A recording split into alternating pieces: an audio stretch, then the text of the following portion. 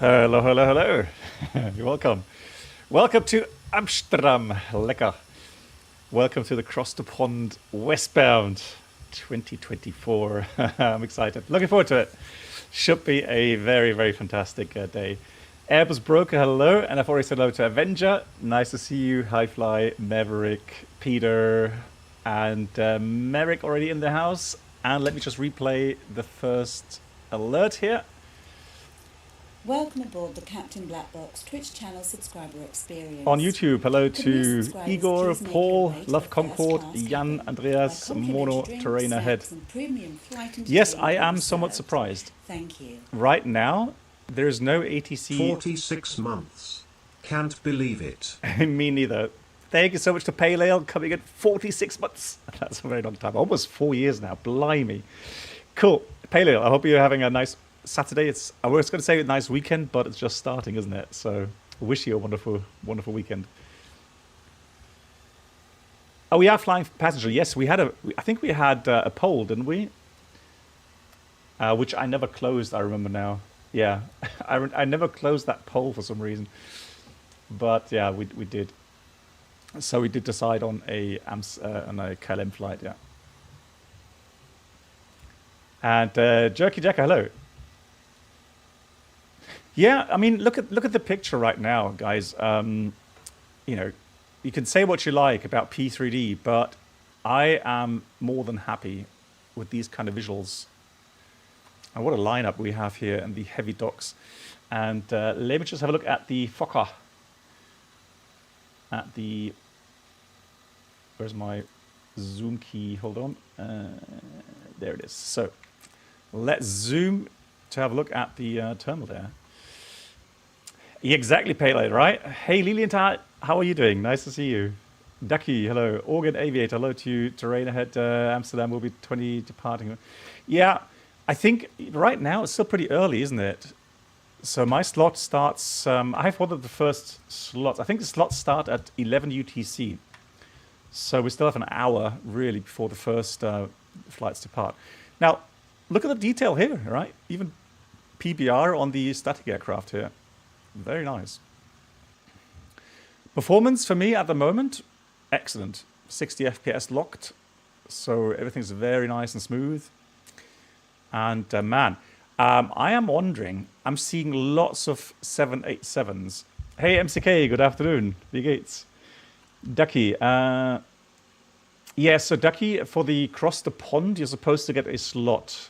There's a certain procedure so that you can get slots for the event.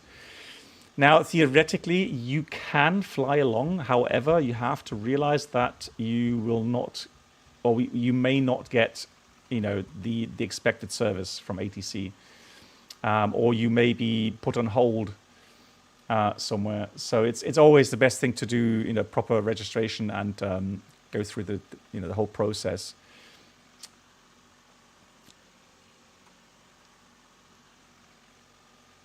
Yeah, Peter, for me as well. The queen remains the queen, right?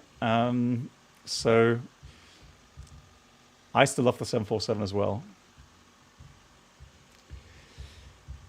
Yeah, Airbus Broker, I mean, they do say you shouldn't really, you know, go and fly and cross the pond without a slot. I mean, you're not going to get, you know, you're not going to get clearances unless you fly like below the NAT area. So let's say level 270 or something. Yeah, so Abdul, I was just about to comment on that. Have a look at how many 787s there are right now, and I highly, highly doubt those are quality wings 747s. So call me pessimistic, but you know, I think these are all pretty much Microsoft, either standard 787 or probably the Horizon modded 787s, because they have SEPA DLC, right? So definitely look at that. That's all 787s. Look, 1, 2, 3, 4, 5, 6, 7, 8, 9, 10, 11. That's a 330, 12, 13, 14, 15, 16, 17, 18, 19, 20. Maybe I'm having model matching issues. I don't know. It's the whole KLM fleet, yeah. Oh, and what a surprise. Nobody going short range right now. No short range aircraft, just everyone here on long range across the pond. Hey, Flurkle, how are you doing?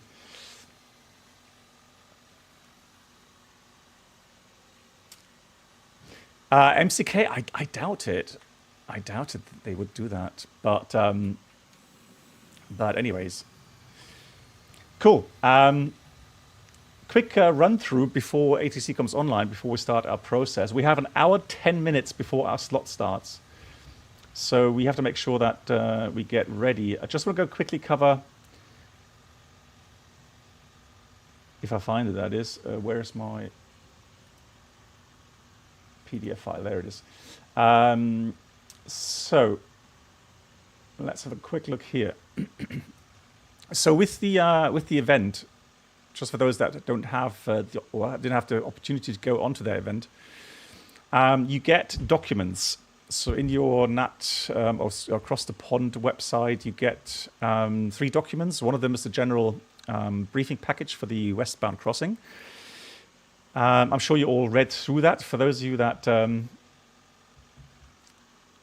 yeah, MCK, I'm flying. ADC Bear, hello to you. I would like to thank you very much for your website and the very, very useful information in your airport database. Thanks and great flight. Best regards from Berlin. That's really kind. ATC Bear, thank you for the kind words. Much appreciated. Jan, yeah, that's true. Yeah, you know, but it just takes you back in time, doesn't it? Yeah, Maverick. So imagine if PMDG had released the 777 before Cross the Pond in Microsoft Flight Sim, we would have seen pretty much 99% 777 aircraft right now. And I just find it so funny that the only real working long hauler in Microsoft Flight Sim right now is the 787, you know, with the mod from Horizon. That's really the best option you have right now. After how many years? Almost 4 years of Microsoft Flight Sim. Like, seriously? That's all you can do? It's a shame, really is. But anyways, that's why we're on P3D today. Everybody says that P3D rubbish. No, I like P3D. Yeah, hey JSnap. Well, the 310, I guess going westbound, JSnap, you're hard pressed. I think, well, maybe to Boston or something. You know, London to Boston, maybe there you may be managing that. But the 330, I don't know. Why are we seeing so little A330s then in here? If it's such a good aircraft. So here's the thing, guys. For me, the customer is always, you know, the line where or the benchmark, right? The customer is the benchmark. The customer will choose. And if you look at the result right now here in Amsterdam, it may look different at different airports. I highly doubt it. But have a look at the ratio 787 to A330. That says it all. That says it all. But my eye has just caught something here. So here, either a beta tester, 777 beta tester, or someone else flying along in P3D. That looks like a 300 ER, doesn't it? Busted. Oh yeah, Jerky Jacob, absolutely, yeah. P3D still has its place, absolutely agree. And Jason, you woke up early, like a kid at Christmas. So Jason, what you're flying 747, correct? With some friends, shared cockpit. Yes. Hey, I tell you what, Jason, when I read the news from the whistleblower, I was like, oh God, here we go. Alpha, hello.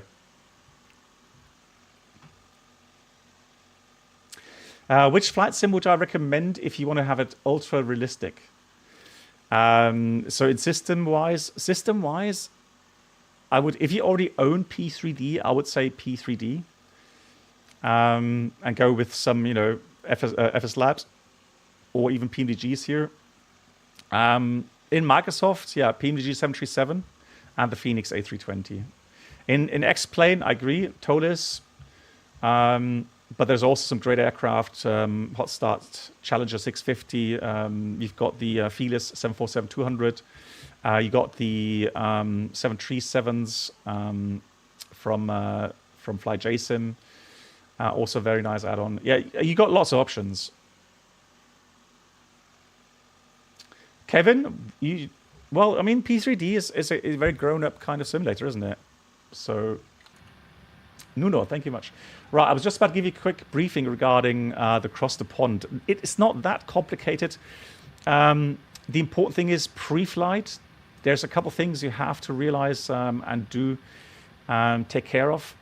So the cell call, you will be told your cell call either through the dashboard of the Cross the Pond website, or you get an email where you have your cell call code.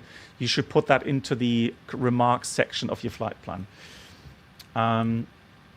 so that it does show up under remarks here. Cell call, that's mine today. Foxtrot Lima Bravo Hotel. Then, yeah, it's also at the utmost importance to check that your route, especially the Oceanic portion, is correctly inserted in your FMS or any other navigation system. So the routing you get also sent to you via email, and you can check it on the dashboard as well. And then, yeah, one important website is obviously the NatTrack website, where you do your Oceanic requests. So contrary to the real world, you kind of get a CPDLC, well, it's not even a CPDLC simulation, but you get kind of, you know, the same kind of, you know, text message response. So you go in, you type in your requested Mach number and requested flight level. You confirm your routing. So today we have NatTrack Hotel. There's a TMI message. So identifier number, which is 111 today, 111, which means it's the 111th day of the year. Yeah, you know, send that off. Just confirm that you have the right coordinates for the crossing. And yeah, you just go through that. You get your clearance back. And then approaching the ocean, domestic will hand you over to Oceanic Control. And you just do a cell call check with either Shanwick. Well, it's going to be Shanwick very likely for most people. Gander next, cell call check.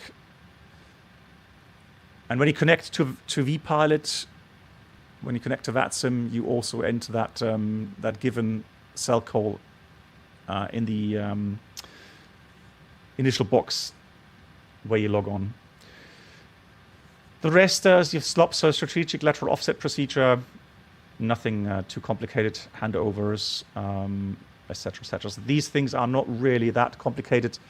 For us, interesting today, we have two more briefing packages. One of them is the preparations here in Amsterdam, and we'll have a look once. Oh, Amsterdam is now coming online. I'm just seeing that Amsterdam has ATIS available now. Not quite yet. Hang on, ATIS is not online yet, but I'm sure they're going to be online in a few seconds. Then I have a feeling that because of the wind coming from the north today, we're going to depart 36 left, which is going to be horrible to taxi a 747 all the way up there, but we'll take it. So for us today, unfortunately, we don't have CPDLC. We don't have that CPDLC simulation, so there's no PDC.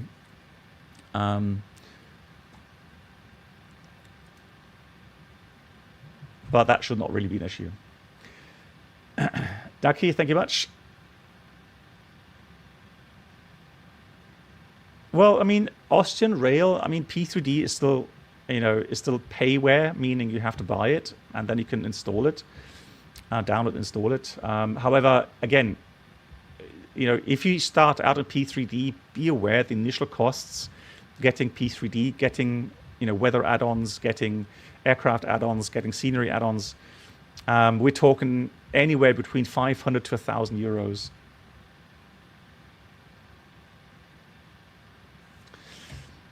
Easy CPDLC, Airbus broker. Never heard of that. Well, I probably have heard of it, but I've probably... Easy CPDLC VATSIM. Let's have a look. How does it work? The program requires your tutorial.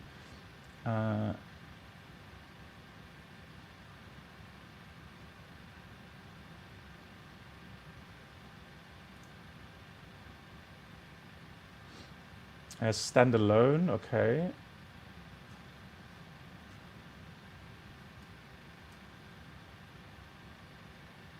Okay, interesting. I've never heard of it. I've not heard of that. So it's a new kind of, it's a beta version, ECC DLC. And it supports Oceanic clearance as well. That's interesting as well, yeah. But today, guys, today you can't get your clearance via CPDLC. Everyone has to do that through the NAT website. It's been around for a couple of years. Again, I have never heard of it. How much do you think you've paid for P3D for all the add-ons? I'm not even joking if I say probably anywhere between... if I had to guess, with all the airport add-ons, easily 5,000 euros. Easily. Hey, Sawasa, are we there yet?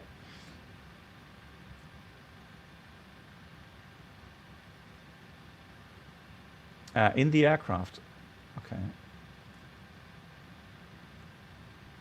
Yeah, it's no problem. We'll get our clearance in a few minutes via voice. Although, I mean, it will be pretty busy, but still. And if you want to know why it's going to be busy, well, just have a look here. it's nuts. And for those that are just joining, I was looking around the airport at the beginning of the stream, and then I noticed something really strange, and that is like 96% of all the aircraft here are 787s. And so knowing that, you know, over 90% are actually flying on Microsoft Flight Sim. It has to be either the standard 787 or a modded, you know, Cura mod or the Horizon mod. Very likely the Horizon mod. There's literally, I can see 1 or 2 A330s. I am, with my 747, I am literally the only one here, which is nice. Makes me very unique today, so... I think we could request clearance now and request a ready message. Lol. Yeah, you want to make friends right at the start of your stream or your flight. Anyways, I am getting carried away. I'm chatting too much. Let me do the preparations here. So we already turned on the power on the aircraft. Batteries on, standby, battery power to auto. We're already aligned with the IRS and the rest. I think I've done all the preparations over at panel. I was going to go and dial in the estimated time en route. So in case you are wondering, we are flying 7 hours and 5 minutes. Welcome aboard, which is not really that long, is it? Twitch channel subscriber experience. Could new subscribers please make your way to the first class cabin, where complimentary drinks, snacks and premium flight entertainment will be served. Thank you. That's just a guess. I don't know if that's how it doesn't really matter. Moin Captain BB711 Moin. BB711 Bluff 1 quarter BB711 Bluff. Thank you so much. Why a quarter? Huh? What happened to the quarter there? Lol. Thank you so much for the 51 months, Basic. That's really, really kind. Huge round of applause for that. The law guy is going in the A314 X-Plane 12. Nice. That's good to hear. You know, I'm very happy to hear that. Some people using X-Plane 12. 7 hours 5, not that long. Can tell you're a long-haul pilot now. Yeah. Yeah, I know, right, MCK? I know. So init data, that should be good. Then let's try the request 747. That's our flight plan there. Request, sending. Oh, let's see. Hey, Johnny, nice to see you too.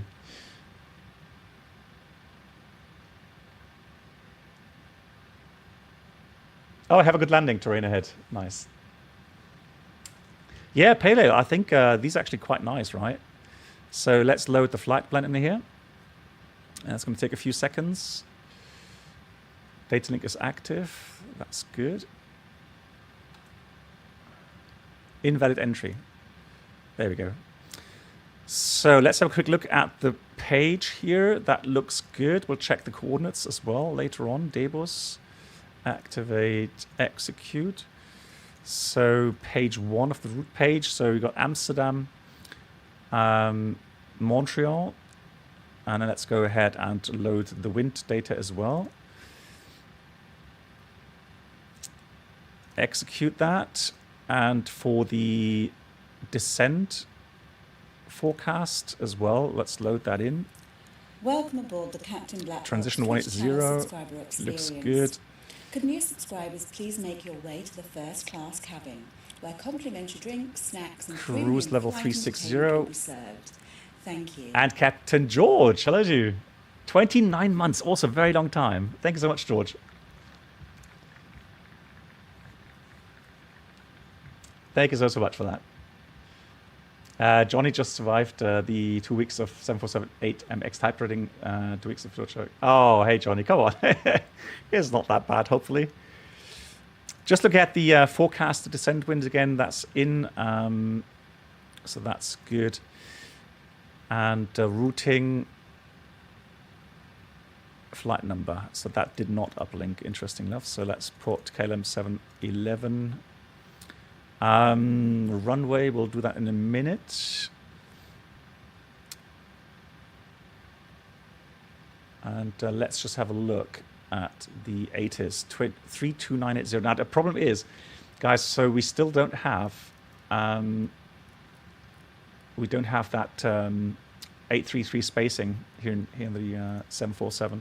So I've got to use, sometimes I've got to use the command, command, so we'll put com2 32980.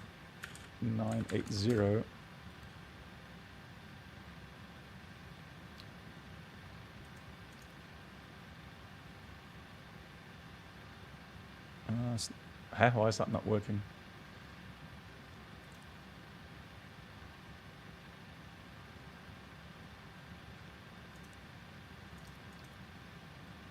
This is Schiphol Information Alpha. Main landing runway 27, ILS approach. Main departing runway 36 left. Secondary departing runway 36 center. Ooh. Secondary departing runway 24. Wow. Transition level 40. Wind 330 degrees. 16 knots. Variable between 300 and 360 degrees. Visibility 10 kilometers or more. Clouds. Few at 2,000 feet. Towering cumulonimbus. Scattered 2,400 feet. Temperature 9. 2.4. QNH 1022 hectopascal. Temporary. Visibility 7 kilometers. Light showers of rain. Operational report. Contact approach and arrival call sign only. Noise abatement NADP2 procedures shall be applied. Acknowledge information alpha. This is Schiphol Information Alpha. Main landing runway 27. ILS approach. Main departing runway 36 left. Secondary departing runway 36 center. Secondary departing runway 24. Transition level 40. Does not work. Wind 330 degrees. 16 knots. Variable between 30. Right, so information alpha we have received. I know, right? Interesting to see that info coming in NADP2. But that should be the same as on our website. I have to update. Again, the magnetic variation has changed. So, yeah, some of these infos aren't quite up to date yet. But NADP2 means thrust reduction and acceleration both in 990 feet altimeter, because the elevation is about -10. And we'll have a look at what departure runway we get. And what we can do is, what time is it? I'm going to take, first of all, the worst case and assume that we're going to get 36 left.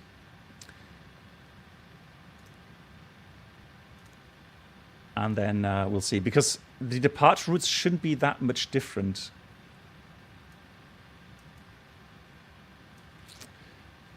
So I'm going to expect the Bergi 5. Let's have a look. Bergi 2 Zulu. It could be the Bergi 2 Zulu in this case. We'll see. So I'm just going to put something in there. Execute. Now we're not in the 787, so here I am actually going to already enter the expected runway for landing.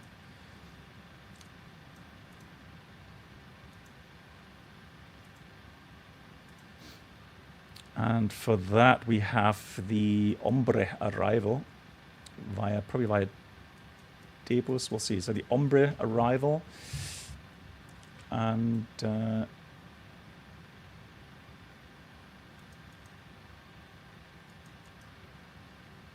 me just check the weather.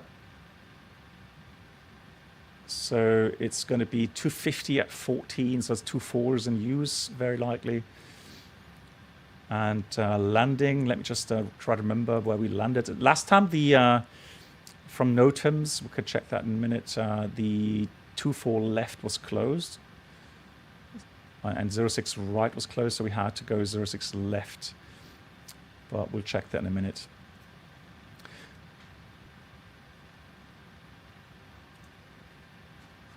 Let me just quickly go through the NOTAMs here. Tracks.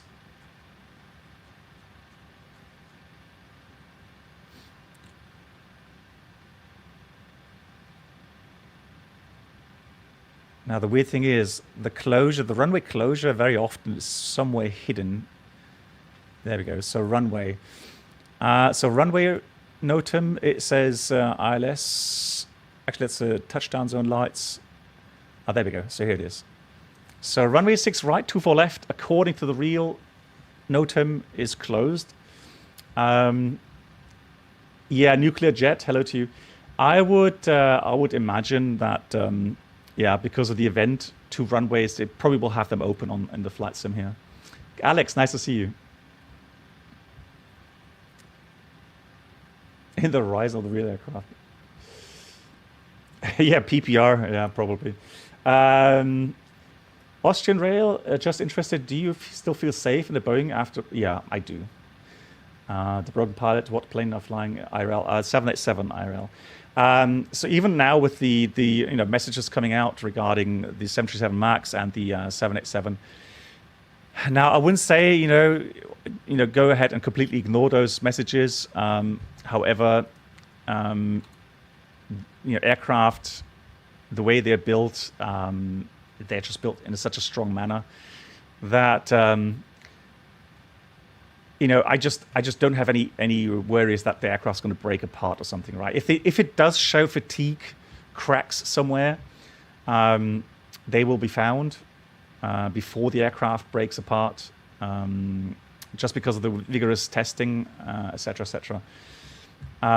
If it's a system, now if you're referring to the MCAS issue, that was something where Boeing just completely messed up.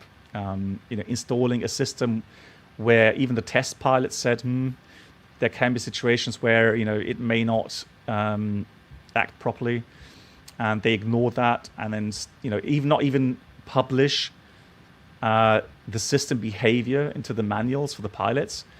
That was just a no-go. So, but I honestly think right now with the authorities looking over everything, we'll take pretty sure that they take every concern seriously, and then if they do find some issues, well, yeah, in the end, worst case, they will ground aircraft, right? We shall see. Hey JD, how you doing? Nice to see you. Jeremiah, hello to you. Nice to see you too. Wie geht's?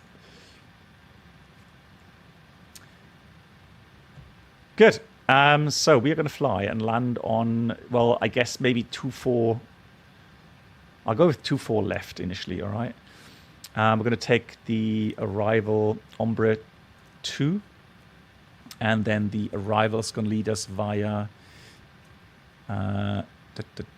transition will be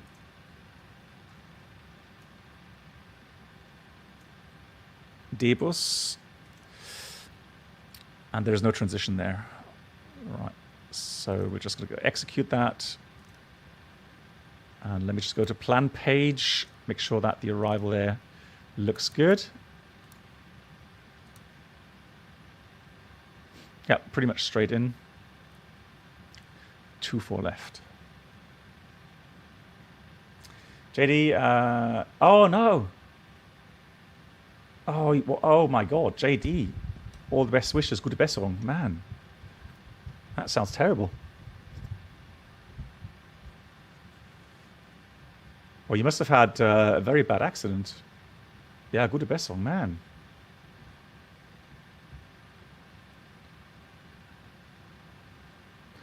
Talk about authorities watching. Did you read about the United chartered planes where they let baseball players in the cockpit mid-flight?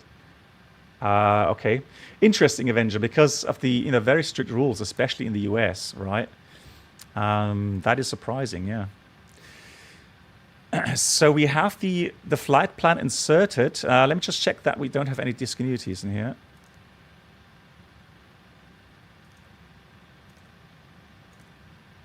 Although at the end there will be discontinuity because of the rate of vectors. Oh, no, actually disregard, it's straight in. Disregard, so straight in, 24 left. So the progress page should show the same or very similar total distance of 3,005 nautical miles, and the flight plan says 3,010. So that adds up very nicely.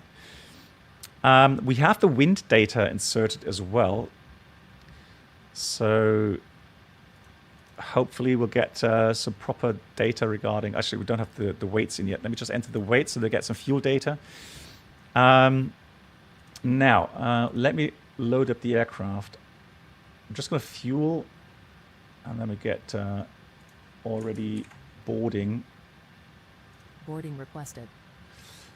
So menu setup, no, actions, fuel. So we have a total fuel requirement of 79.6 with Ottawa as the alternate airport. And I don't know why. I did plan with extra. And I don't know why it didn't put that in. I'm just gonna recalculate the flight plan again with 5 tons extra.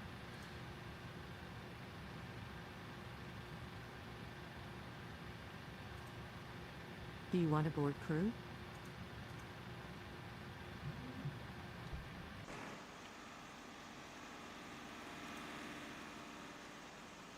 All right, got 2 jetways today, so that should go pretty quickly.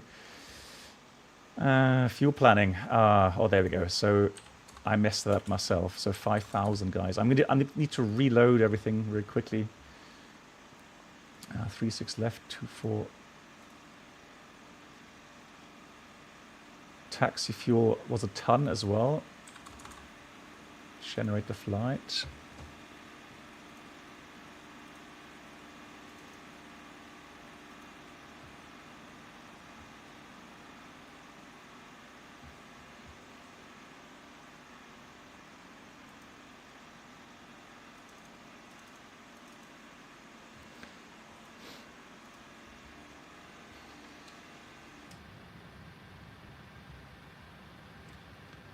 Tried to play football, fell on the shoulder, nearly ripped my arm off. Took 7 hours surgery playing football. Blimey. Wow. I hope you got some good food in the hospital. Blimey. Boy, that's 7 hours surgery. Good God. Oops. So, PDF note. So there we go. Here's the flight plan again. So this time we have some... Why doesn't it... Hang on, dashboard. Flight planning, load latest. Update.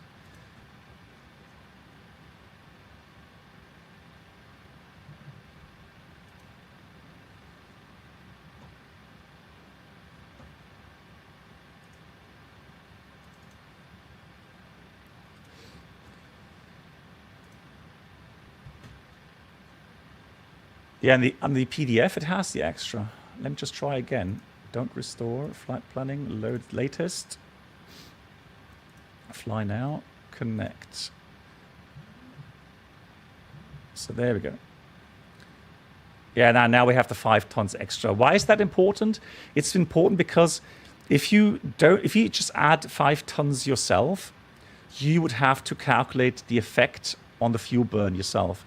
So if you do that through the flight planning, the new total planned fuel requirement includes that weight with the 5 tons extra. So now we require 84.5 plus 1 ton taxi. So we're going to go with 85.5. Yeah, that should be fine. 85.5. So let's go options, fuel, 85,500. There we go. For the payload, the EFB that you use, that's the Sim Toolkit Pro, it's called. Sim Toolkit Pro. It's free. You can download it. And Beluga, hello to you. Dustin, hello. Dankeschön. Yeah. It would have been cool if even PMDG had released their 777, but obviously they're not gonna force anything without it being ready. Zero fuel weight planned with 376 passengers today is 235.4. 235.4. 88.6% level. We got a little bit of cargo as well, so that's fine. And the gross weight then is 321 tons.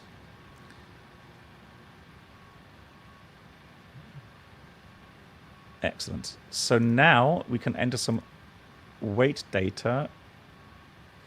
The reserve fuel, you'll find the reserve fuel here on the Boeing planes. You have to add the alternate and the final reserve together to get the reserve fuel.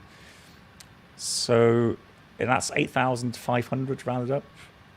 8,600. Let's put 8.6 rounded up in here. Cost index today, I'll just get the trip fuel here.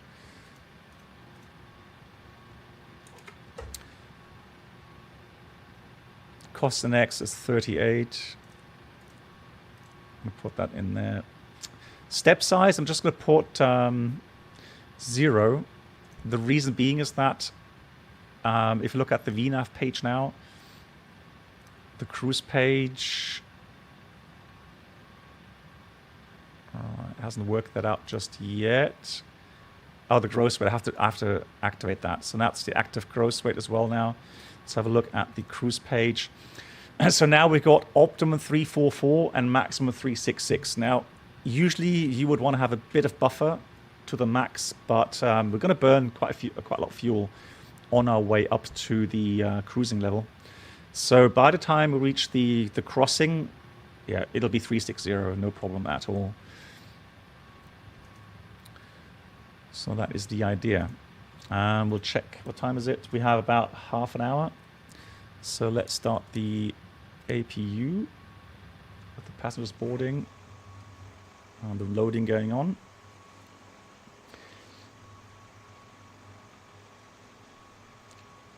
Yeah, Alpha, I would think so too. Yeah, I would think so too. If they had released with bugs, across the pond, that could have been. So imagine everyone getting the same crash desktop, reaching cruising level or whatever, reaching a certain position.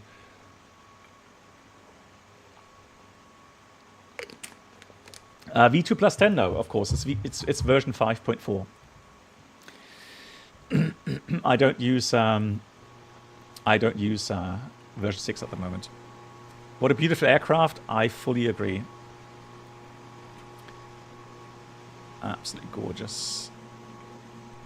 Oh, another 777, nice. And we got a 330. No, it's a 350 over there. Interesting. But again, the majority of planes are still 787s. Oh, disregard. Another 747. Now I'm not so unique anymore. There's a Yeah, it's just, you know, the majority of aircraft are all 787s. Ah, nice. That was the other option, guys, we had. I did do a poll and asked people what they would prefer, 777 or the 747. And I'm surprised.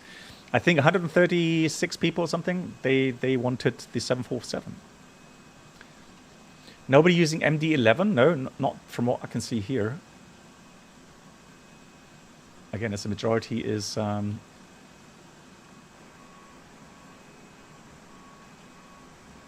787s.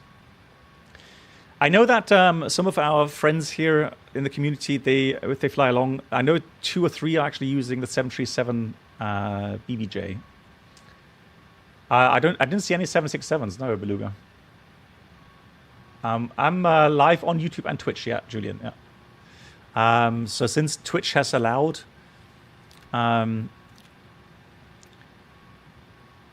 dual streaming, a lot of people are streaming now on both platforms. Cool. Let's just check. APU is running, and so that means we can actually already get air conditioning on. That looks fine. The rest looks good.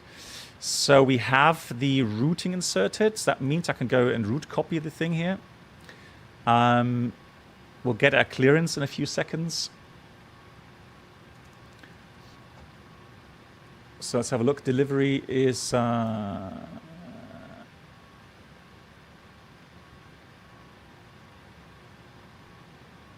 what's P delivery? Let's try to see.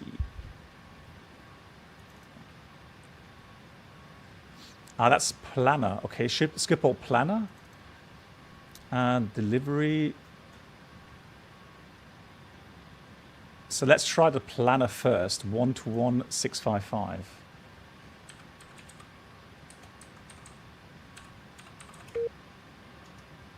What? Hang on. .com1 121.655. There we go. KLM 691, expect start at minute 26 in the next hour. Start at minute 26, KLM 691, thank you. People planner Delta 257 heavy with the. So let's have a look what we have here. So, flight plan, try to as soon as possible. Do not wait. Okay. Delta 257, expect startup in 5 minutes. Okay, that's the planner. Okay, so that's the time. Okay, let's get the clearance then. So, Triple delivery American 1477 is ready for a delivery clearance.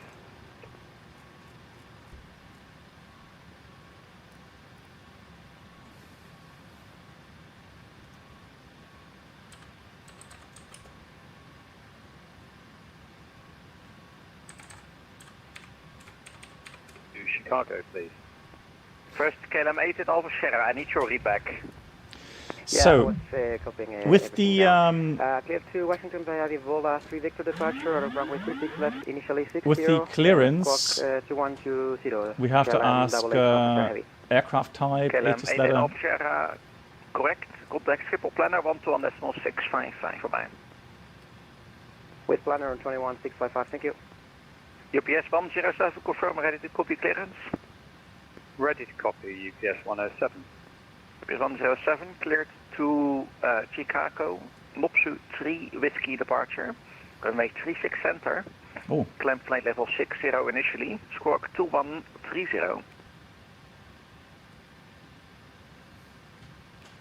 Roger, could you please say the departure again, please? Something 3 Whiskey.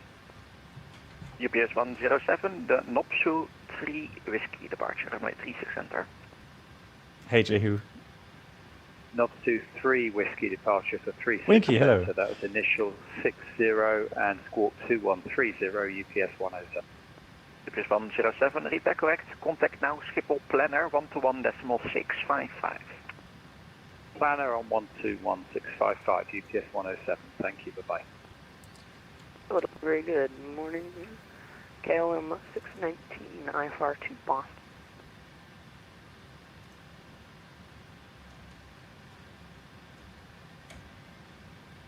KLM 619, hello, your flight plan is being checked. We'll call you back shortly.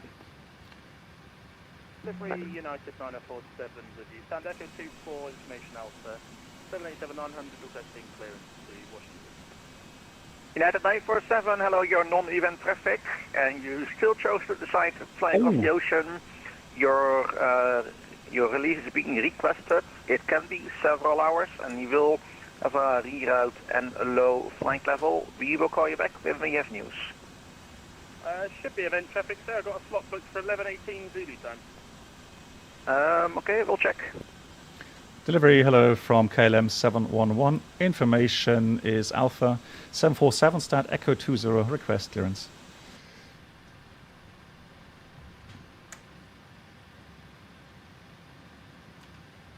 KLM 711, hello, clear to your destination, Berkeley 5 Victor departure. Runway 36 left, climb flight level 60, squawk 2114. KLM 711 is cleared to Montreal, 36 left, Berkeley 5 Victor, first level 60 and squawk 2114. KLM 711, read back correct. Contact now, Schiphol planner 121.655. Well, ready, 121.655. Thank you much, KLM 711. Okay. Schiphol delivery, goedemiddag, United 85. So I guess we were lucky, right? So 2114 is already in. 36 left. That sucks, but still. I mean, you know, we've got to take it as it comes, right? So long taxi out. So let me just give you a quick introduction of the departure route. So 36 left, Bergy 5 Victor, 002 track to Levki, then Alpha Mike, let me just check that. That's departure route now, departure. So 36 left, and the 5 Victor it is. So let me just check now. That looks good. So we have Levki, Alpha Mike 094 at or above 2,500, very important. And then we have Alpha Mike 034 and then Bergy. Initial climb, we said 60, heading 002, that's all correct. The Polderbahn, yeah, the Polderbahn, exactly. The Polderbahn 36 left. So Schiphol planner, so Organ, really what he does, he tries to coordinate the departing traffic. So, you know, you have your slot time. And there's going to be a lot of, you know, traffic taxiing outbound. And I'll give you an idea where we have to go and taxi to. You see this tower here? That's the departing runway. All the way back there. So we'll have to taxi cross here. I think that's Whiskey 5, and then we'll go full length there.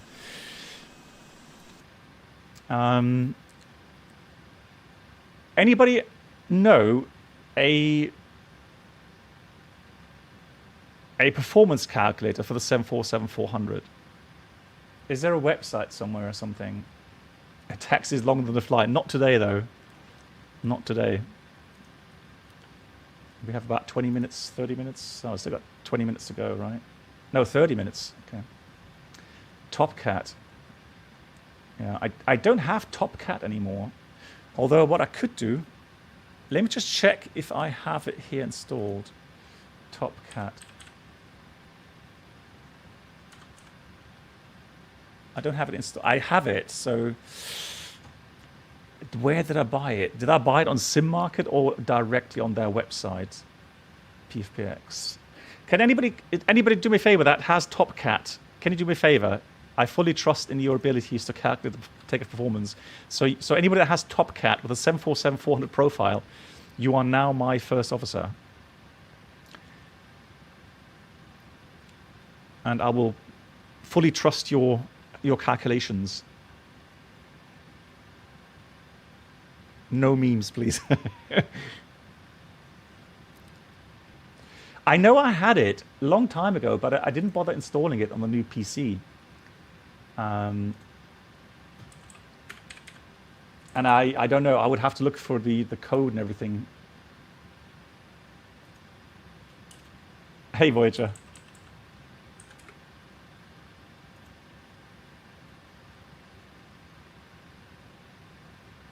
Downloads Top Cat. Should we negotiate a salary first? Oh, you guys. Right, let me just see if I find a registration code somewhere in my documents. Top Cat, because I know I have bought it. Oh, actually, I have it. Hang on, hold on. Yeah, I have it. Top Cat. Okay, actually, I can. Hey, MAN, nice to see you. Okay, so guys, we'll do it right in the real world. We're gonna take a first officer calculation result, and I'll check it then with mine. Okay, let me just install the program real quickly.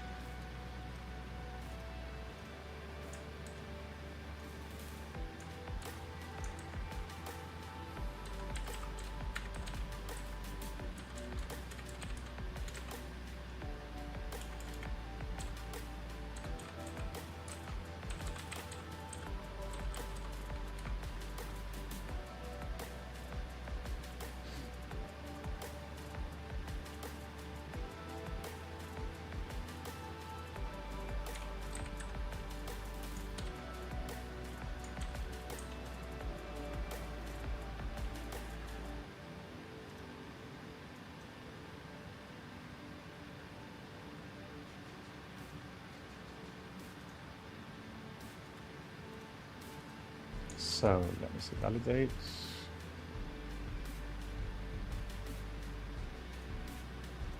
Okay, so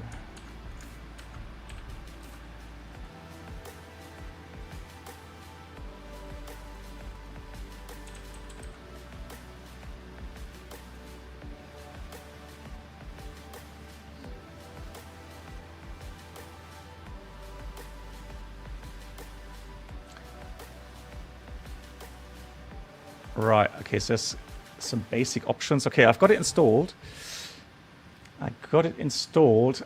So automatic check for updates, automatic runway selection meta. That is good. Apply. Okay. Hey, what? Okay. Okay. Yeah, hey, why? Hang on. What's happening? Why am I having to...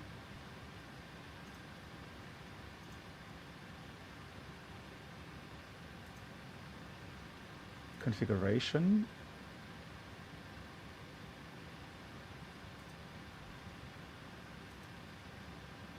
What's happening? Why is it? No.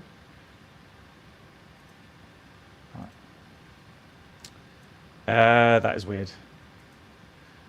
Okay, there we go. So let's have a look. Aircraft database. So how? Okay, add.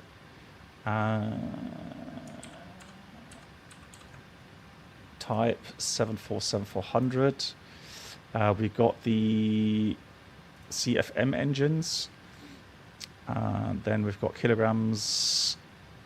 Save. Okay, there we go. Now, takeoff. The AIRAC, I don't know, how important is the AIRAC then? Search for airport. Eham. Amsterdam. Apply. 36 left. That looks all right. And then we want to have, let's do that, update. No weather there, so let's take that. Noah. Hey, Banana Wave, yeah, nice to see you. How are you doing?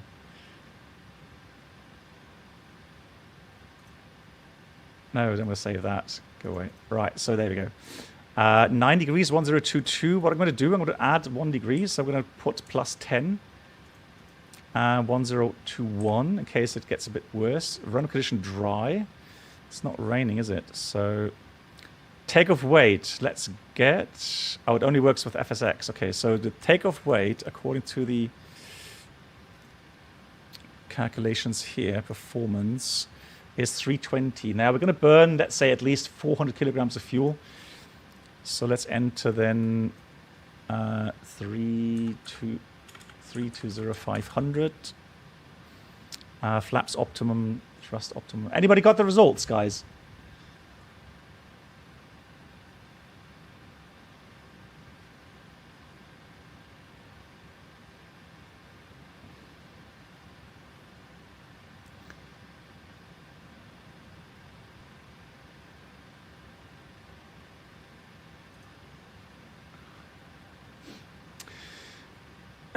I totally forgot about this app. I've had the app for ages, and I totally forgot about it.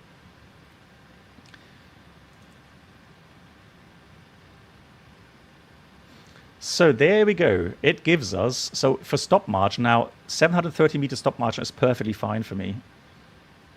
Yeah, I remember PFPX as well, yeah. Those days, right? Plus 47 DTO2.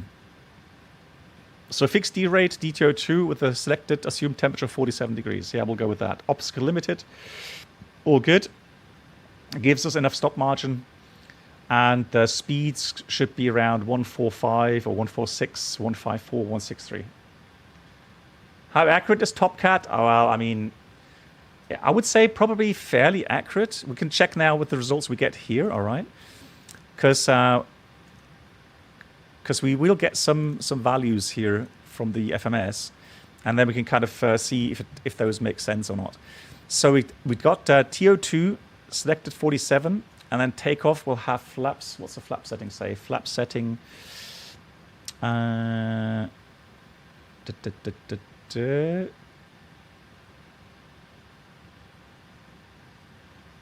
my flaps? Oh, there we go. Flaps 20. Which is a normal setting for the 747. I've not really seen anything else. So flaps 20. Sometimes maybe 10, but 20 is the normal. And look at the speeds. Look at that. So the FMS gives us 146. Right, that's good. And 154. Here's got 155 and 163. 163 V2. So that looks very good indeed. I'm not going to lie. IRL, there are some showers around, okay. I'm Magus, hey, wie geht's dir? Nice to see you. So Jehu, thank you much for calculating. It says TO2, speeds are the same. Flaps 20, thank you Jehu, much appreciated. And MAN also saying flaps 20, takeoff 2, 47 degrees, 45 or 46, 54, 63. Nice, MAN, perfect. So I can definitely say that we both have the same results, meaning I would say these results are then adding up. Very nice. Just a sip of coffee, keep me awake. So we'll take that was 156, wasn't it? 156. Oh no, 154. Is it 154? Hang on, 154. I forgot. Yeah, 154. 154 it is. And then 163. We'll dial in 163 up here as well. 163. And we'll go with... that'll be enough. MAN, are you flying along? Did you get a slot across the pond?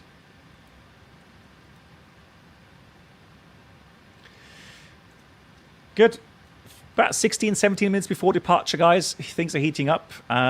Boarding, loading is completed, so let's close all of the doors. Ground connections, wheel brakes, so let's have the brakes set. Remove wheel chocks. Disconnecting ground power. Return, doors, close all. Are you tidying up at home? Okay. That's also very important. Hey, we got another 747. How cool. How cool. Right, so nice to see a couple of 747s. Beautiful. But again, majority is still 787s.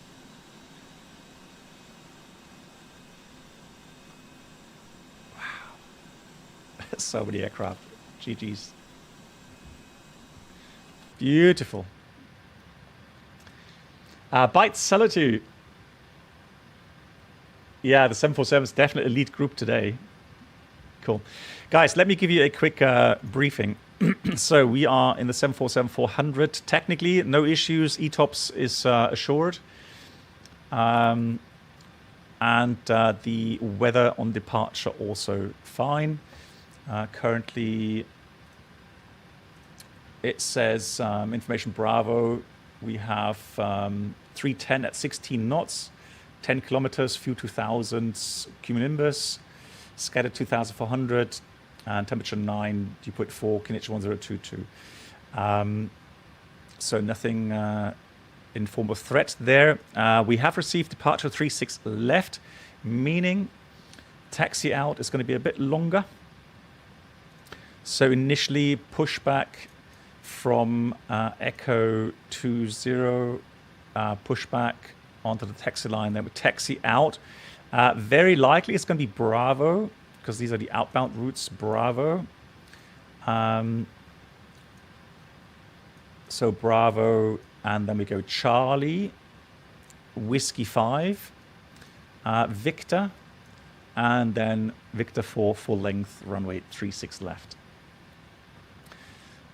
So hotspots, crossing runway. It is active today, so we have to be careful. 36 center is active. So very, very careful taxing. It could also happen, guys, since 36 center is active, it could also happen that we have to taxi around Charlie Yankee. That is a possibility. But we have enough taxi fuel. Departure is the Belgian 5 Victor, already briefed that. Initial climb 60 according to the flight plan. So it's a little bit earlier left turn. The only restriction here is 2,500, which we have to monitor. But it should be no problem because the FMS already calculates being at left key at 2,267 feet. So that's here. So that should not be an issue there.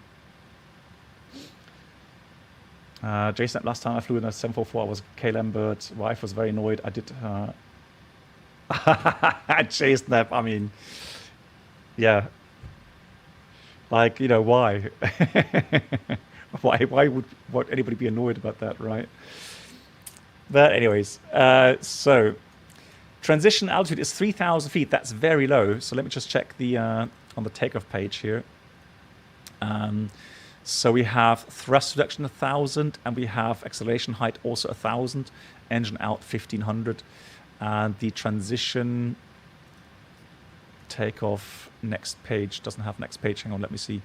Transition is on VNAV then. Transition altitude, here it is, 3,000 feet. So very low. Remain on tower frequency until passing 2,000, then contact Schiphol departure, which should be 121205, which I have to dial in manually. 121205. Let me just check. Yeah, it's online. So that's fine. Nothing major there. Fuel-wise, we have 5 tons extra. So we're supposed to have fueled in a total amount of 84.5, so 85.5. We've got 85.4 in the tanks. And that gives us an extra, so 20.3 is the arrival fuel. And we have a total of about 8.5 tons. So it says we have 10 tons. That sounds a bit optimistic in my eyes, but we'll see. Yeah, 3,000, that's Amsterdam. That is normal in Amsterdam, yeah. And JSEC, hello to you. Nice to see you. Neurotoxin, hello. Well, I mean, green tea, yeah, green tea keeps you awake as well. But I'm just a coffee man. I've always preferred coffee. Cool. Takeoff threats. I don't see anything really. Long runway. No obstacles really around Amsterdam. Weather is fine. So all good. In that case, let's read a pre-flight checklist. So let's go ahead. Oxygen tested, 100% flight instruments, heading 302, altimeter 1002 at 20 feet. Is that still current? 1022 it is, yeah. Parking brake is set. Fuel control switches cut off. And that's the pre-flight checklist completed. Thank you much, Avenger, for the reminder. We are heavy, absolutely, 100% guaranteed heavy aircraft. You need to set parking brakes to request ground services. I have. Lol. You need to set parking brakes to request ground. You need to set parking brakes to request ground services.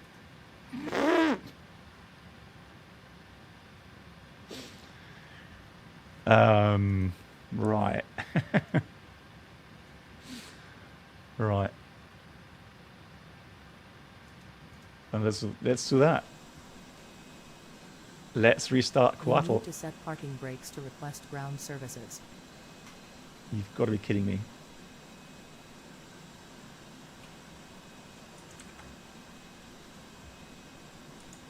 You need to set parking brakes to request ground services. Oh man, I remember that bug. I remember this bug. It is so weird. Let's just set that.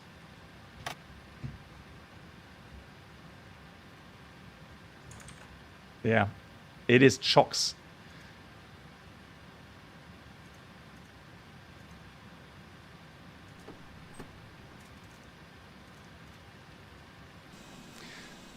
There we go. So you have to set the wheel chocks, and that way.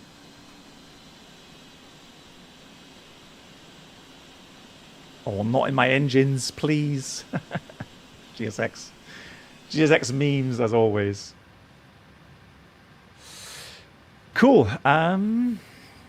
So we've done all that. That looks good.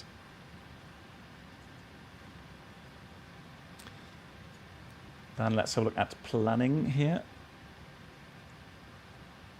121665.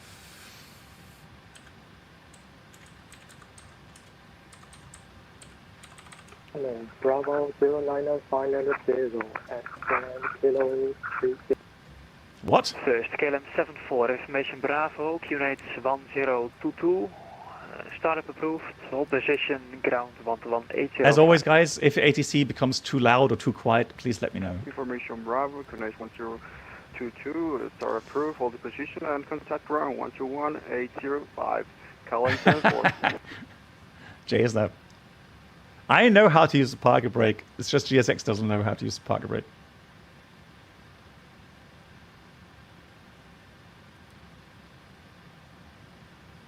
KLM 655, what is the scheduled departure time for? How did I... What? First, Bravo 09590, expect start at minute 42. Can I pop up this panel as well? Stereo. Hang on. Stereo.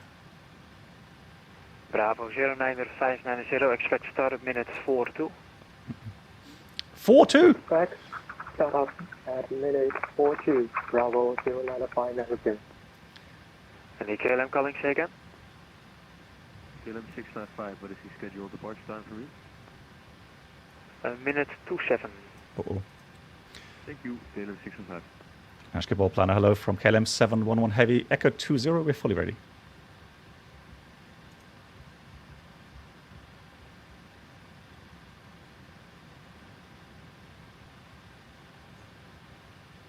KLM 645, time for a quick question. KLM 711, information, KLM 711, expect start at minute 15. Thank you much. Copy it, KLM 711 Heavy. Yes! On time! Hello, KLM 675 Heavy, Delta 7, checking. So regarding pushback, KLM 675, expect start at minute 36. I mean, there's only one real Start up at 36. option there, so let me just pre-plan already. You need to set parking brakes you've to got to be. request KLM ground 257 services. hello, KLM 56 Tango, stand Echo 5, fully ready. Stand by shortly. KLM 235 with you. KLM 235, were you 237 before, or is it a different pilot? Negative, I was always 235.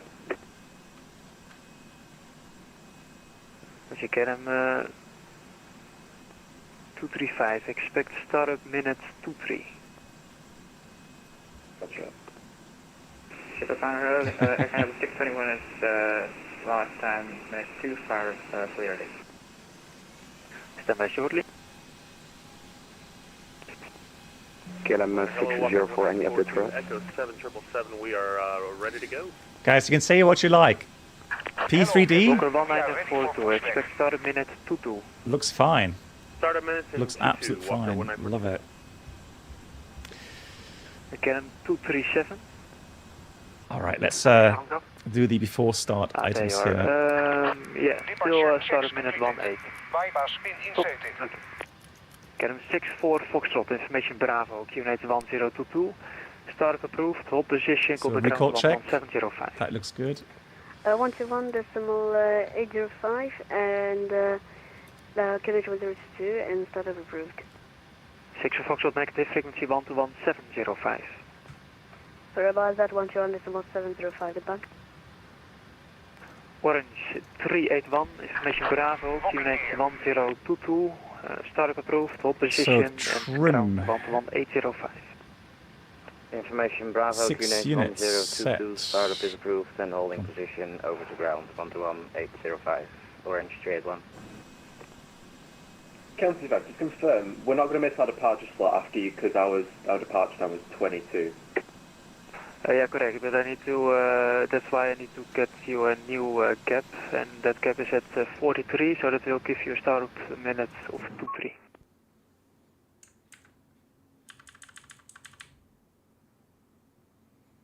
Because you are not going to make 22 anyway, so.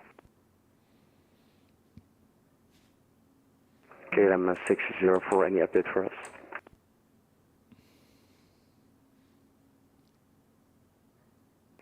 Yeah, 604, I was waiting for pushing traffic behind. Bravo 1022, startup approved, hold position, and ground 11805.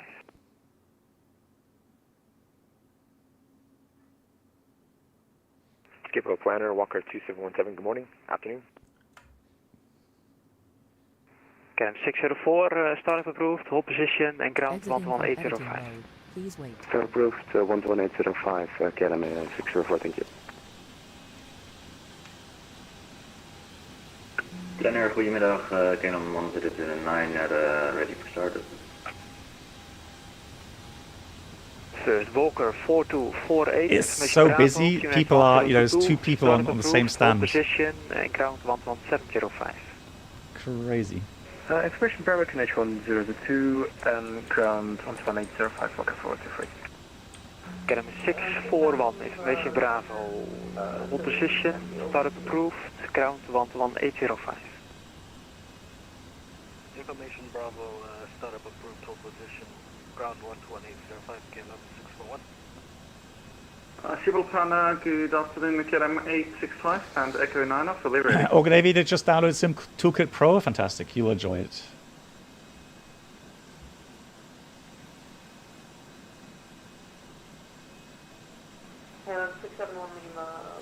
I already saw some interesting comments from people watching other streamer KLM 865, who've installed the Active Sky for Microsoft Flight Sim. 1124.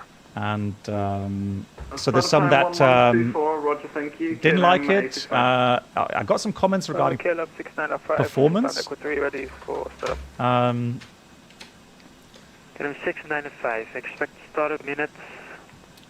So apparently, I don't know. So anybody have seen anything regarding 5-9er. FPS performance? 5-9er, KLM Does it? So Pale, does it hit it? In any form? 5-9er, Condor 189er, information Bravo. Hey, leader. 1022, Right, before we start to the line, on the ground, passenger signs 11805. are on. Information Bravo. MCP V2 163 heading 002, altitude 60. Takeoff speeds V1 146, VR 154, V2 163.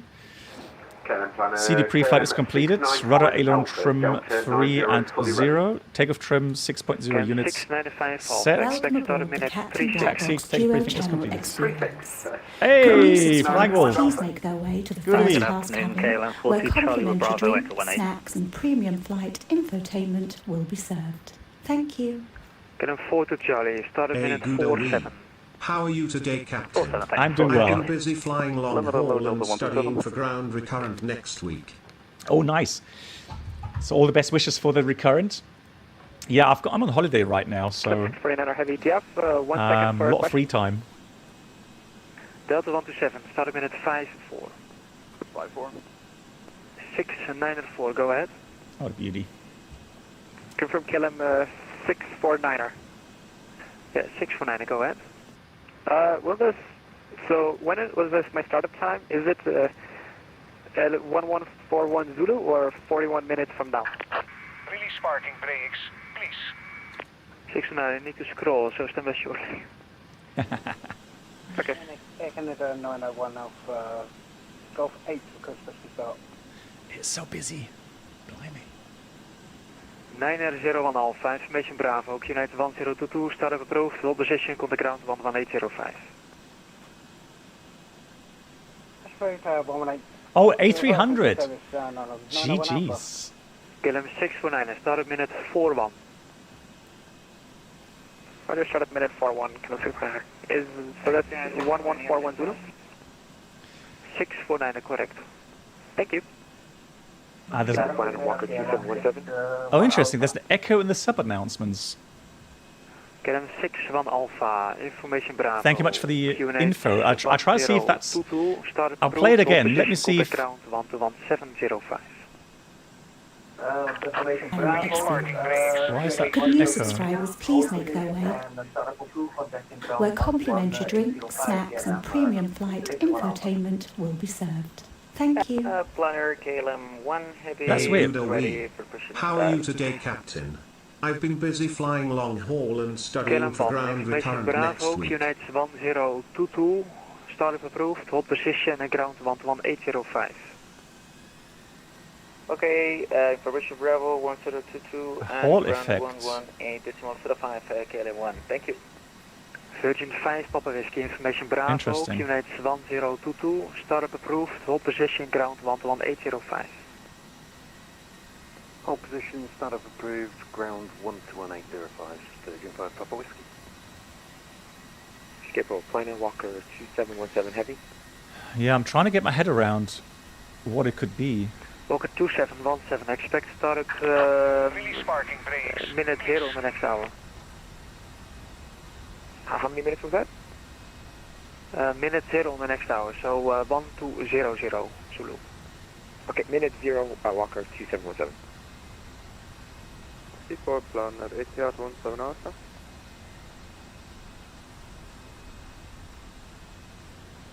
ATR 17 Alpha, say again? C4 planner, ATR 17 Alpha is fully ready. ATR 17 Alpha, expect start minute 43. Expect 43, ATR 17 Alpha, thank you. Planner, I think I missed that frequency for KLM 1.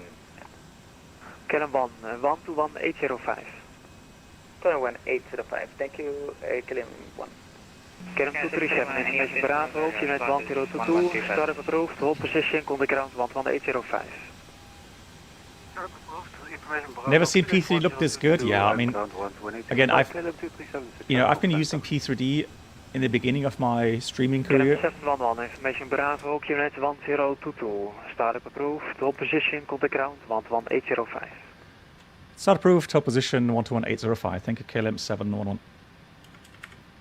Delta 1459, information Bravo, United 1022, startup approved, hold position. KLM 1, Nordic 1256. Skipper, good morning, Canada 901 Alpha, fully ready. Alright, Here we go. It's getting busy. Let's try to talk one at a time. Nordic 1256, taxi gate Charlie 9er. Taxi gate Charlie 9er. Scandinavian 821, join taxiway Bravo. Thank you much, behind Magus. The KLM Boeing 7. Hey, Addons. You're flying Cologne to Toronto, nice.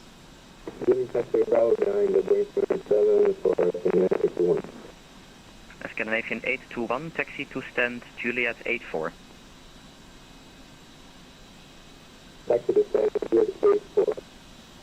Ground hello from KLM 711, Echo 20, request push. KLM 711, pushback approved. Correction, push pull approved, QNH 1022. Push pull approved, KNH 1022, KLM 711. And Air Canada 901 Alpha, I copied your request, however, stand by. Push pull, let's see, are we in problem? KLM 237 Foxtrot 4. Disregard, we're going to start up quickly. And then KLM 237, stand by. so, before start, below the line, we have beacon both, flight deck door closed and locked, and doors closed. Orange 381, taxi holding point Sierra 7, runway 24. So what I can do, let me arm all doors, arm all, there we go. So let's start the engines. We're going to switch the packs off for that. 641, 4 and 3. Hold position, Ground, hello, Virgin 5 Papa Whiskey, Echo 77, fully ready. Virgin 5 Papa Whiskey, Good. pushback approved, QNH 1022. Pushback approved, 1022, Virgin 5 Papa Whiskey. Virgin 5 Papa Whiskey, actually hold position. I've got traffic pulling into Alpha 1 to hold position. Right, the hold position, Virgin 5 Papa Whiskey. KLM 604 ready for taxi.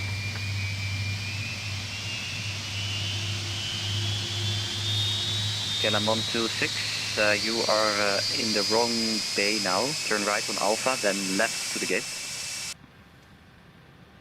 Right, Alpha, left to the gate, KLM 643, stand by, 121905. Good start to cut out. 2-1 start. KLM 604, taxi to holding point Whiskey 9er, runway 36 center. Whiskey 936 center, KLM 604. Ground Delta 1459, Delta 43 ready for push and start. Oh, Flying Wolf, Delta nice. 1459er, stand by. KLM 641, taxi to runway 36 left. Brake set. Via Bravo, then at Alpha 21, switch to Alpha Zulu, cross Zulu 1.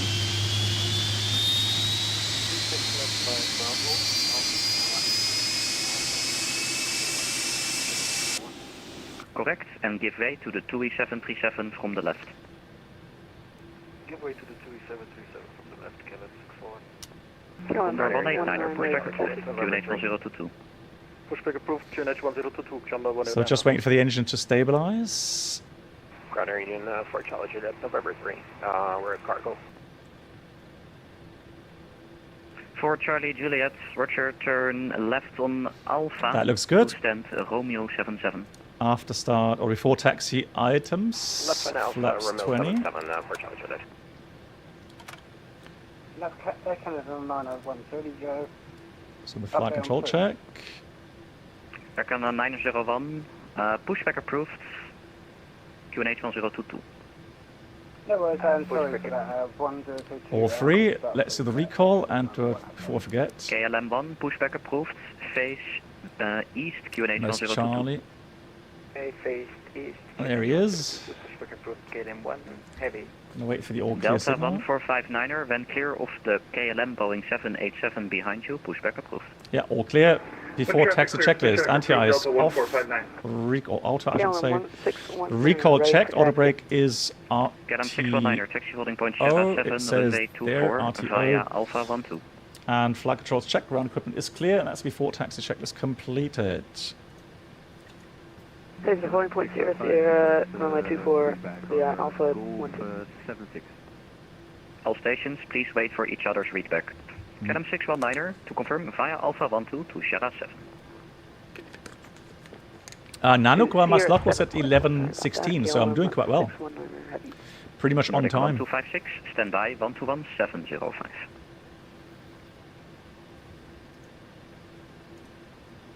Nordic 1256, standby 121705. This should be flight Tampa, Amsterdam. 56, could you repeat? 121.705. 121.705, Nordic 1256. KLM 711 heavy, request taxi. 11705. Ah, shit. Standby 11705, KLM 744, great job. Orange 381, standby 11705.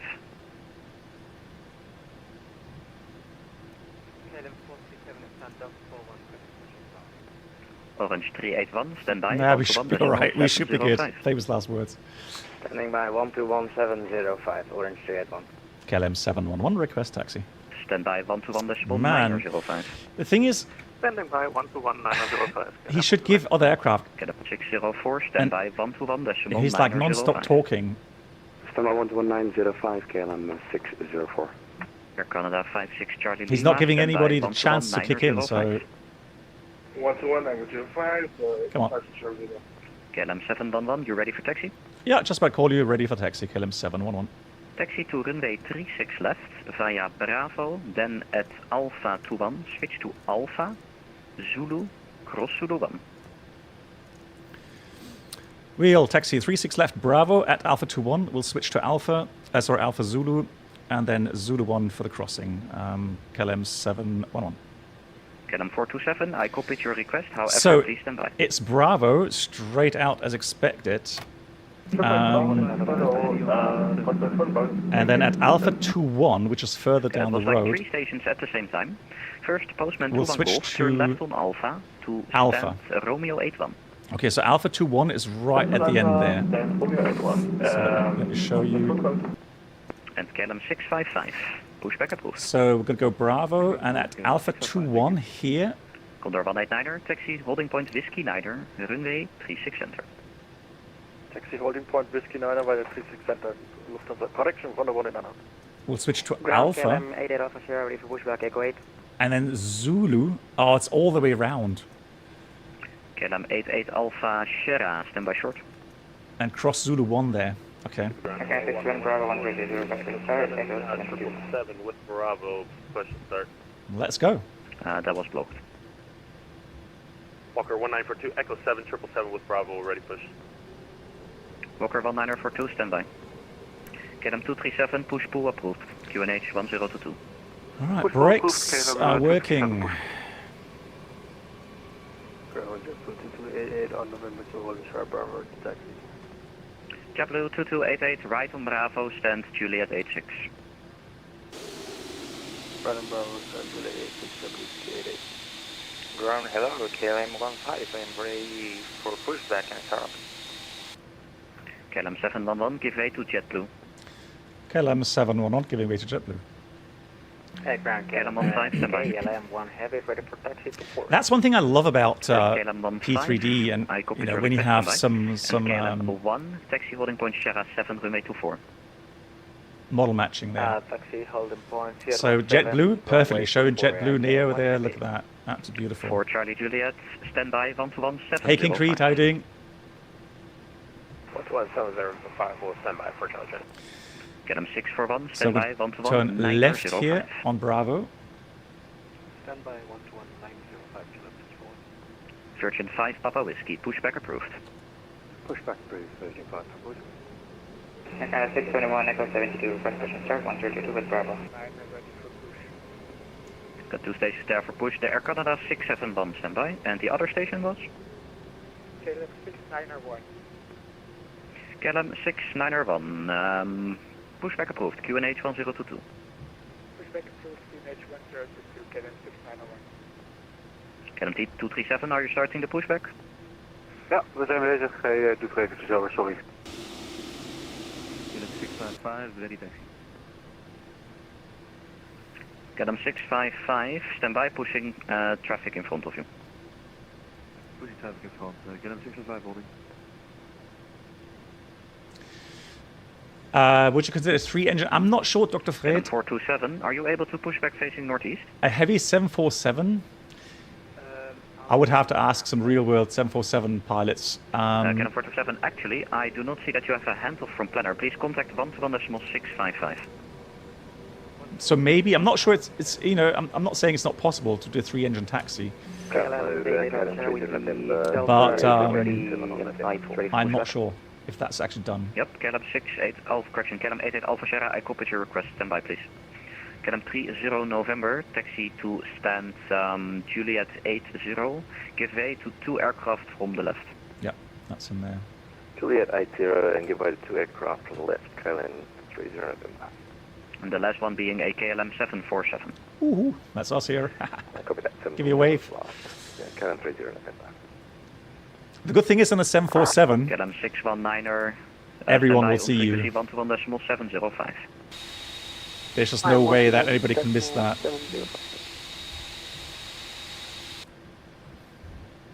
KLM 1, standby 121.705.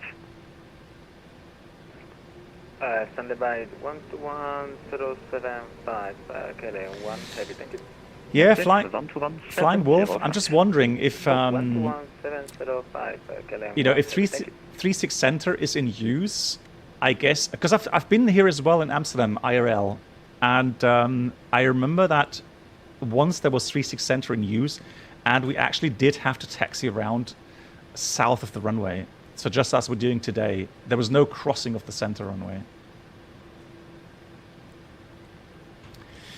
So regarding fuel burn right now, guys, if you are interested, let's just check. So taxi fuel, about 600 kilograms per engine. So let's say 2.4 tons taxi fuel an hour. If we take 30 minutes, about a ton. So that's what we actually planned for. Are you able to push facing northeast? Roger, pushback approved, face yes, northeast. Scafluki, yeah. So no 2D panels in Max Flight Sim, yeah. Walker 1942. Walker 1942, go ahead. Yeah, Nabil, I fully agree. Clear of the pushbacking Boeing 787 from KLM behind you. Pushback. So I absolutely love the scenery here. I absolutely agree. Okay, once the 787 is cleared, look how many traffic there is. Push and pull for the thing is, if you see traffic spawn in and spawn out here, I actually limited the amount of traffic to be displayed to 25. Knowing that on these VATSIM events, it can really kill your FPS if you're not careful. Right, we're going to follow that one there. Alpha 21. Going to switch to Alpha taxiway now. Sorry, can I repeat that? That was very broken, 901 Alpha.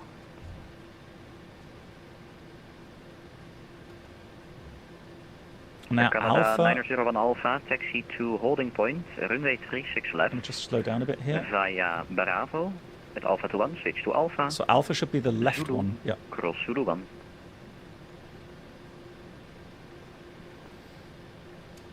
It's kind of non-standard, isn't it?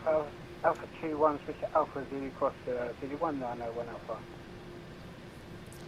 Welcome aboard the Captain Black Box Twitch channel subscriber experience. Could Search new inside Papa subscribers Whiskey, please taxi make to your runway way to the 36 first left class cabin, via Bravo where at Alpha to 1, complimentary switch to drinks, snacks Alpha. and premium flight Zulu, entertainment will be served. cross Zulu 1. Hey Captain. Been a while. Hope you and your family are well.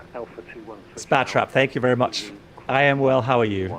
Hope you and your family are also well. Thank you so much for the 30 months now. Thank Postman 21 Golf, keep it rolling please. Mark, you're already airborne. A Beam Frankfurt, nice. Well, he's in a 737.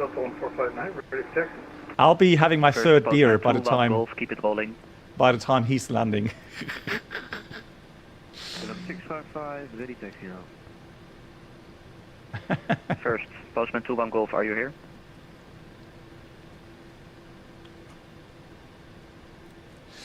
So we're already crossing at Zulu 1. We don't have to hold short or anything, because that taxiway takes us around the runway. It's just I have to be careful not to overtake the 330 here. Looks nice, doesn't it? 6550, it seems like the pushing traffic disconnected. Taxi to 330 holding neo. point, runway 36 center, Whiskey 9er. Octas, hey, maatsaat.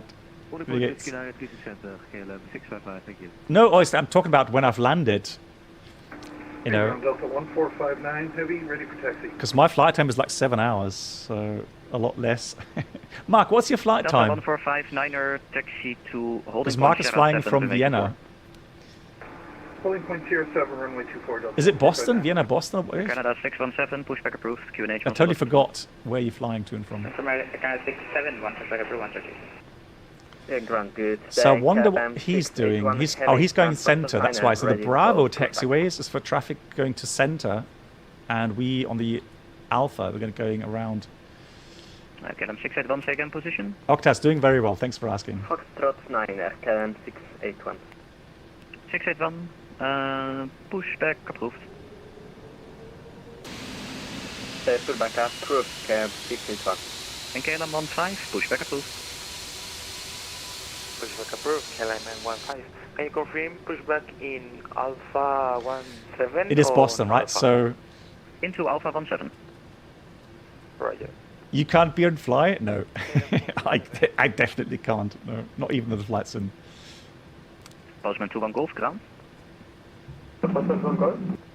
Yep, give way to the Delta Airlines A330 from the right. So Zulu 1 cross. Just for you, Delta from the right. Postman 1 Golf.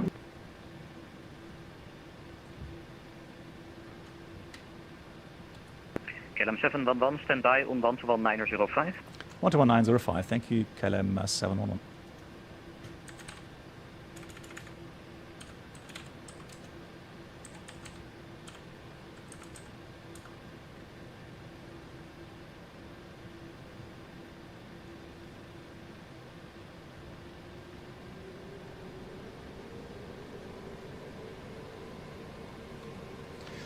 Why have you decided to fly P3D instead of Microsoft Flight Sim?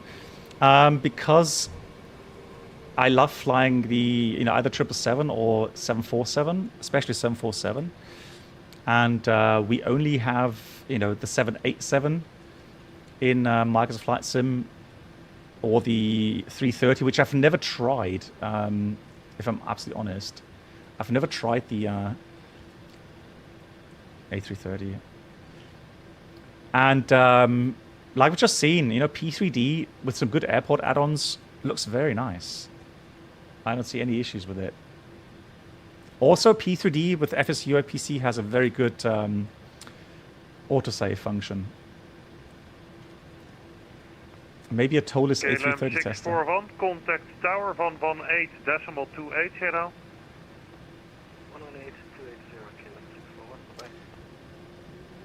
Alex World, hello.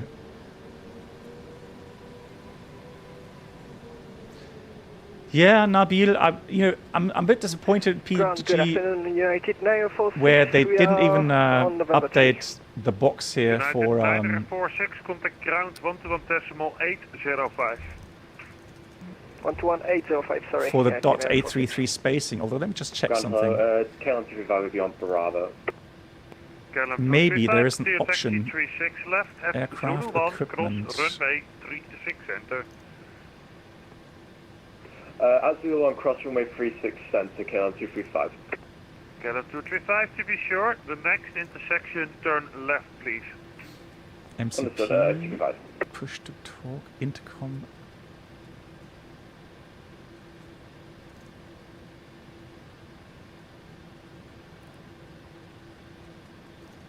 Yeah, that you can't. KLM 655 on this. So you can't change anything there, unfortunately. Yeah, there's no option, right, Tim? Or Pale, yeah. So we continue Zulu up. Next one is going to be left Victor, and I'm sure we're going to get a shout from the controller. Now, if you are wondering where we are, we're still in Amsterdam airport. So, that's autosave, guys. Don't worry. Autosave. Runway 36 center. I put the autosave to 30 minutes, so that it shouldn't really mess with us too often. KLM 651. Oh, 35 knots. Way too fast. So 30 knots should be maximum. Okay, over the tower 119.280, KLM 651. Taxiway simulator, yeah, right. Can you just give us Good. some more taxiway routing? Let's have a look at the Yeah, we have chart first and now continue. Before straight takeoff on Zulu checklist, towards down to the 36 line, flaps 20 green light, or 20 actually, not green light, but flaps Anyway, I have 20. the chat over, I'm just asking what holding point or whatever we're going to. But anyways, continue on 036 left, counting 5. The tower controller will give you intersection, the intersection. Tim, would it be common thing to make a two-engine only taxi? Well, yeah, I mean, a two-engine taxi in is possible in the 747. I think theoretically you could do three-engine taxi out, yeah. Two-engine taxi out, I'm not sure. The problem is that when you taxi in, your weight will be more in the region of, let's say, 270 to 80 tons, while for takeoff, it can be up to 396 tons. So I'm not sure how the 747 taxis with two engines with almost 400 tons. At Zulu 1, cross runway 36 center. Wow, just seeing the traffic there. So we've got 4 traffic ahead of us. Not too bad. Because departure really goes, you know... KLM 711, contact tower 118.280. 1 rate 280, thank you, KLM 711 Can new heavy. subscribers please make your way to the first class cabin? 1 to 1. 655, hold short, whiskey 10, runway 36 center, contact tower 119.230. Enjoy your flight and have a nice cross the pond event. Thank you so much. I'll get to the message in a minute. Let me just dial in the... hang on. .com 121 dot... No, 118.280.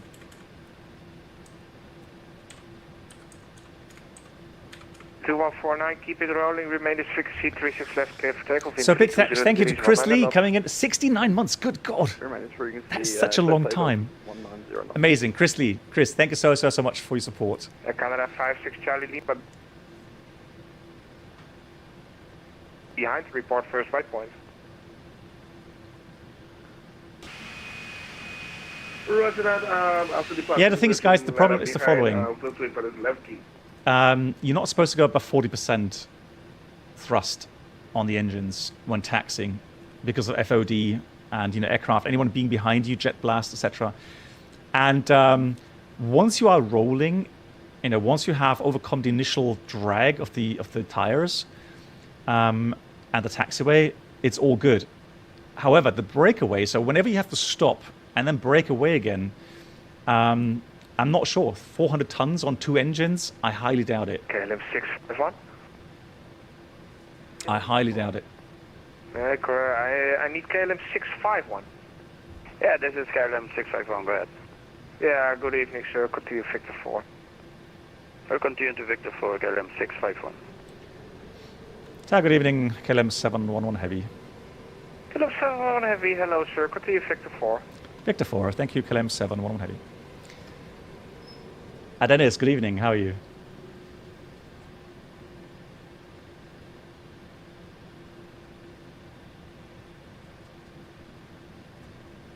It's summer, not even 2. I don't know.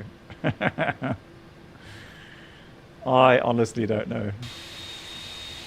Hell yeah. Nice.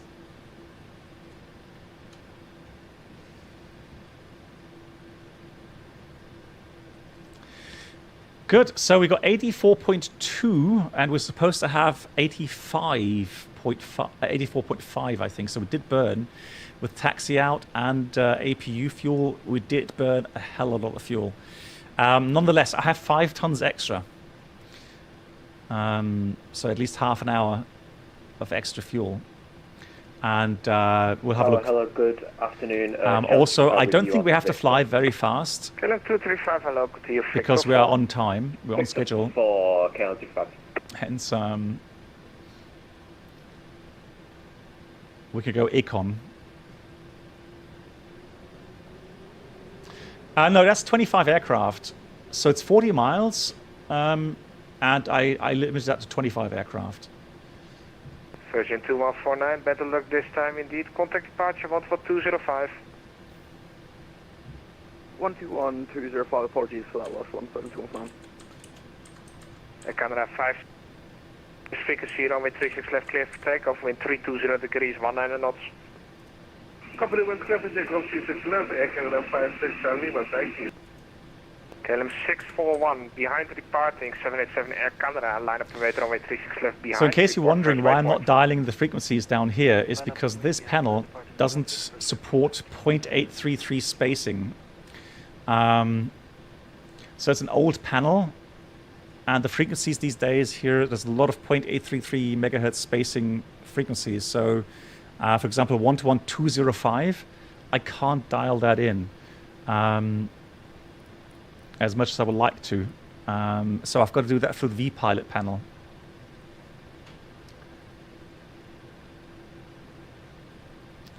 Actually, so 777, so VTC 777, I am actually pretty much on time. I had a slot at 11:16 Zulu, and we pushed back at 11:19 Zulu, if I'm not completely mistaken. 20, sorry. So we were off blocks at 20, so 4 minutes behind schedule. We pushed back, and that's really, really good.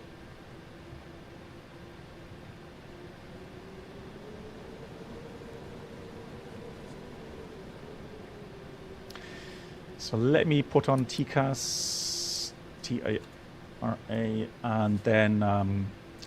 KLM 641, remain at frequency, runway 36 left, clear for takeoff, wind 320 Before takeoff below the line, TCAS is TARA, and I'm going to have to press traffic here to have them displayed. And cabin is secure, and that's the before takeoff checklist completed. KLM 651, behind departing company, line up to wait runway 36 left behind, report first waypoint. Again, 787, 787. We've seen so many 787s. Company KLM 651. Yeah, KLM 651, please confirm the first waypoint. I'm actually really surprised that... the first waypoint, correct. Although maybe not. Maybe not surprised. Please confirm first waypoint is left key. Because that's the only real bird in the in Magnus Flight Sim left key. that you can do cross the pond with. Especially now that you have CPDLC installed in the latest Horizon mod. Foot, hello. Looking more forward to this plane than the 777. Yeah, me too. If I'm absolutely honest, I like the 777 as well a lot, but I mean 747 is just... It's just amazing. The Queen, right? Yes, Goat Friend. Hey, how are you doing? So one of my mods, Melintly, he's flying the BBJ, and also Chris Clark. I need to say hello to him real quickly. Wish him a good flight.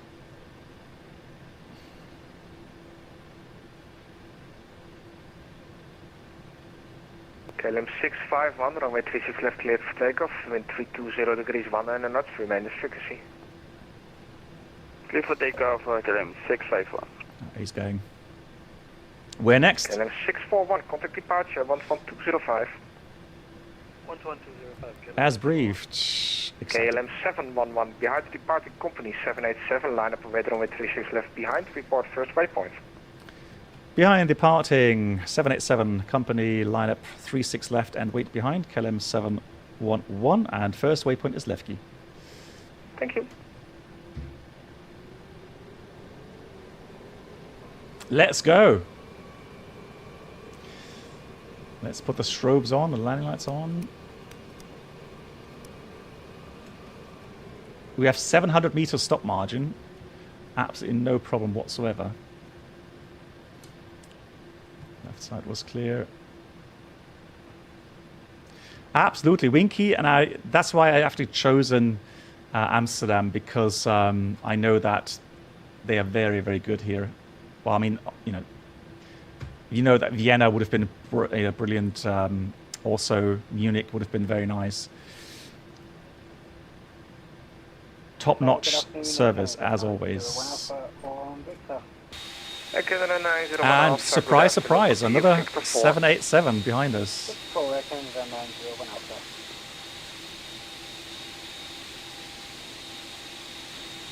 Look at that, departing as well in the center. GG's.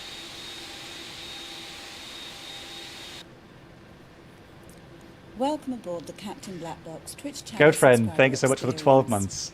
Could new Bought a late ticket for the flight. Welcome. First class cabin, where complimentary drinks, snacks and premium flight entertainment will be served. Thank you. So I'm going to start the timer here. Bought a late ticket for the flight. KLM 711, remain is frequency, runway 36 left, clear for takeoff, wind 320 degrees, 19 knots. Clear takeoff 36 left, maintain your frequency. KLM 711 heavy. Right, let's go, guys. Whoop, whoop. Here we go. Yeah. So let's put 40%. KLM 651, Takeoff. departure 14205. Over the departure 11205, KLM 651, Salam. Thrust is set. A little bit wind from the left, adding a little bit left aileron. Checked.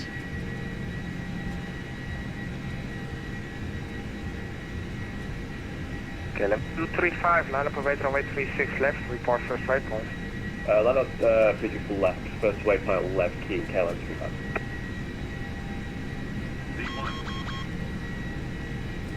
Yeah, man. That scared me just there. Rotate.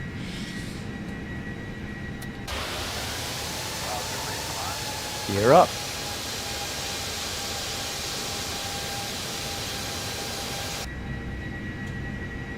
Nice.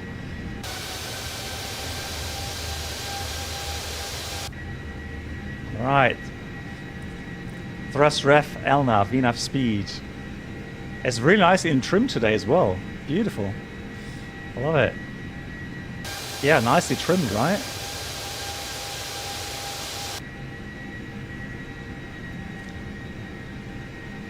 Here's the acceleration coming. Thrust reduction, climb 2 selected. That goes to off.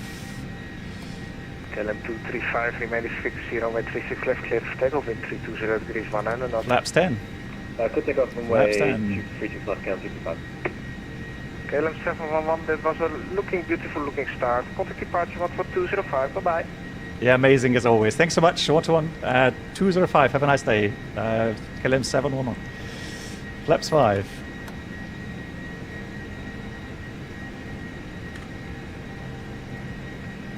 Right, to Juliet Zulu twin right, heading 030. Flaps 1. Runway 06. Right, 020, /06, right, 220. Beautiful. Departure, hello, from KLM 711 Heavy, passing 2000, climbing 60. KLM 711, script approach, identified, climb flat level 130. Climb flat level 130, KLM 711. KLM 651, contact Amsterdam. 13000. 5.7. Flaps up. Flaps up.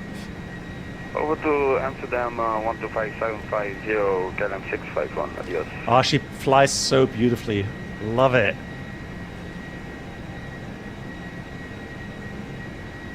Big grin on my face right now. Beautiful. And this is the thing with P3D. You actually feel that the aircraft is heavy. You know, the way you input commands on the control wheel and the aircraft, the way it reacts. Beautiful. Continue descent, flight level 70. Nice inertia.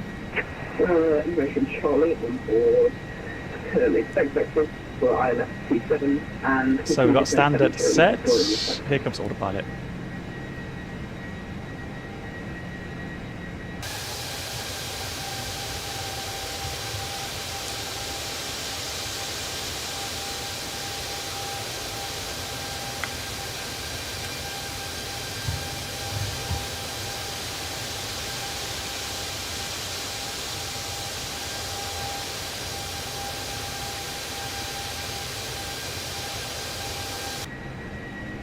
Yeah, got good performance today. 2,500 feet per minute. Now on the glide slope for Plus 13 degrees temperature right now. Wind 330 degrees 14. So no need for anti-ice. 06 land, Departure, hello, good morning, good afternoon. KLM 235 will be passing 4,000. KLM 235, script approach identified, climb flight level 130. 130, KLM 235.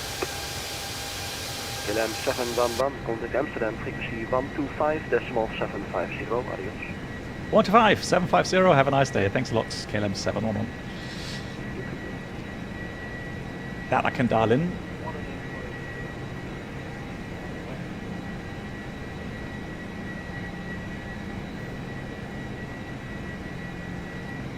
I had something in the background there, but that was very weak.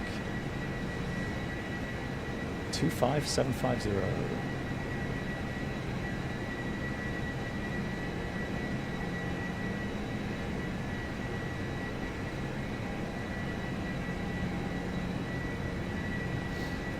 Amsterdam, hello from KLM 711 Heavy 86, climbing 130.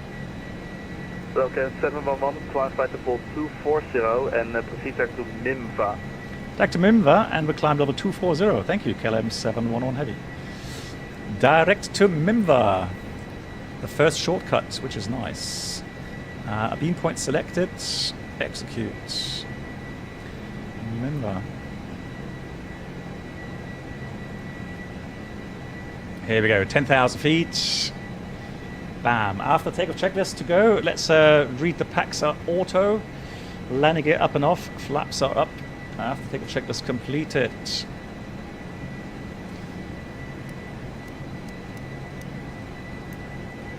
Right, it's all smooth. I don't see any bigger clouds up ahead. No towering cumulus, anything, that's fine. So we'll go seat belts auto. 2542, good day. 11:50 is takeoff time. That's also good. Give in 2542, hello, set squawk 6270. Squawk 6270, Griffin 25. I'm just going to dial in the sim sounds just a tad.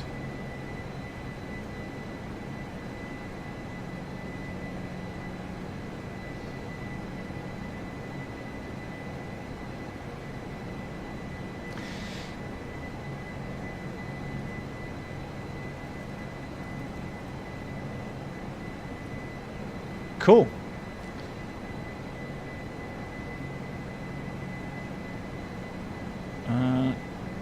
Let's put no smoking. I mean, we have just to make sure that that is not displayed there. 2542, identify. It's a no smoking flight, so I'm sure nobody will smoke. Question: did you contact any of our ground or the lifting controllers at Schiphol this morning? Uh-oh. I'm using RD shade. I did contact someone about half hour ago, but I was offline for the departure part of my flight. Uh-oh. And why is that? Whoops. I was having issues with VATSIM and trying to connect the pilot controller. Okay, well, you did clearly miss the level restriction that we have today towards Gatwick. My lunch is ready. My wife. So, long story. We're having huge renovation works.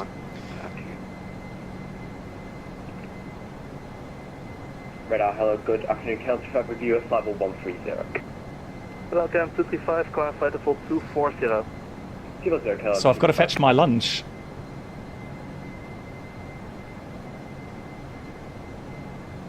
And we only have like a wood, like a metal ladder to go up to the second floor.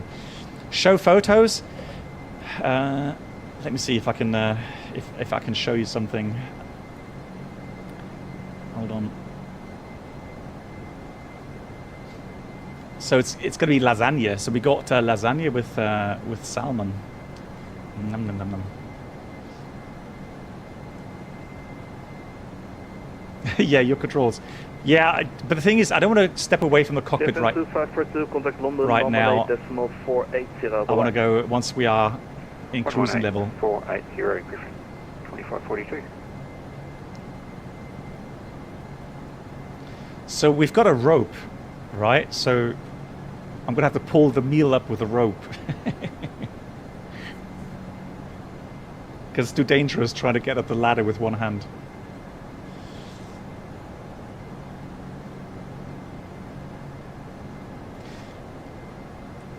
Yeah, so you know. I was just wondering, you guys accepting CVDLT today?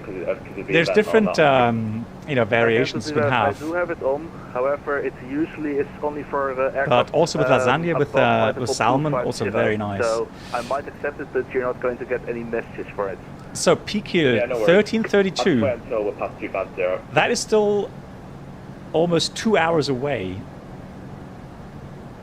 regarding our entry, right? 651 for higher, contact London Control 118.480, bye-bye. Okay, we'll contact London 118. And the earliest we can request the clearance is 90 minutes prior to entry.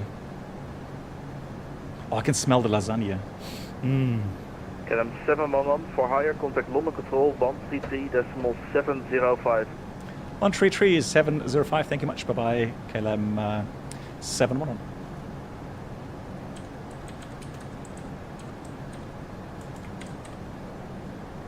Hello, with Air Canada 9 door and upper flight level 310 inbound Turkey.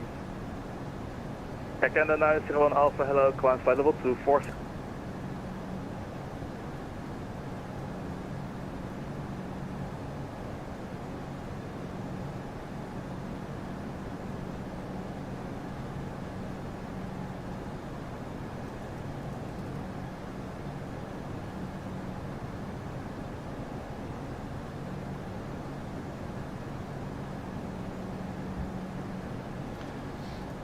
London, hello from KLM 711 Heavy, passing 225, climbing 240.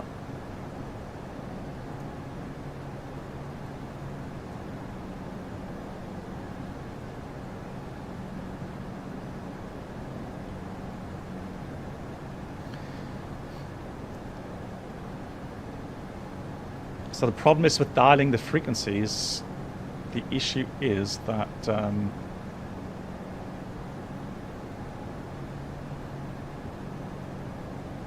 it just sometimes doesn't accept it.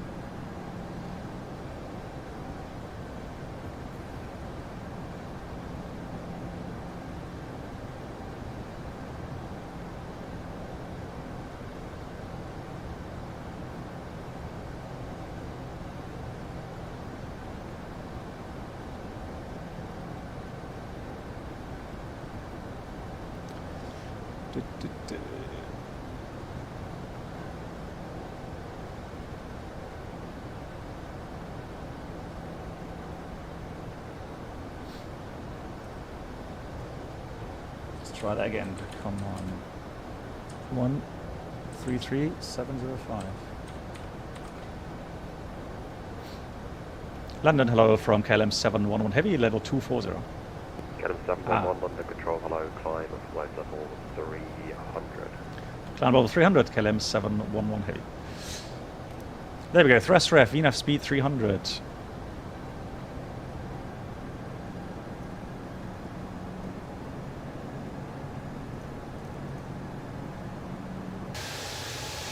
London, very good day. Is our 6734 Heavy level 380 inbound to Stafford.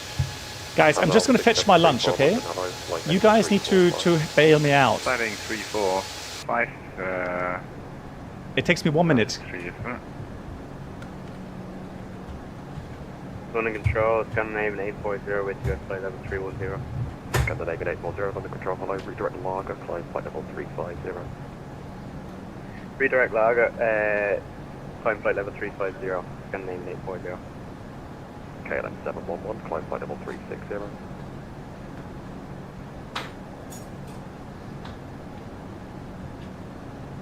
KLM 711, climb flight level 360.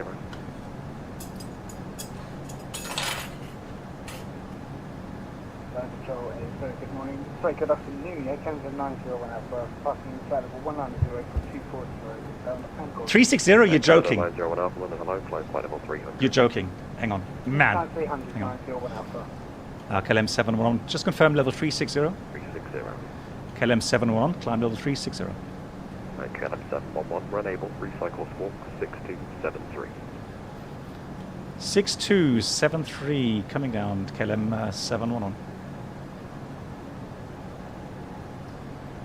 Azal 6734, Regivo navigation direct Man, to Abbey. literally the second I go and fetch my lunch. Navigation direct to... Thank you guys. Abbey, Thanks for bailing me out. London Control, good morning. The timing, right? So here's my United 22 Tango London. Here's my lasagna. Roger, Look at that. direct to Nom, nom, nom. Delta Echo Sierra India Golf.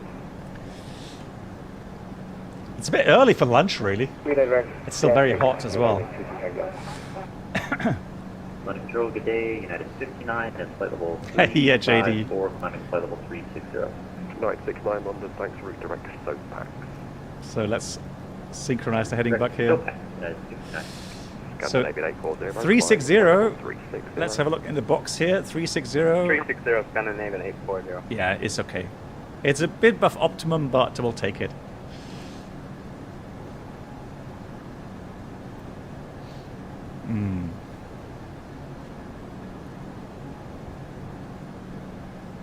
Guys, I told you, so the last time you were watching my stream, guys, some of you will remember I talked about that I currently, just for kind of experimental reasons, I put on a glucose monitor on my left arm. So I don't have any issues with blood sugar. However, I was just curious to see how certain meals affect my own blood sugar levels. And because my wife is a dietitian, I'm very interested in these things. So I thought I might as well try an own little experiment with myself. Canada 901 Alpha recycle and 7336. Yeah, Pele, right? Yannick could spell it through your phone now. So over the last week, I've done some experiments. So for example, I always thought having a beer or a red wine, although I always thought beer was more harmful to the blood sugar levels in the evening. Now I'm not advertising for alcohol, not in any form. It's just a matter of because I always said to people, it's extremely bad to drink beer in the evening because of the carbohydrates it has, right? The alcohol, etc., causing potentially blood sugar spikes. Now, believe it or not, it doesn't. So both neither red wine nor beer actually causes a blood sugar spike, which I found interesting. I would have thought differently, but I've tested it and yeah, no effect really. So that argument that I had is pretty much wrong. Weird. What I can say, for example, 2 days ago we went out and had a meal at the restaurant, and I had a salad to start off with. And then we had, well, I had tagliatelle, so noodles with meat. Tasted very nicely, but that actually caused a huge sugar spike. So pasta definitely does influence your blood sugar levels. Also, things like I'm taking in every morning. I'm taking a glass of apple cider, apple vinegar, not cider, apple vinegar. Apple cider would be alcoholic. No, apple vinegar with water. Okay, so it's London, and we are direct to college. Beaver 11 Mike, thanks. Yever isn't the beer. Okay. London, control, Roger.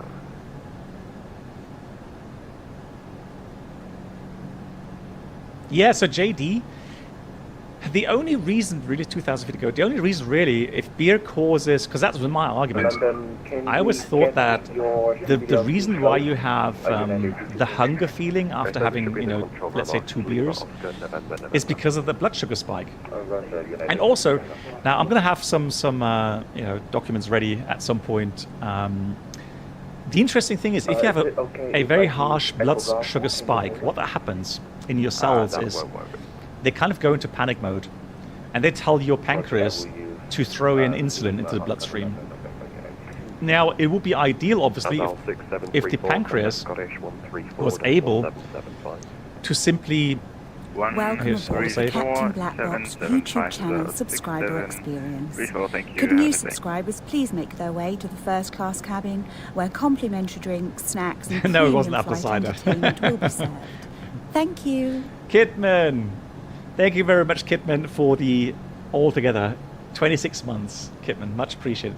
Big thank you. Are you flying? You're flying Cologne to JFK. Nice. 370-901 Alpha. Shamrock 4 Golf Tango. 1,000 feet to go. 125.7. Yeah, so 125750 Shamrock. if drinking beer causes you to feel hungry, then I think it's due to something else. It's not due to blood sugar spike. And again, the pancreas giving out insulin, that it can't judge completely how much insulin it's needed. If the cells go in panic mode because you have a sugar spike in your bloodstream, then it will throw out a lot of insulin. And then what happens, you get a steep decline in blood sugar levels because the insulin opens up the cells to take up the glucose, but they take up too much normally. And so you have a drop below normal levels, right, way below normal levels if you're unlucky. And that will cause you cravings again to eat more. 325, Look at that. We can see the amber bands coming in. So we can see that we're fairly high in the altitude right now. Speed VNAV path. Beautiful. So we'll do a first check here for the fuel before I have something to eat. So let's do... we departed at 11:50. Yeah, 11:50. 30 minutes taxi out time. How's that? Welcome aboard the Captain Black Box Duo Channel experience. So 11:20. Could new subscribers please make their way to the first class cabin, where complimentary drinks, snacks, and premium takeoff. flight infotainment will be served. Thank you. Put that in here as well. 11:50. Hey, Lilifor, nice to see you. 4 months as well. Thank you, Lilifor. Round of applause for that. I hope you're doing well. So 11:50 takeoff. We are now approaching Allegro. Don't have that on the list. So what else do we have coming up? We have Nalax. Zupur is already behind us. So we're gonna check Nalax, guys. All right. So let me put fix here. Nalax. We'll put a circle around that as a reminder. Nalax.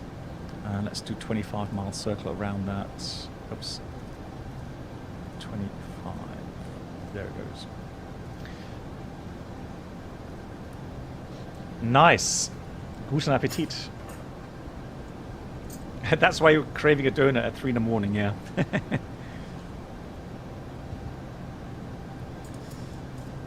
Cuba 229, regime on navigation direct panel. Direct panel, speed break. That's it, Santiago, requesting 5 minutes out. Cup of tea is one dry. Sub 6 Tango, make the request with Scottish on 134775. Yeah, JD, yeah. Yeah, you've got to be careful with those medications and alcohol, yeah, absolutely. London Control, Longship 7 with you. Kidman, what time are you estimating JFK? Longship 7, London. Because I am estimating, let me see what time I'm estimating. Longship 7, route direct to Desig, Delta Echo. So Sierra 6.5 hours. Or 6 hours 40. Direct Desig, Delta India. Delta Echo Sierra India Golf. Longship 7. That's great.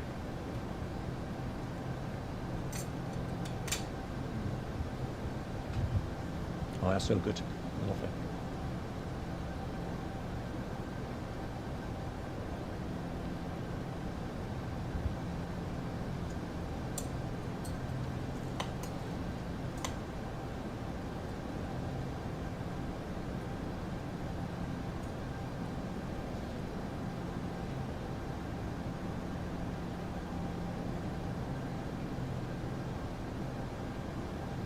Canada 901 Alpha, climb point level 400.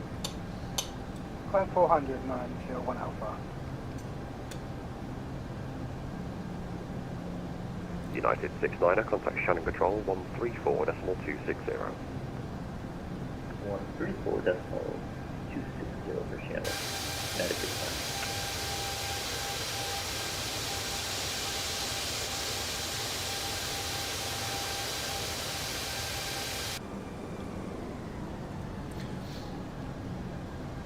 So let me just show you guys the routing. 681 heading 306. So here you are right now. KLM 681 London, roger, turn left, heading 29. So coming onto the coast near Otteringham in a minute. 360. And then we're going to cross the UK, northern part of Ireland. And that's our entry point there, Nybok. Heading 290. For the Shanwick Oceanic. Oh, so that's actually Nybok. Let me just check again regarding entry time. So Nybok. Canada 671, roger, fly heading 310. We're estimating Nybok at 1308. Oh, right. That means we got to get our clearance, guys. So let me just go ahead and start the clearance request.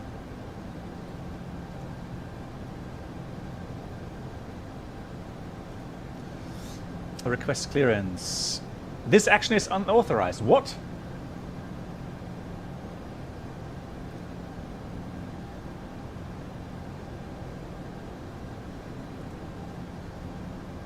Is the website down? Let me sign it. Maybe it's been too long since I've signed in. Yeah, we've been pretty idle for a long time.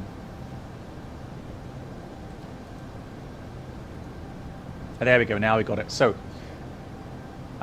in case you're wondering, so that's what it looks like. Canada 671, turn left, heading 290. So KLM 71 destination is Montreal 360 max level. It's also going to be, well, max level will be 370 by the time we get there. Requested MAC number now. That's interesting. Control, good afternoon. So let me have a look. VNAV. So Econ is 838, and the flight plan says we're supposed to cross at Mach point 484. So that's what we request. 855 London, thanks. Flight heading 2905, climb flight level. So we're going to request. Heading 295, climb level 300, second. Mach. Digits only, okay. 084. That's going to be hotel today. That's our entry fix Pikil. Estimate time of arrival there. Let's have a look. Pikil estimate. Okay, that's. So the thing is, the Shanwick Oceanic area starts at Nybok, but the routing, so the hotel track starts at Pikil. Was that us? Yeah.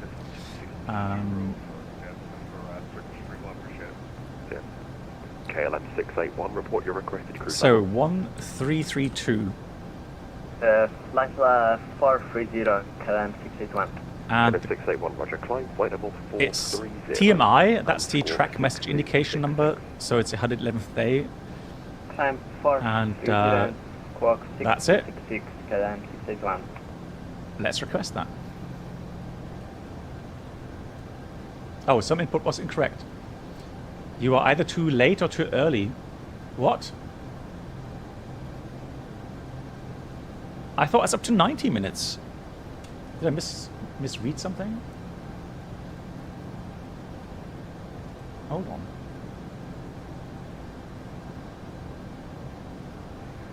Canada 855, climb flight level 360.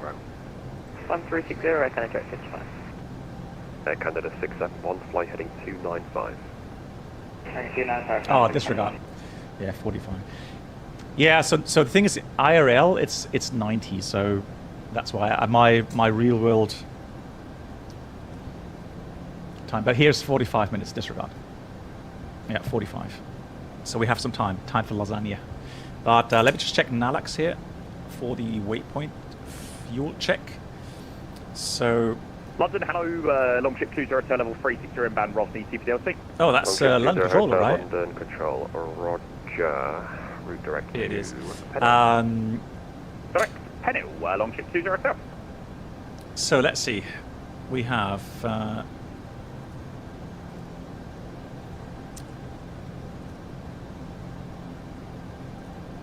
Canada 671. So Nalax level 360. Actual overtime is 12:17. So we're supposed to have been here at 30. So that shortcut initially. Oh, so hang on, disregard. 12:20 we should have been here. And we were there at 17. So 3 minutes early because of that shortcut. Very nice. And currently we have 74.9 tons. 74, we had 74.9. Actually, a bit early, so 74.8. delay on the system with so many people being on it, or if you just need to relog. And we're supposed to have had I'm not too sure. They said requested the next unit. 73 tons, so plus 5 on that, so 73. So we're positive on fuel, positive on time. Air Canada 59 Juliet All good. Whiskey, contact Scottish Control 134.775. 134.775 for 5 minutes whiskey.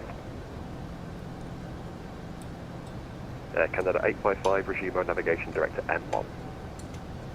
Nav N1 and we are PDC, I can direct it to us. Over.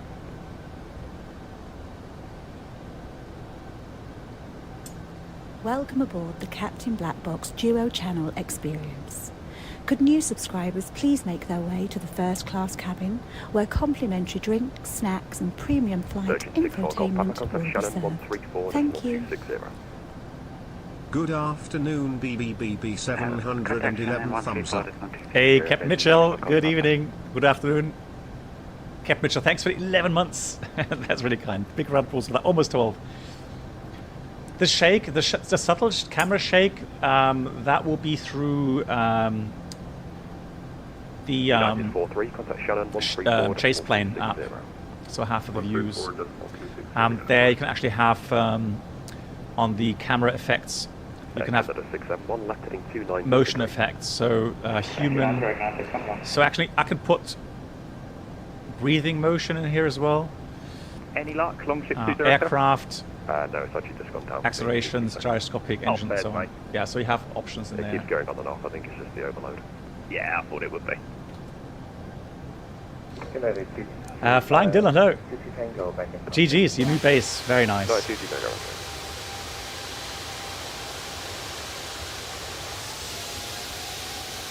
Yeah, Alex, it's a shame we don't have that in Microsoft, right? Charlie 350. Virgin 320 Charlie London. The flight up to now, very good.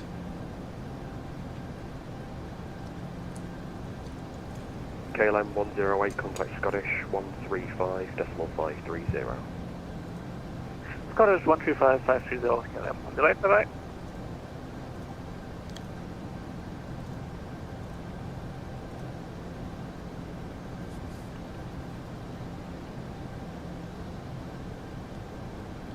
Dylan, the 787 is amazing.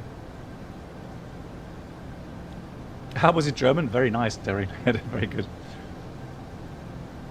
Yeah, 787, I really enjoy flying it. It's a gorgeous aircraft. Technically, very advanced. Oh, you're right. Maybe it is Quas. It may be Quas, yeah. It's difficult to tell sometimes. They all have such perfect accents. BBC Broker, can I just wonder if we can... what preset am I using? Good question. I probably won't be able to get it to you in this sector. You'll probably get it with Scottish in the next probably 50 or so miles. Let me have a quick look. Will that BBC keep that down?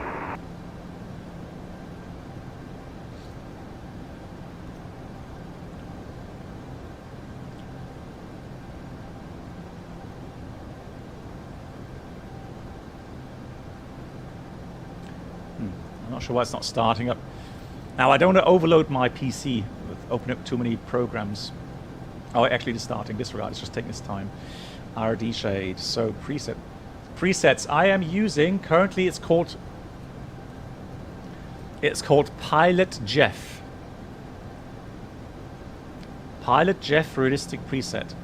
That's what I'm using here.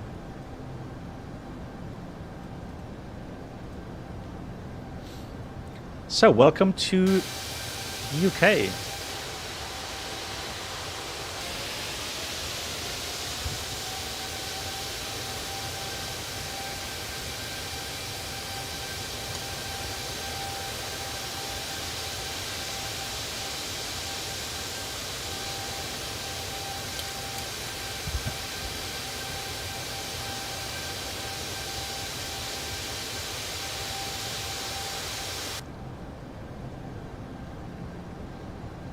Canada 671, report you're heading to London. What do you think about P3D nowadays? Now, P3D for me, since my last PC upgrade, Canada 901 runs really well. London 128.130.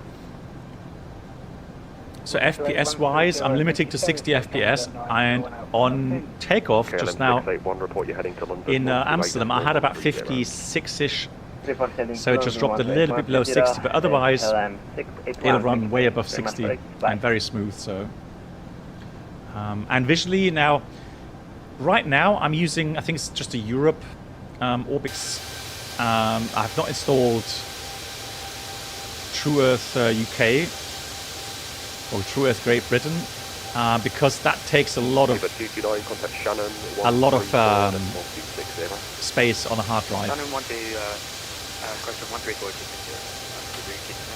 So it's just normal Europe. But we saw the airport, Flight Hamper, Amsterdam, beautiful, really nice, highly detailed. Skipper 7 Juliet Hotel, direct SOPAX. Direct SOPAX. Longship 7, route direct BAGSO. Okay, Dylan, yeah. You switched on weather radar on both. Bags, Longship 7. Yeah, so Igor, I would definitely have on one side, if it's convective weather, I would have weather radar on, but right now there's nothing really showing. But yeah, normally the setup would be that, you know, one of the pilots has terrain and the other pilot has weather radar on. The cool thing about the 787 is that actually you can have both on your side. So you can have, for example, the weather radar on the or below the PFD showing up, and terrain on the nav display, or vice versa. It's very nice, very cool.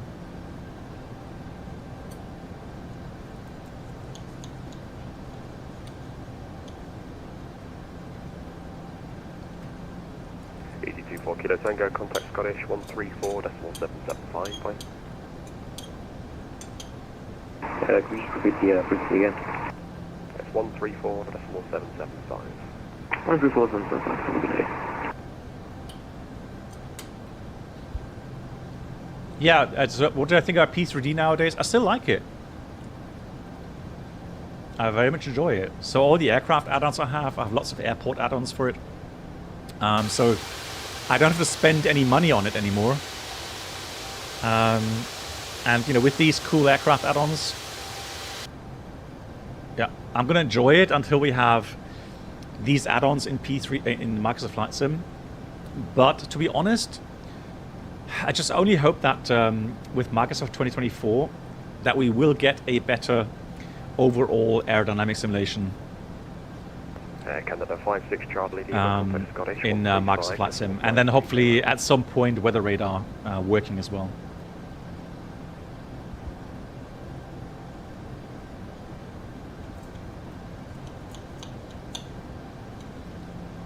Canada 56 Charlie Lima, contact Scottish Control 135.530.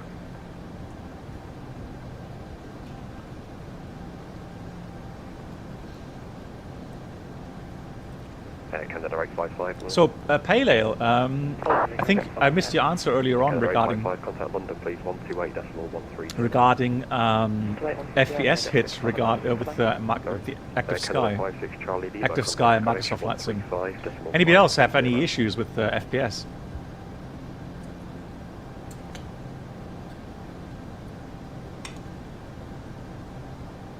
Longship 72 Charlie, contact Shannon 134.260.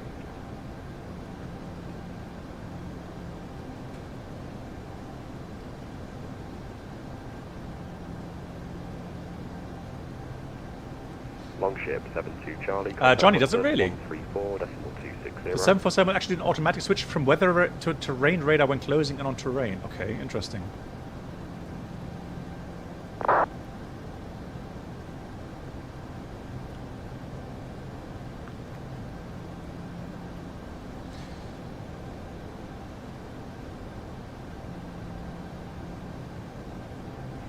Shannon, 134. Now we don't have to discuss, you know, the facts that visually Microsoft Flight Sim is top notch. No doubt. There's nothing better right now than Microsoft Flight Sim. Canada 56. When it comes to visuals, but Scottish Control 13. you know, visuals is only one part of flight simulation.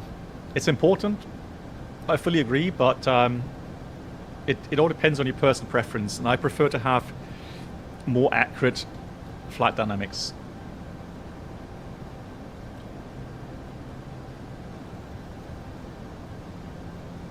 Longship 20 Hotel, route direct Undux. Direct now to Undux for Longship 20.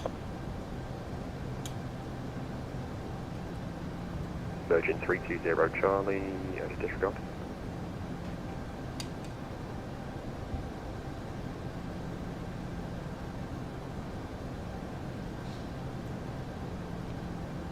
Yeah, we know who that is.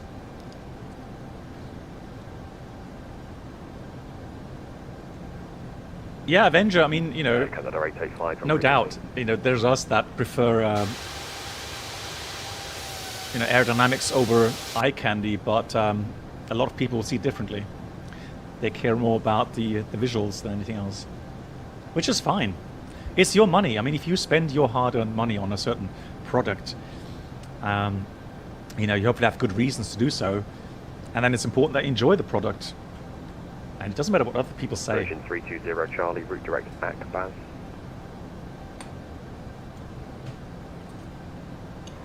Alright, Akbaz, Virgin 320 Charlie. Canada 885 London. So let's see, what time is it? Still almost an hour still. So we've still got to wait for the clearance. Canada 901 Alpha London control. Hey, Mr. Tommy, no comment. Please heading 300 degrees due traffic. No worries, we shall head right 300 901 Alpha.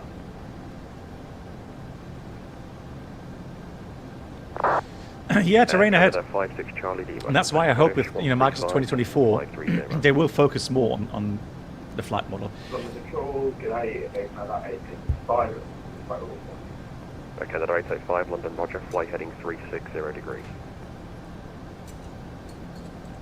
Flight heading 360 degrees, Canada 885. Virgin 320 Charlie, contact London 135.255. 135.255, Virgin 320 Charlie, thanks for the help, goodbye. Hey, look. No, not quite.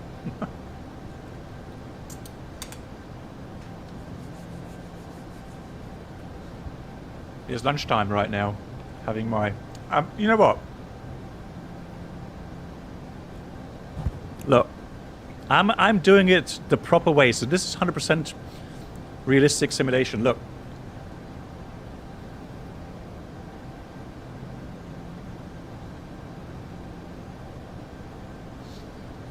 So I'm having my lunch on my lap, just like we would have in the real 747. Realism, top notch here. Danke, look.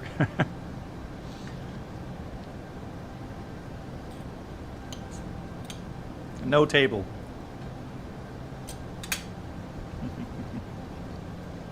All right.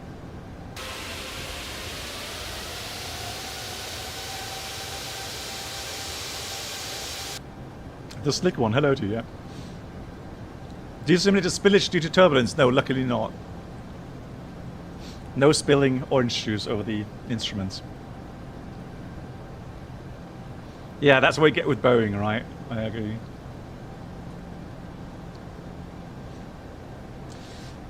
Alex, isn't there a way... I'm sorry to hear that you lost your settings there, but isn't there a way to save the settings? I think there's a way to back up the settings file somewhere. Exactly for these cases. You know, the settings regarding... KLM 711, contact Scottish now, 132.730. 32730, KLM 711, how are you, Bobby? Speedbird 119, contact Shannon, 134.260.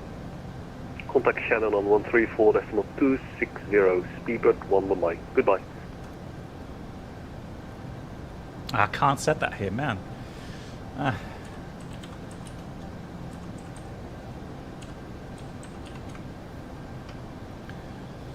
Scottish, hello from KLM 711 Heavy, level 360. KLM 711 Scottish, good job, Roger. Right.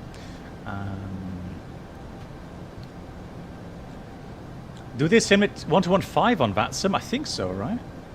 Thoughts on Active Sky? I've not tried it, Lilo, and I've not really I had no time to watch any streams or anything like that. I'm still wondering if it hits performance.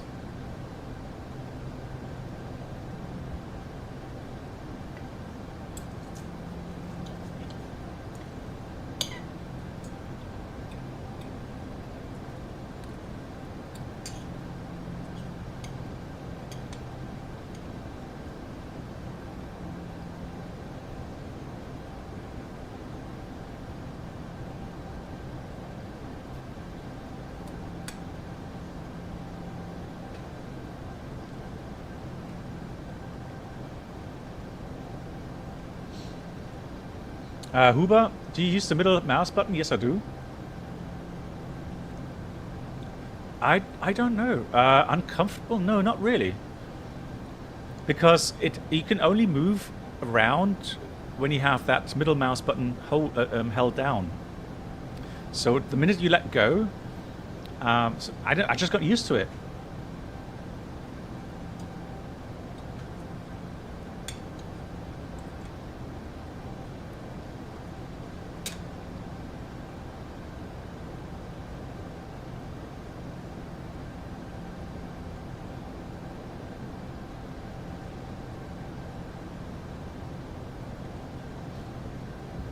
Right, there's an island coming up here. Let's see what that is.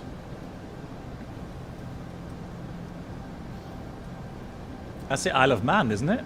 Yeah, it is. That's Isle of Man. Cool.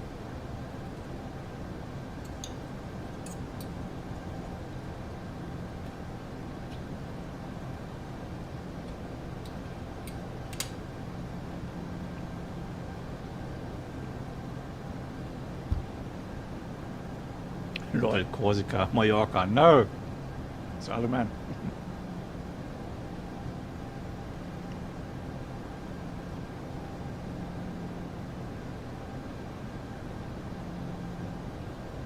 Ah, okay, Alex, I see. Yeah, okay. Understand. But I agree, it's always so annoying losing these settings.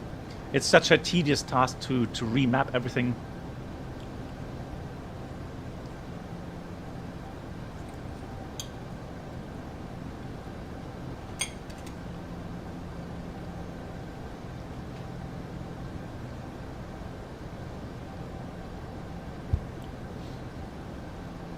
Fly Leader, what are your thoughts on Active Sky? Or anybody? Is anybody using Active Sky for Microsoft Flight Sim? I've seen some nice pictures on my Discord. So some people sent some screenshots, especially with the kind of cumulus nimbus clouds. So the convective cloud layers, they look very nice now apparently. So.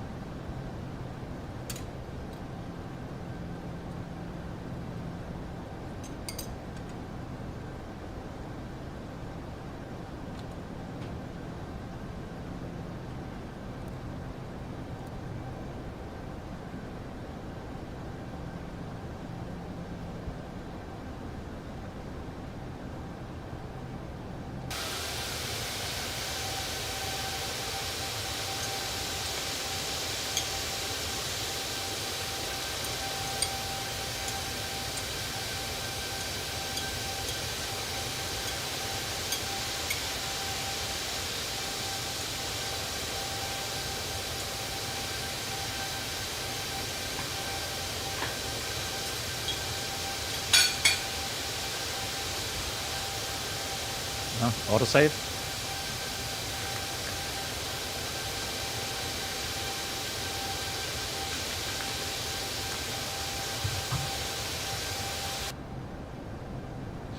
Hit and miss? Okay, Lilo, thanks. Hit and miss, okay. And Scottish Control, United 205 and back. I'm trying to catch the next control. Right, so what I want to do, I want to get the clearance you're on the correct out of the way, but it's still too early. So 47 is the earliest that we can request it. So then what we're going to do is we'll get the clearance, One Alpha Scotia Light redirect. and then we'll check again the correct coordinates.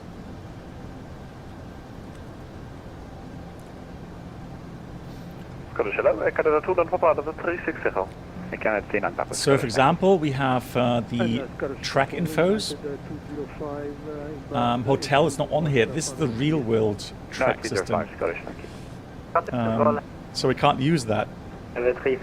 So it's just our clearance that we got. Canada 3 Whiskey Scottish, Roger. And then we can check. Canada 901 Alpha Scottish redirect to. So you can see here it has an abbreviated format for the coordinates. Canada 901 Alpha, how do you read? It's very dangerous to just check it this way. So 5620. Okay, Air Canada 901 Alpha. Yeah, you would say, yeah, that's it. No, you have to actually put it into a scratch pad. So you have to click on that. We don't need bog, and yeah, I'm watching the certain controller and he said that he's having a bit of an issue. Very good day. Lol, hang on.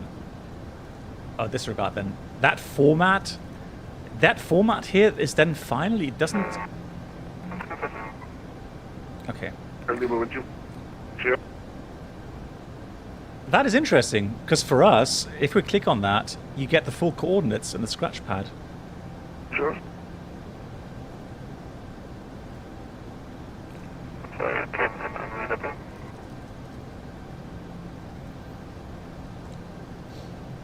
The program is called Sim Toolkit Pro.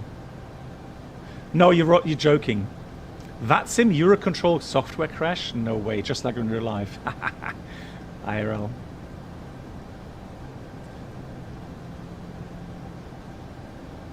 What's going on the radio? I have no idea. Started center with you for level 400 airplane 2363, Roger. Oh, that's fine. No, he's still online. Scottish Control, KLM 10 at flight level 380. Okay, 108 Scottish, Roger. And then I thought if you put that into fixed info page, you would get the coordinates for that. Index, position. Is there no way to check the coordinates in here? Hello, French Baguette 7021 AV, flight level 360 and request 3900. French Baguette 7021 Scottish, thank you, Roger. Okay, interesting. Right, so we just could check that way. So 5620, 5630, 5640, 55, 50. 74 Hotel, thank you. Dag Janjo. Alright, now you came in clear. Last time I couldn't understand anything. Yeah. Wind simulation is a lot better. With active sky, the gusts feel very, very good. You get speed changes. Okay, well, I've got to try it for sure. 6734, heavy level 380 bound to Minku.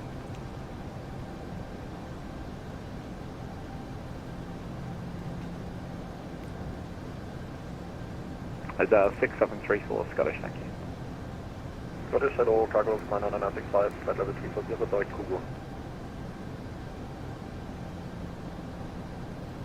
Cargo 9965 Scottish Control, Roger. Hello, this is 15750. WestJet 31 Scottish Control, Roger. WestJet 31, climb flight level 280. Climb flight level 280. So let me just try something here. So north 5600. Scottish Control, hello, French Baguette 204 Yankee, flight level 340. Invalid entry. French Baguette 204 Yankee, Scottish, hello, Roger. French Baguette 204 Yankee, direct. If you're not ready, route direct to Cougar. We already are on direct to Cougar, French Baguette 204 Yankee. Roger. That is strange.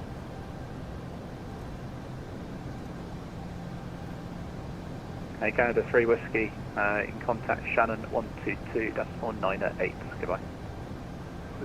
Contact Shannon and 122, that's 908, Air Canada 3 Whiskey. Yeah, so Icarus. 205 at Icarus. low radar service terminate and contact Shanwick 131 decimal. That's what it's called. Sim Toolkit Pro. 3145 still low for United 205. So it's almost time to get the clearance.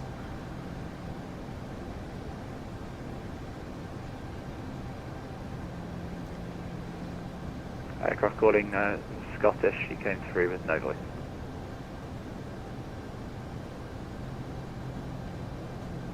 Scottish Control, good afternoon. Air Canada 500 Whiskey 380. Air Canada 59 Juliet Whiskey, Scottish, hello, redirect Victor Low. Victor from Victor Low.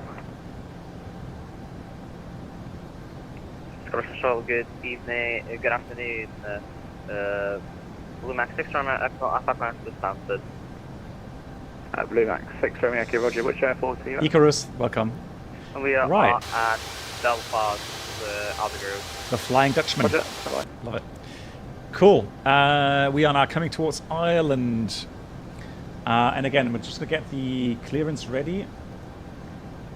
So again, we have 84 requested. We have a hotel requested. Peak hill estimate. Let's try again with peak hill. See what time we estimate it now. Blue Max 6 from Yankee, at 32 still. Sector 124.5, 24.5. So 1332 is still active. Repeat frequency? 111, free text. 124.5. 360, max 370, yeah. 124.5. So we'll wait until 47. And at 47 we're supposed to be able to request it. So 45 minutes prior to entry.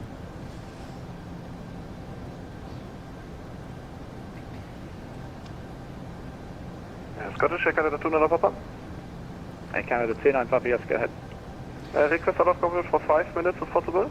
I've just sent you a CPDLC message. Contact Shannon now at 122.9. Yeah, I mean, it's kind of weird, isn't it, that Microsoft is protecting their weather system because the data they have and the collaboration they have with the weather services, and then they kind of block everything from outside. So is it correct to assume then that Active Sky does have its own kind of weather infos that it can pull from a different source, but it's not allowed to inject the weather itself into the into Microsoft Flight Sim? So what it does, it uses kind of cloud presets to inject the cloud presets, but not the weather itself. Okay, so that is correct. Okay, thanks. I would guess in most cases it's not so critical. I think probably the weather source from Active Sky and from Microsoft will be pretty much identical. So there usually shouldn't be much of an issue in that regard. But I can imagine some airports that are a little bit more unique, maybe there, or at certain daytimes, it could be go ahead. difference. Anything to yeah, hello. Decline? 00 off. Yeah, I agree. I would love to have this one in Microsoft as well. It will be radar vectors for runway. We radar vectors with the lower sector after Clyde is what you'd most likely expect. Roger, thanks. So 5620, 5630, 5640, 5550, Zhangzhou. Yeah, that's all what we have. Cool. All right, let's send it off, shall we?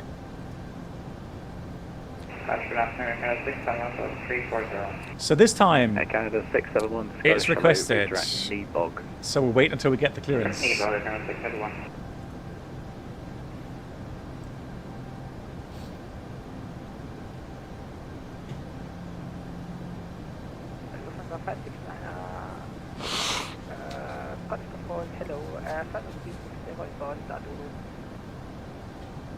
Under 569, Scottish Control, hello to you, Roger. Weather radar's coming Active Sky. Yeah. 00 Oscar descend. I guess that's okay then, because if Active Sky simulates the clouds themselves, then they could actually simulate Scottish Control, good day, turn 681 says the returns as well. the thing is, so Lilo, KLM 681, Scottish Control. does it actually then, does Active Sky also simulate kind of the rainfall like we have in Microsoft Flight Sim? So the rain showers visually are they the same position? Because I think it would be a bit weird if Microsoft simulates, you know, these rain showers according to the data it has, and then Active Sky actually having the clouds somewhere else. Spirit 00 Oscar, Oscar descent level 260. 260, Super 00 Oscar, Oscar. UPS 74 Hotel at Etilo, radar service terminates, contact Shanwick. I know, right? Questions over questions. 131.45, goodbye. Etilo, radar service terminated, contact Shanwick on 131.45, UPS 74 Heavy, and take your first number.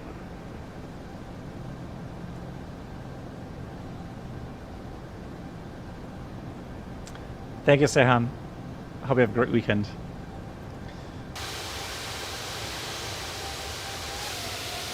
Red Control, hello, Lufthansa 1122 Heavy, flight level 380. Lufthansa 112 please, Scottish Roger. Azar 6734, climb flight level 390. Azar 6734, climb level 390.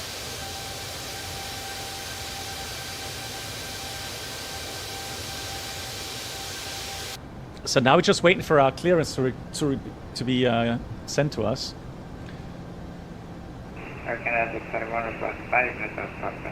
That's approved, pull back. And the crossing itself is not too complicated. So anyone that has not really, you know, been on a cross the pond or wonders about the procedures. I know initially when you read about the NAT procedures, it's always a bit daunting, but they're not that complex. The biggest issue really that you have to take care of is a correct programming of the FMS, contact Shannon, and that it actually matches up with your clearance. Sometimes you may get a reclearance, and that's where things become, of course, a bit more complicated. And again, 6734, contact you just have to be careful when you change your routing that it matches the clearance. The clearance is always master. The rain showers look strange. Okay, with Active Sky.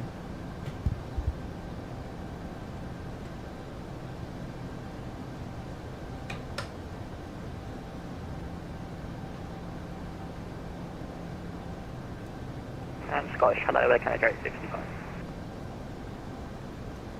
So I guess there's some things they have to optimize with that. Yeah, I would assume so as well, Alex. Yeah, work in progress. Okay, 855 Scottish, hello.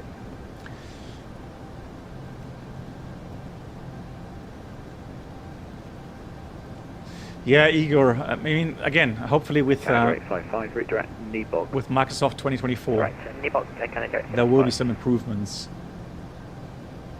00 Oscar, Oscar, contact Scottish 124.5.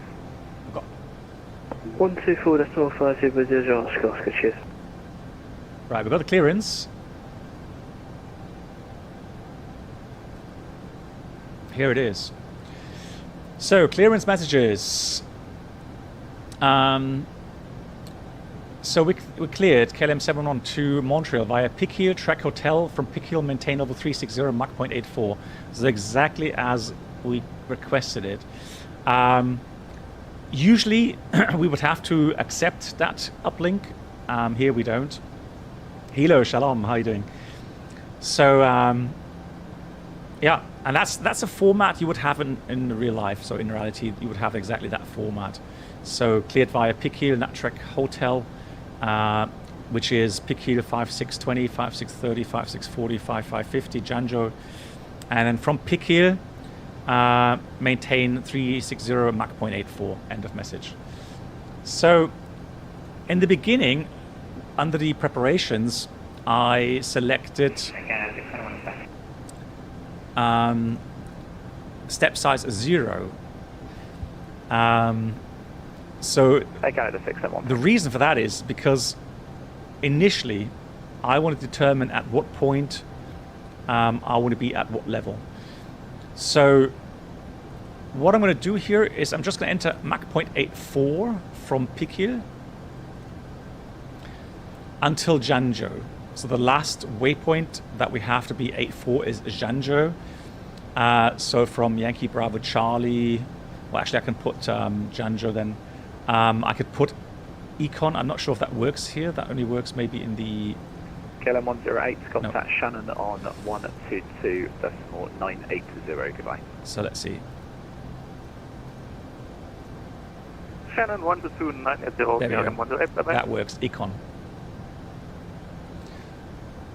So it's going to be 84 until Janzhou, and then from Janzhou it's going to be Econ again. Scottish Control, good afternoon. Air Canada 572, flight level 340. And then according to the flight plan, since we are burning fuel... Air Canada 572, Scottish, hello, redirect. So from the flight plan, I would have a look at what point it is planning with a step climb. But it's not because I didn't enter any step climbs today. So we're going to go with the actual weights. So for now, it's going to take some time anyways regarding optimum level. But I think once we are at the exit point, maybe we're going to have 370 or 380 or something. And then we can request that accordingly. Good. Quickly check again the clearance and the waypoints. So peak here, 5620, 5630, 5640, and then 5550 Janzhou. And we have for the crossing level 360 Mach 0.84. Push control, greetings, Air Force 110, heading, Hotel 360, skill set. Air Flight 110, Scottish Control, hello, redirect to Ibrob. Direct Ibrob, Air Force 110. French Frigate 204. Lee, hello to you. Good evening. 350, Nice to see you. 350 for the Oceanic level, French Frigate 204 Yankee.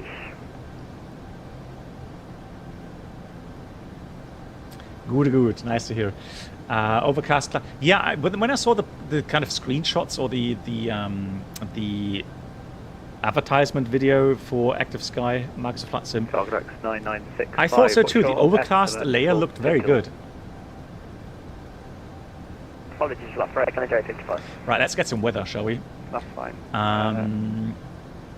Now. Carglass 9965. Carglass 9965. Just confirm your estimates for pickle.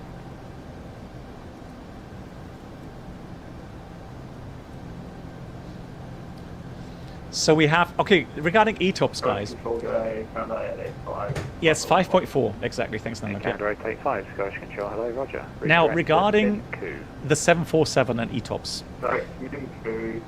it's not called ETOPS anymore, per se. It's more 9965. called Extended Diversion Time Operations, so EDTO. Extended Diversion Time Operations. And that, of course, then applies also to aircraft that have 4 engines. Thank you, roger. Now, the 747, as far as I have seen, doesn't have the 60-minute rule. First 4 Charlie Bravo, Scottish And let me just see if I can get my iPad showing up here, so that I can explain again what that means. There it is. So,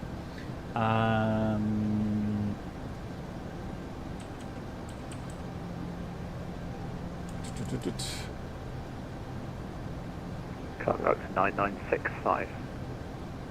Carglass 995. Yes, can you confirm your ETA for pickle? oh, what's the program called again? It was called. Roger. French Frigate 204 Yankee, what's your estimate for pickle? There it is. Estimating pickle at 1326 Zulu. French Frigate 204 Yankee. Now direct to pickle. Direct pickle 204 Yankee.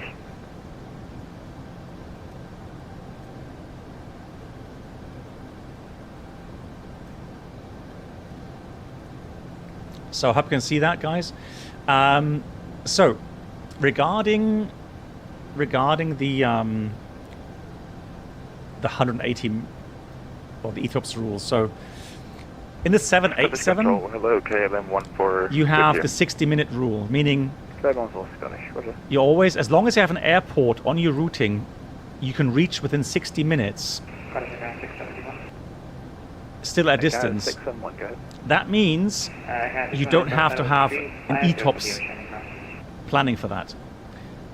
But when you go outside, 60 minutes. So here's one boundary, here's the other boundary. For that portion, you need an ETOPS planning. Roger, I see your Oceanic clearance at 340. And the max diversion time in the 787, for example, is 180 minutes. So you would have to make sure that on this part here, you can always reach an alternate airport within 180 minutes, and depending on 3 different calculations. The one would be engine failure, drift down to the engine out altitude, then fly to the alternate, 1 missed approach, and then landing. That's the fuel calculation for that. The second case would be decompression. So decompression, descend down to level 100, and then fly at level 100 to the alternate. That has to be within 180 minutes. The worst case is both engine failure and decompression. And that for us on a 787 is pretty much always the most limiting case. And for that case, you have to have an alternate available somewhere that you can reach within 180 minutes. The 747 has a different rule regarding the initial time to reach an alternate airport, and that there is actually 180 minutes. So already it has 180 minutes, hence on this routing to today, for example, that we're going, there will be no ETOPS section or EDTO section. Heavy, level 340. All right. 122 negative, flight to Charlie. Thank you. Air Canada 841, roger. Yeah. We're to 569 at the Dodo. So for my planning today, I actually made a profile for SimBrief and told SimBrief that I'm flying a 747 where ETOPS rules only apply. Yes, sorry. Past 180 minutes. I'm just trying to find my, roger. Climb, flight level 380. My charts. So oh, there we are. 885, yes, sorry.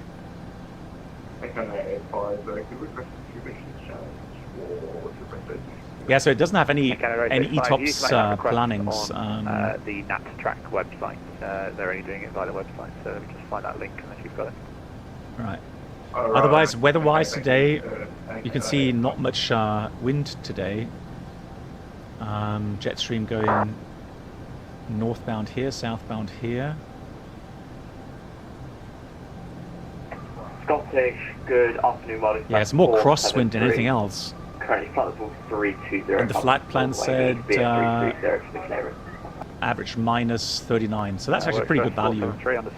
So not much headwind today. And are you ready for that level now? Alright. We're going to Montreal. Charlie Yankee Uniform Lima. Montreal. 330. 330 express. Canada 23. French spaghetti, yeah. Isn't that a virtual airline or something?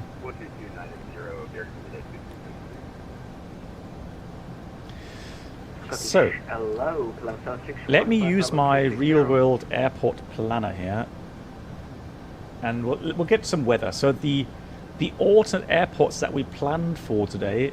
Sorry, aircraft calling just try again. Is let's see, it should be. Do we have Shannon on one side? KLM 761 Scottish, roger. So look. Not sure if you're in my sector there. Hang on, just a standby moment. Yeah, Shannon maybe on one side. We've got Keflavik on the northern side. And then on the other side, we have probably Gander, Goose Bay. 761, there you go. Thank you, Sandy. So we can fetch some weather in a minute. Let me just put Shannon in here first of all. We're going to put... that would be 1 hour, usually distance.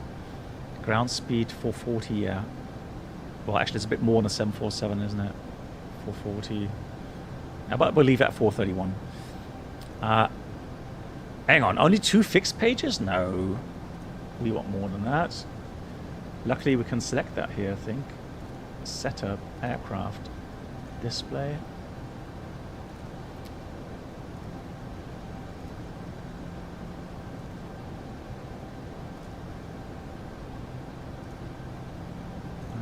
Equipment.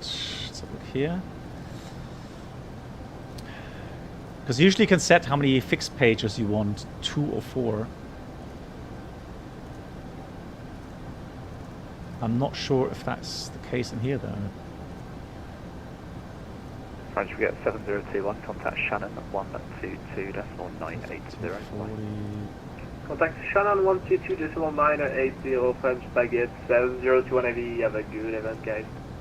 Thank you. French, we get 204 Yankee, contact Shannon 122.980. I don't see it. 122.980, French, we get 204 Yankee. So maybe here we don't have the option for 4 pages of fixed info.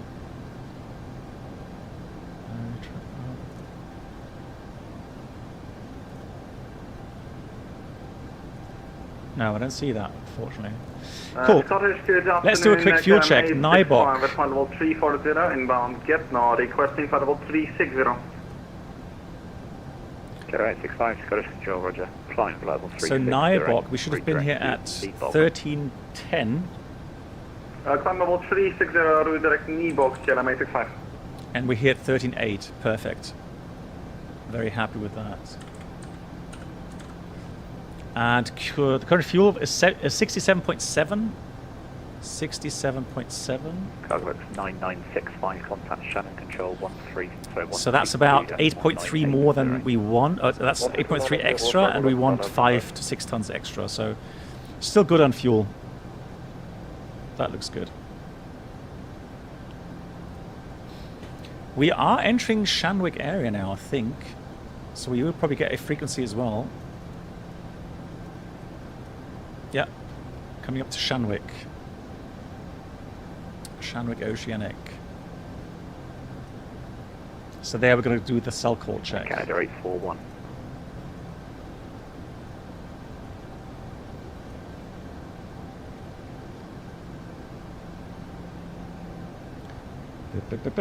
Canada 841, Scottish.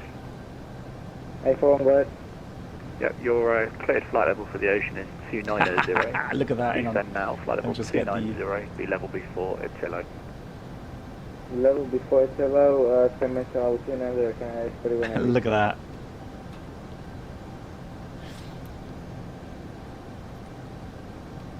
It's starting to get busy over the Atlantic now. You can see pretty much the west, little aircraft, few aircraft, and then lots more coming. Huge wave coming. Lol.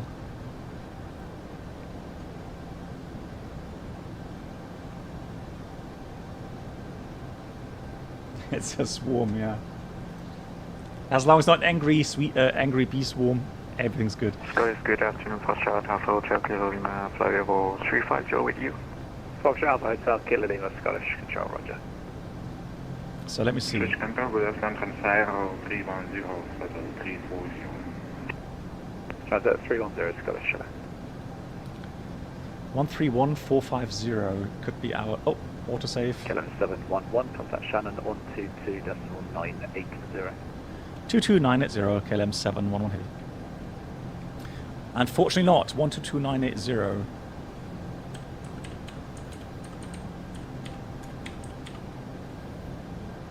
Seven 3-4, contact Shanwick 131.550, bye-bye. Shanwick 131550, 6734.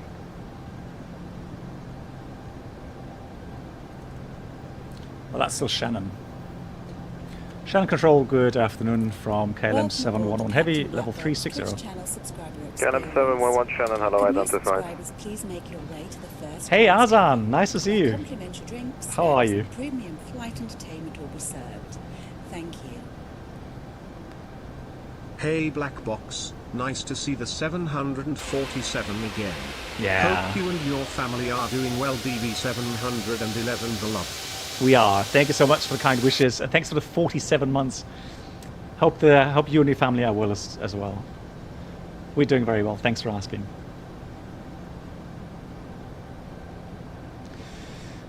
Cool. Another thing then that we would be doing, of course, later on. So we've got to remember to squawk 2000, 10 minutes after we have the entry into the Oceanic airspace. And 1215 would be on one set. Other set then would be 12345, and that's the air-to-air frequency, so that you can ask other pilots about turbulence reports, etc., etc. Football reports, hockey reports, that sort of stuff. So we set pick hill at 32. It's going in between 31, 32. Now you've got to be careful. So the calculations are as follows. So this calculation here is a mixture between the entered expected cruise speed or ground speed, and that's then mixed with the actual. While in the box you only have the planned values. Alpha, Shannon Control, So this value here takes in half, or depends on the leg distance, but takes part of the actual wind. Here in the FMS, it only takes into account the planned wind, not the actual. Good office, B787 at level 380. So that's why sometimes you have a difference in times. I'm not sure if it's similar to here in PMDG, but don't be surprised. Oh, it actually does. Look at that. So here we got peak here at 32, but here it says 31, because that's the FMS calculated with the average wind, while this is actually taken into account the actual wind in some parts. Why squawk 2000? That's once. So once you leave the radar coverage of Europe, there's no need for the squawk anymore. So that way you hand over the squawk again to ATC if you like, and then on the other side of the crossing, you will get a new squawk anyways. So once you reach the other side, get into contact with Gander. Domestic, you will get a new squawk. Because only here you're going to start getting into radar coverage again. Shamrock 2246, you are on the Shannon frequency at 122.80.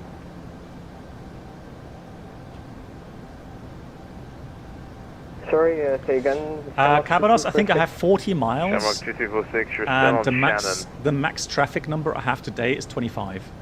Sorry, Shannon. To avoid a too big of impact on the. Shannon Control, hello, Lufthansa 1122 Heavy, flight level 380. Lufthansa 1122, Shannon, hello, identified.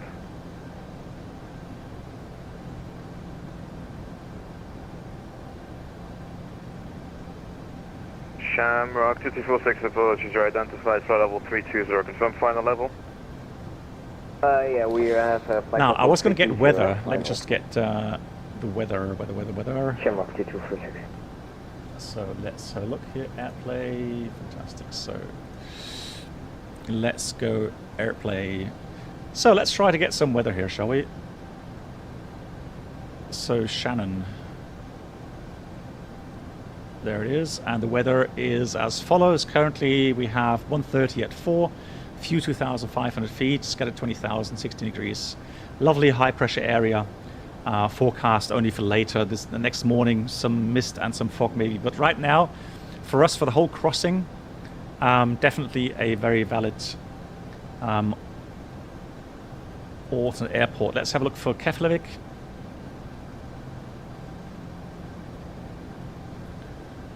Keflavik. Weather right now is 160 at 24, so it'll be southerly landing. Canada 218, contact Shanwick 131. Now it's overcast 400. It's not nice. 6 kilometers. Canada 218. The wind, Canada 218, just confirm it can gust up 32, 1200 meters, drizzle, overcast 300. So that's more a sharp Cat 1 weather condition. And yeah, that is valid. It's not tempo or anything, that's valid. So we would have to look at what approaches we have and then take our ETOPS alternate planning minimas to check if we actually can take this as a planning ETOPS alternate airport. Today, again, here in the 747 today, we don't have to calculate with Keflavik because we have a 180-minute rule. So there's no requirement for that. Nomadic 128, level 503. Now, on the other side, let me just check. Nomadic 128, Channel Control, hello, identified, flight level 380. Transat 305, contact Shanwick 131.550. Bye-bye. Yeah, so we have Gander Airport on the other side, which will help us. So Gander is Charlie, Yankee, Quebec, X-ray.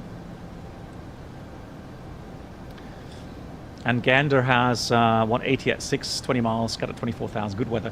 Now Gander, that's a problem with these East Coast airports at wintertime especially.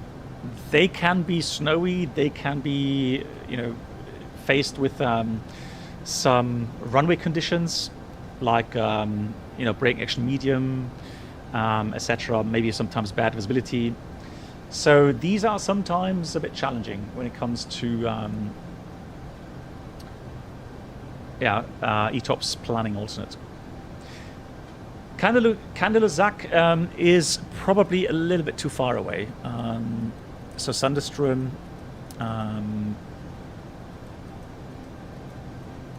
let me just check.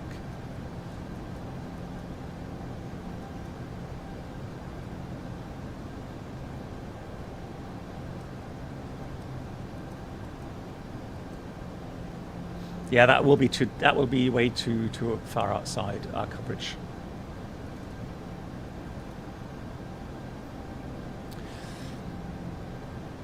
So here, that's Kandeluzak, so we call it Sandestrom. You can see that's here Greenland, and that's the routing today that we're taking. So, I mean, it's not completely, don't get me wrong. If we have issues, Narsarsuaq would also be an issue, an airport where if we're on fire, even though it doesn't have the longest kind of runway, I think it's about 2,000 meters, if I'm not completely mistaken. 1,800 meters. If we have things like smoke or fire on board, I would still put the aircraft down there. I can stop that in 1,800 meters if necessary. Channel Control, very good afternoon. Air Canada 572, flight level 340. But that's only in the absolute most extreme cases, really. Air Canada 572, Channel Control, hello, identified, flight level 340. Terrain ahead, yeah. So last Christmas we did a charity stream again, yeah. Canada 10, contact Shanwick 131.550. And we collected. Let me just check how much money we collected. Channel Control today, Air Canada 885. Air Canada 885, Channel hello, identified, break. KLM 108, contact Shanwick 131.550. Shanwick 131.550 for KLM 108. Bye-bye.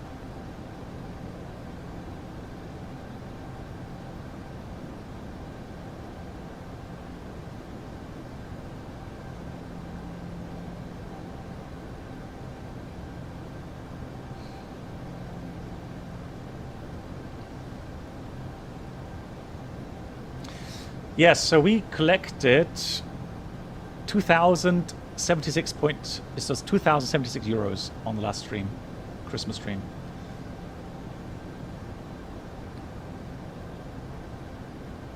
And in total, I think I wrote down in total, all the streams together, so all Christmas streams together where we collected donations for the Mayday Foundation, 23,497 euros. So almost 23,500 euros we collected altogether. Absolutely amazing.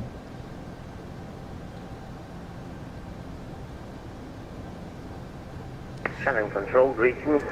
Yeah, this community is incredibly generous. Oceanic clearance 13404 Zulu onboard. Yeah, the German name is Stiftung Mayday. Shannon Control, hello, The English confirm your final level is that you are Mayday Foundation. Flight level 360. Airflow 110, roger. Maintain flight level 360. Flight level 360, Airflow 110.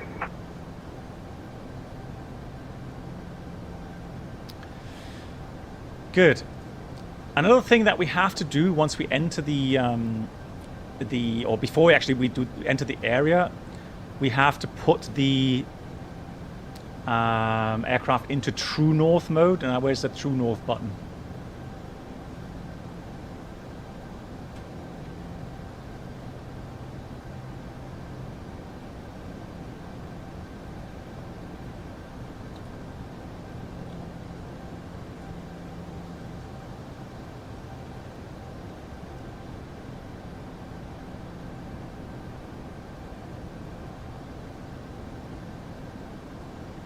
There it is. My God. Here it is. So we're going to select true north here. And what we normally do, we compare the track distance to the flight plan track distance. Give an example. So for example, peak hill to the next waypoint 5620, we have a true track 272 and a distance of 168 miles. So let's check here, 272, 168 miles. That adds up. Then from 5620 to 5630, we have 2740 degrees, correct, with 335 nautical miles, correct. From 30 west to 40, so 5640, it's 2740 degrees, 335 miles. Shannon, good day, Kalan. And then from 40 west to 55 north, 50 west, we have 2640 degrees KLM 681, Shannon, hello, identified. with 345 nautical miles.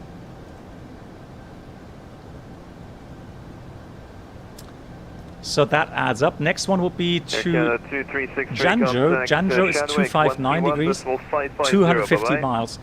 Here we've got 251 on the flight plan. Now, there are some differences between OFP calculations and the calculations in the FMS. They can happen up to 5 degrees. Distance, I've not really seen much more difference than like also 5 miles or something. But there we go. So what that does is it makes sure that you have also the right coordinates, or the coordinates with the flight plan and the FMS match up. Because if there was any problems with it, then you would see that in a track difference or a distance difference. Canada 56 Charlie Lima, contact Shanwick 131.550, bye-bye. Hey James, thanks so much. I'm doing well, how are you? So we'll leave that on true for now, for the crossing. What's up for that Canada 885? Air Canada 885 negative. Just see what's up for us. Air Canada 56 Charlie Lima, Shannon. Yep.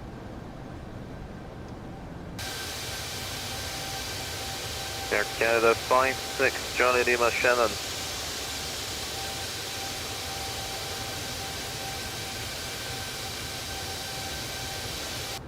Beauty.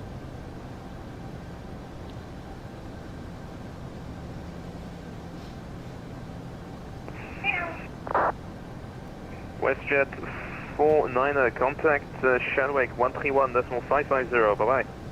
131.550 is WestJet 49er, thanks. Air Canada 56 Charlie Lima, Shannon.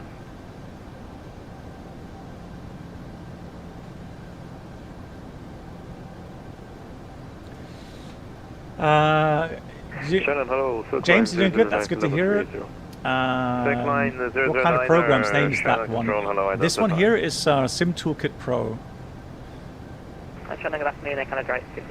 Fantastic tool. Navigraph integration if you have Navigraph. Here we've got our website, so you can enter any kind of websites you want. Air Canada 56 Charlie Lima, hello, Shannon. Welcome aboard the Captain Roger, Black Box 56 Geo Lima. Channel experience. 56 Could new Lima, subscribers contact please Shanwick make their way to the first class cabin, 131.550. where Bye-bye. complimentary drinks, snacks and premium flight 131.550, entertainment will 56 be Lima. served. Thank you. Terrain Thanks ahead. for helping me learn quite a lot. Thank you Is so it much. possible that the money goes to Stiftung Mayday? I couldn't find a donate button. Terrain ahead, yes, of course. I can put that for...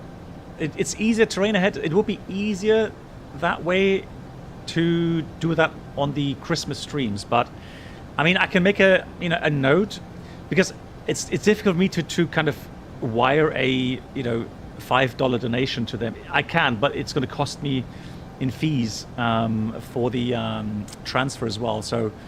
And did you say you didn't find a donation link on their website? Because I'm sure they have something there.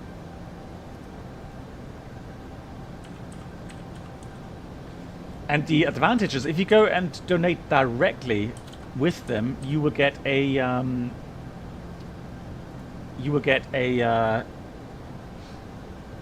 confirmation with them that you can get some tax deduction.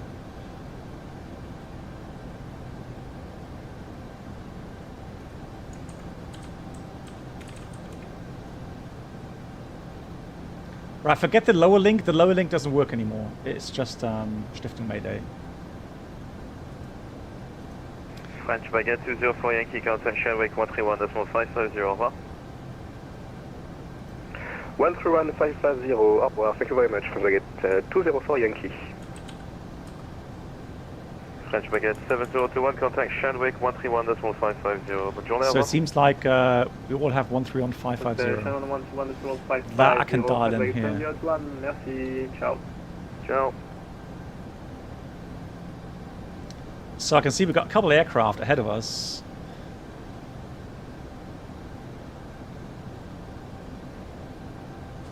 So now I'm glad that we filed 360. Look at that, because he's got 340 and the one before that was 350. And I mean, we're not that fast today. Oops, we're not that fast today, but we will. There's a lot of aircraft that fly somewhat slower. A340s, for example, A330s, they fly a lot slower. So it's about time we get to the crossing here, because I need to go down to the toilet. And I have to climb a ladder down to the first floor, because we don't have stairs at the moment. They've been taken out for renovation.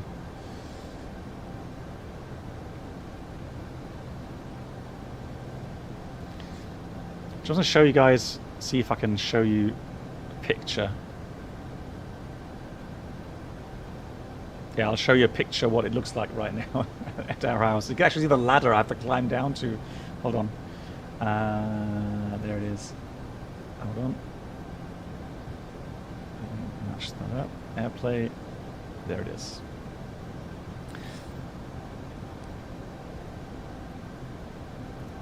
So there it is. Right, that's the way it looks at the moment.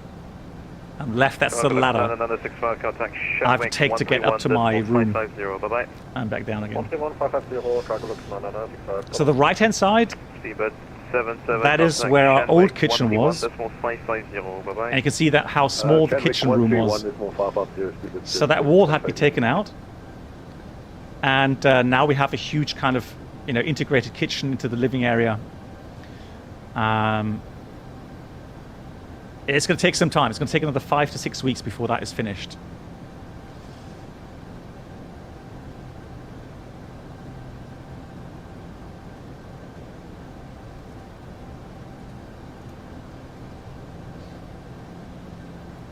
Yeah. So currently we live in the rest of the house. So we have, we have 2 more sleeping rooms there. We've got, we've got 3 big rooms there with our normal I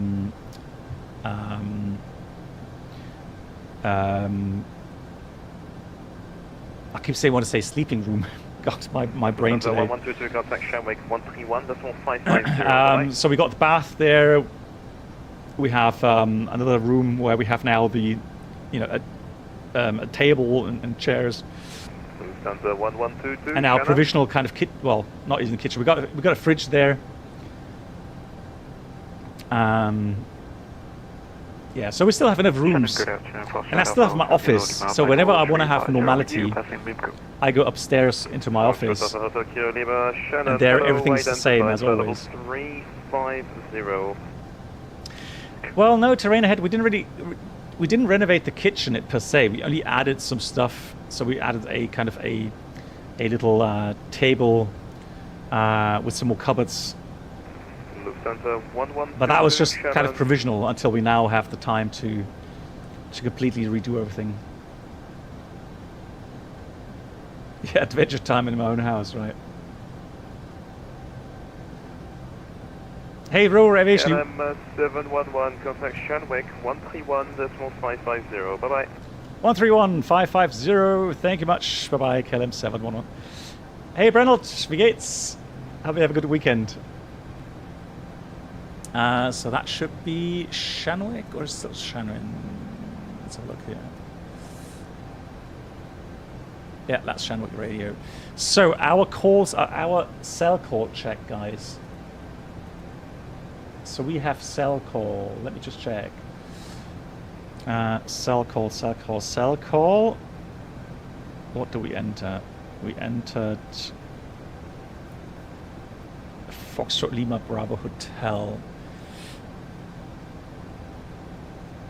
Shanwick radio from KLM 711 Heavy.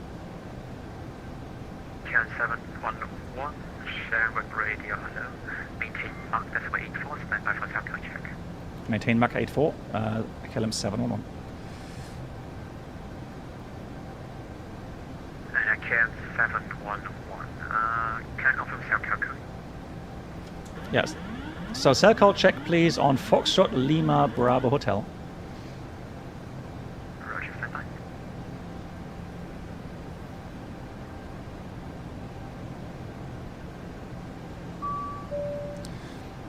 KLM 711, cell call check. Okay, thank you.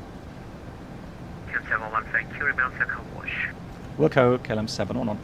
Right, so you heard ding dong. That's exactly the right cell call alert. But what we normally would do, we would put that on the HF frequency. Sure, 2246, thank you. Maintain Mach 18. So we would have HF. We get two frequencies, one active, one standby, and then we do a cell call check on the active frequency. And then normally you would get a call light in here when they call you. Now here they don't simulate that exactly the same. So the cell call check goes through the vPilot. And then on vPilot you get an amber message saying cell call alert, but also the audio. So what we can do now, we can dial down the ATC sounds. Oh no, hang on, that's the wrong sound. Can stand by. There we go. Good, let's do a quick check here. Peak here at time 3:1. Fuel is 63.7.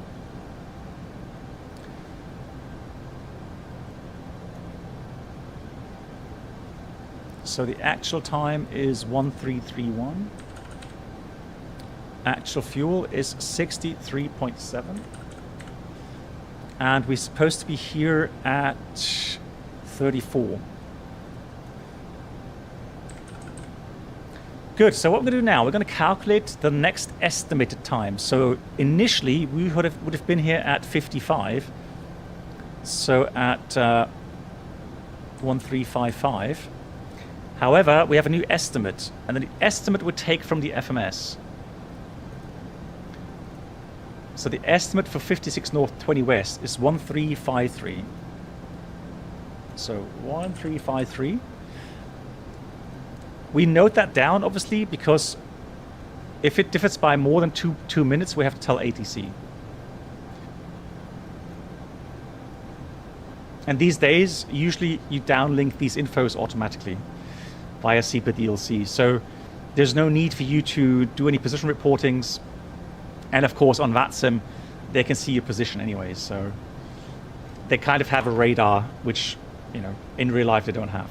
So I'm going to start the clock here. So 10 minutes after the entry, we're going to put the squawk back to 2000. And we're going to do this following. We're going to offset now. Strategic lateral offset procedure. That is only allowed to the right. If you have an emergency, which requires you to change flight levels, you can go left or right. And normally you would go into the direction of your alternate airport. So the closest airport. However, if you do the strategic lateral offset, you're only allowed to do that to the right. Now let me find again where that is here. Route offset. So we're going to put, I don't know, it probably doesn't do decimals. It doesn't. So or 1.5 right. Let me try let's try 1.4 right. It doesn't do that. Okay, so let's do 1 right, shall we? No, then it's right 1. It's only accepting 1 format. There we go. So we'll do 1 right. Execute that. And now the aircraft will offset 1 to the right. So any aircraft coming opposite will also offset right. So that way it's assured if there's any issues with this, you know, being in the same flight level, at least laterally, you will be separated by, you know, at least like 2 miles. High not working. I think I heard it, Brenold. Yeah, it did work. Yeah, I heard it saying hello. Yeah.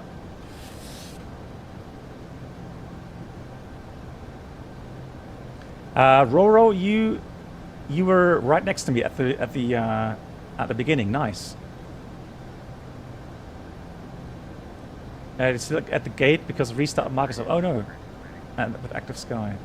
Is it so? I've heard people having issues with Active Sky, causing crash to desktop. Is that correct? No. So Giftswerk, you can do that up to 2 miles. You don't need permission from ATC. You can do the lateral, so the slop you can do yourself. You don't need a clearance for that. But again, that's limited to 2 miles. All right.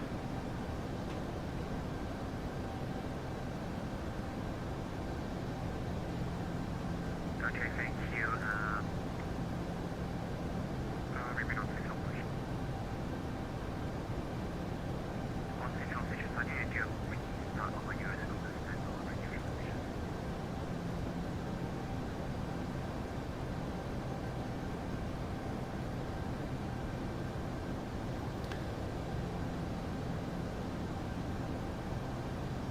Okay, hang on. Guys, can you hear the applause? Nothing. Okay, why is that not working today? Hold on, let me find that. Hold on. We shall get around to that. Settings. Not at all. Okay, yeah. It's sometimes, I don't know why it's causing issues. Let me just check the sounds here. Thanks for the feedback. Just give me a second. Volume mixer.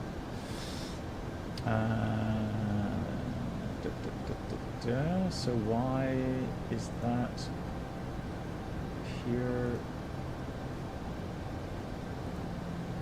Let's try that on AUX 1.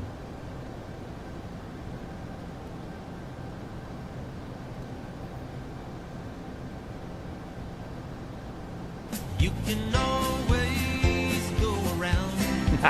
If it don't yeah, now it works. coming down. Don't wait until your sideways baby sliding on the ground. You can always go around. Yeah, thanks. Yeah, I had to choose a different audio channel for it to show up. Okay, cool. Yeah, and then we got reports saying that some people are hearing the alerts double, which is also strange. So somewhere there's a dual channel open.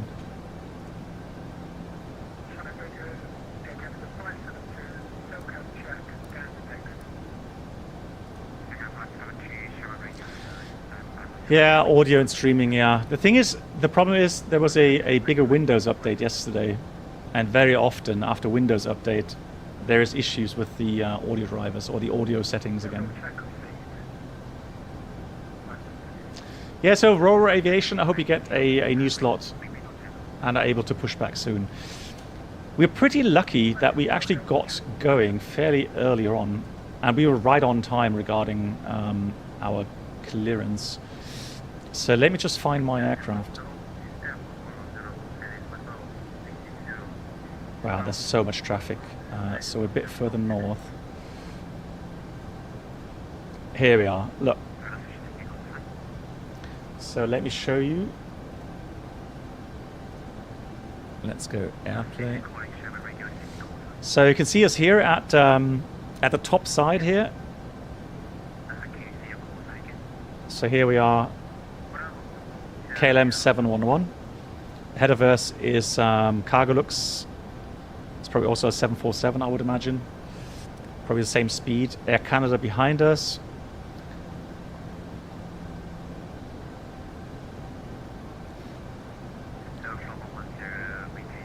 And if I zoom out, look at that. So right now, there isn't that many people ahead of us, but look what's coming behind us here. Blimey.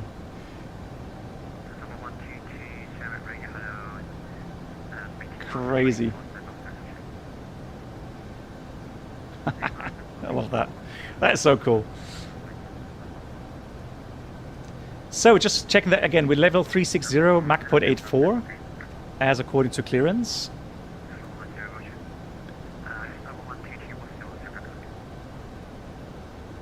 Hey, Ella Aviation, you just entered Chandwick as the Austrian 519er. Nice. How was your start? Everything good? It seems to go very smoothly today. All the people that I know that are flying along, they're all writing me that that's going very smoothly.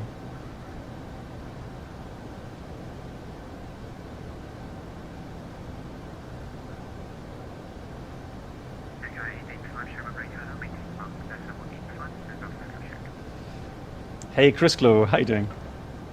The app, what do you mean, which app? So the app I'm using here is called Sim Toolkit Pro. The other one for the mirroring of the screen. Oh, you mean the aircraft app? So where you have all the aircraft showing. Yeah, that's an app called, let me just check.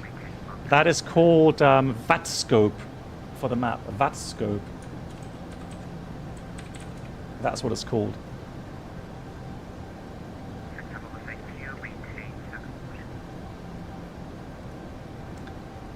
Hey, Chris Glow, fantastic. Are you controlling?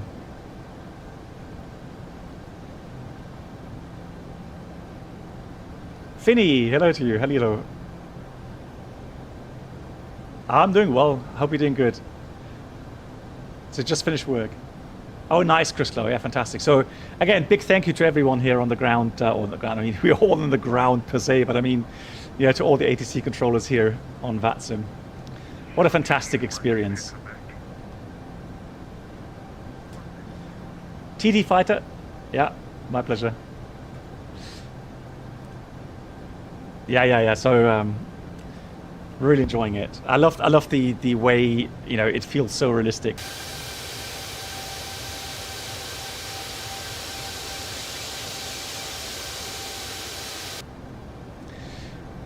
Yeah, so Brennelt, initially, obviously, you would have a drift down.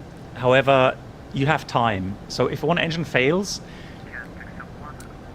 you would have engine out, and you would check your maximum engine out level. Look at that. It's 343. So we have, because we're not that heavy now, we can actually only, well, we'd only have to drift down about 3,000 feet. And that would happen very slowly. So I would first of all try to get a clearance with ATC for a descent, but also I would probably go, since the next airport is to the right, I would probably step another 3 miles to the right so that you offset 5 miles from the track.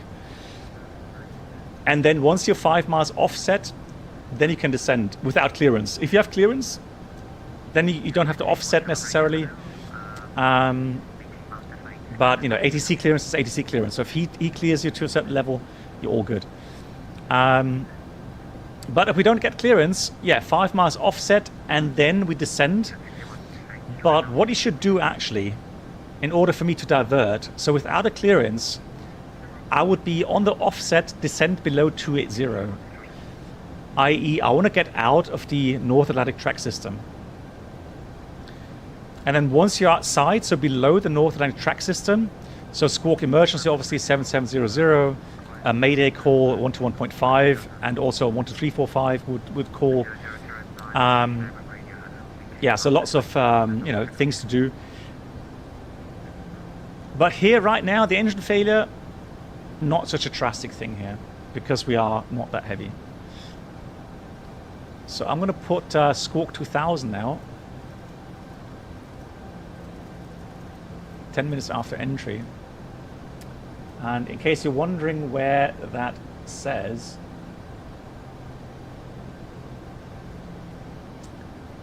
there we go. So on your briefing document, it says, do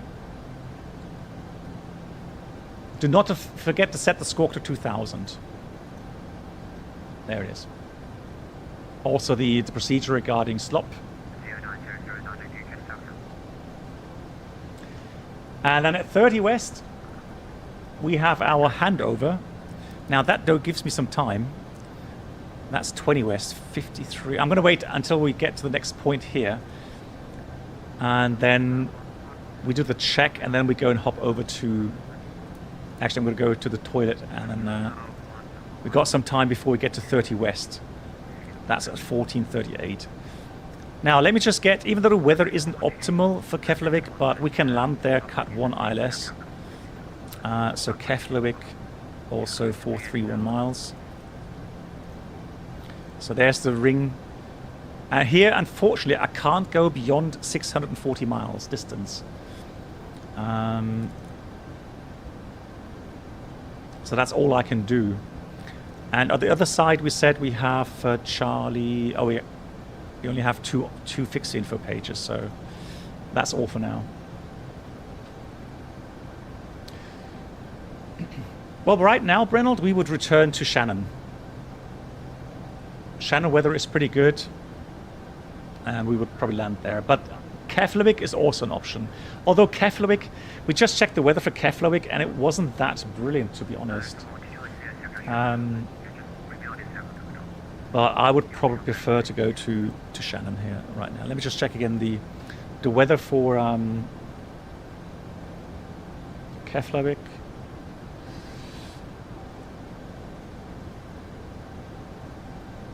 So Keflavik weather 6 kilometers, light rain, overcast 500. It's acceptable. Cat 1. That's fine.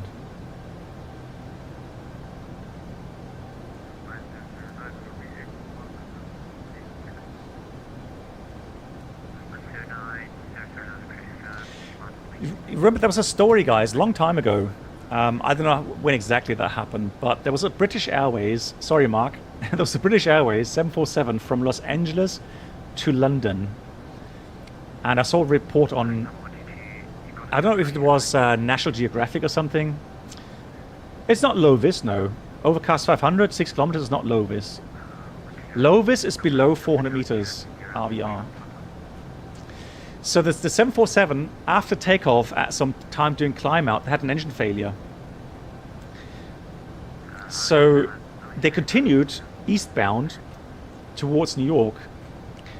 And of course they were very heavy, so they would have had to dump fuel. If they wanted to return to Los Angeles, they would probably have to dump some fuel. And so, you know, if you have one engine simply failed without any vibrations, so nothing that points to severe damage or other issues,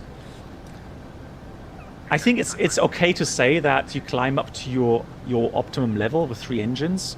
And again, depends on your weight, but engine out optimum level, even if you're very heavy, it's probably still like level 280, 290 or something.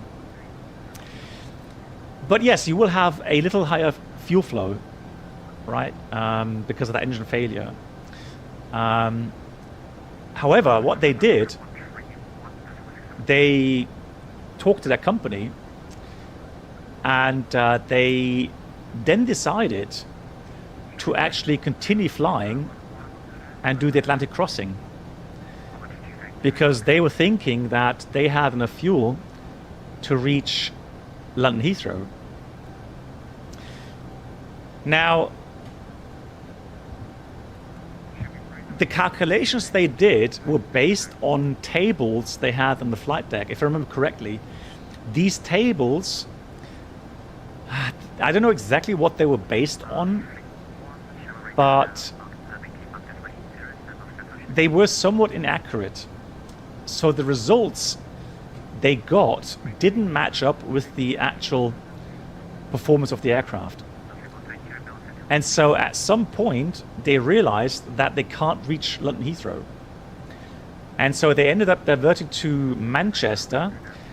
The thing is, they had to even declare and I'm not sure if they also had an issue with the fuel tank indication. I don't remember 100%, but wasn't there an issue as well with the indications because they had a side slip? And so the sensors weren't showing the exact fuel values. And so then as they were in the descent and the thrust going to idle, the sensors started getting more correct values and showed a lower fuel level than they had expected. And so at the end, they went to Manchester with emergency. Let me see if I can find it. Guys, maybe someone knows the flight number there.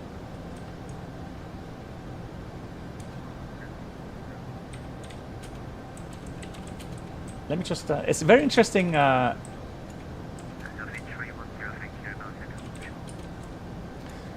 Thank you much. British Airways Flight 268. Okay, let me try to find some values on that.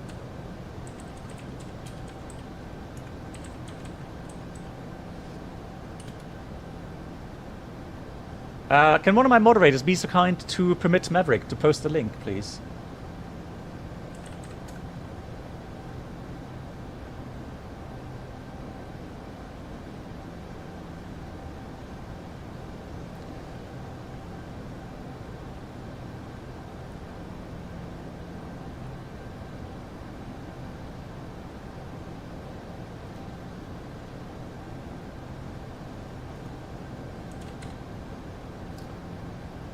I'm trying to find something on Aviation Herald.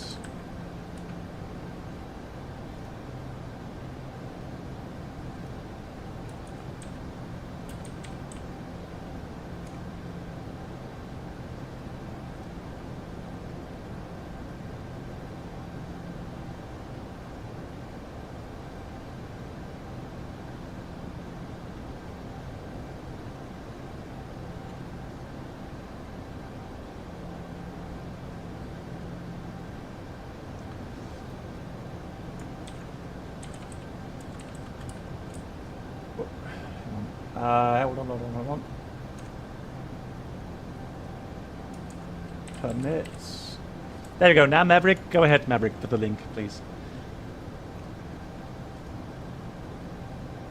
Yep. Thank you much.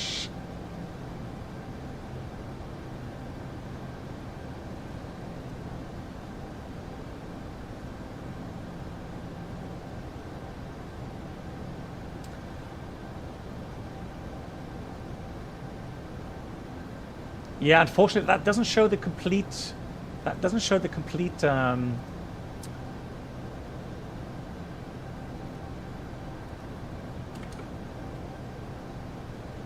let me find. I'm going to find it on Aviation Herald. Let me just try it and see. British. But thanks for the link, anyways. Thanks so much. British 268.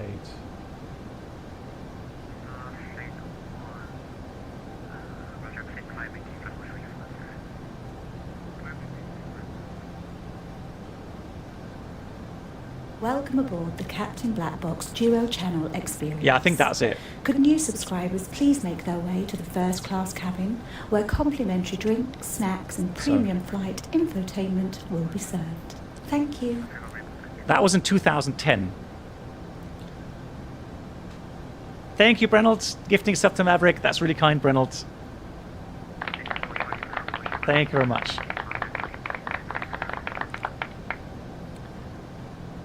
No, that's a different one as well. Hang on. Underground Copenhagen. No, that's also a different one. Disregard. No, that's not it. Sorry. That is not it either. I just saw engine failure. Maybe we'll find it. But anyways, that was a very interesting case.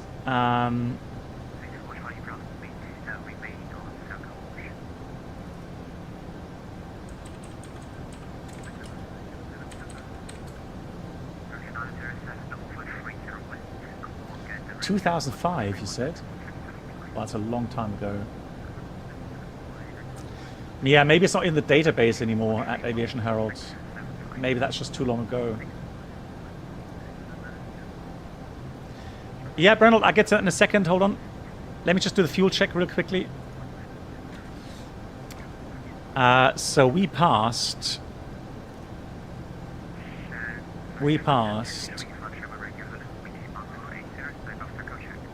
So we estimated 20 west at 5.3, and we actually passed at 5.3 as well. So that adds up very nicely, 1353, exactly on time. The fuel we had there was 60.5 and was supposed to have 57 regarding the extras that we have. So we're still above the fuel requirements. Now here we're supposed to be at 44, so 11444 at 30 west, and currently estimating at 38, 1438. So we'll see how that goes. So that all is good. Right. Good on the fuel, good on time. And we're coming up shortly to fuel tank to engine here. Brennel, you asked, you have another scenario, let's pretend you get an uncontained engine failure and the fan blade destroyed the window. What then? Can you reach airport on flight? Yes. Brennel, that's a requirement for ETOPS planning.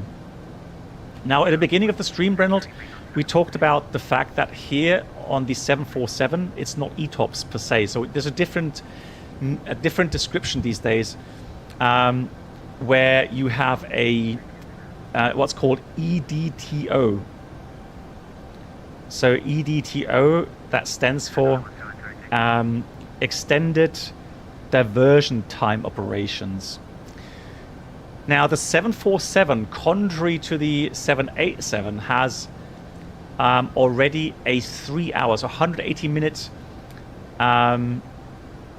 alternate time for normal operations, meaning as long as we have an airport around us that we can reach with 180 minutes in one engine out cruise speed, we don't have to do any EDTO planning.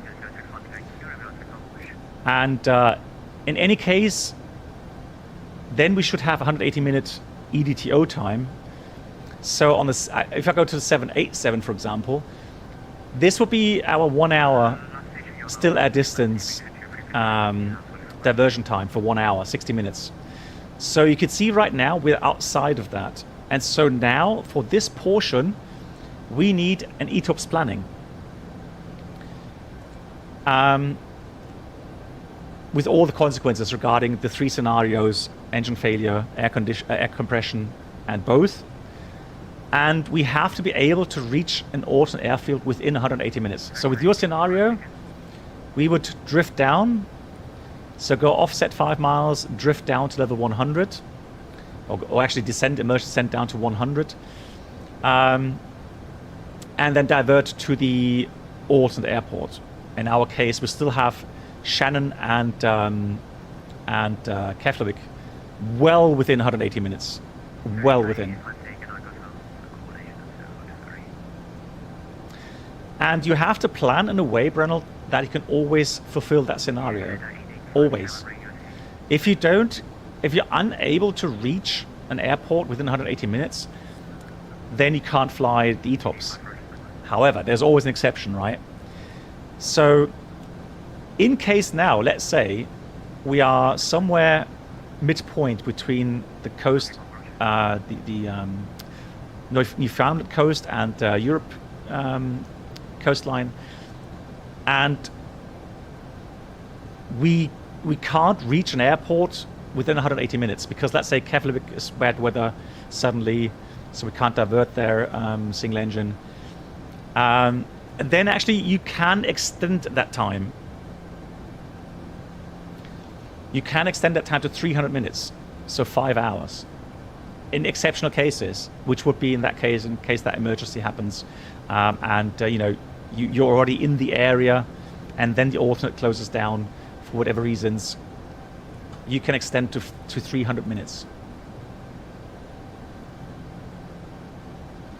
No, as a matter of fact, Reynolds, you're not. No, that's a misconception. You're still flying at very, very fast speed, single engine. You're not much slower.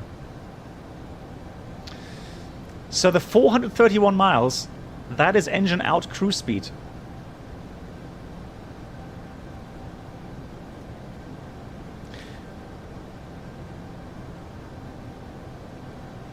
And with our flight plans that we get from dispatch, they already in the planning stage, they have to plan ETOPS alternates. And so they plan these three scenarios, and our most restricting, so the 787 most restricting scenario normally is the one where you have both the engine failure and decompression at the same time.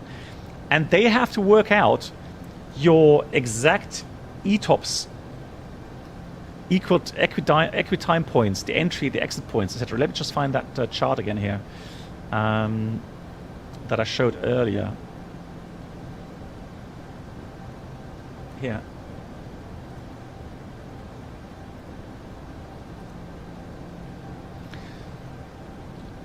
So here's Shannon, right? That's the first one. That's the first en route ETOPS alternate. Then you have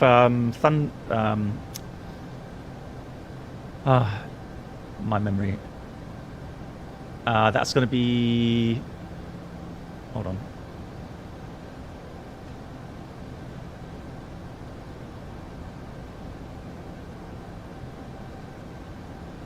St. John's, that's it, St. John's, right? So, and here you have that 108. Sorry, that's the 60-minute one engine out. Still at distance time, right?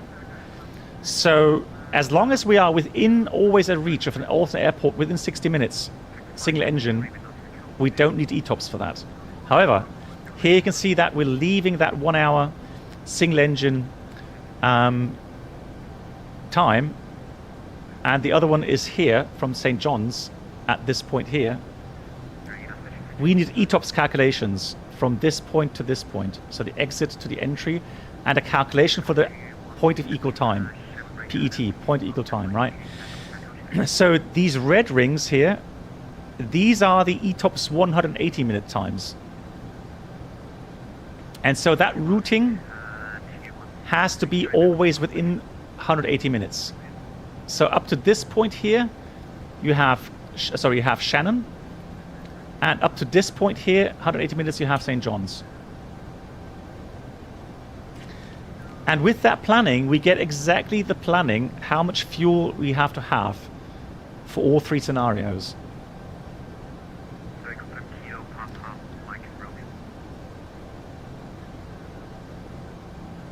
So it's all pre-planned, there's nothing left to chance.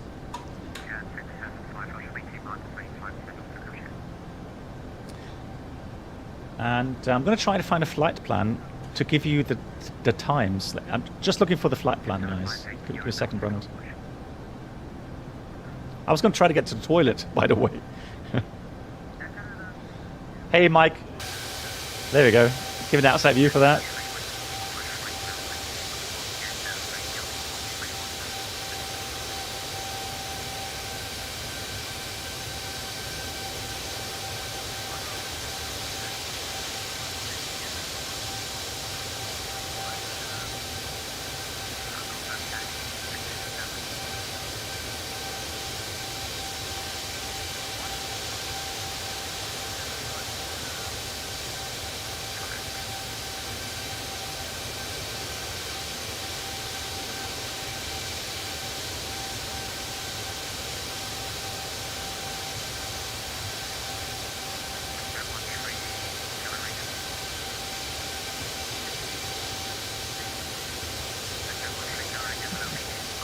I'm a bit surprised I don't have a flight plan here on my iPad. Let me just check. I know I have a flight plan somewhere. Hang on.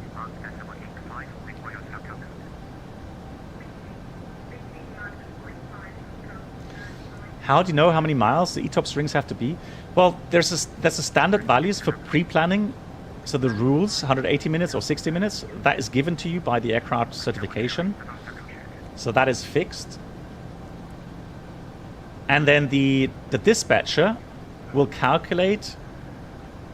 There we go, found one. Let me just transfer that.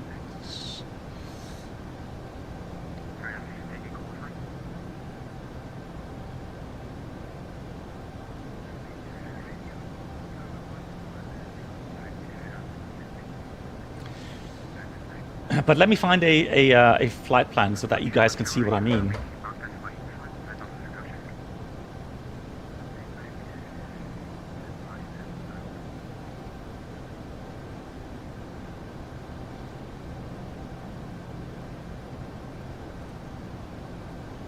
So here's a real world flight plan from one of my flights, right?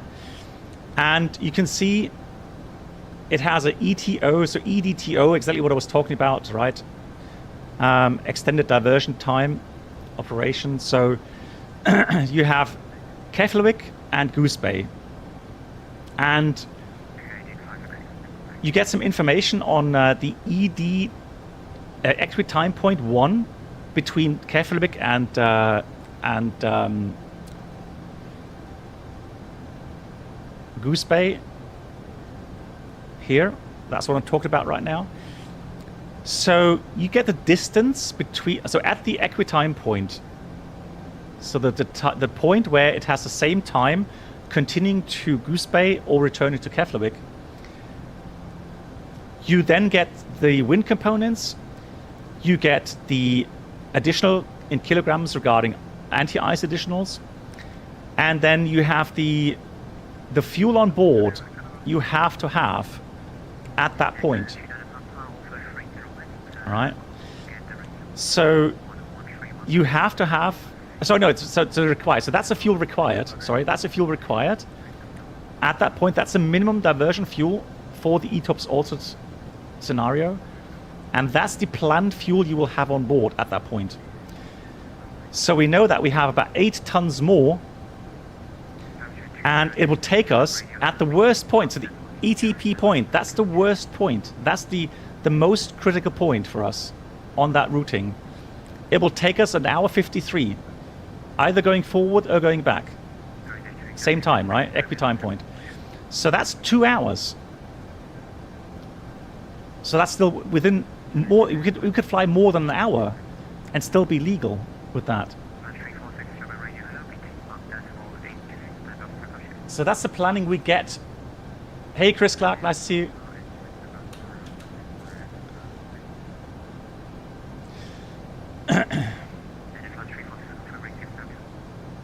Hey, yeah, Chris, I heard you. It's going well, and you're enjoying it. That's fantastic to hear.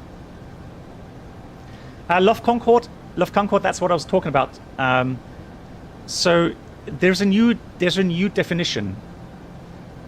So it's not twin ops operation anymore. It's called the extended diversion time operations, EDTO.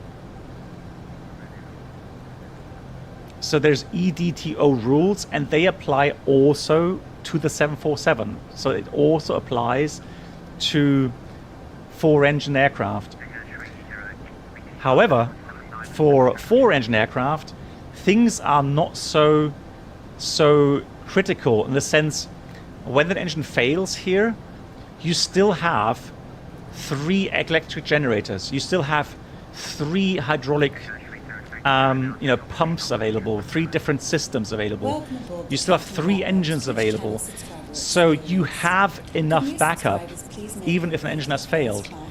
Of course, that's different if you only have 2 engines.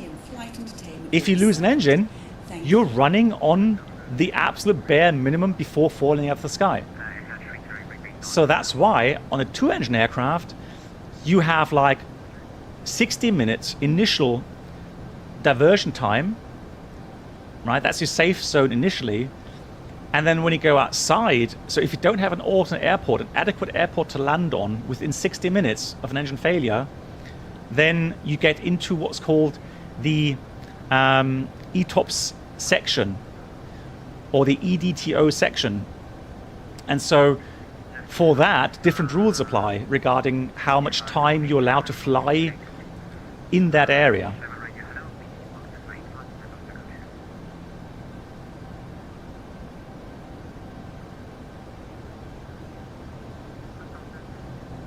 Yeah, EDTO, exactly.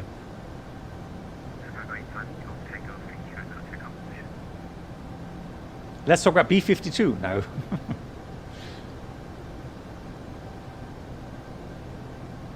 And Chris Clark, thank you much for 63 months. That's such a long time. Chris Clark, thanks so much for your support.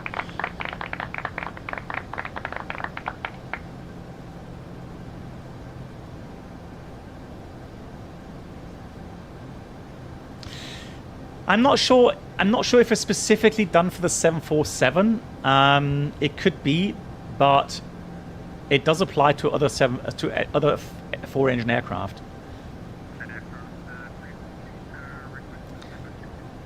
So strictly said, ETOPS, right? Twin operation, extended twin operation, doesn't really, apply to a four-engine aircraft, right? But I know what you mean. I guess there were some confusions.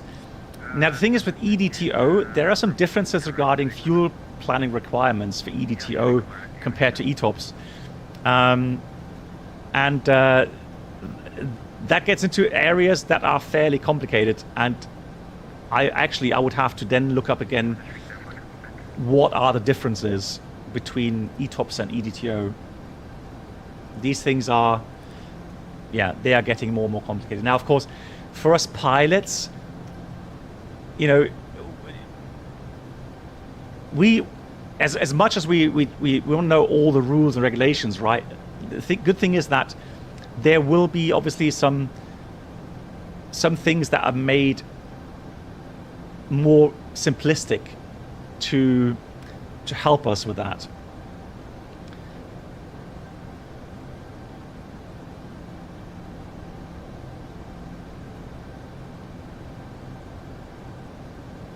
Now let me just get back to the document. So our calculations, right?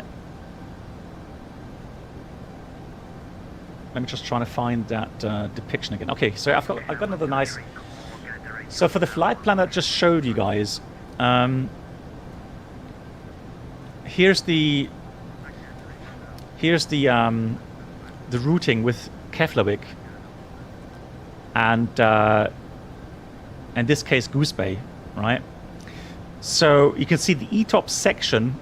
Can I draw on that? Yeah, the ETOPS section is only here. You see that? Sorry, that's. So it's only from here to here. That's the ETOPS section, or the EDTO section. Right. Now, weirdly enough, you can have that not only over water.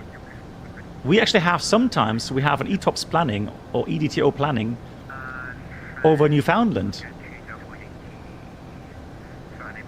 Simply because if you're going very far north up here, there aren't that many adequate airports around. So it can happen that we have an ETOPS area up here, or I've even had it in near Pakistan, going towards India. Why? Because of these political issues right now. There's only very few airports that we can use in these areas. So or Africa, would also be a good example. So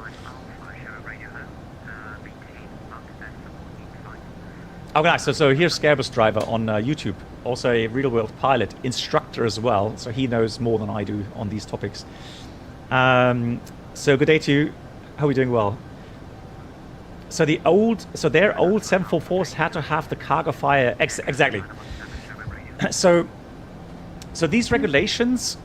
Obviously, they not only require weather, airport facilities, they also then encompass aircraft fire suppression systems, not only for the engines, but also for the cargo fire especially, right? So the technical conditions have to be such that, yeah, you can make sure that you can suppress, or that you have fire extinguisher means to suppress a fire for the 180 minutes.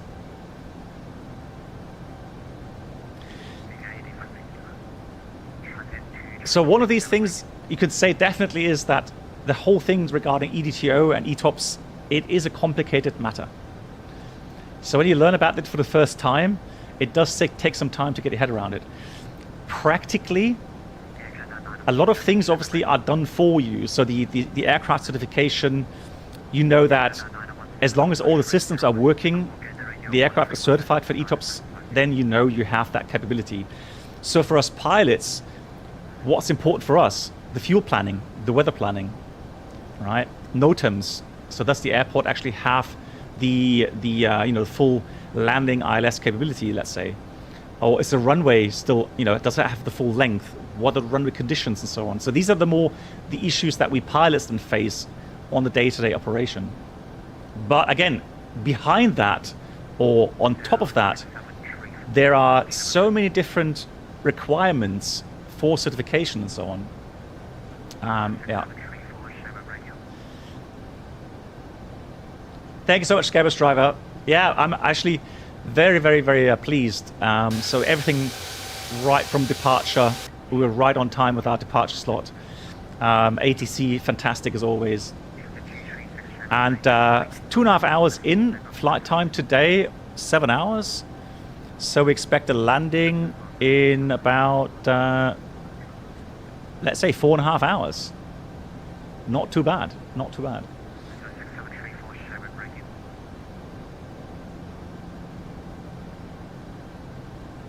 Yeah, and so I remember that initially, and also, guys, the aircraft manufacturer will give out a possible, max ETOPS or EDTO time. Let's say Boeing certifies a 787 for 180 minutes. And that doesn't mean that in your country you will get the 180 minute approval. Because I remember initially here in Germany, the 787 only got 60 minutes, which was a scandal, because that aircraft has been flying along, around the world for more than 10 years. And then Germany, the authorities come out and say, well, we only approve for 60 minutes. That would have meant that our possible routings would have been diminished so much, and that the planning, you would imagine that depending on the weather at these alternate airports, would then mean that probably some flights would have to be cancelled over time because you can't find an adequate ETOPS alternate. Luckily, they came to their senses and actually approved 180 minutes.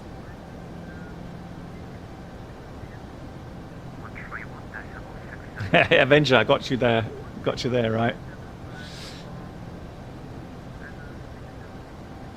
The renovation, yeah, well, Scabbers Drive, I'm not sure if you're still in. I just showed a picture of what it looks like right now, the living room area. So, yeah, that's what it looks like right now. So on the right-hand side, it's going to be kitchen area. So it's going to be like a living room kitchen area, including dining area. So, but yeah, lots of work still to be done, and I'm glad 90% is being done by contractors and not me, because my craftsman skills are bad. They are terrible, and I've said it many times. I have highest respect for. Yeah, it is a huge renovation. So I have the highest form of respect for the craftsmen that are able to build things with their own hands, repair things. Hats off, GG's guys. Well, Maverick, it's one of those issues, I think, that initially when you're the first airline, although it wasn't really the first airline, but it was the first airline here in Germany, I think, that came up with a 787 and try to certify it in Germany. And so that's why they were kind of, I don't know what they were thinking at the beginning. But yeah. But luckily that all was then disregarded, and yeah, they got 180-minute rating. No, so Jeremiah, I have a huge room upstairs. So my office is fantastic. Flight simulator, everything's there, all good. I'm happy. It's like my, what's it called? Men's cave, right? Equipment, level D maintenance, yeah, absolutely. Level D maintenance on the project there, yeah.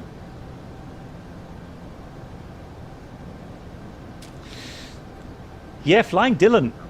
At the beginning of the stream, I was looking at the, how busy the airport was in Amsterdam, and then I realized literally 95% of all aircraft there were 787s.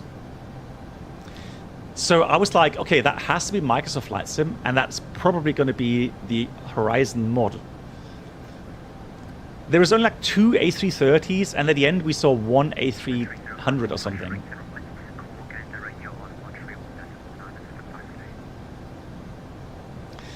So guys, before I have to say now, because we're going to get handed over to Gander Radio, so I'm going to dial up the sound again from the radio.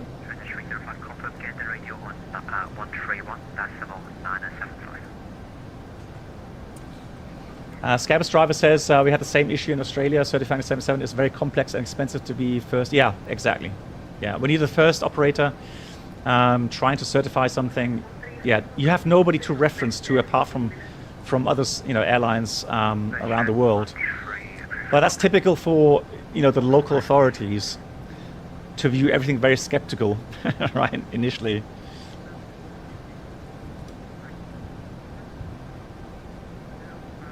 Anthony, yeah, you're on the 340-600. Nice. Hats off, Anthony. GG's.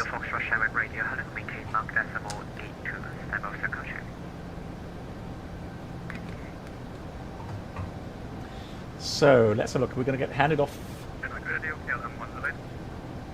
Yeah, 108 over 30 west. Call get the radio on 131.675. Mega the frequency, please look at 108.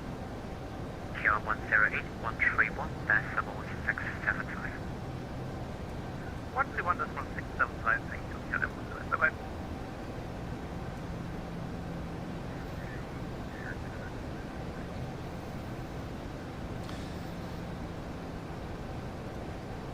One through 165. 63 over 30 west. Call get the radio on 131.675 today.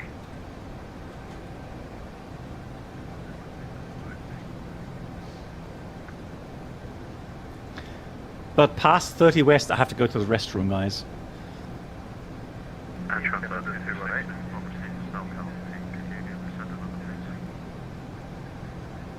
No, Flying Dylan, no.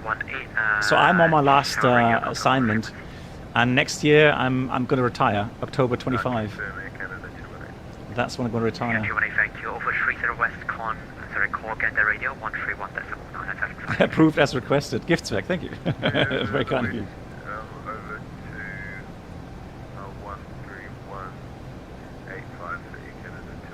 131.85 Avenger, yeah, I think so too. I highly doubt my wife would approve a full motion simulator now. Yeah, October 25. Scandinavian 4 Kilo Foxtrot Highway Radio. Confirm flight level 370. So, we're still estimating 38. 38. 4 Kilo Foxtrot, Roger. Right on time. Level 36, we've got traffic. Yeah, level 350 currently. How long have I been flying? Let me just give you the command here. There we go. I started my training in 1990. 34 years ago. That's when I started training, and I got my first assignment in 1995. Air Canada 56 It's so, guys, it's so funny. Hang on. I saw. Let me just try to find that video, guys. Oh yeah, I was going to show that to you guys. That was so funny. Back then, when I started flying, actually, it started my flight school. There were some videos out, and I mean videos like video cassettes, right? Not even DVDs back then, video cassettes. Let me have a look.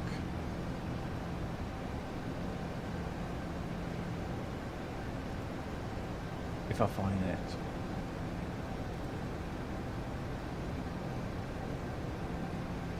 Yeah, Canada 56 Charlie Lima, Sherman Radio.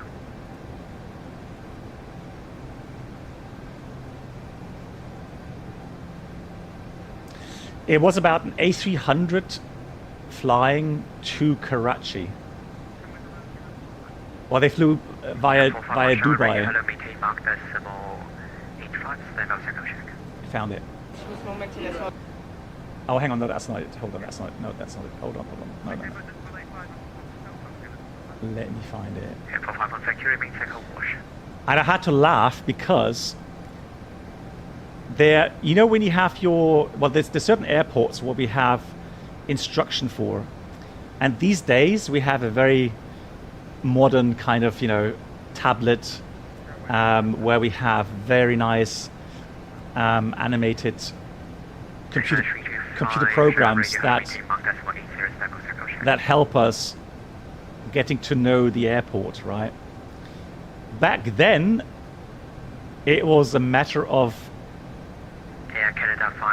slides, so normal picture slides, dias as we call them. Get 204 Yankee Sherman Radio. Right. I will find a video, guys. I will find it. Hang on. French will get 204 Yankee, thank you, over 30 West. Call again the radio on 131.67. And in that video, I actually saw them take out, and I thought, no way. I remember that. I remember that when I started flying. There it is, I found it. Im Aufenthalt wird das Flugzeug entladen.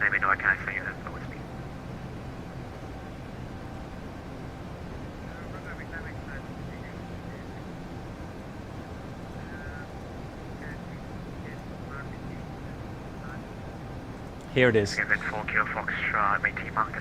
Guys, no joke. No joke, guys. This is actually what I did back then as well.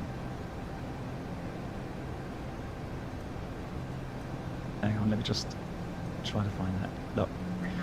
For every airport you had instructional slides. So here they take out the slides for Kathmandu. Right? That was high tech back then, guys. That was high tech. And then you had a little monitor. You had a little monitor where you put the slides in, and you had a slideshow. Now, also back then, you had a tape. They actually then, yeah, you had some voiceover as well to those slides. That's how we did that. Let me just give you the link to that video if you're interested. It's a very nice. It's a beautiful video about the A300, guys, or A310. Probably A310. Hold on, let me just give you the link for that. And back then, obviously, no problem showing company name tags and company IDs and so on.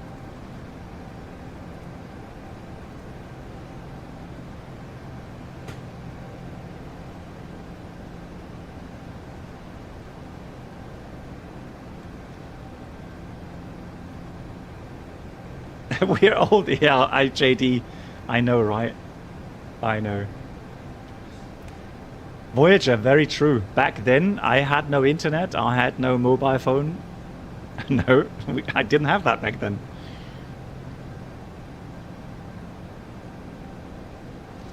Scabus driver, you still have your old instructional PPL overheads. Nice. Oh, Scabus driver, I mean, that's a very personal question, but yeah, I'm thinking about getting my PPL as well again here after I retire. And you're trying to go back to instructing. Nice, that's cool. Beautiful. 996 Sherman radio.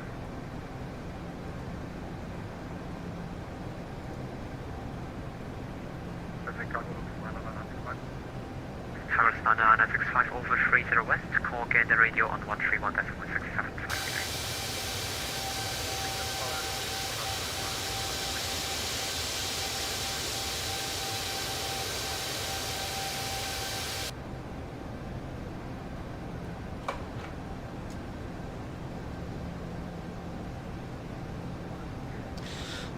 Yeah, Scabus driver. Maybe I will. I'll have a look. I'll see. I've got a good friend who's also instructor. So maybe, yeah, maybe I will.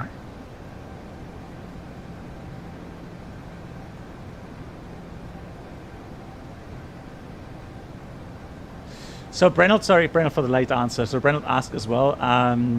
So once you're over at the North Atlantic track, what's your job for the next couple of hours? Only fuel checking? Isn't that boring? Well, I don't really, I don't take the word boring into the flight deck. I would say maybe monotonous, routine, but not boring. There's always things to do. And the thing is that you're not just simply monitoring, the fuel on board. You're constantly looking out for weather. You're constantly looking out for any changes, making sure that you're on the right track. You're listening to the ATC, to other traffic, calling in for turbulence, let's say. There's always things to do. It's hard to believe that it does keep you busy. And then, if you have a nice chap with you here, or nice person with you here in the flight deck, there's always, always a room for good talks. Chatting with cabin crew, absolutely. No.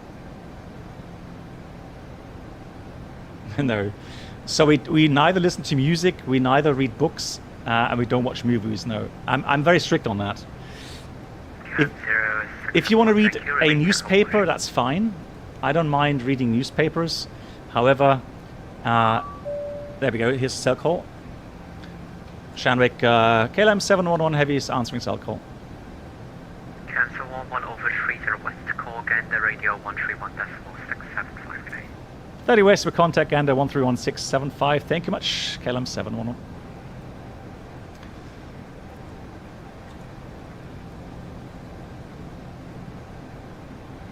Yeah, so reading a book, the problem with reading a book is that if it's a very kind of exciting book where you kind of dive in and mentally you kind of you go down, you go into that story, and it takes you a lot further away mentally from flying than just simply reading a couple of articles in a newspaper.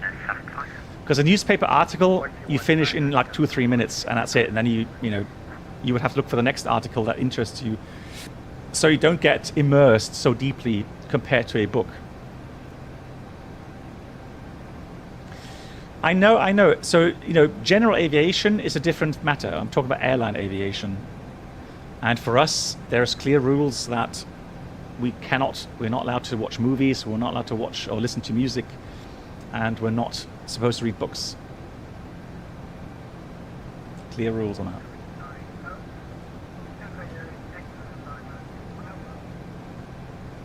That 901 Alpha over 30 west. Call again the radio on 131.675. And New Zealand, we have only a small class 2 medical. Oh, sorry, Aussie, you mean like in Australia? Sorry, Australia, you have class 2 medical required for instructor, so much easier to still participate. Yeah. I mean, knock on wood, I still feel very well. I feel very healthy, and so that way, Shamrock radio. Hello, Yeah, maintain that shouldn't be anything that would hinder me from continuing to fly. It's interesting, I got questions like, you know, why would you ever consider... Why would you consider actually quitting your job, right, and retiring? You have the best job in the world, and yeah, it's all correct. But you have to realize that I've been doing it for, you know, 30 years now, or 30 plus years. And there are other aspects in my life that kind of weigh in on the whole aspect of being an airline pilot, like commuting back and forth to Frankfurt, right, which just takes so much time. Being away from home still. So, you know, now that I've built up my pension over the last 30 years, I am entitled to use that pension. And so for me, I thought, well, there's other things I want to pursue in life. And I've had a fantastic career. And you know, if I get asked, if you have the chance to do that career again, would you do it? 100%, I would do it. If you could guarantee I would have the same career as I've had over the last 30 years, I would choose that anytime, 100%. But now, after 30 years plus, I don't know how many years I have remaining in my life. I've already had friends dying at my age, so I don't know how blessed I am, you know, to live for X amount of years.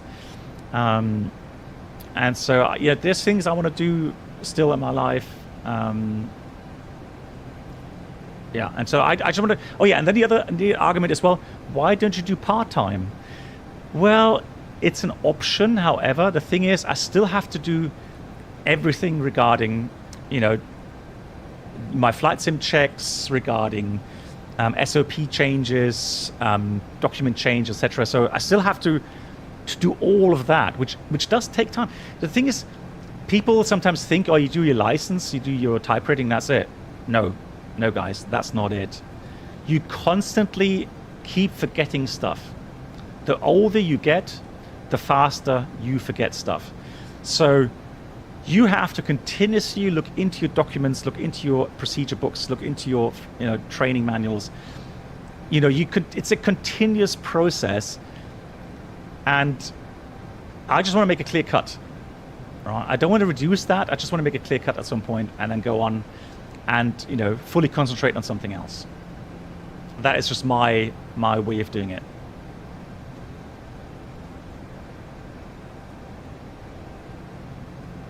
Yeah, there we go.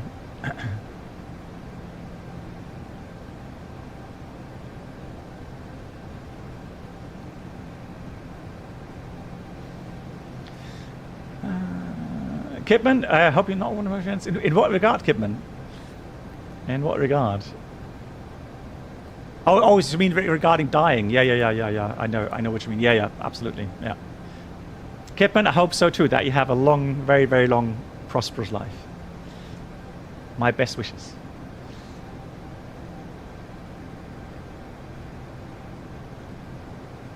Yeah, and that's the thing, right? You never know when your time comes, so...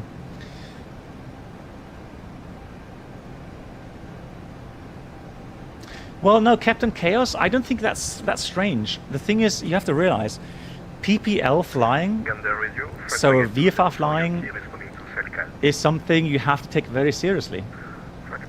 Meaning, you have to spend continuous time doing it. You have to regularly go flying, you know, VFR rules with a small aircraft to stay proficient.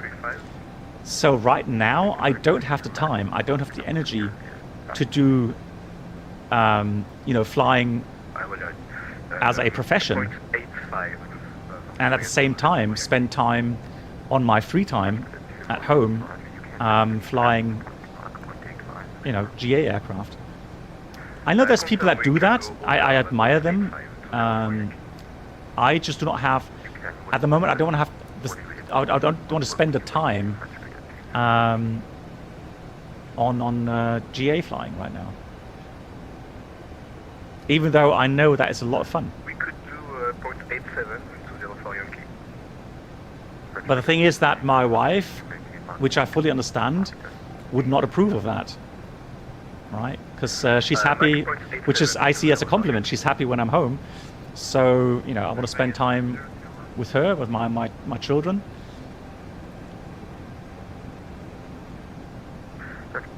Right, let's go Gander. Gander, Gander. Hello from KLM 711 Heavy.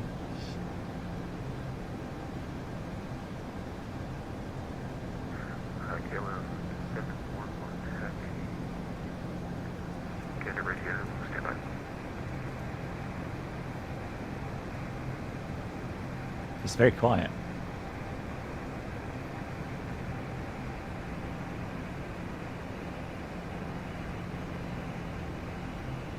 So I'm waiting for the cell call check.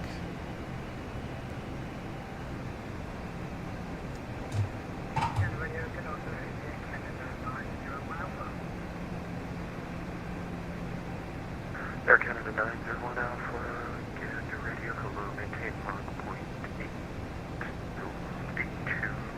Nearby for cell check. Let me just do the fuel check here real quickly.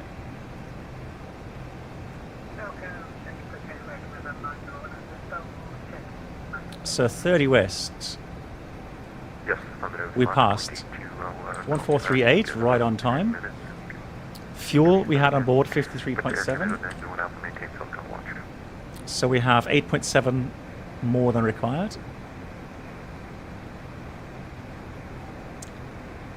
Estimate 40 west. KLM 711. Canada radio, stand by for cell check. KLM 711 Heavy, cell call received. Okay.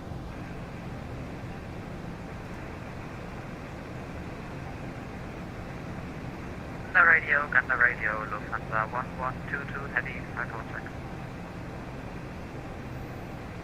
Lufthansa 1122, Gander, radio. So 40 west, estimating at 15. Can you maintain Mach 0.86? KLM 711, AFM, maintaining Mach 0.86. And again, the radio fetch rate is 7021. We got a cell call. Yep, French Brigade 7021. Right, we've got fuel tank to engine. 2 minutes trying to get in touch with the aircraft. So we'll switch off the overrides and the crossfeed. Air Canada 901. So now the main tanks are feeding each engine separately. So there we go. So now we change the speed. 86. It changes our estimates. So now we got 21. Oh, it still says 21.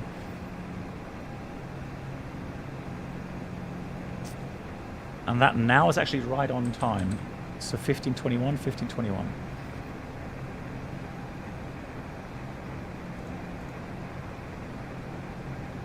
Lufthansa 1122, I just sent the cell calculation check. Did you get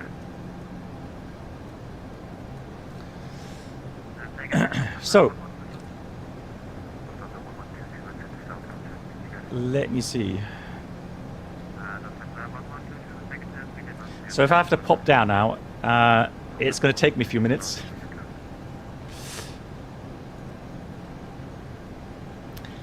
Guys, I'm gonna read chat. Okay, so I'll take my phone with me. I'm gonna read chat,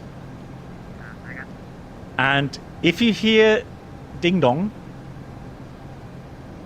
right, you have to let me know in chat that we have a cell call, right?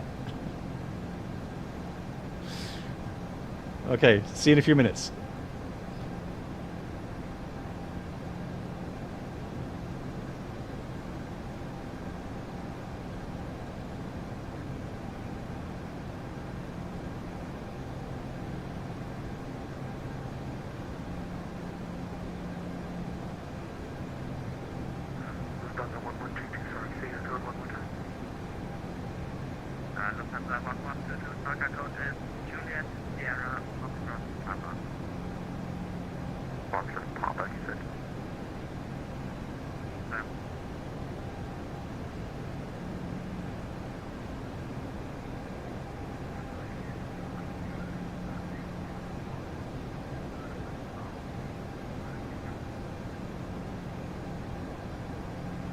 Air Canada 85,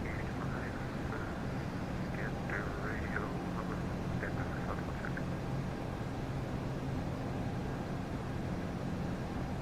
Lufthansa 1122 unit, Juliet Sierra Foxtrot, Pollock on alternate track. Lufthansa 1122 April, Juliet Sierra Foxtrot, Pollock.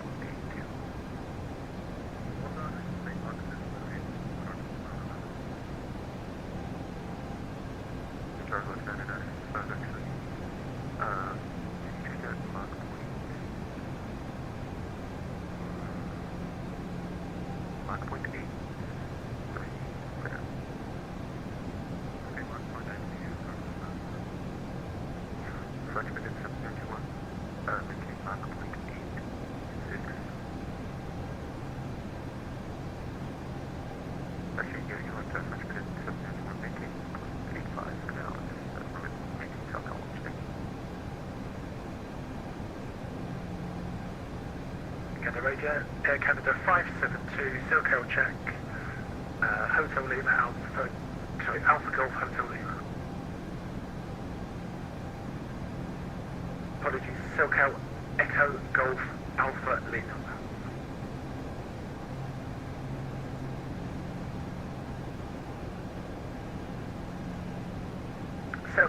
SoCal check received at Canada 572, thanks. Maintain SoCal watch for Air Canada 572, thanks. Yes, radio, hello. Airport 110, heavy flight level 60, 57 north 30 west. SoCal Bravo Hotel Charlie Romeo check, please. Airport 110, use the radio, stand by for SoCal check. Air Canada 885, I can send you SoCal to unit. Air Canada 885, scan the radio.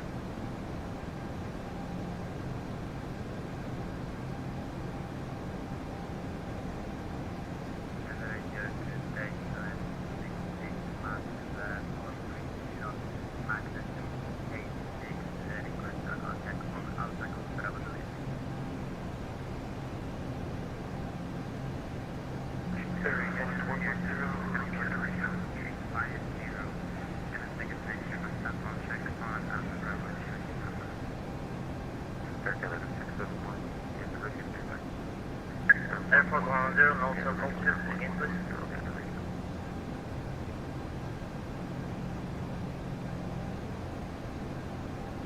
Air Canada 885, use radio.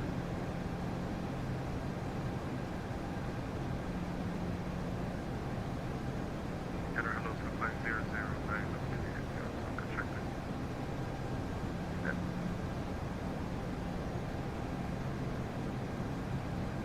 Airport 110, get the video.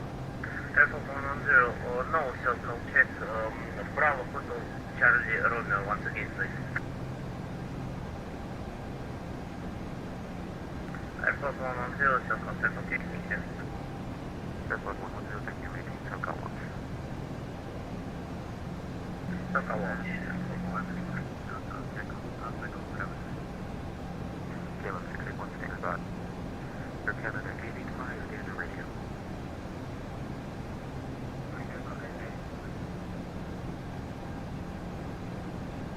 Air Canada 885, registered to SoCal.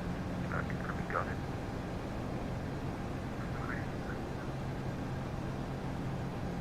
Confirm you received it or no? You received the SoCal check.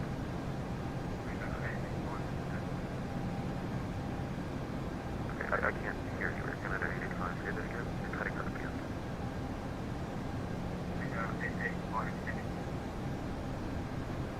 Okay, Air Canada 885, those figures, SoCal check.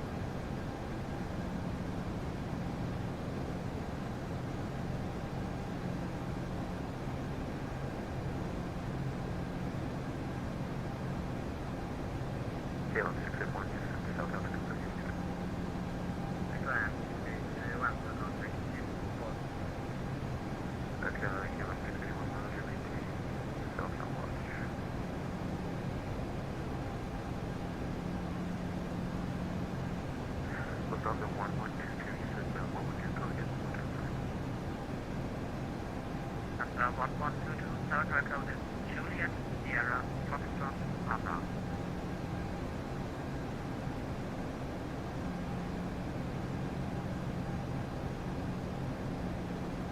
Okay, Lufthansa 1122, sorry, we're 85 minutes, just Juliet, departure, Denver.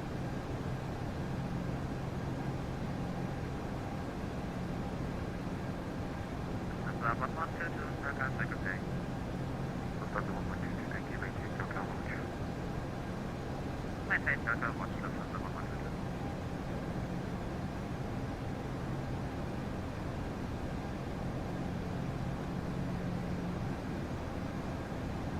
I'm not sure what the call sign is on Alpha. Can you float back, but I can send you SoCal launch.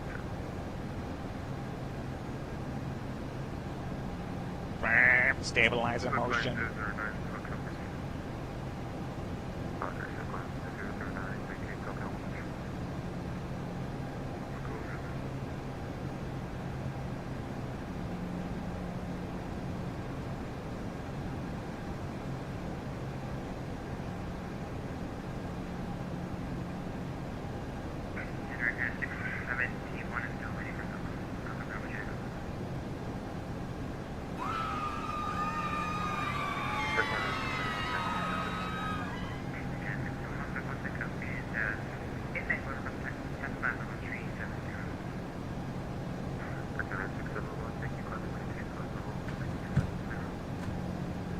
So I'm back, and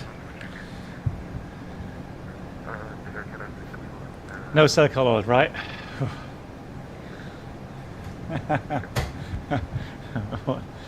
What are you guys up to? Hang on, panic? Why?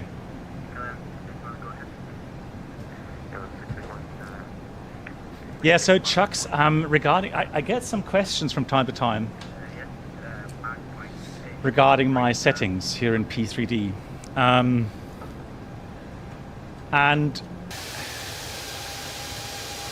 I think the biggest changes come with RD shade.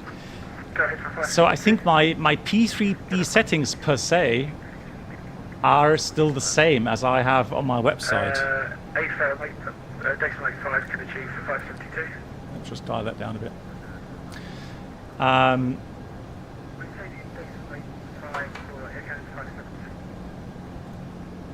What, stabilizer modes? What?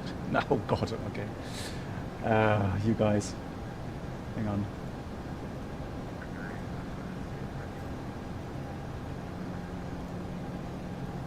So here with RD shade, there are so many things you can change.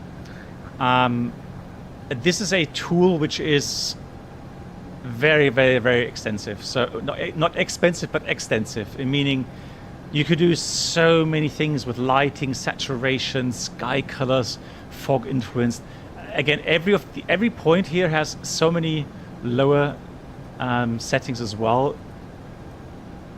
Cloud scaling, light scattering, HDR, post-processing, PBR. And I actually have a preset installed called the Pilot Jeff Realistic preset. And so again, this is actually, I think, more, that changes so many things, and it's hard to say exactly what's making the sim look in a certain way.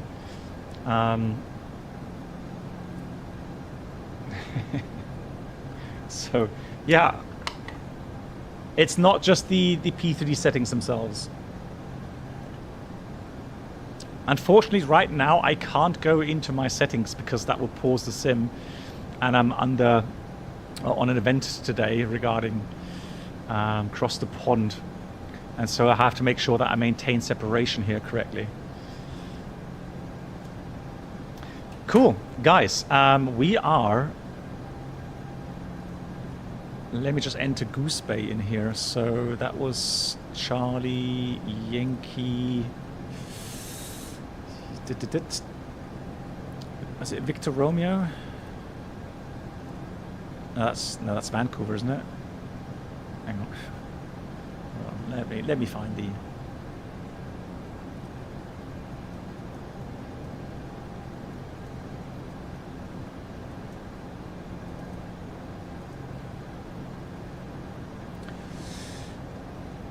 Actually, we have Gander anyways as a EDTO alternate. Charlie Yankee Quebec X-ray.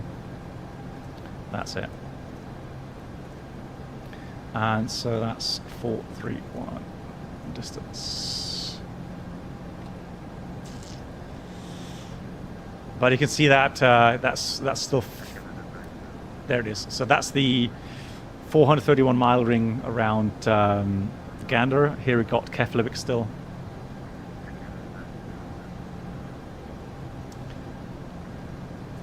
But I would say pretty much here a crosswind. So that's pretty much halfway between those two circles regarding continuing or returning to Keflavik. Chuck, pleasure.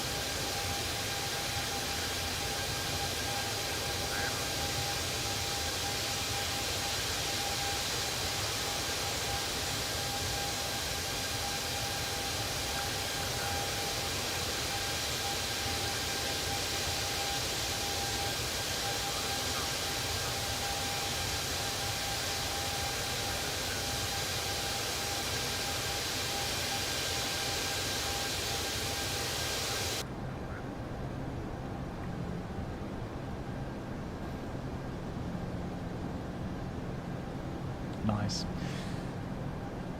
Cool. I was just about to say, we're coming up to halfway of the routing today. Remaining flight time to Montreal is 3 hours 55 minutes. Synaptic A220 this update this week. Okay, I'm looking forward to that. Have they ever said anything about possible release dates? Curious. All right, let's have a look at the weather in Gander. Charlie, Yankee, Quebec, X-ray, Gander.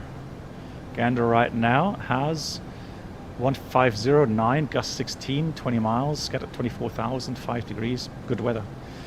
Good weather. And Montreal, let's have a look at Montreal is having 270, 30 miles, few 4.5. Yeah, good weather. 9 degrees. So the last time I was there, a couple of weeks ago, it was snowing like crazy in Montreal. Jiffy, hello to you.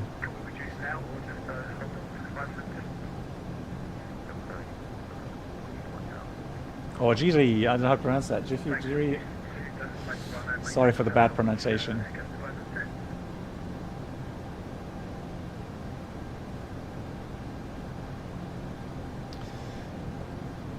What's that? 8-20 update would be better. Yeah, that's true.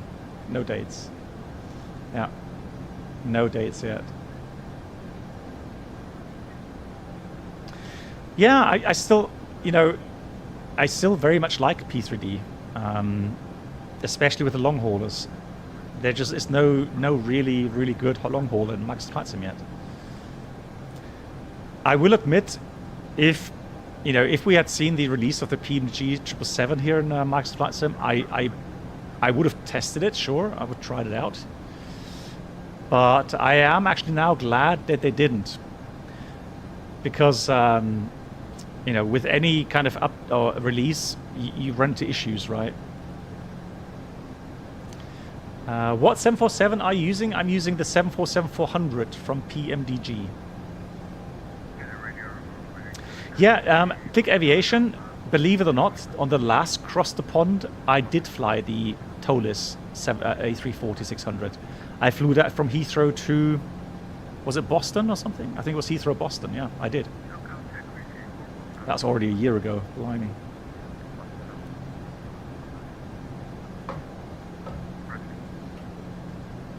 DH, you're also flying P3D? Nice, yeah. I mean, let's face it. If you already own P3D and you have, lots of scenery for it, especially, I think most people, let's say, have Frankfurt or Amsterdam or Munich or Vienna, and they probably have JFK or Boston or something. So you will have a city pair already installed, or at least available, and you don't have to buy it again. And you're going to have some long-range aircraft. I mean, yeah, why not use P3? No, this is version 5.4. Version 5.4. Hey, Scabus Driver, thanks for joining. Thanks for hopping in, saying hello. Pleasure as always. That's cool to hear. Thanks so much.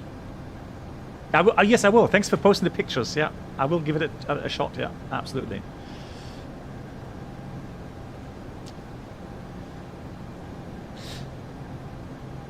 You wonder why it's so expensive? Yeah, I wonder why it's still so expensive. I mean, the aircraft itself is very detailed. So, the amount of stuff you get with it, especially regarding, let's say, if you're into the more spicy things like failures, you can actually do lots of failures in here, and they will simulate correctly. Right? But yeah, I mean, that price is still spicy. I'll admit it is still high. And also, when I get asked, should people now join P3D, I would say no, because initially the initial costs of getting your sim looking nice with all the little add-ons, you're between $500 to $1,000 at least.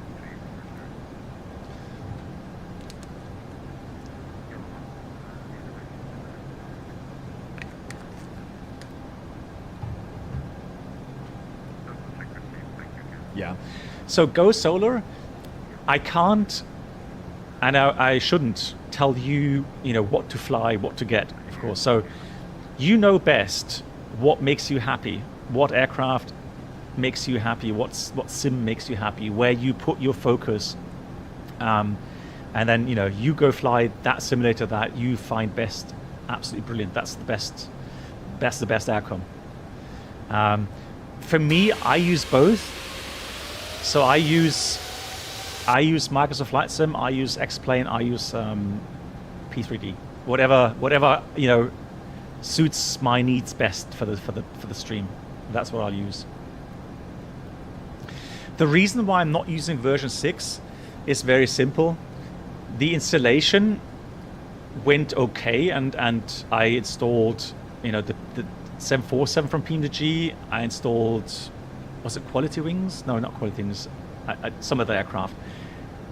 There are workarounds to get these add-ons working. But the updater from P3D prompted me to update at some point, and I did. I clicked the update button and something went wrong, and that killed P3D. So I would have had to go through the whole installation process again regarding all the program, the add-ons, sceneries, etc. And I just couldn't be bothered anymore. I just couldn't. The advantages of version 6 as they are there visually, it is better, no doubt. However, I just couldn't go through it again. That's why. That's why I'm using 5.4.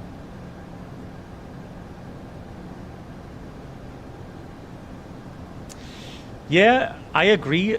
X-Plane 12 right now, if you want to use, like full resolution, it does perform poorly in regards to FPS, especially on a 4K monitor. There's a lot more optimization that has to be done there. However, looking at the latest version, 12.1, that should be releasing in the near future, there's going to be some improvements there. So I'm actually looking forward to it. See about the improvements.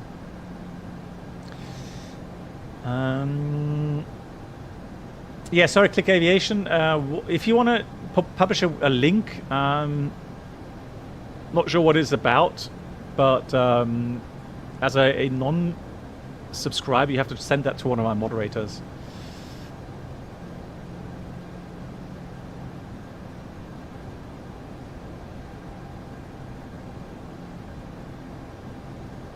Huber, yeah, I mean, I do stream the Microsoft Flight Sim very often, and I have little issues with Microsoft Flight Sim, little issues technically. So I don't have many crashed desktops also. The only thing really that gets me upset in Microsoft Flight Sim is the kind of poor aerodynamic inertia simulation. That's really what gets me there. But again, other people will not mind. They don't care because they don't feel the difference. I do, because I fly aircraft in real life, and so I do care about those things, and that's why that's really the only thing really that I complain about. Yeah, and no doubt V2 plus 10, no doubt. P3D installations used to be absolutely painful. But having said that, knock on wood, I have had very little issues with P3D version 5.4. I have not reinstalled anything for ages. I know I'm not flying it that regularly, but I do fly it from time to time. And up to now, you know, even now across the pond, installing the sceneries that I've already owned, it was flawless. It just worked. Starting the sim today, everything worked out of the box. Everything's good. I know, I'm not trying to jinx it. Crash the desktop coming inbound.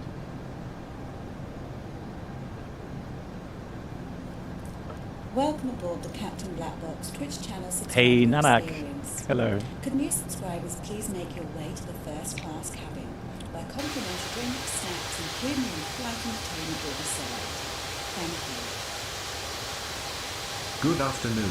Good afternoon, Nanak. Thank you so much for the 53 months. Golly, that's a long time as well. Thank you so much, Nanak. I hope you're doing well. Hope you have a great weekend.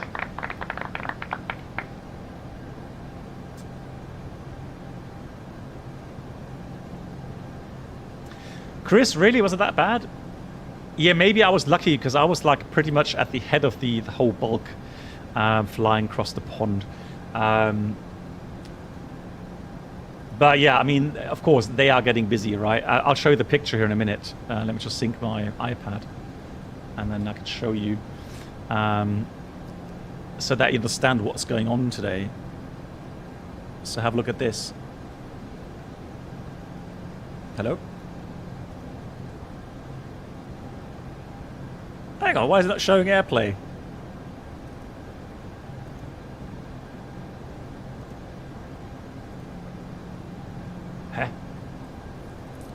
Welcome aboard the Captain Black Box. Right, I'm not sure what's not showing it. All right, there we go. Could new subscribers please make your way to the first yeah, there you can see it. Look at the amount of traffic. Drinks, snacks, and premium flight entertainment will be served. Thank you. Hey, Underwood. Time flies fast like the 747 BB711 below. Thank you so much. Lovely to see you, Underwood. Big round of applause for the 72 months. How is life, Underwood? How are you doing? Nanak, yes, I'm doing well. Thank you.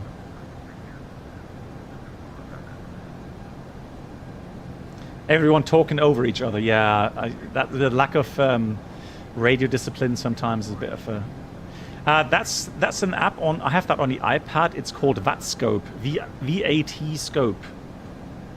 It should be a free app. V-A-T Scope.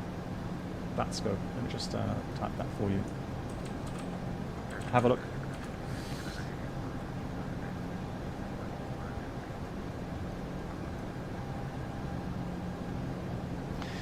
Where am I? Hang on. I just passed 30. I'm on my way. I should be somewhere in this park here. Let me just try to see if I can find me. Hang on.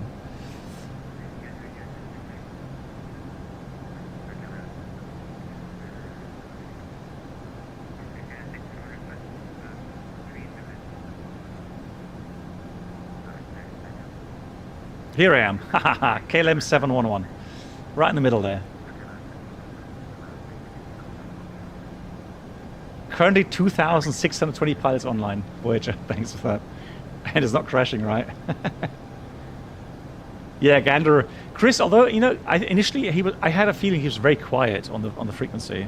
I really had to boost the volume on his...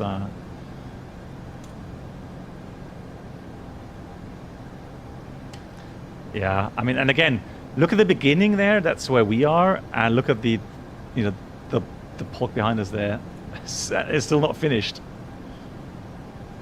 Yeah, across the pond has been so busy, and that's why they had to limit it. That's why they're using these slot systems, because otherwise it just doesn't work otherwise.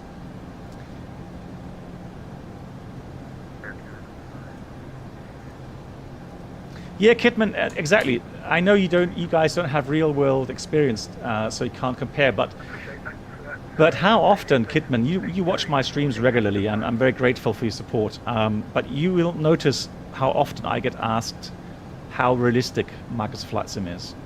And, you know, then I'll answer truthfully. I will tell you what I think is wrong with it. It's just my opinion. Welcome aboard the Captain Black But I also YouTube say channel, subscriber that it doesn't matter what I am experience. saying or Can what I new think. subscribers please make It's their way important to that the you first guys, class cabin, where you know, you have your complimentary own snacks and premium flight entertainment preferences. will be served. And Thank you. You know, you spend your hard-earned money on a flight sim, and the important thing is that you are enjoying it. And so, it's of course, if you don't know the difference because you're not flying IRL, well then no problem. Again, you know, I'm very happy that everyone is enjoying their flight sim, enjoying, you know, the platform they've spent money on. That's the important thing. It's not important what I'm telling you guys regarding realism and so on. But again, if I'm getting asked about my opinion about things, then I will answer that.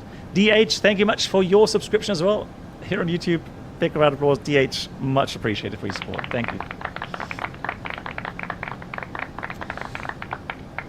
I did not have any delay. My slot was at 11:16 UTC, and I pushed back at 11:20. I was very lucky.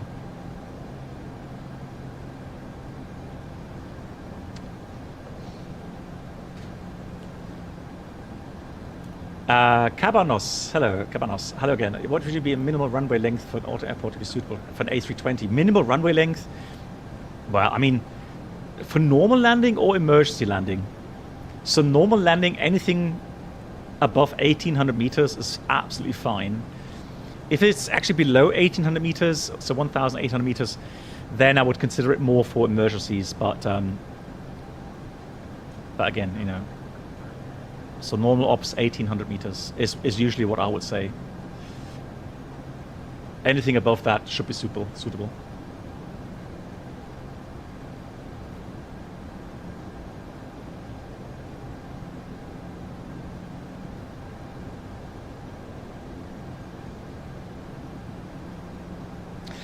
Yeah, and Kidman, one more thing. I think, at least what I'm noticing, is that people are definitely feeling or understanding the fact that the way the aircraft behaves, especially the big aircraft like a 787, they kind of get the notion something's not right when they fly it, because it's so sensitive, especially in the pitch axes. And then people will say, well, it feels like flying a Cessna 172. And, you know, even though P3D out of the box doesn't have the best kind of, you know, aerodynamic simulation in the sense of how it feels and interacts with the aircraft itself, the simulation, so the underlying simulation really isn't that bad, in the sense that you have add-on makers coming out and bringing their aircraft to P3D, and things like fuel flow, power, pitch power values, and the overall inertia simulation, let's say, especially like I just mentioned earlier on, here in the 747, it just feels more realistic, right?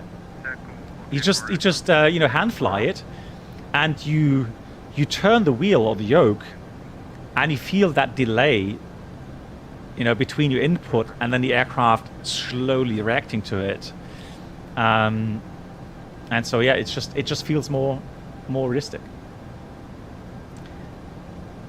Lukat, I'm already on the 787. Hello to you. I finished training in December, so it's almost half a year now. We're flying on it already.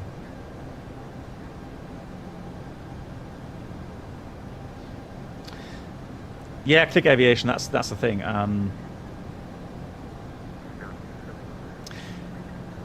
Yeah, so sometimes, I mean, the way I think sloped runways sometimes are unrealistic in X-Plane and Mark's flight sim is the slope. So there are, of course, runways which have a heavy slope, Stuttgart, for example. But I agree that sometimes in the sim it seems a bit exaggerated. Yeah. Yeah, I would agree with that. Yeah.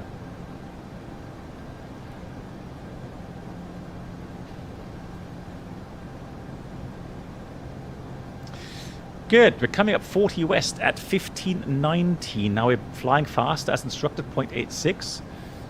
So now let's have a look at the flight planning. So 40 west, 21. Okay, so 2 minutes earlier. Now remember, guys, 2 minutes is fine, but anything more than 2 minutes, we would have to advise ATC.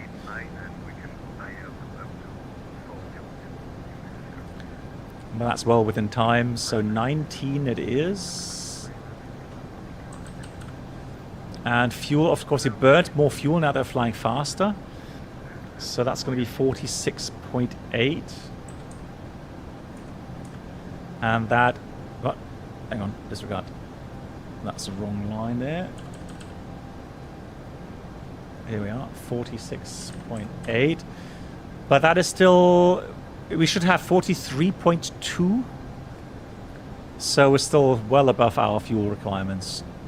So right now we have about 8 tons extra fuel. So whatever traffic we have in Montreal, although, even though, I mean, we're pretty much at the beginning of that whole pack. So I think we're not going to have much delay into Montreal.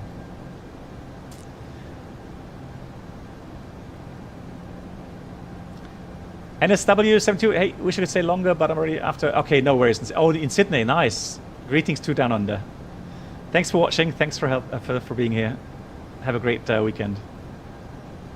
Exactly, go solar. Exactly that. I get asked, of course, when, you know, why are you flying aircraft in real life, and then you're actually spending your free time or part of your free time flying in the flight sims. Well, yes, I've been in flight simulation for a very long time, and I've actually been helping out developing the FS Labs. So I was a technical advisor there, which was fascinating.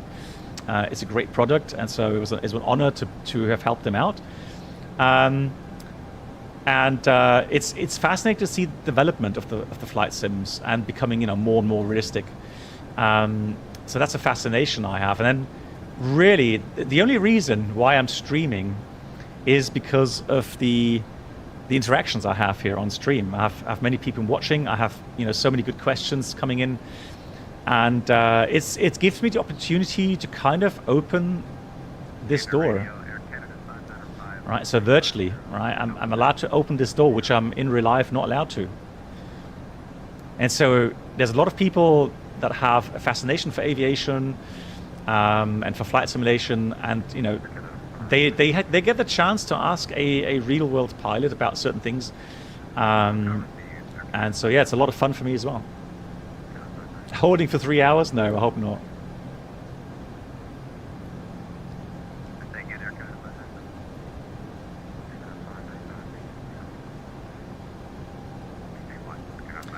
Nanak, last time you fired up P3D, it was a real mess. Camera tool not working anymore. Issues not working. Okay. That's a shame, Nanak. That's a shame.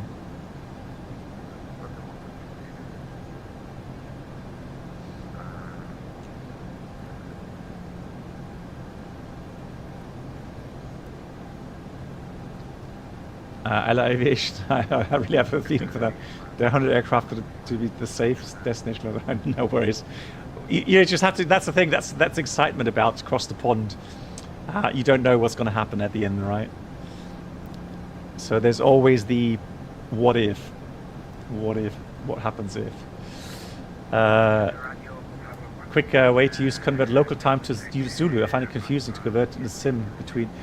No, so really, what I do normally when I'm flying, I always reference to Zulu time, always. And then, of course, you have certain destinations that have a certain time difference to Zulu. But yeah, converting to get local time is sometimes a little bit complicated, yeah. I agree. Oh, you're going to Chicago? Nice. A 1.5 hours holding. Hope not. No, the thing is that these controllers, so the VATSIM controllers, they are very good. So I don't think it's going to be that bad.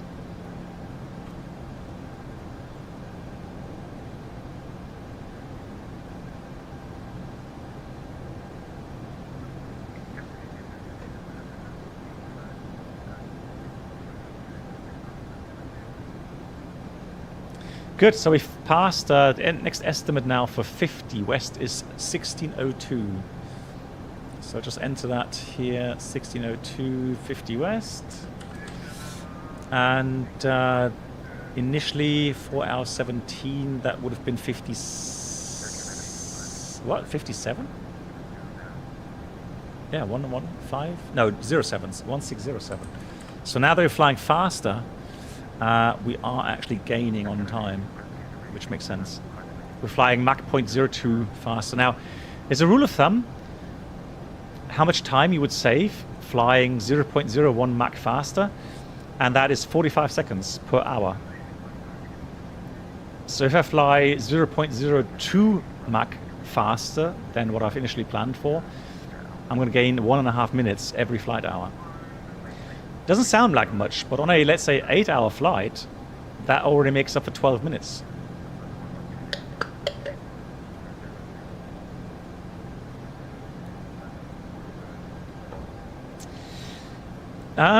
Is the 787 the most favorite aircraft I've flown in real life? I have to say no. My absolute favorite that I've flown in real life is still this. This is still, for me, the most fascinating aircraft that I've worked on, and it has to do with a lot with feelings. It's difficult to describe. I mean, even now in the flight sim, though, I mean, you understand. You know, you get a feeling for the sheer size of this thing. Now, when you actually sit in one of those things on the flight deck, and you have the, you know, then the chance to actually fly it, hand fly it, it just fascinates you no end. How agile this big bird is, how reliable, how, you know, how many systems there are, how many backup systems there are. You feel so safe in this aircraft. The 787, however, is an aircraft that also fascinates me, but for different reasons. It is a very kind of, you know, good-looking aircraft. It's very I like the shape and, you know, the wing flex and so on. Very elegant, right? And the cockpit systems actually are very modern. And they definitely listened to some pilots when they designed the 787. And so the fly-by-wire system with the 787 is so good. It stabilizes the aircraft in such a positive manner that makes you feel comfortable with it very quickly. It really supports you, you know, in gusty crosswind conditions, in turbulence. Yeah, it's very good. Really good. But the best aircraft, so something that really touched me emotionally as well, that was a 747.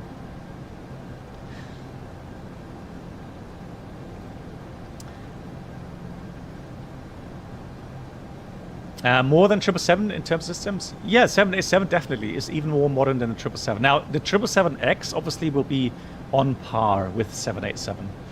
But the previous 777 versions right now that we have, yeah, the 787 is superior to that. Yeah, so model matching, the thing is this, so FLAI, which I have been using, I can't name you a source anymore. It's not downloadable anymore, it seems. Guys, what's the other P3D? Is it India something? Because there is some other model matching which is good as well.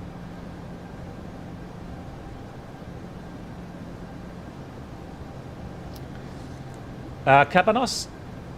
Yeah, AIG, that's the one, yeah. AIG, yeah. So Cabanos, here's a command that I've created. Hey Edmund, how you doing? Hello, hello. Everything's fine, how are you?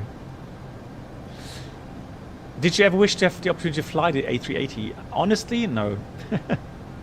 I've actually sat in the cockpit landing in Singapore some time ago in A380. It's a fascinating aircraft, no doubt. For passengers, it's a very beautiful aircraft. But emotionally, it hasn't touched me, you know, deeply. I'm sorry to say, Kitman, I know he's like, "Arr." But hey, Kitman, you know, the A320 is a fantastic workplace. So anyone working in the A320 series, or probably A330 or A380, it's a fantastic workplace. A350, same thing, absolutely fantastic, you know, place to work on. But in the end, I've never, that's just me.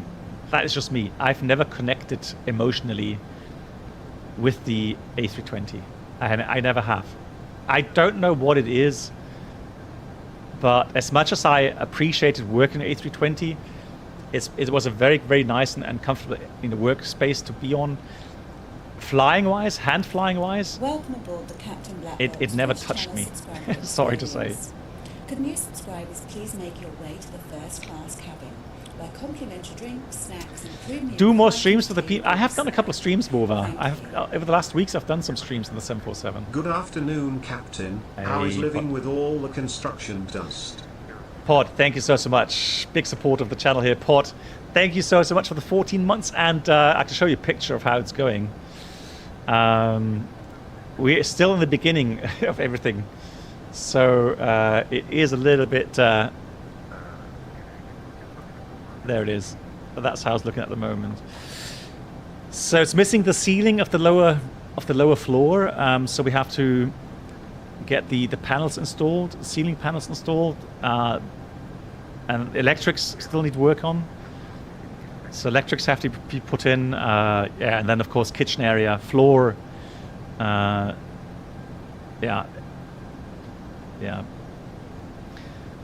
But now, at least on the right-hand side, you can see the open kitchen now developing. So the end result will be interesting. Very much looking forward to the end result.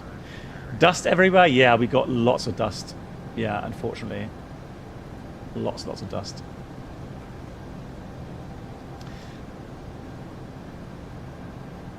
Yeah, Alpha, you know when you buy... Kitman just listening. Yeah, Kitman. Oh, so I always feel sorry for those that are, you know, so fond of the Airbuses, which I fully understand. And I know that you know, there's people that will, you know, connect emotionally much better to Airbus than Boeing. I guess it has to do with the fact that I started out on the 737. I then went on to the 747, came back as a captain on the 737, and then went on to the A320. Guys, it's just, you know, I spent a lot more time on Boeing than Airbus. Maybe that's an explanation.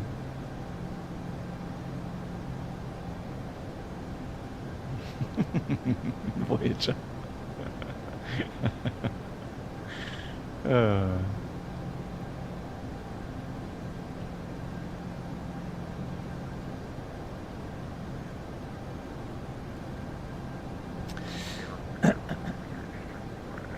Yeah, I think the thing is that I don't know exactly. I don't exactly, you know, what it means from maintenance side working on 787. The only thing I heard right now from a mechanic was that they also are struggling a bit with the electronics, meaning there's so much stuff going on automatically in the background that I guess it's hard for the mechanics as well sometimes to fully understand what's going on.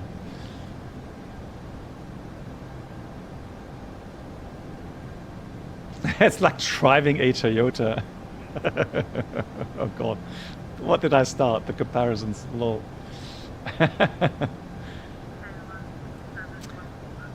I think the A350 is pretty much on par with the 787, yeah. Yeah, you know, system-wise, working-wise, yeah. I think the A350 is also a very elegant airplane to work on. Yeah, opening the kitchen, so having a kind of an open kitchen living area, that's really the new kind of trend these days, isn't it? Especially with bungalows, which we have as well.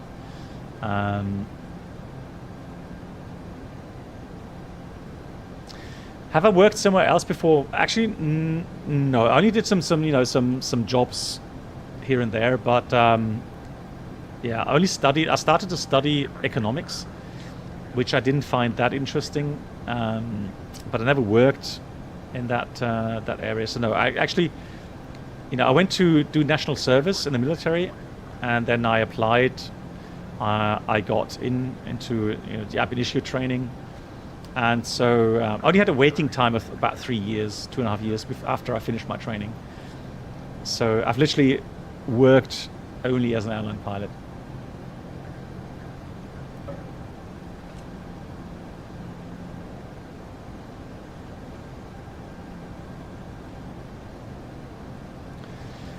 Why do a lot of streams on A320 if you don't like it? I didn't say I didn't like it. No, don't get me. You got me wrong there. It's not that I don't like the A3. I like the A320, and the add-ons we have, the Phoenix, A320, and the FS Labs, they are fantastic add-ons, and they fascinate me because they are simulated so well, and because I know them very well. I feel very comfortable flying on them and live streaming these aircraft.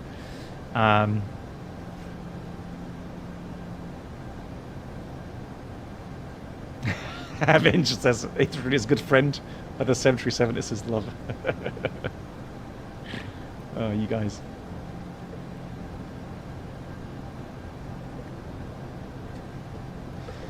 Oh, Johnny. That's one thing we had in Montreal. So the crew that brought the aircraft in Snowfall, yeah. We had to do we had to do the movement check. So we had to check the slats and flaps are moving. Yeah, taxi and icing conditions. Yeah.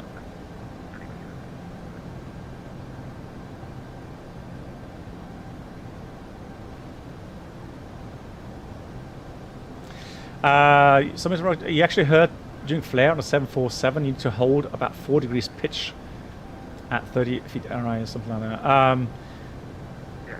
I honestly the 747, because of the wing design and the flap design, and the fact that it's on takeoff you're weighing like up to 400 tons, while landing wise you're weighing like 260 tons or something. The flaps 30 create a lot of lift, and it also creates a very large cushion, so that ground effect cushion. It doesn't mean that you can't slam the jumbo jet into the runway. You can, but you have to actually make sure that you reduce the thrust at 30 feet latest, because otherwise you're just going to float a lot. So the flare technique, there's people that start flaring at 50 feet, gradually starting at 50 feet and just adapting as the aircraft descends. So it's more like a round out. That's what we actually do on the 787. Remember that on the 737, you do that brake hold method. So you pull back quite hard at 30 feet or 20 feet on the 737 and then just hold that pitch attitude. It's a bit different on the 747 and 787.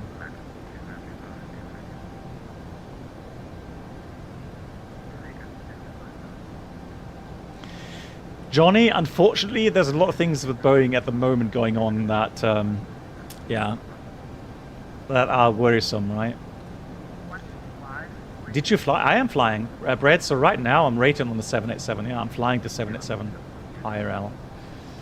Let me just give you some pictures, maybe. I don't know. Give you some nice pictures from a couple of weeks ago when we flew past the Faroe Islands. Let me just have a look.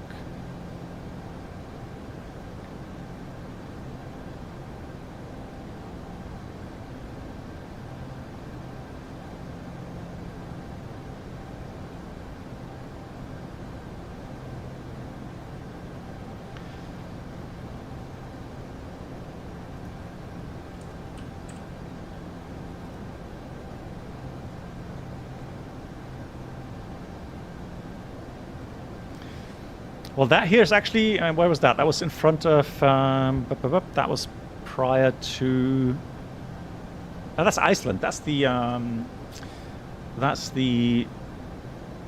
east coast of Iceland here. Hold on. Man, why is that not showing, for crying out loud? Oh, there it is.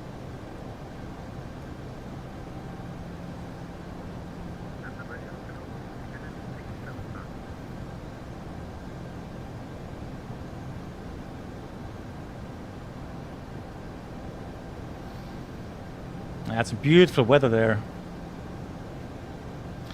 But let me find the Faroe Islands. Oh, there we are. Here we are.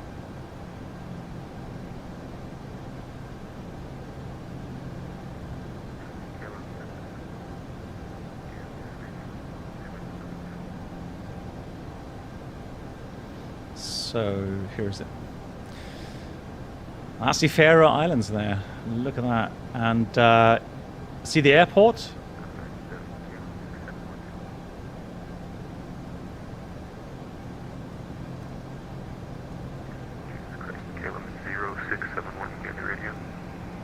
Right.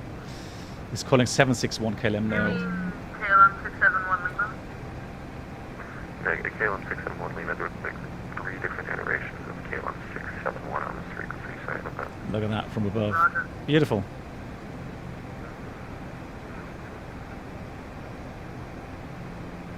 KLM 0671, I just sent a SoCal check. Did you receive it?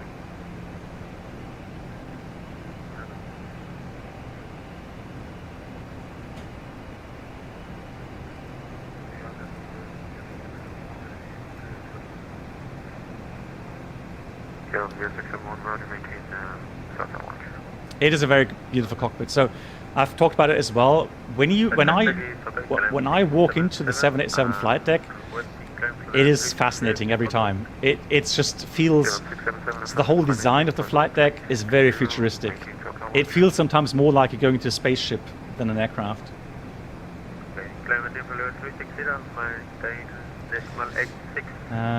As a 787 pilot, which sim do you think has the best physics? Explain.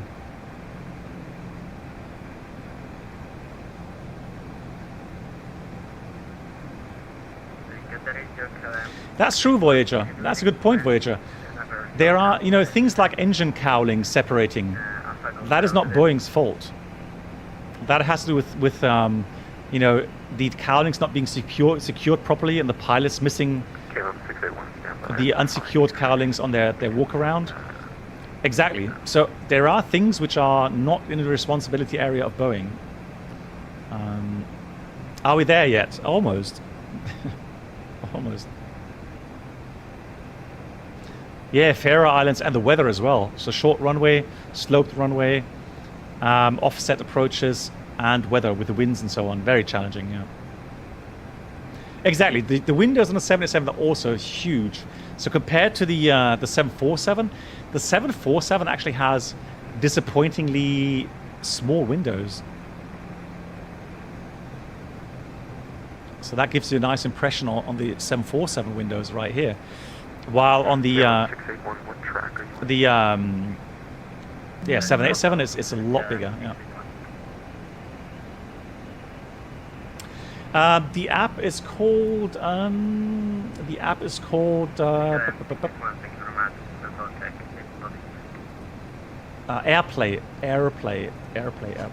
So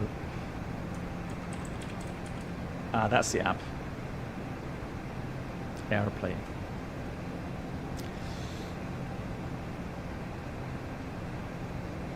Yeah, wheel dropping off is also a maintenance thing, really. Yeah, exactly. I am going with induction. Yes, Simfan. Yes, actually, we are getting induction hub, and we have a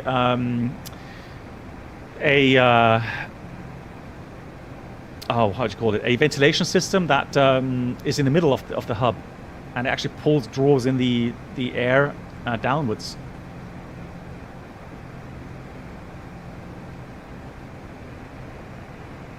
Hey Oist, how you doing? Nice to see you. You're 2 hours into your CTP. And KLM 671 Lima, maintain SoCal 1. we might prefer to go back to the business class a little. I'm actually halfway now. I'm actually going to be landing in about 3 hours, 10 minutes. Oh, I'm way past halfway. Look at that, 3 hours, 10 minutes. That's why I love flying the 747. It's so fast. Mark, how far along are you? When are you landing? Because Mark is flying the 737. Oh.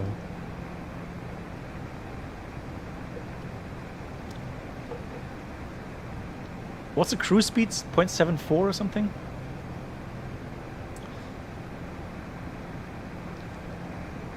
Hello, Alex. Yeah, the flight's going very well. Thank you.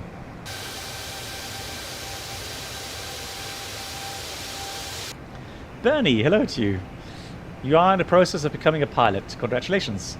I would like to know what sim do you find more realistic to start playing to get better? Explain my... Well, in what regard, Bernie? System simulation or actually hand flying the aircraft? Hand flying wise, I would say X-plane. Although X-plane 11 right now, I'm gonna wait and see what the X-plane 12.1 brings. The thing with X-plane 12 right now is, in my opinion, the wind simulation is just a little bit too overdone. So especially with crosswinds, it's very, very tough to land an aircraft on X-plane 12 right now in gusty crosswind conditions. So pretty much the point where you have full aileron rudder deflections, and it's hard to keep the runway, keep the aircraft on the runway. So I hope that's going to be improved. Oh, that's not too bad then. 3 hours 50. That's not too bad to Boston. Yeah. That's all right.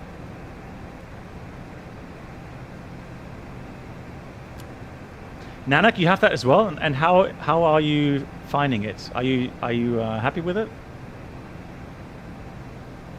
What's the best features of the 787 Captain? Okay, so now I'm just going to tell you from a pilot's perspective, in the sense of having to work with it day by day, right? Now, the whole communication integration on the 787, so either be it, frequency panel, so the audio control panel, the radio control panel, being digital, and then the CPA DLC, the uplink regarding frequency change. It uplinks the frequency when you have accepted the message into the display, and you can actually just simply one push button, get that frequency to the active mode. Cleared flight levels, you can uplink them into the MCP. Anything with ATIS, you always have that displayed on the auxiliary panel there. ATIS messages, clearances, everything's just displayed right there. With push button control up here, it is so comfortable. And so even conditional things like uplink, like at time, let's say now, give an example. Right now, we could get an uplink from Gander through CPDLC that says at time 1625, contact Gander domestic 134.225, let's say. Then I press accept, and what it does, it puts a time reminder onto the flight plan automatically. And then when the aircraft passes that time point, you get another uplink automatically saying a reminder, contact Gander radio or Gander domestic, and then it puts the frequency into the scratch pad of your radio control panel. It's just so comfortable in so many ways. You already saw that in the Horizon mod, where when you have certain requests, let's say, or clearance requests, whatever. Yeah, the whole interaction is just so much better here in the 787. Can you speak German? Ja, kann ich. Which isn't difficult because I am actually German. Got the radio air from 256 SoCal check. Well, I mean, Bernie, I mean, so Microsoft Flight Sim is the most realistic with regards to visuals. Aerodynamic-wise, I would say X-Plane has the best simulation. But there, the visuals are lacking. P3D, you need some add-ons that will then kind of change aerodynamics a bit, like Active Sky or Real Turb. And then, yeah, you need lots of add-ons for sceneries and so on to make it look very nice. Hey, Long Haul Pilot, thanks for the raid. Welcome, everyone. Long Haul Pilot, I guess you finished your flight, or... I'm not sure if you joined it across the pond. Yeah, German stream, I know, right? I keep promising. Yeah. Okay, sir. I do. So Red Dragon, or Red Dragon, is it Red Dragon? Yeah, I think it's Red Dragon. There are differences. So, give an example. So what he's asking about is, so if I look at the where's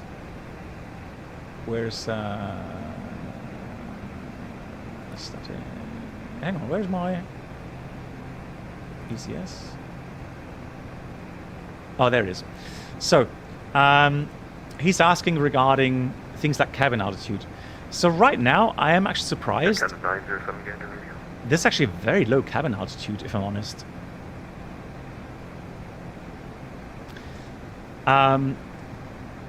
The 787, even if it's flying at, let's say, level 410, you only have 6,000 feet cabin altitude, which is not much. Right? Other aircraft will go to 7,500, 8,000 feet. So flying at lower cabin altitude means you have more oxygen saturation in the air. So that makes you less sleepy. The 787 has also a humidifier. So the humidity is more in the region of 20 to 25%, which will then also be, less stressful for the body. And I do feel the difference, yeah. Air Canada 612, Roger, thank you, maintain Takeoff watch. Takeoff watch, Air Canada 612. Hey, Spider. I'm not going to say it's not going to happen. The thing is this, give you a bit of context. When I started flying in 1990, so I started my training back then, we had some instructors, the technical instructors, that came into the class and said, well, you may be aspiring pilots, but by the time you become captains, you'll be sitting on your own in the flight deck, 100%. You will not have a first officer anymore because of that technology that's that's advancing, automation, etc., etc. And now I'm almost retiring 30 years later or 34 years later, and how far have we gotten with automation? Yeah, there have been improvements, no doubt.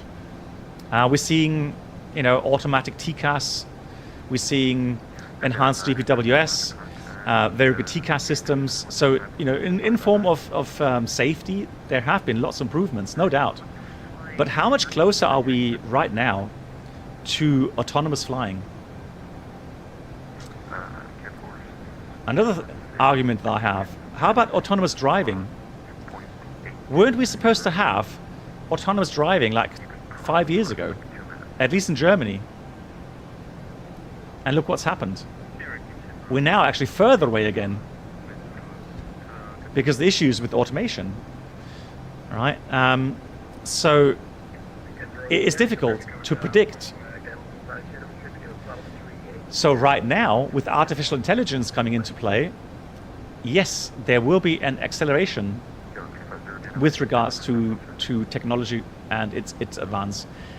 And that's why I'm saying it's so difficult to predict at what point there will be a very strong move towards autonomous driving, autonomous flying, etc.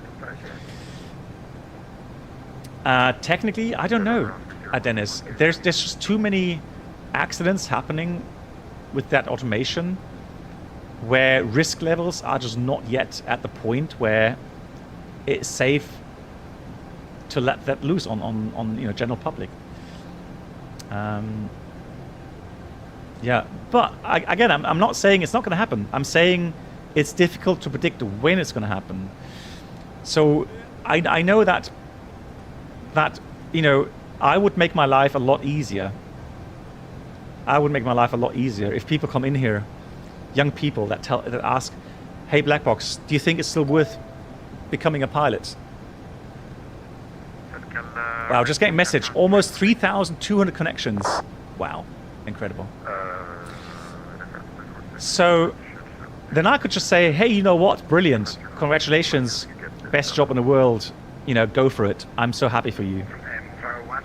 No worries." Well, yeah, you would love me, right? You would love me for that comment. No doubt. And that we just leave it at that. But that's not me. I would tell you, what I really think about the future of aviation and the future of the airline pilot job. Right now, all is fine. I would say you have excellent prospects. For the next 10, 15 years, excellent prospects. And the job is definitely worthwhile going to. However, I'm talking to young people right now that will stay in that profession 35 to 40 years. And there's the problem. Who can say 20, 25 years down the road how far automation may have gotten by that time? Exactly. The technological advancements accelerate, so the steps between evolutions become smaller. Absolutely agree with that. Yeah. So I would be only saying half the truth if I told young people, fantastic, all the best, don't worry about it. Become an airline pilot, you've got the best job in the world. That's not the truth. That is not the truth. The truth is, you're going to have to be ready for changes. And the changes start already by single pilot concepts. We're already seeing that in general aviation, right? Jets up to how many seats? 8 seats, 6 seats? I don't know how many, where the line is. But they're flying, very modern, complex aircraft in a single pilot concept. Safely. Right?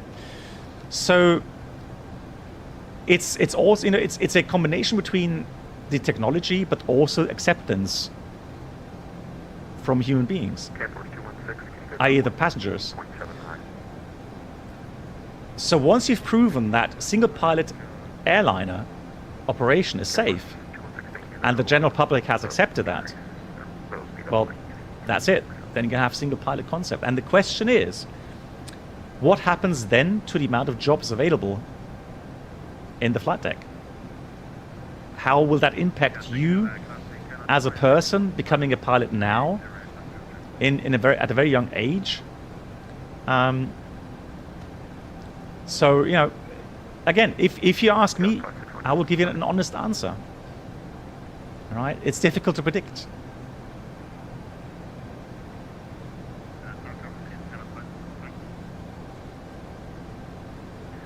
Simon says, well, I personally think a good life lesson is to not worry about what, and guess what happens in 32 years. Does it seem like, okay. Well, so Simon, while in general I accept or I agree with your comment, there's one problem, Simon. When you become an airline pilot, you don't have anything else in your life that you can do. You've not studied, you don't have a degree, you could just fly airplanes. That's it. So let's say you're at the age of 45 and you lose your job because, and again, this is just black painting now, right? But what if you lose your job? Or let's say you get fed up with single pilot flying at 45.8. Well, what are you going to do? Study? Get a degree somewhere? Yeah, sure you can, right? I'm not saying you can't do it. I'm just saying, think about it. Be ready for it.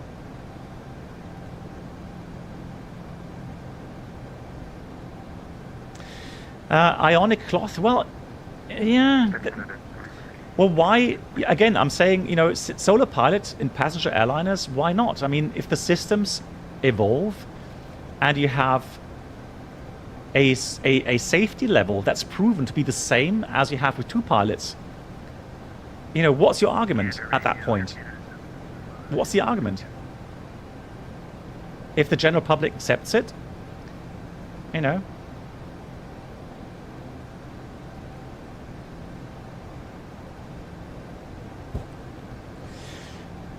Brett, well, again, so the question, do you think it's becoming a pilot at 7 years is worth it? I can't predict that, Brett. It's so difficult to predict what happens in that time span. Just right now, continue pursuing the dream of becoming a pilot. If you have the chance, maybe have a look at some other professions like aeronautical engineering, because there are combinations where you can actually have a degree in aeronautical engineering and have a pilot's license. Right? You can do both. Right? It's a bit more effort, yeah, but that is also possible, right?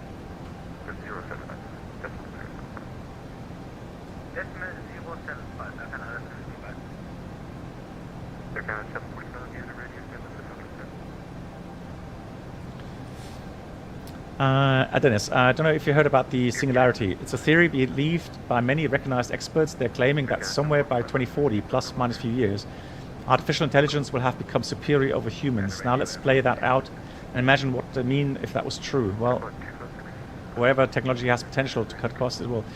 Again, it's one of those things, you never know where technology goes, all right?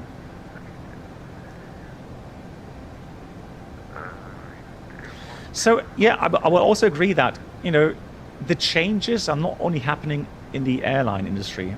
These changes are happening in many, many different jobs, different professions, regarding artificial intelligence.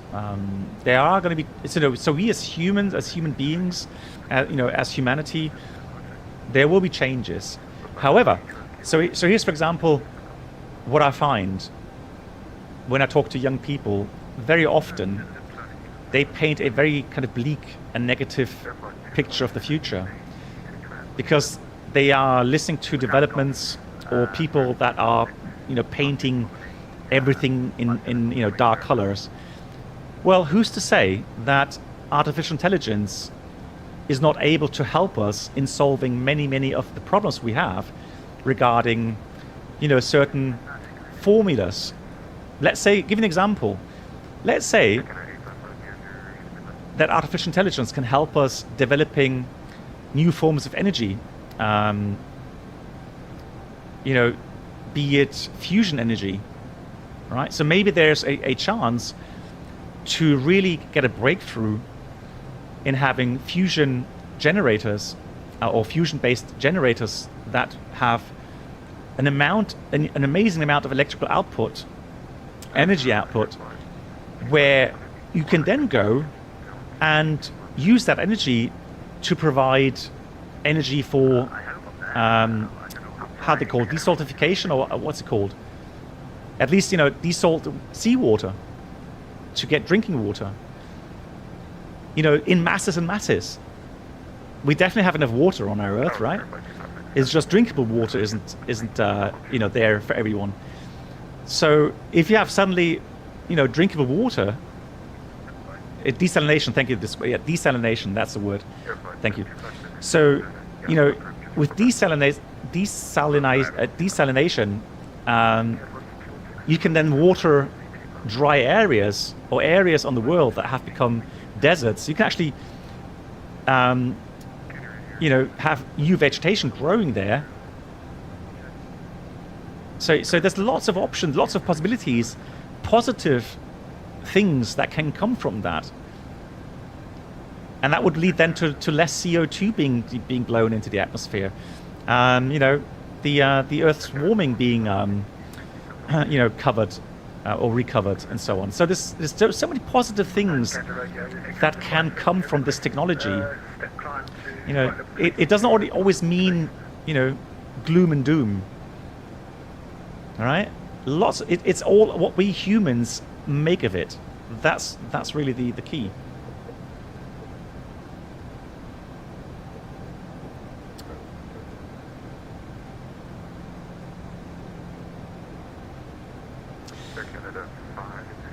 Yeah, Simon, to that I will say, you know, look at general aviation or GA flying. These aircraft have become so modern, you know, also with glass cockpits, etc. They are so fascinating. So you can work somewhere, have a very fascinating career as an engineer or whatever, and in your free time, go and fly some really fascinating aircraft. And you can even learn to fly IFR. You know, in your free time, and enjoy aviation that way. It doesn't have to be airline flying per se, does it? Exactly, Airbus broker. Good point. Yeah, what about breakthrough, you know, cancer care, or some other, you know, treating other illnesses? Also, good point, right? Yeah.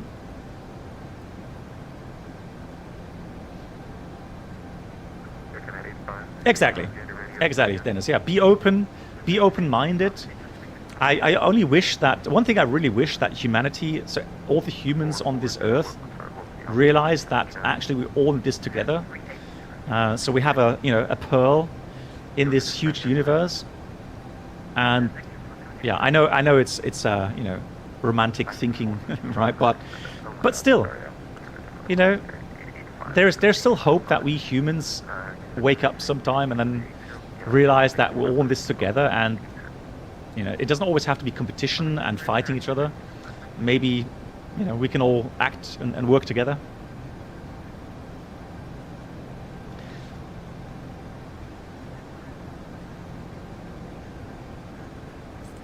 Hey, living the adventure life, how you doing? Yeah, me too. To be honest, you know, these long-range flights, I do enjoy them as well. I mean, even though it is a lot of work, you know, to fly and stream long flights, but then again, I mean, the discussions that evolve in these on these flights, I love it. Because again, guys, I'm only an airline pilot, and I mean only. I know that you guys, you know, passionate about aviation. You know, it would be a dream come true for many people. It is a dream come true for me as well, yes. But I mean, there's so many fascinating, interesting careers out there.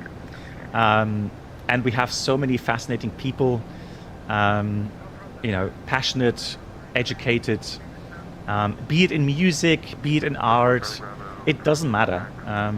You know, we have so many amazing people around us. And so I love these discussions. I love, you know, even going a bit of outside of aviation, right, to discuss some things, and yeah.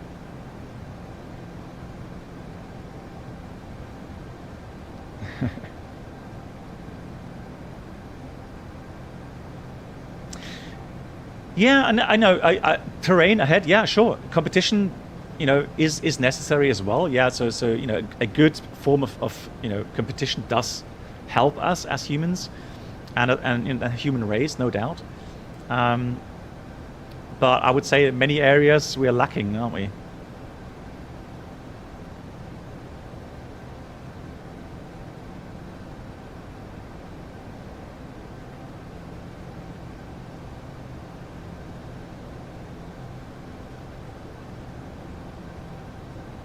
Yeah.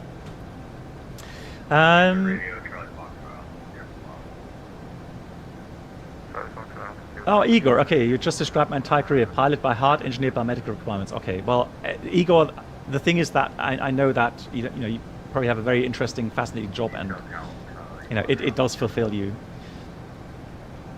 I have a quite interesting question. If you are still a pilot and the technology becomes so advanced that your entire job is just watching the plane fly, no hand flying, would you still keep your job? Tough question, Spider, to be honest. The only issue I see with that comment is if flying is so advanced that the aircraft literally does takeoff and landings on its own, what would be my argument for a higher salary? So surely then the salary would be a lot lower, and then you have all the different aspects of being away from home, your social life suffering, radiation, jet lag, etc., etc. And so you weigh all these things, all these pros and cons, and maybe at some point you will then decide that, yeah, maybe a different job would be a better option at some point.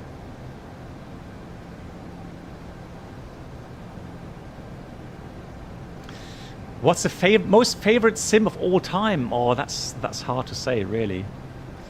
That's hard, because things are evolving, and back then when we didn't have Microsoft Flight Sim 2020, well, P3D was my absolute favorite. And then X-Plane, became better and better, had some better add-ons for that. Then I really enjoyed X-Plane as well. And then Microsoft came along. And, in certain areas, I really like Microsoft Flight Sim as well. So I don't have a single most favorite add-on. 10 minutes. Might be a little bit more, but at least 10 minutes. Just dial down the sim sounds a bit. Right.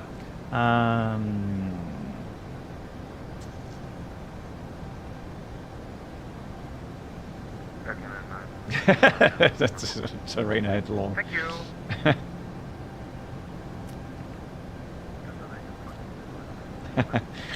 Dennis, now my wife has always been very supportive in anything that I've done, and the balance is there, right? My wife, so of course my wife is very is keeping herself busy as well, so she's got a lot of stuff going on in her life, and I would say our friendship and our marriage is based around the fact that she is self-dependent as well. So she does many things that she finds interesting, and and motivates her as well. So but then when I'm home, obviously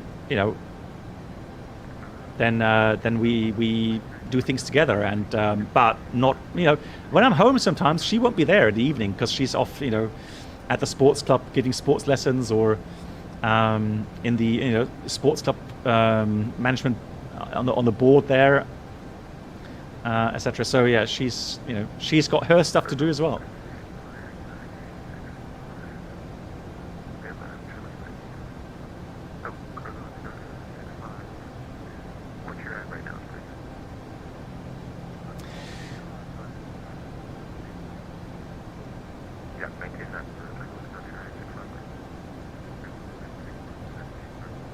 Yeah. I think it's hard sometimes to, how do you justify a pilot's salary, right?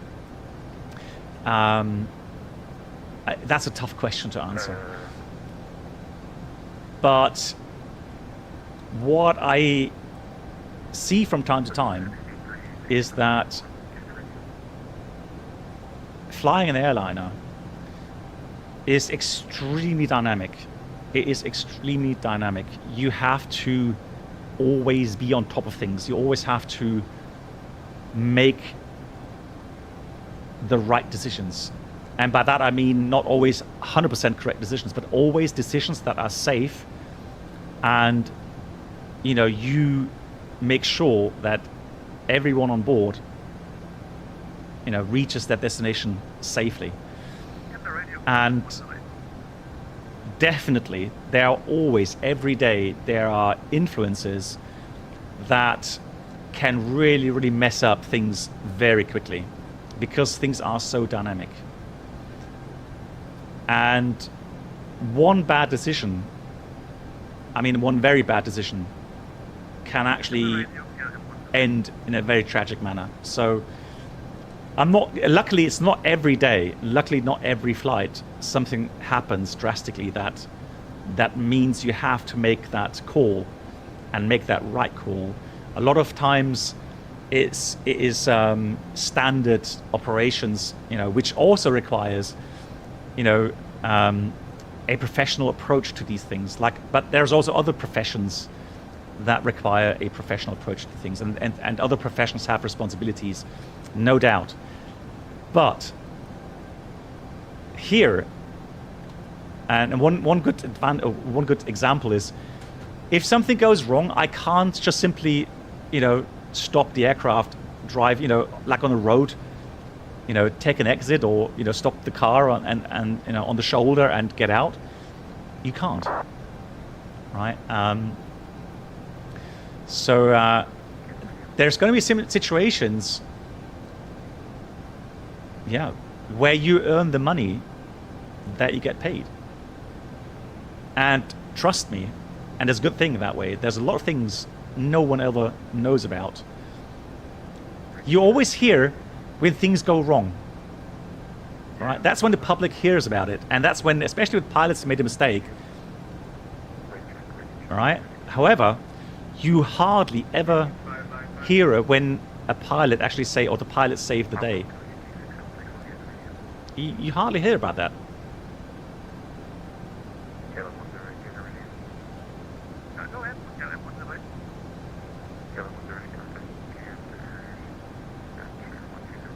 Oh, Maverick, I hope it's not that bad. Come on.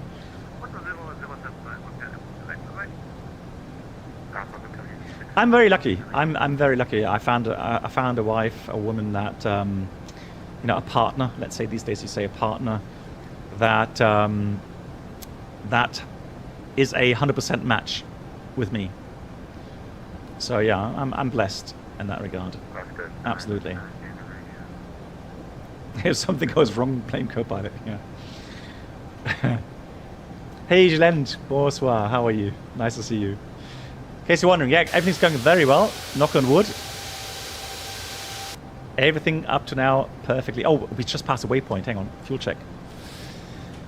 So we have to go and check 55 north. That was at 1604. So we actually lost 2 minutes. So we lost 2 minutes to the estimate previously, but all good. And we had 39.9 tons. And that means we're still 8 tons, 7.8, 7.7, no, 7.9 above requirements. So everything's good. We're estimating Janjo at, and we should have been there at 41, so 1641. And we're estimating now at 37. We're supposed to be there at 38. 1638. So 37. So that's all good. Fantastic. GG's. Janjo is the exit point. So we're going to get called in a second. And so if we go onto the map here. So Janjo will leave the NAT area. So North Atlantic Track area. And here's Gander Domestic. So we're going to get a call in a minute telling us to call Gander Domestic at Janjo. And then we'll probably get radar contact again. Hey, BMW Charlie. Hey, how you doing? I'm doing well. How are you? You've had lots of work. Okay.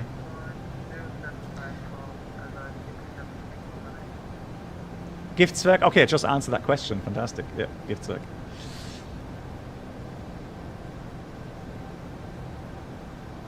Counter argument, you might just remember it more when a pilot does something wrong because humans don't want to.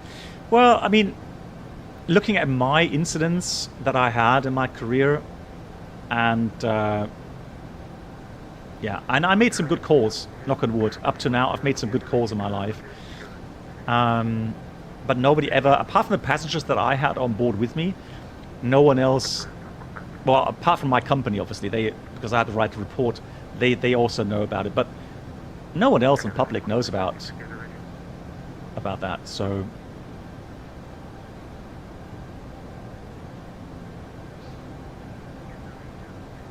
the most dangerous situations I've had in my career.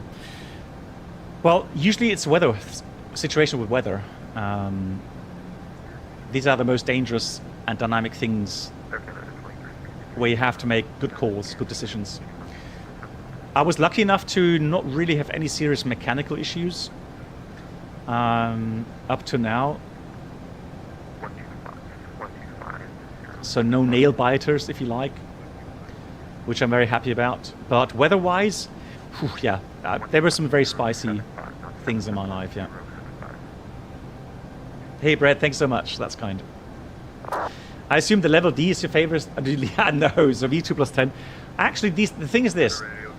As you go through your career, you become more and more comfortable with these situations where you are being tested and you have exams, right? And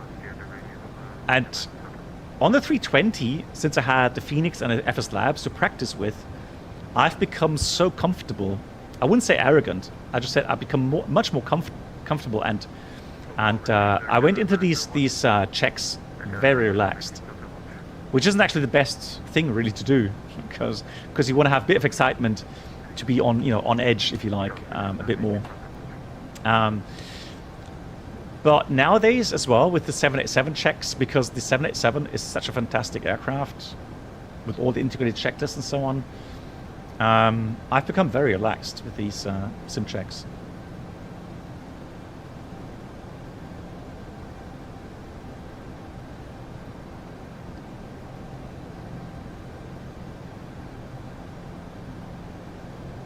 Yeah, that's why. So I'd rather have it that way that it's been in my career, where if anything happens, nobody finds, apart from my company with the reports, nobody in the media finds out and then brings out false information. Because let's face it, whenever something comes out and shines a bad light on you, even if that's not the truth, you're going to have a hard time persuading the public afterwards that it was different and it actually did the right thing.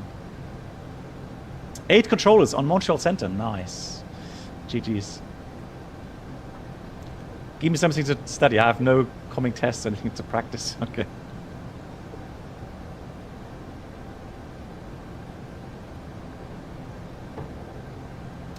ARC, issue with P3D where my ground textures become blurry until zooming in. Which version is that, ARC? 5.3, 5.4, or?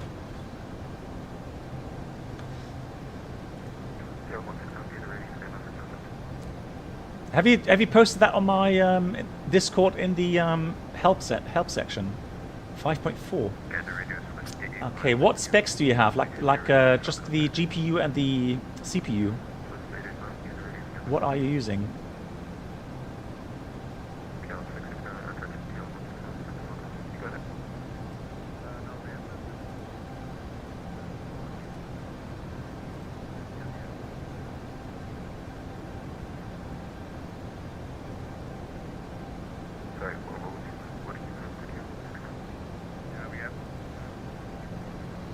RTX 30 Ryzen 9? Okay. I have very little experience with AMD graphic cards and chips. Is that pretty much top line? Is that top line PC there?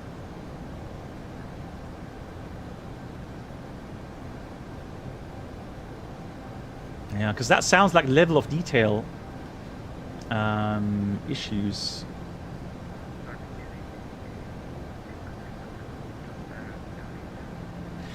Although, I mean,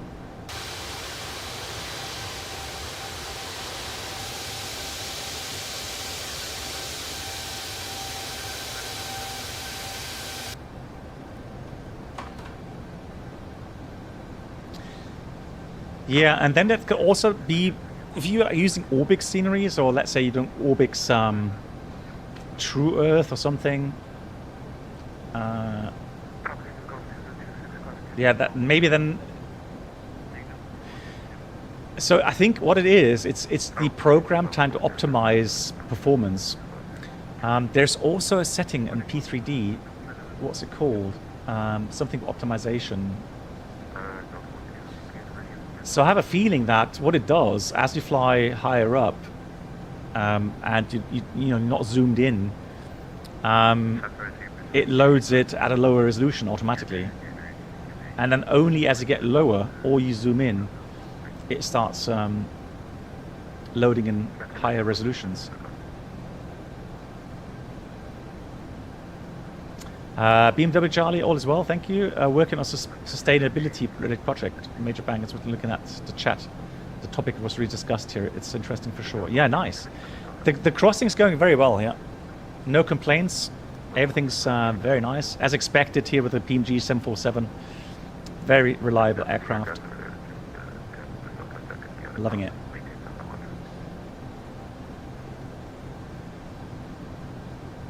Get the radio Air Canada 902, we are back. Yeah, V2+10, another thing I would say right now at the stage in my career that I'm in, especially now flying long range. The other flight I had to Montreal, we had severe turbulence in the descent, or actually it was close to severe turbulence, very heavy turbulence. So we had to strap in everyone very early. And then about 30 minutes prior landing, I got a call where a passenger was found unconscious in front of one of the toilets. So it developed into a medical emergency. And it was so cool to... So I was pilot flying. So I handed over controls initially to the first officer, and I had another first officer with me on that flight. So we were enlarged, which we usually aren't on that routing, but on this day we were. And so I handed over communications with the cabin to the other first officer, and then I could coordinate everything with ATC and have listening on the cabin calls to see how that's developing. So it's so cool to have the capacity now to distribute workload and have two very, very experienced first officers, or even sometimes senior first officer with you that can help you. It's really cool. It's very, very nice. So I never make decisions on my own. It's always a team effort. I just have to have the last say. So I'm the one that makes the final call, but overall the inputs I get are so good. So Latvian controller, hello to you, how are you?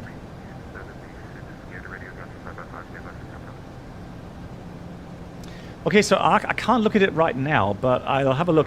But I tell you what, Ark, if you post that also under the flight sim section or help section that we have, or maybe search there if someone else already had the issue with blur textures.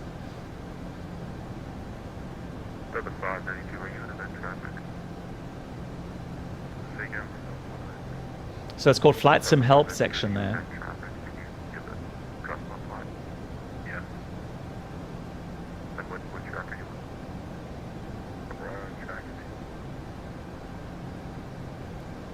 At Dennis, halftime, fantastic, cool, right?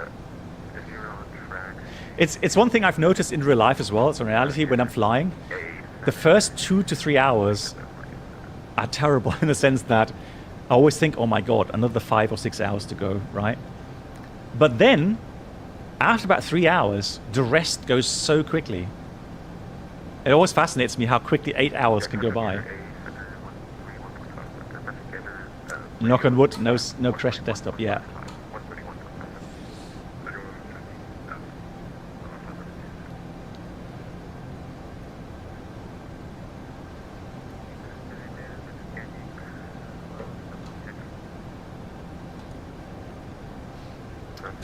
We almost crossed the pond, yeah, so we get Gander next here. Let's take a general look at the weather here, make sure that destination and the alternates are all good.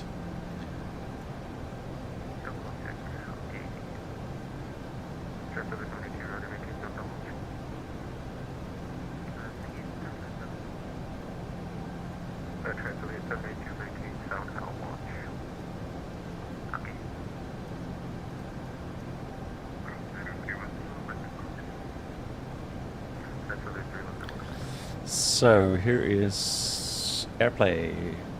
Yep. So let's have a look here. So we got Canada, Montreal. And that's actually what I'm using in real life as well, guys, for my personal planning stuff. So right now, 29013, gust 21, typical weather up there, so a bit gusty crosswinds. Runway layout is 24.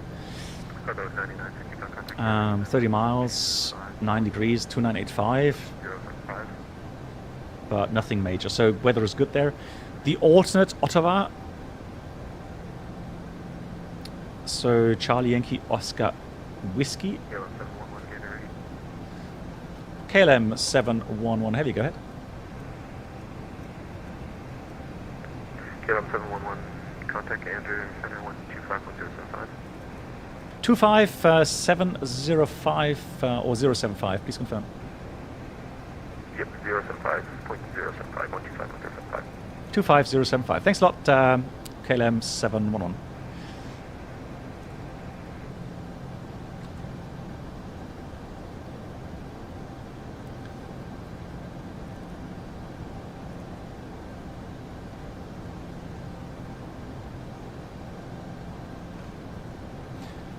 So, Ottawa right now, 12 miles, light showers of rain, broken 1200, overcast 3000, 4 degrees.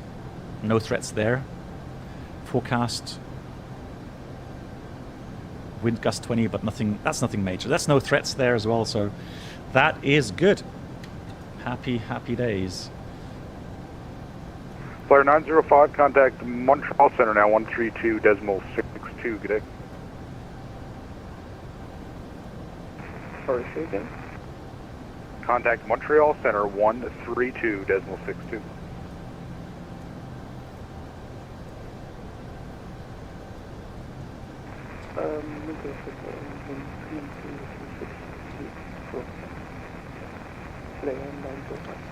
You forgot to set squawk? No. So once you enter the Oceanic area, 10 minutes after you enter the Oceanic, you're supposed to squawk 2000. Gander Center, Lufthansa 1122 Heavy. Flight So initially I did put a 400. squawk there, but once you enter... Lufthansa 1122 Heavy, Gander Center, good day. Yeah. Squawk 7315. Where are we? Just north of Gander. Lufthansa 1122. Newfoundland. Gander Center, good afternoon. From KLM 711 Heavy, approaching Janlo, level 360. KLM 711 Heavy, Gander Center, good day, squawk 6273. 6273 coming on, KLM 711. Lufthansa 1122. That is the same squawk, right? That's the same squawk as we had initially. Lol. No, Cargo Lux 9965, level 2 for the one inbound Daniel. Cargo Lux 9965, Gander Center, good day, squawk 7331. 7331, Cargo Lux. Oh, no, it's not. Our squawk was 2114. Huh? Rora? Rora, how did you know my squawk was 6273? Lufthansa 137, what waypoint are you directed? Did the controller say the squawk? No. Can't be. Lufthansa 137, stand by. Yeah, then is yeah. Welcome to the problems we have as pilots. Yeah. Yeah. Usually we start the clock as a reminder. Center on 133. But I've actually sometimes I just saw the clock running. I just said I don't need it. And I just killed it, and that's it. My reminder was gone. Thank you. New Brunswick. Where on earth is that? UPS 74 Hotel. UPS 74 Hotel, Gander. Are you sure, Voyager? Asking again for Hang on. I noted down squawk. No, my squawk was 2114. UPS 74 Hotel Heavy, yeah, you can climb flight level 360. Southside level 360. Oh, wasn't it London that gave a different squawk? No, I think London Control gave a different squawk at some point. Yeah, but we took off with 2114 because I noted it down here with McLaren's. Yeah.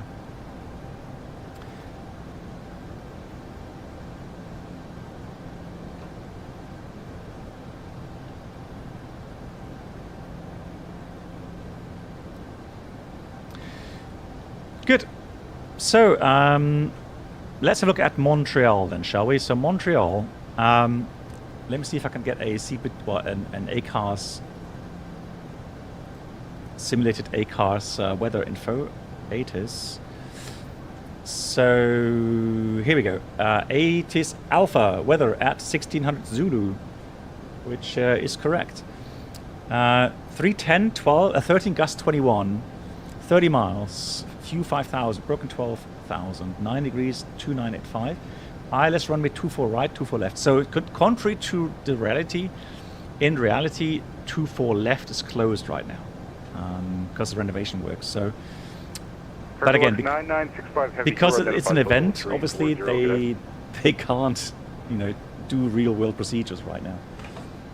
That would just restrict them so much. So 24 left, 24 right. So departing is 24 left. So I would assume landing 24 right, which is normal. 24 right is what we're going to plan with. So let's hammer that into the FMS. Air Canada 901 Alpha, Gainer Center, good day, squawk. And it's kind of funny, guys, just like in real life, in reality. So about, it's about 2 hours 20 prior to landing.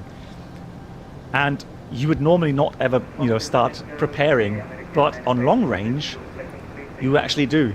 You actually start looking into, weather, getting the charts ready, start entering, refining the approaches. Flight level 430. So 24 right, and we'll take the Ombre 24 right via Debus transition.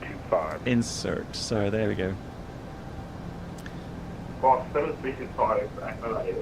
So now we just check the routing, direct Debus. Okay, so Yankee Bravo Charlie, and then direct Debus, and then we are already on the arrival. Ombre to arrival. Canada 671. So here's Debus. Then we go ICMIC, Sylvie, Gorux, Ombre, Okopo. And then we've got the first restriction here at Mer between 10, so below 10,000, above 4,000, and for 2-4. And I don't know why it's so slow already. There's no speed restriction really prior to that. It's just Canada.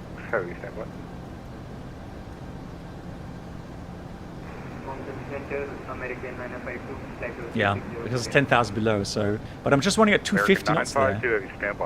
Is it because of our econ speed? So the econ speed is so slow.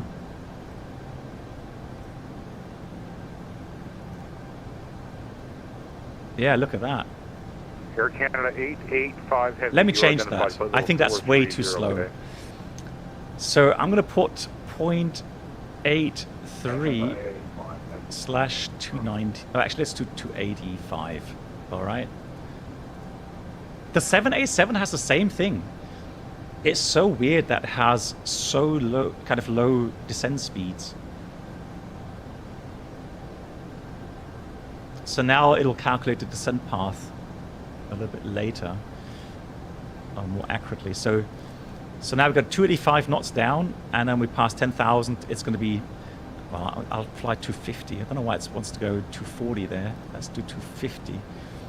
And then Mer, it's going to continue to Lona, and then we go onto the ILS, straight in. All radar vectors, we'll have to see.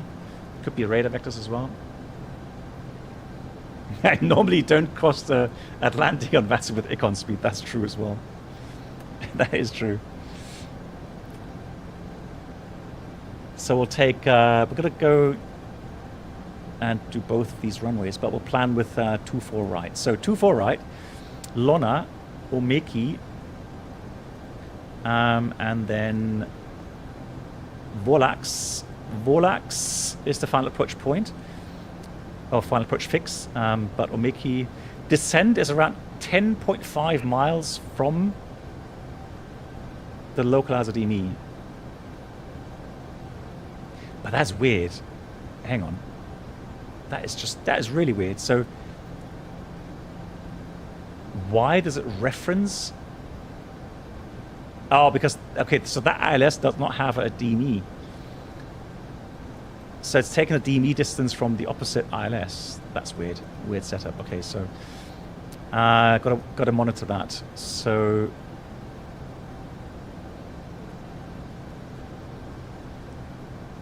we're going to tune the ILS automatically. So that's already correctly pre-dialed.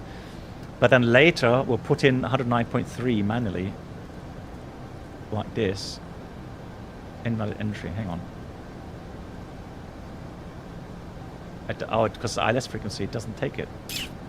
Okay.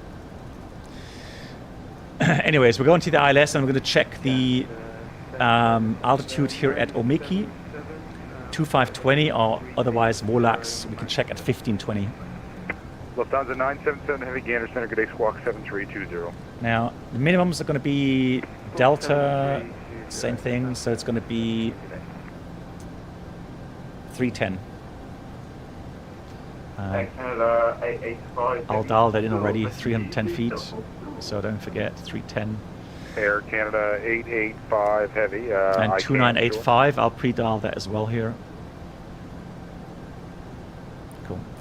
Good, Sony ILS Volax. Lufthansa 977 Heavy, you are identified for level 380, good day. And then runway 24 right, missed approach, early right turn.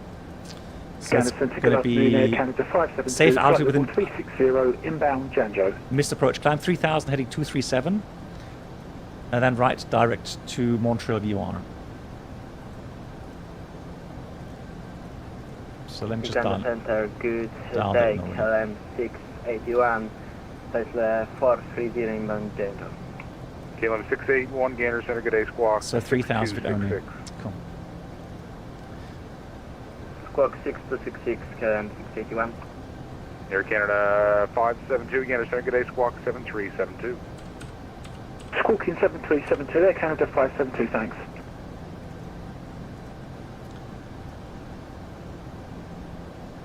So 24 right. Let's see. So we have landing distance available 3,353. Good afternoon. What is That's what we have here as well. 3353.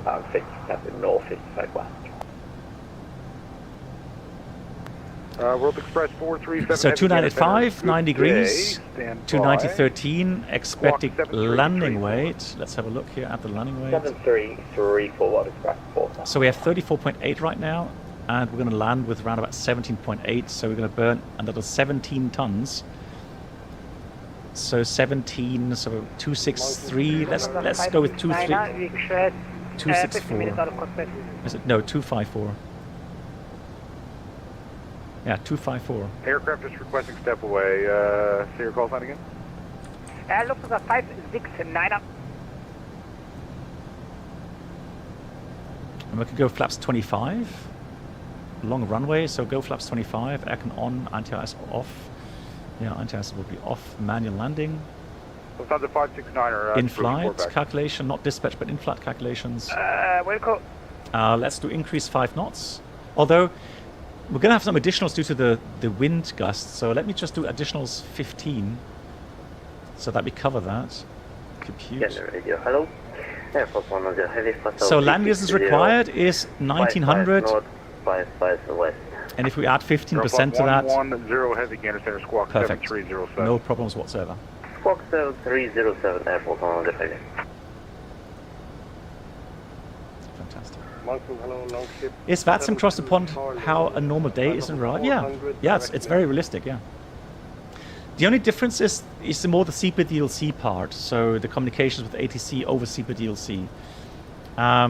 You know, getting clearances is done here through a website here on VATSIM. I don't have you. But otherwise, yeah, communications, handovers, very realistic, yeah.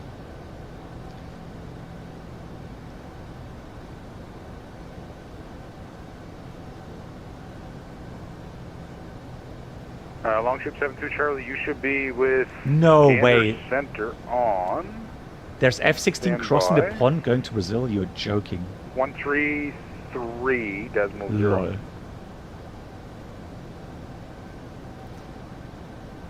Okay, 133. So, if he's flying on Microsoft, how is he doing refueling? Lol. GG's. What a pro. My hero.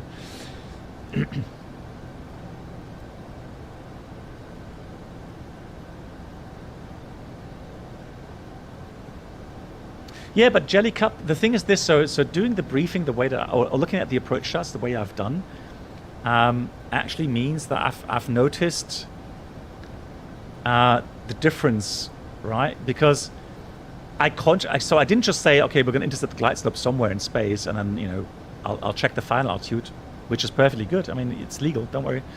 But right now, I've realized that, hey, you know, there's a, if I want to have a raw data reference, then it's going to be a bit different. But sure, we can substitute these DE distances with fixes. So it's perfectly legal to just go with a fix as long as your accuracy is good enough. Then, you know, you could go with a check at the fix here according to the flight plan. Silkline 009 heavy. 2520. That's all good. But again, you know, I kind of think 7363. It's not a bad idea to know where the raw data indications are coming from. 473 heavy. You're identified 370. What altitude would you like? World Express 473 is that flight. He departed St. Petersburg. Okay, wow. World Express 473 heavy. Need an altitude. I can give you 360, 380. What would you prefer? Yeah, he probably is doing that during the flight, yeah. 473 heavy, climb flight level 380. 380, World Express 473. Gander Radar, good afternoon. Air Canada 1321, flight level 380, request Alpha. Air Canada 1321 heavy, Gander Center squawk 7362. 7362. Gander Center, Air Canada 881, flight level 390. So, Air Canada 881 heavy, Gander Center squawk 6773. 6773. There's a question. Do you think the PMDG 777 for Microsoft will be better than the P3D one? Gander Center, hello. Hard to say, really, Brad. I don't know how much is ported in from the P3D version. I mean, visually, it will definitely be much better. System-wise, I don't know. But I guess at some point it'll have CPDLC, which will be an improvement over the P3D version, right? It will have, you know, the 0.833 spacing. So definitely, yeah, I would assume it's going to be better than the P3D version, yeah. KLM 761, Gander Center squawk 7312. MLIS is a call sign. That's curious. Okay, interesting.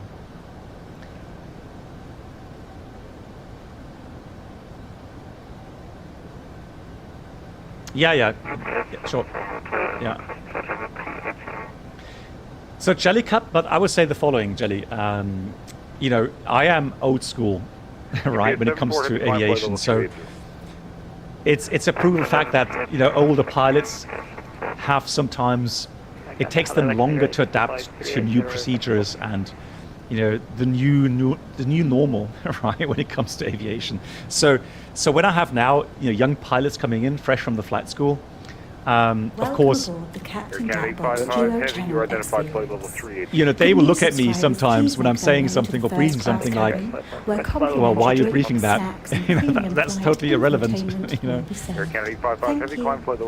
But again, that's just, you know, my old thinking. And Jelly Cup, thanks so much for the Prime subscription. Thank you so much for your support. Big round of applause for that.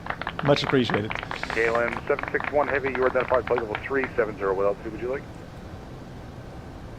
Well, Jelly Cup, also regarding the FMS, I initially thought I would check the coordinates for the crossing because I had the short format like 5620 north, and so I clicked on it and I expected to have the full coordinates showing, but it didn't.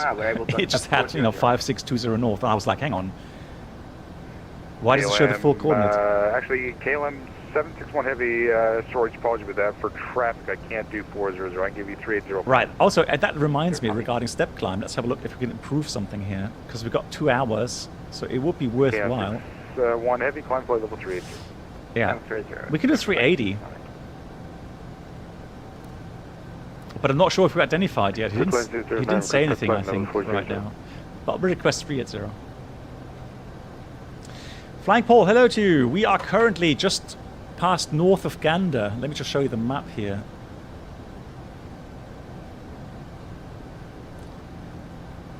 So here we are currently, 2 hours away from Montreal. And there's Gander.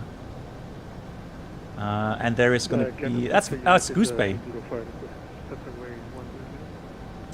Goose Bay, right below us in a minute or two. There it is. 205 Heavy, it's approved. Report back.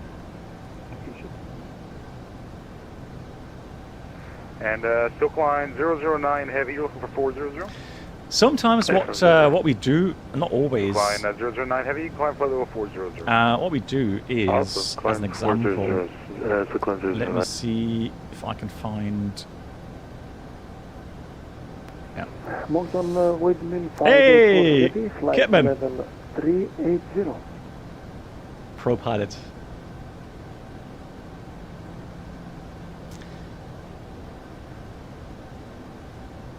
Let me see if I can find some infos on Gander, Goose Bay. Goose Bay, there it is.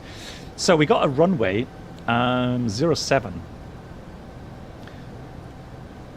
So what you can do, actually, is prepare for maybe an approach into, so let's say you have a fire on board or a medical emergency. So what you can do is look at the magnetic track. 584 Heavy, you're supposed to be over Gander Center 132 decimal So 3. you can go like, 250, 25 with the circle there. I was, sir, but I was instructed to contact you. Yeah, 132 decimal 3. Yes, I was that frequency. Oh, Yankee Roman disregard. Charlie Yankee. Roger. Air Canada Air Canada 1321 Heavy. Need you to descend flight level 360 for traffic. Descend flight level 360 for traffic, Canada 3021. And again, depending on weather, you can already American 20, kind of visually show you where the center line is for the landing runway. American 2025, should I be on your frequency on Montreal Center? Alpha, yeah, I realize, thank you. 2025, where are you? I am American 2025. So if you ever see screenshots inbound and you see this on the nav display, that's what it's intended to do. American 2025, stand by. Kind of, show you, visualize the approach path for such runways. American 2025. It does help. So if you quickly have to do something regarding, emergency descent, quick approach, anything that you have prepared already will have, save you some time in case of an emergency. This is right frequency for American 2025. Situational awareness, that's the word. American 2025, you can contact Montreal Center now, 132 decimal 62. Good day. And of course, also, 132, in order to prepare for such events, you would already then have, get the weather info. Windmill 584, you need to be contacted. So the wind right now is 190, 25, gust 37. So it's actually pretty windy at Goose Bay. So and the controller sent me to you. So I have to go back to him. Windmill 584 Heavy, just stand by, but you are not in my airspace. I'll try and find the right control. Yeah, so 25 has a VOR approach right now. 15. Well, 33. ILS 33 would have an ILS approach, but with that wind, let me just check again. The wind was 190. So 33 is definitely not on the cards. What about 15 in that case? What has 15 to offer? 15 has to offer KLM 865, an Arnav approach. 7357. So I think to minimize the crosswind component, if I go with 15, I have 2,900 meters landing runway, and with an Arnav approach. So that would be my choice in this case. So then I would go more like, let's see, just as a general thing, 150. It's not exact, but yeah, that would be more like it. Although we would do the opposite, wouldn't we? We would put 330. Very good. The opposite radial. Hotel Kilo Lima, flight level 350. So that would be the approach runway. West inbound Hardy. Oh, nice. Getting some ground contact here. It's still cold down there. Look at that. Foxtrot Alpha Hotel Kilo Lima, Moncton, correction, Gander Center, good day. Squawk 7373. Squawk 7373, Foxtrot Kilo Lima, thanks. Yes, BMW Charlie. So normally the step climbs would be in the flight plan. Yeah, if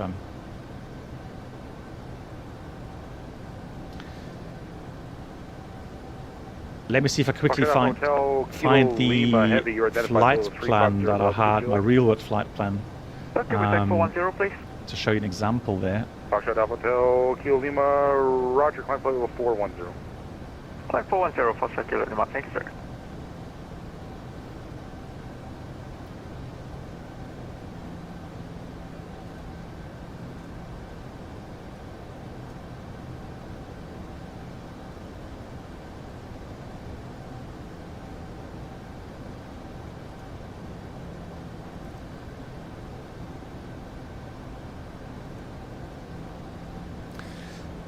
So there we go.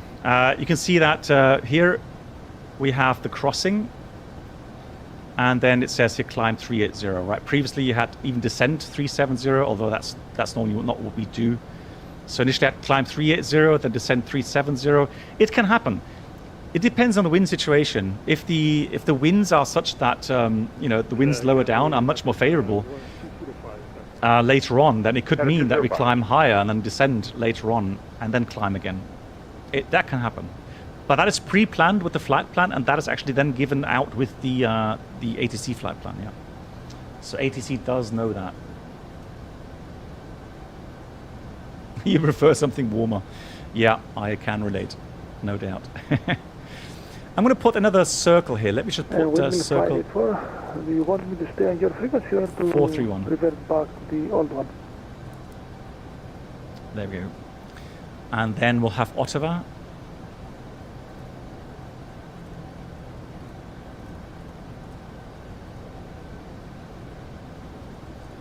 Yeah, OEO 584, you should definitely be with Gander Center on. There we go. So look at that. So that's Gander. Sorry, that's Goose Bay, and the next one is then already Ottawa to Austin Airport. Okay. So pretty much in range already. Have a good day. And total distance is 735 miles. Pretty much 2 hours to go. Counter Center, hello, KLM Almost 14 there. heavy, maintaining flight level 340. Almost there. Fantastic.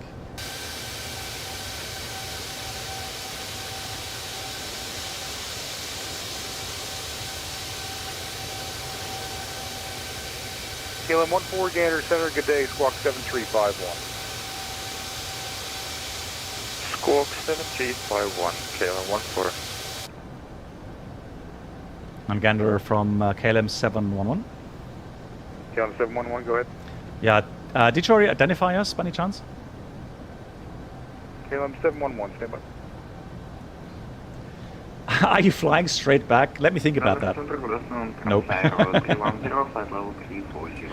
Nope.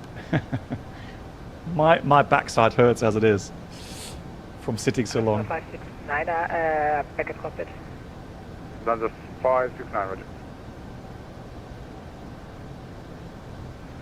Stetson, good day, Smith 4 Charlie Bravo, flight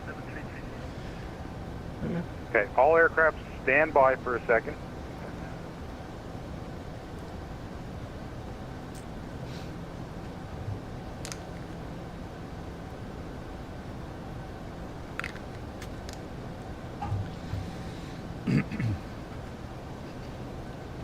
I'm actually happy that I got a fairly early slot, so, you know, 11:15 or 11:16 UTC. Transava 310. That was nice to get airborne quickly. 7366. so we don't land so late. Squawk 7366. I know, Avenger. I could show you that again on VATScope. Wow, that is just incredible. Hang on. Let me just show you guys. Airplane. That's crazy. Oh my god. Hang on.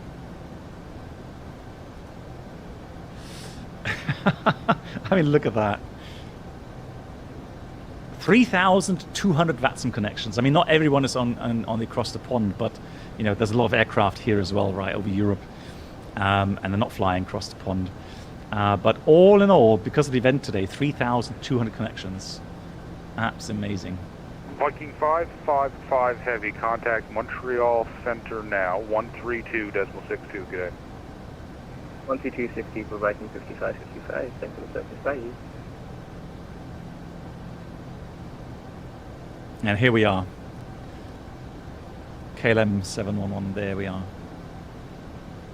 Transdavid 310 heavy, you identified for level 340. And look at the separation. Very nice indeed.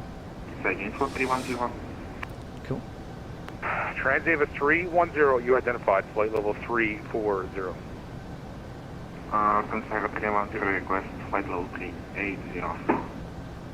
Transdavid 310 heavy, climb flight level 380. Flight level 380, consider 310, thank you. Airport 110 heavy, I would like to step climb for level 380. Well, the thing is, I need to ask for higher level, otherwise it's not going to be worth it anymore if I wait for too much longer. Air France 110 heavy, unfortunately I can't offer you 380 right now for traffic. Roger. There's an aircraft behind me there. How many miles is that? Yeah. Hang on. That's about 38, 35 miles. Depends on how fast we are in relation to that traffic there.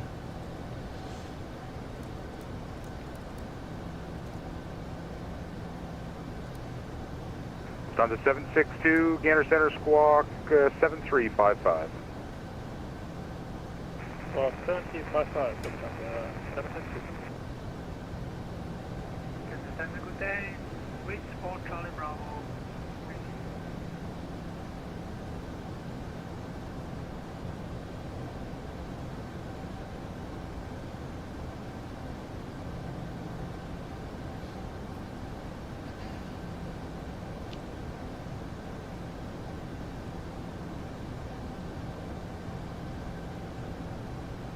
There's still 32 departures at Heathrow? Blimey. Wow, that's going to be a long night then for them. That's incredible.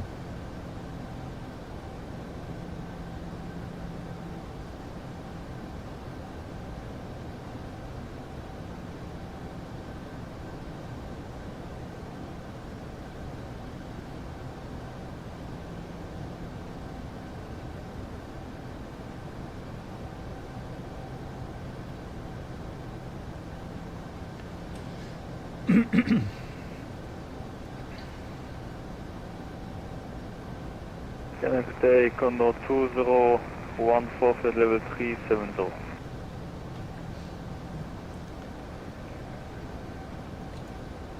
Now, I don't know, I'm sure that I'm not VIP in the realms of VATSIM. So maybe I was just lucky enough to get a slot early on, but I applied. I was not the first to apply, so... Yeah, but maybe I just got lucky, who knows. Gander, hello, KLM 675, flat level 400. KLM 675, Gander Center, good day, Squawk 7367. Squawk 7367, KLM 675. It's on a, hang on, what do you mean, Gilland? Hidden VIP. What do you mean, Gilland? A ranking system across the pond? What ranking system? Squawk 7371. What is it based on? 7371, Condor 2014.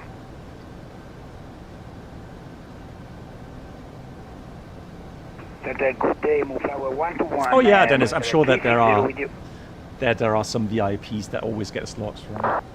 Moonflower 121 Heavy, squawk 7365.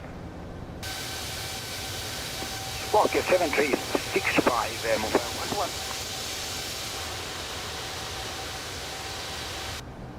So first timers are low priority, long members are high priority. Really? Air Canada 2363 Heavy, for traffic, I need you to descend flight level 380. No show during previous events will give you a negative points. Okay. And your slot booking time gets based on that. Really? I did not know that. Wow, okay.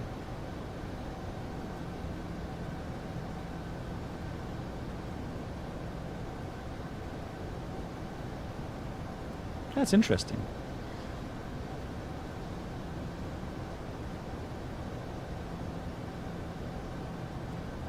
But I mean, you know, with missing the slot. So let's say you block a slot, right, and then you don't show up. That's pretty nasty, isn't it? So you know, if you then get you know, negative points for that, that is fair, I would say. Because literally, if you can't make it, then just open up the slot again, you know, so that someone else can fly it. Now we are outside of the track system. However, before we switch back to magnetic heading, you just need to make sure that you are outside of the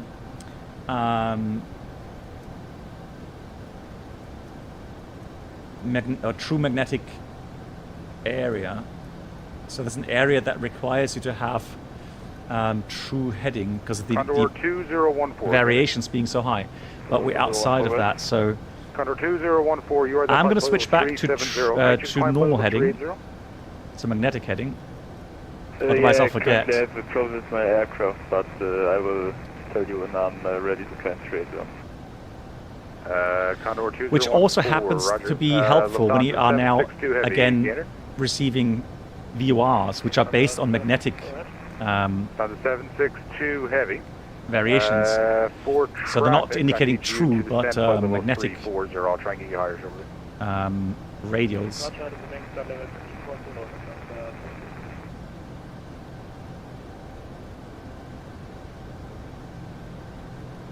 We've got a lot of headwind now. Blimey. KLM 865 request. KLM 865, go ahead. KLM 865 requesting flight level 380.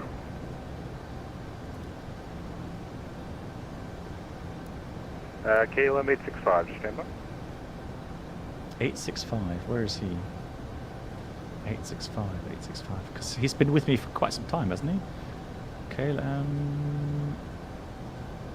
865. No, that was 761. That was behind me. No, he's way behind me. He's just he's about half an hour behind me. So KLM 761 ahead of me is Montreal now 123.92. Good day. 123, 192. Sorry. Gunner Center, airplane 346, Celica check. Airplane 346, negative on the cell cover now for. yeah, Jehu. It's you know, if PMDG finds a way around. Air Canada looking to step away. It's your call sign again. You're working around, you know, to make the aircraft feel heavy with a bit of inertia in Magus Flight Sim. Maybe then, you know, it's going to feel similar to what it has in P3D. But again, that seems to be, you know, a big question mark. Standby. Condor 2014. I didn't clear you to descend. Climb flight level 370 for now. Please. What? Hey? Stand by. Condor 2014, I did not clear you to descend.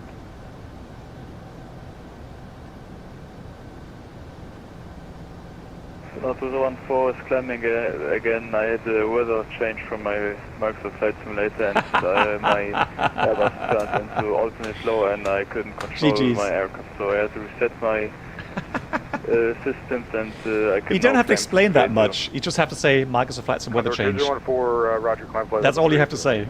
Everyone knows what he means. Gunner Captain, hello, Lufthansa Cargo 85 Golf Tango, heavy flight level. Blame the computer, alright.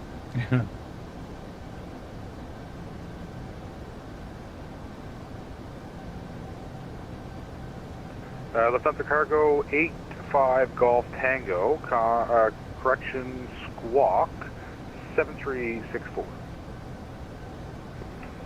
73644 for Lufthansa Cargo 85 Golf Tango. Canada Day, private jet 2026, level 400, inbound to Genjo. Private jet 7361, or private jet, sorry, 2026, squawk 7361. Squawk 7361, private jet 206. KLM 711 heavy, request level 380.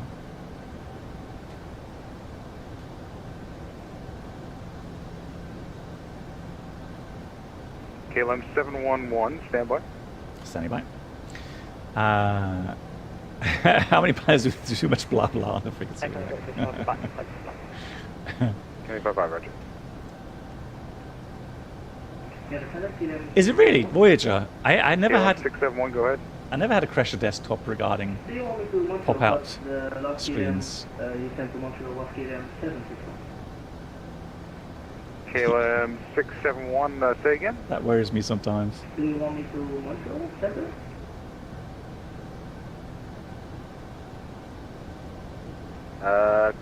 KLM 671, standby.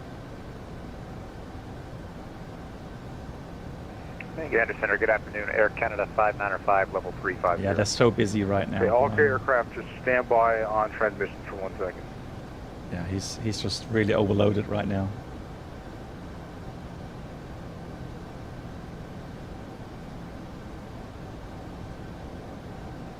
KLM 761, were you requesting to go to Montreal? Yes, it's KLM 671.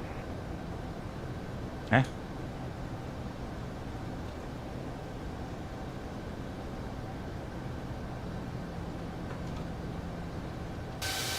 KLM 671, yes sir, you were supposed to be with Montreal on 123.925. Thank you, 123.925. Yeah, then it's right. But you know how the new person that comes online or on the frequency, how will you know that KLM 761, Roger. The controller's really 671, Roger. the controller's very busy. Sorry again, KLM 761. Can you say again the frequency we were end up to?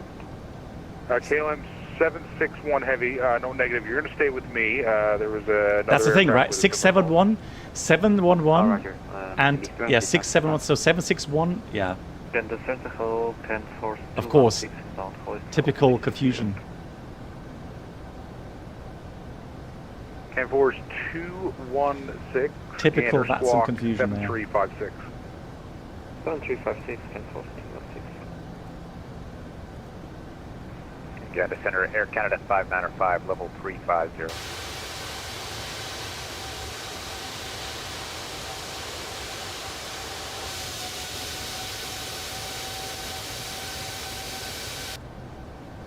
Air Canada 595, Gander Center, squawk.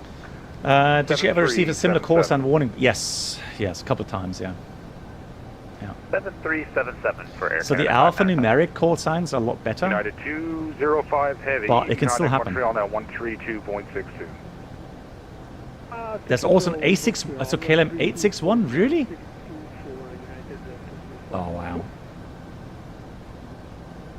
Lufthansa 569, you can contact Montreal. Yeah, Voyager, I'm just thinking now, maybe KLM 71 Bravo would have been better. It would have been a bit 569, contact clearer. Montreal 132.62. Maybe next time. 132.62. Lufthansa 431 heavy, requesting climb flight level 4. Nice, he's just task saturated now. He's, trying to coordinate all the traffic. Lufthansa 431, standby, just gotta find you. Yeah, eastbound will be somewhere in autumn, yeah, around October, yeah. Okay, so 681, but still, I mean 681, 671, 761, 711. Yeah, definitely confusing. Especially when you have like 100 of aircraft on your radar screen. Oh dear, oh dear. Right. Yeah, they all end on... Yeah, KLM and then all ending on 1, yeah, do you exactly. want me to move to Montreal as well? Lufthansa 431 Heavy. What else are we looking for? Flight level 4 was the west of the day. Lufthansa 431 Heavy and climb flight level 400. Climb flight level 4, Lufthansa 431 Heavy, thank you very much. The last aircraft calling in from Montreal, say again. KLM 681. Yeah, it is a beauty. It is a beauty. All right, 5 hours 20 in and an hour 40 to go. Things picking up now. Cool. Getting excited for the landing. Stay with me. Excited for the landing. Hopefully we'll grease it. It's the same thing in reality. So when you pilot flying, the excitement, right, especially with some challenging crosswind, you know, how are you going to land it? And I know you won't believe me, but the last landing I did in Montreal, it was an absolute greaser. 132.625. The first sign that we touched down was the speed brakes extending. We didn't even feel the touchdown itself. I only heard the speed brakes come up. Air Canada 93 Whiskey, you can contact Montreal 132.625. Contact Montreal 132.625, Air Canada Whiskey, bye. Yeah, greaser, that. But then again, I mean, again, the 787 is just so stable. It's so lovely to land. Even in crosswind. 907 Heavy, really nice. You can contact Montreal now on 123.92. I thought someone would say video proof. Unfortunately not. I only have like 280 passengers and 2 first officers. that would say they can vow for that.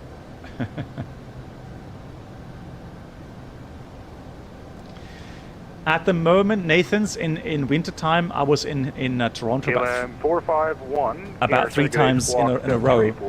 And KLM 451, are you joking me? Blimey. So I was actually 3 times in a row in Toronto, but now we're not flying, so the 787 doesn't fly to Toronto at the moment. Hey, buddy! Wie geht's dir? 81 months, good God. Force 216, requesting level 370. Just back from the lab. Unfortunately, I'm only rarely in stream these days. I'm mostly working at the moment, but I still watch every video as well. Oh, that's really kind. I demand more DC-6 per engine used smile. I'll give you 380. Buddy, first of all, thank you so much for 81 months. Much appreciated. Thank you so much for that. Give it a round of applause for that. Let me find the button. There it is. Air Canada 881 Heavy, you able to climb flight level 400? So, buddy, thank you much for the awesome support, and yeah, I'm sorry to hear that you're working so much at the moment. Air Canada 881 Heavy, climb flight level 400. But hopefully you're not breaking so much stuff these days. DC-6, I've not flown D6 for so long now. Blimey. Yeah.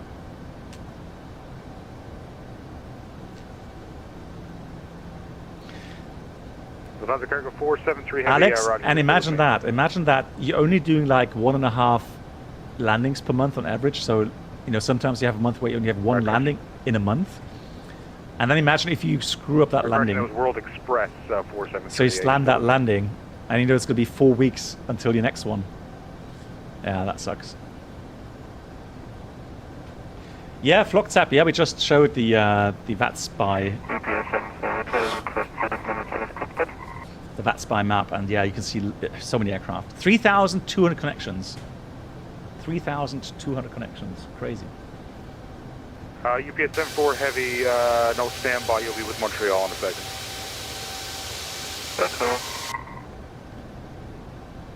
There's 671 and 671 Lima. My God. The controller must think that we're all doing that on purpose to annoy the controllers. UPS 74 Heavy, you can contact Montreal now on 132.62.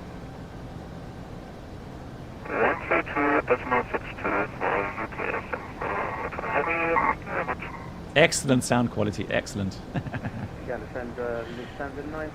Where was he? He was sitting somewhere or not in front of the microphone. Landing every 2 months, Nathan? Oh god, yeah.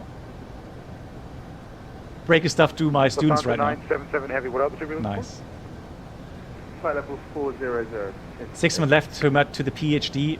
So enough handle. Okay, all the best wishes, buddy, for that. Alles Gute. Lufthansa 4... But you'll rock it, buddy. I know you will rock it. Climb flight level 400. Roger, climbing to flight level 400. You have an entire month to mediate or meditate after slamming hard. Yeah. Request out of the cockpit for 5 minutes. Yeah. What toaster is the guy talking out of? KLM 675 is approved. 4 back. Oh dear. And going to center Air Canada 572, request step climb to 370.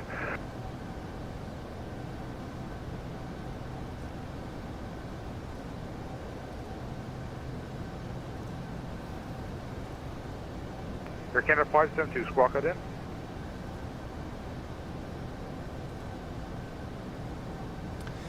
Now I can. Let's just keep Ottawa for now. Air Canada 572, I got you. What altitude are we looking for? Just looking for 370, please. 572. And we'll take Montreal in here. Air Canada 572 and 4. Look at that, 567 miles. I can give you 3. Actually, no. Actually, I got to keep you at 360 for traffic. Yeah, copy. That's copied. Understood. Thank you. Maintaining 360. Air Canada 572. Air Canada 671 heavy, you with me? Constellation. Man, Alex, the Constellation is one of those aircraft that are looking, just looks so amazing, right? Air Canada 671 heavy, roger, climb flight level 3. So the shiny metal appearance. I'm sure before the Concorde was developed, that's Air Canada 595. The Constellation pilots, they were like kings and queens, and they were the top. Hey MCK, welcome back. We're still alive. We're still flying.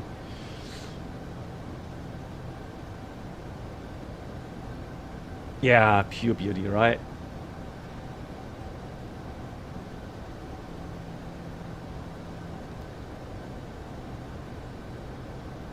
Air Canada 595, just stand by. I'm just trying to find you.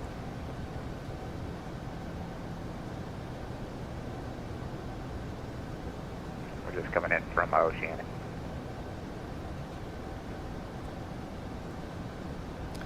Alright, Air Canada 595, heavy, roger, got you there now, squawk 7377. So we're coming up to the boundary now for Montreal. So he'll probably send us off to Montreal in a few minutes. But since there's so many sectors online, we're going to have to wait. Air Canada 595, what heavy, frequency we get. Level 350. What else are we looking for? Number 380. Constellation Fan Club, right. Air Canada 595, heavy, yeah, it's approved. You can climb flight level 380. Climb flight level 380, Air Canada 595. Oh, nice, MCK. Jeez. Cheers for that. The weather today, I guess, the weather in the UK was pretty stormy last couple of days, right? Same as we had here, I guess. KLM 451 heavy, you're identified flight level 380.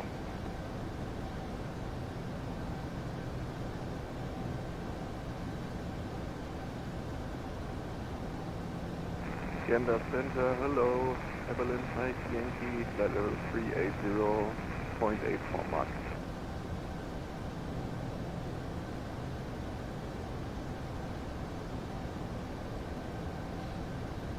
Just need to do something here quickly. Air Berlin 5, Yankee, Moncton Center, good day, squawk 7326. 7326 for Berlin 5 Yankee.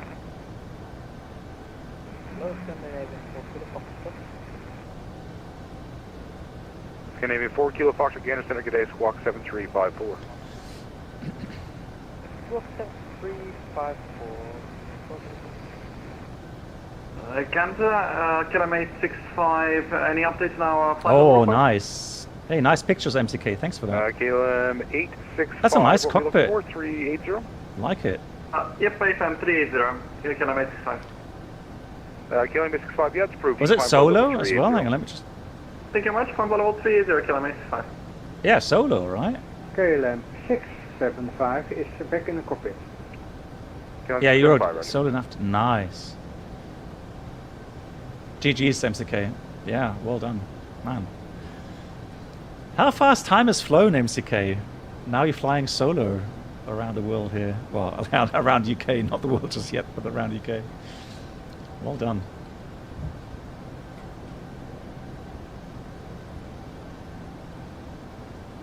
Air Canada 841 Heavy, you can contact Montreal Center. Man, I guess I have to come to the UK sometime soon, right?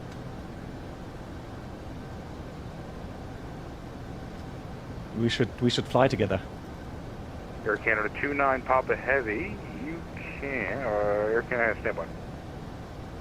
And I'll promise to shut up and not try to. Air Canada 29 Papa Heavy, you can contact Montreal Center now 13. To interfere too much. Hey, Icarus. Where complimentary drinks, snacks and premium flight infotainment will be served. Thank you. You fly, I watch. Alright. And Delta Cargo is at Golf Tango requesting climb to 380. Icarus! Thank you so much for joining the community here. Thanks for Twitch Prime.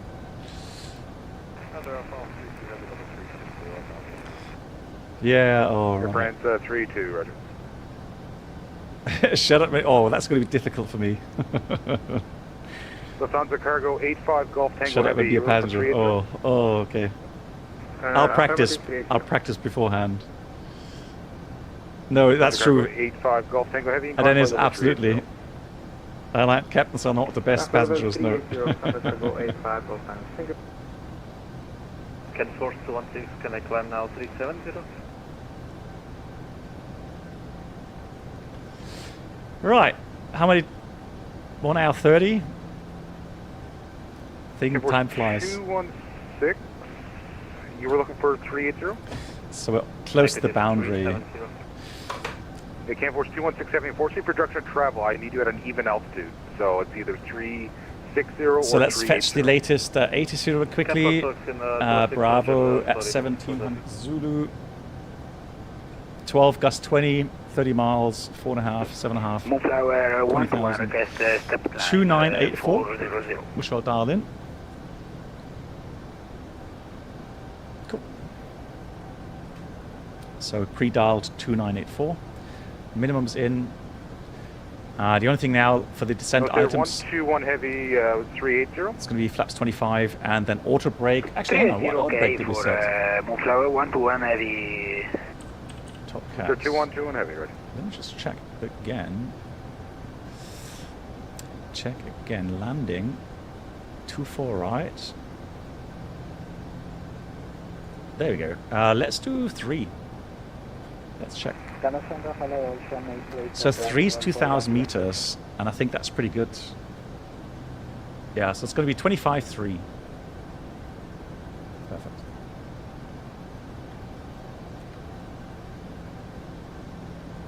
Yeah, grab the wheel by accident. No. I know my place in the flight deck.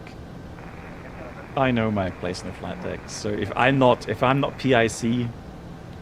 Ocean 828. I know where to keep my hands. 7350.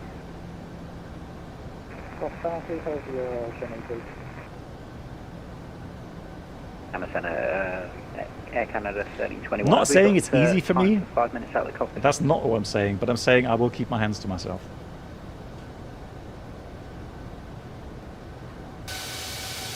Air Canada 1321 Heavy, yeah, it's approved. Many thanks for calling you back. Roger.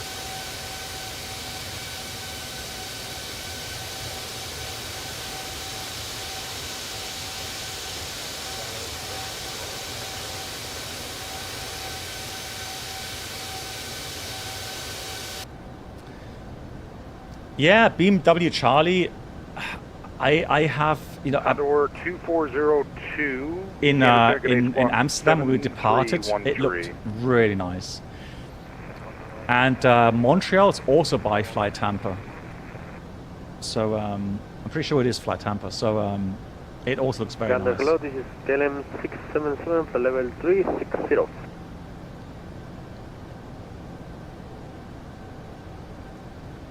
Yeah, Alex. Yeah, I'll voice a subtle reminder. Center, just stand by, please.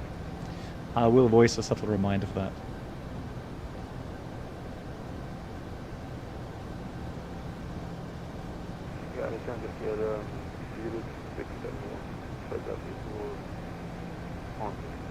Toronto, I remember Toronto being very heavy, very heavy on FPS. So I'll tell you what, we have step size 0, don't we? So yeah. So the whole calculations are with the current flight level. That's fine. Min diversion is 8.5 tons. So we're still very good on fuel. We have like 40 minutes holding fuel available. 7333, Lufthansa 470. Gander radio, or Gander, sorry, switch 211, flight 130 here.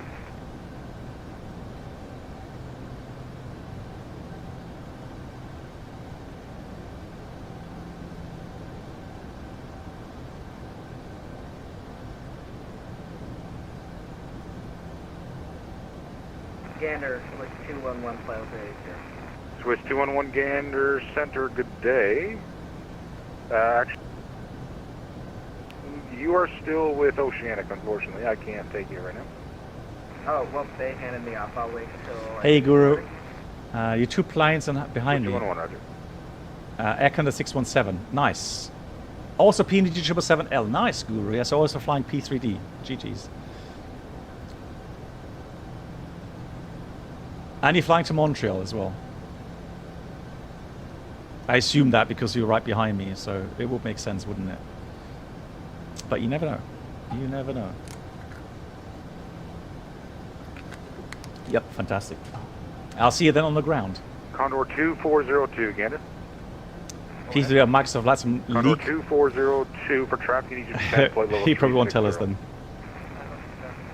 He won't tell us.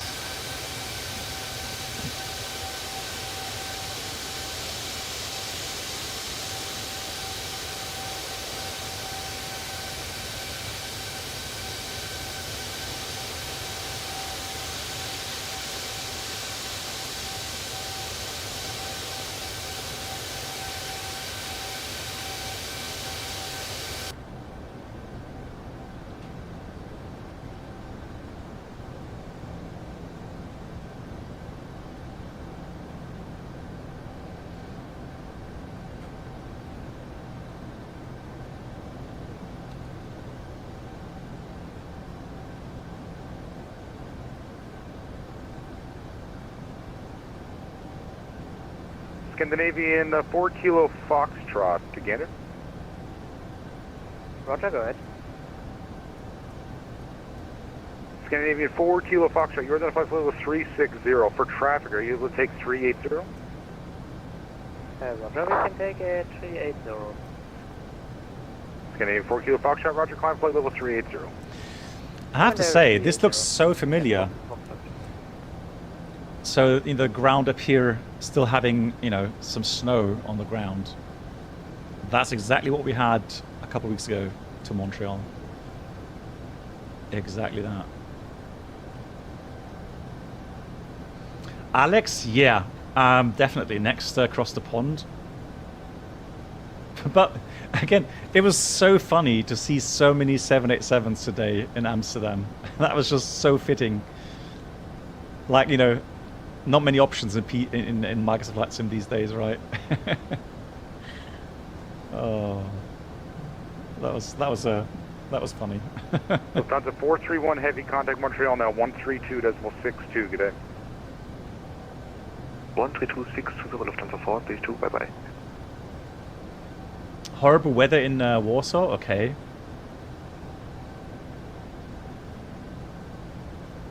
Lufthansa 431 heavy, confirm 132.625. Gander Center, KLM 671 Lima. How was the departure where we had to taxi until 36 left? 431 Heavy, contact Montreal. We had 30 minutes taxi out time. 625. 132 That was a long time. 431 Heavy. Gander Center, good afternoon KLM, 24 Whiskey level 380 and about 85 miles east of Janjo. Extended tourist route, right? No, so Gilend, the CTOT was only like for... KLM 24 Whiskey, Moncton Squawk 7355. Squawk 7355, KLM 24 Whiskey. Unless I misunderstood the CTOT in the sense, I thought that was the, you know, kind of off-block time. I don't know why did I think that was off-block? Did I read that somewhere? Hang on.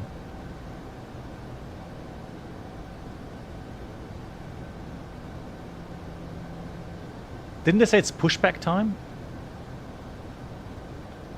11:16. So the time you get is hang on, let me just check again. No. So Canada 902 Heavy. no, it's not. They don't call it CTOT per se. Hang on, let me just check something really quickly.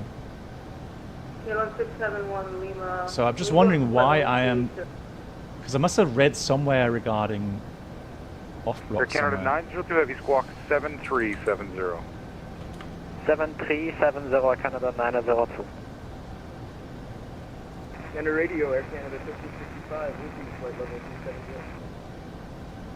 270. Lol. KLM Okay, I take it all back. It was actually takeoff time. Okay, all aircraft, I can only handle one request at a time. Please listen to the frequency. When other aircraft is talking, I need to handle one I have no idea why I was under the impression. That was supposed to be the time you asked for pushback. Wasn't it last time like that? You got a time where you have to... Oh, shut up. Where we have like you know, the pushback request. I have no idea where I got that idea from. I don't know where I got the idea from. Right, that means we could have departed half an hour earlier. 4 Kilo Foxtrot, are you climbing to 380? Yes, we're climbing to level 380, right. but our climb performance is a little bit limited because our sea is still very heavy. Canadian 4 Kilo Foxtrot, Roger. KLM 677 Heavy, you with me? Tis. Yeah, tis. KLM 6. And I was like, oh, but right on time. We departed right on time. Well, KLM 677. But hey, you know, for traffic, I need you to send flight level I'm streaming. I'm making the departure times, right? Okay, level 340. It's interesting. Nobody ever complained. No controller told me, like, you know, oh, you're a bit late. Air Canada 1321 back on. Nobody said anything. Air Canada 1321, Roger. But maybe what would help if you got a TUBT. Right, that would maybe help. I honestly was under the impression that the time that you were given was the target off-block time. Don't ask me why I was under that impression. And where I got that from, I don't know. But, okay, next time we'll know.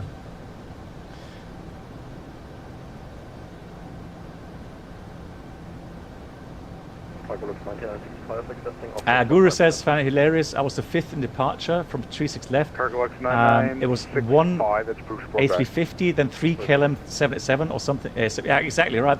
So I had counted like 95% of all the traffic that I saw at the apron in Amsterdam was 787s. I'm not lying. 95%. There was just me at the moment that I watched. It was like just me with the 747. I saw 1 A350. Air Canada 2363. I was trying to call you earlier. A330. You go over to Montreal 132.62. And we saw, I think, 1 777. Yeah, the rest was all 787s.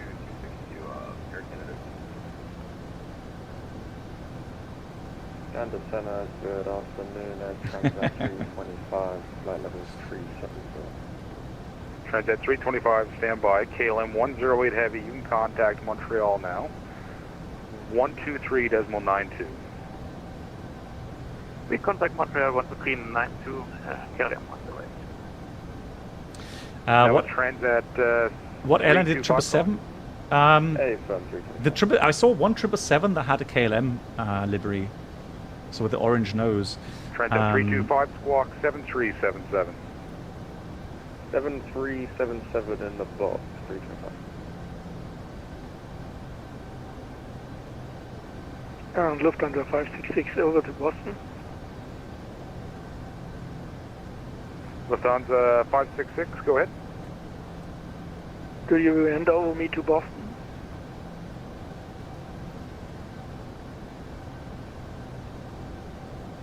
That wasn't you.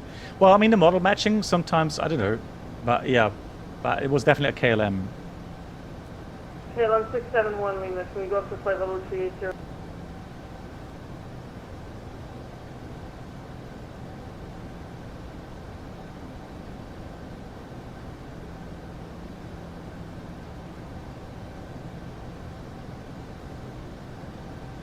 KLM 671 Heavy, what altitude are you looking for? Can we go up to flight level 380? Descend to 380? No, go up to flight level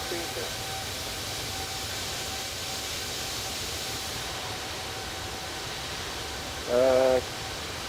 KLM 671 Lima, stand by. I might think I have you on the wrong tag there. Roger.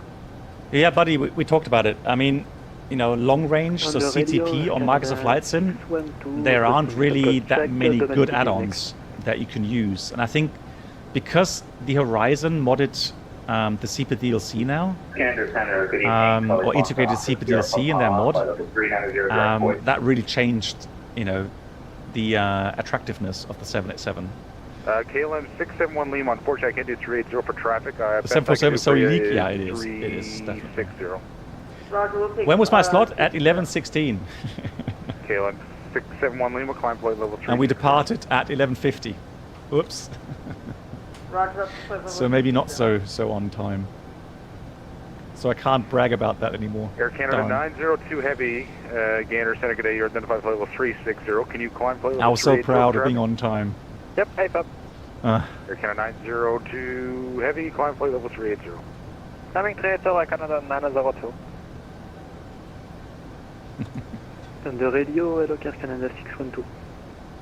Air Canada 612, go ahead. I'm just checking in, Air Canada 612. Air Canada 612, Roger, squawk 7377. Now let me just check something here. Where are we? We're squawking 7377, Air Canada 612. And Air Canada 902? Air Canada 902, go ahead. If it helps you, we can do also anything from 400 up to 420. Air Canada 902 Heavy, Roger. Yeah, 400 would be better if you could do 400. Up to 400, then Air Canada 902. Canada 902, Roger, climb flight level 400. It's difficult to say which center. So the next centers are pretty much all Boston centers. Although we should get Montreal.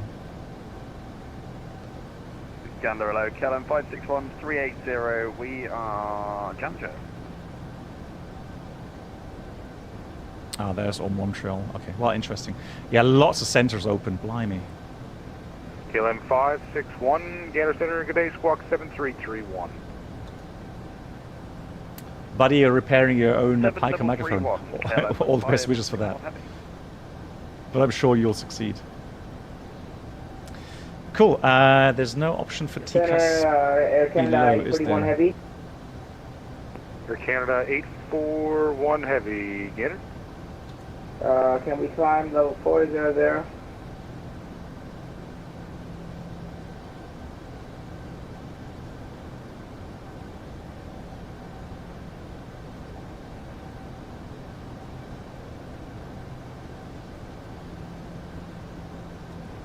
Gander Center, a very good afternoon. KLM 250 is with you, final level 380, inbound hoist.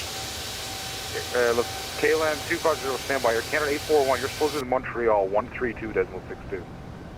Okay, 132.62, Canada 841 Heavy. And the KLM, just calling through your call sign again, please.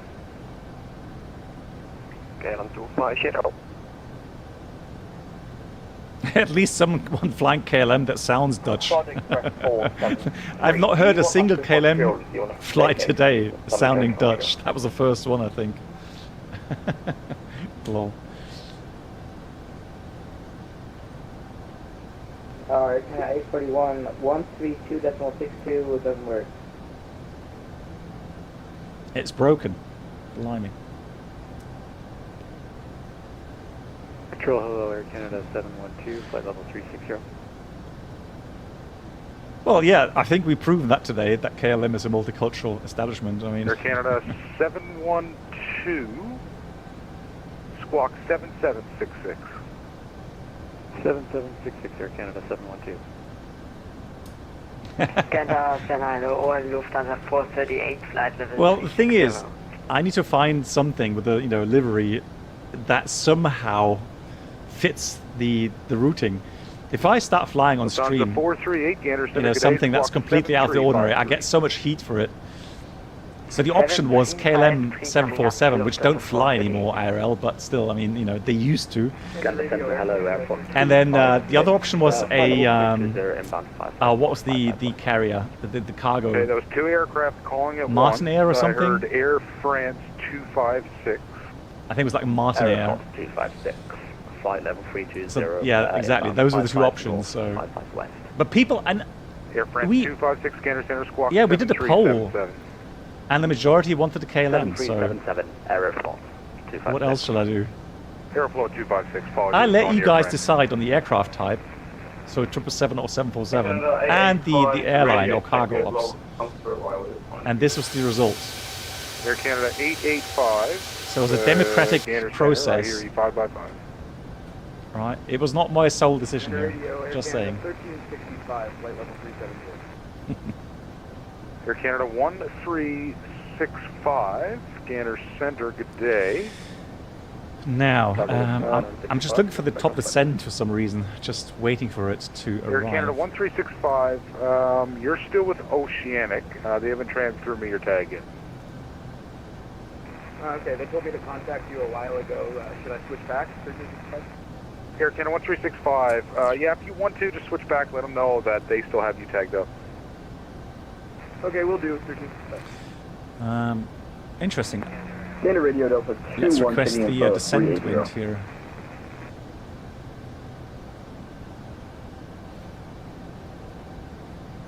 Air Canada 173, you still with me?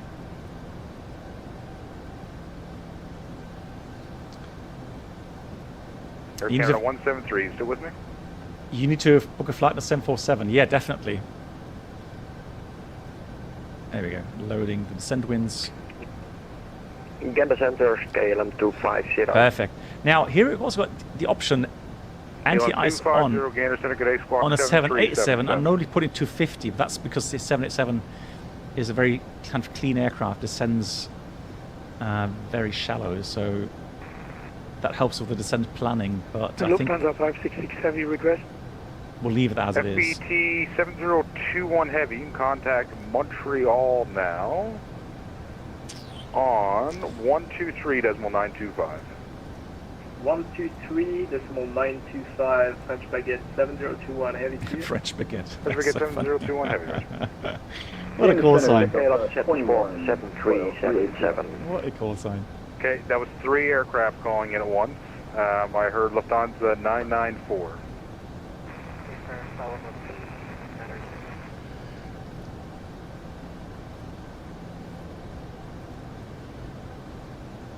Lufthansa 994, good day, squawk 7377.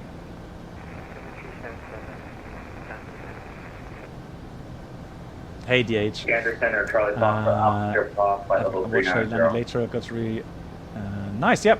Have a good landing in Toronto, DH. All the best. With 211, we should be in aerospace now. Charlie Fox at Alpha Sierra Papa, Gander Center, good day, squawk 7377. Squawk 7377, Charlie Fox at Alpha. Gander Center, Alpha 21, flight level 380. Delta 21, stand by. Helldiver. I've never heard of that game. Lufthansa 1122, you can contact Montreal now, 132.62. Well, you know what, Dennis? Vancouver, that would be one of my favorites. 132.62, bye-bye. Yeah. Vancouver, go for some whale watching. 211 flight And go for some waterplane Air Canada 59 Juliet Whiskey Heavy, flying. you can contact Montreal 132.62, good day. 132.62, performance. Air Canada 885, request auto cockpit for about 5 minutes. Air Canada 885, stand by. Lufthansa Nice. 977 Hey, Ducky, Heavy, you can contact Dennis, then have a look for Montreal when this 132.62, whale watching season is. Montreal 132.62 for the... Because they're not always there, are they? Have a So. good day.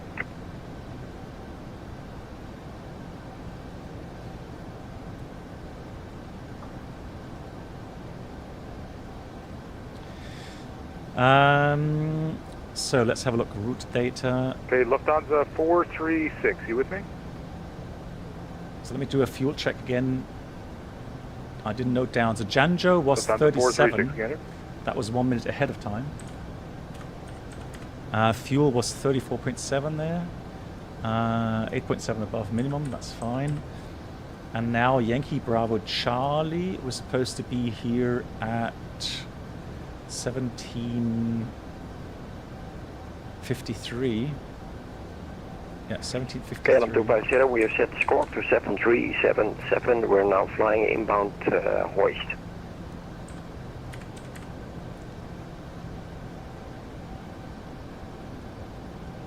And fuel 14.8, and we have 23.8 there. So that's, yeah, still very much fuel. Enough fuel here today. We saved some fuel. That's good. That is nice.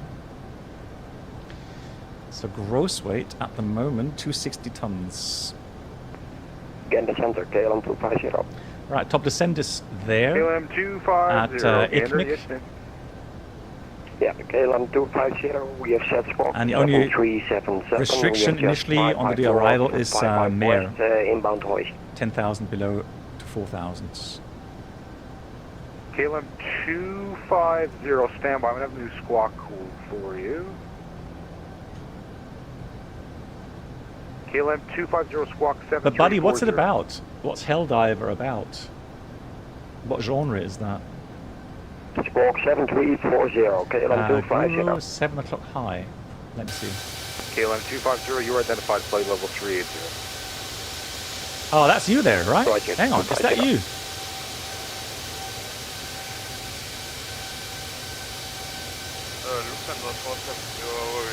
Yeah, Delta. Hey, nice. How fast are you? You're overtaking me. I guess that's why I didn't get... 470, you're looking for 360? I guess that's why I didn't get 380. Lufthansa 470, climb flight level 360. Yeah, you look fast. Oh, Air Canada, sorry. Yeah, probably. Yeah, I guess it is Air Canada. Let me just see. Let me try again.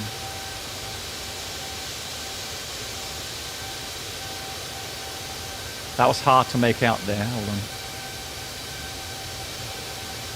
Yeah, it's Air Canada. Yeah. Gander Center, Yeah. Air Canada 745. Air Canada. Air Canada 0.88. Wow, you're burning fuel, my friend. You're burning fuel.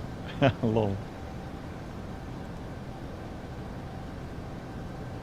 Air Canada 745. Now, walk 7321. we should have been on blocks 1851. That only leaves me 2 minutes taxiing. It's going to be hard, but still, I mean, we're still not that late. Delta 21, yeah, apologies, I just got to get a few hands. Ducky, yes, I will definitely try out the 777. Now, there's also a 777 coming out for X-Plane 12 French Brigade from Flight 20 Factor. Yankee Heavy, you with me? So I'm also looking forward to that. Yankee, go ahead. French Brigade 20 Yankee Heavy, you can contact Montreal now 123.925, good day. Cost next 999, Jesus. Well, that's to Montreal, 123.925. Yankee, thank you very much, bye-bye. Your wingtips must be glowing. Bright orange. Gander Radio, Air Canada that speed. 1365, back with you, 370. 999. Air Canada 1365, Gander. It's a co-op good day. TVE shooter Squawk, with 0 PvP and no pay to win. It's a mixture of Starship Trooper and fight against the community. 7316. Okay, that's interesting. Yeah. And Delta 21, apologies with that, Squawk 7377. 7377, Delta 21, no worries. But anyways, I mean, even a 340 going Mach 0.82 gets to destination at some time, right? So, you know.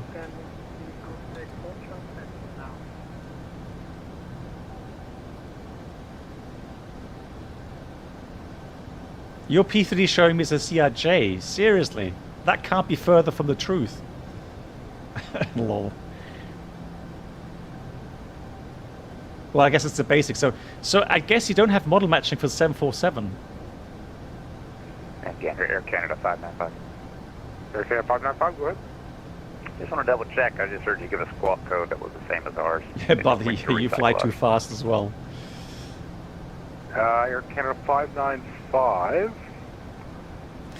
I mean, we have enough fuel, right? So, although now for the last hour, Canada 595, yeah, it's not going to really help. So there's a rule of thumb, guys. So if you go Mach 0.01 faster, so instead of going 0.83, if you go 0.84, it will save you 45 seconds in 1 hour flight time. So let's say I go Mach 0.86, it will help.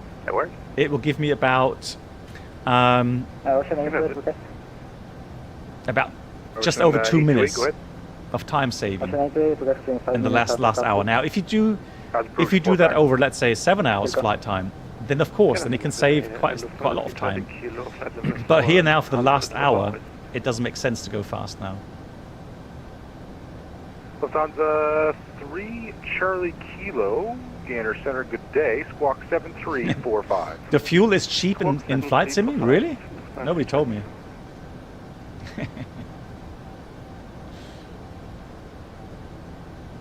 and in 100 out, I pay it. That's true.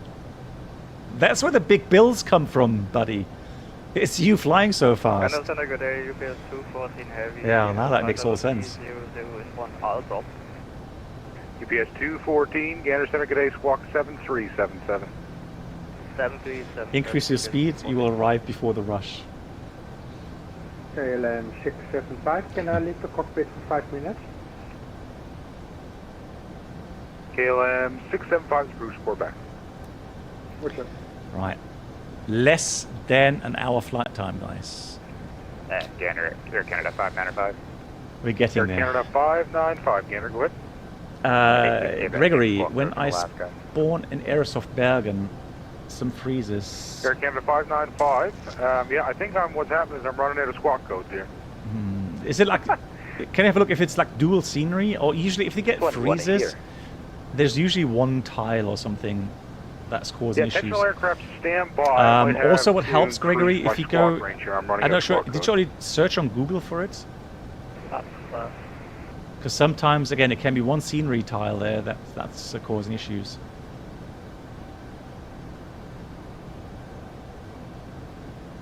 But the freezes, I get the freezes as well sometimes. When a very heavy scenery loads in, I mean, that's still P3D. It will freeze for a second or two.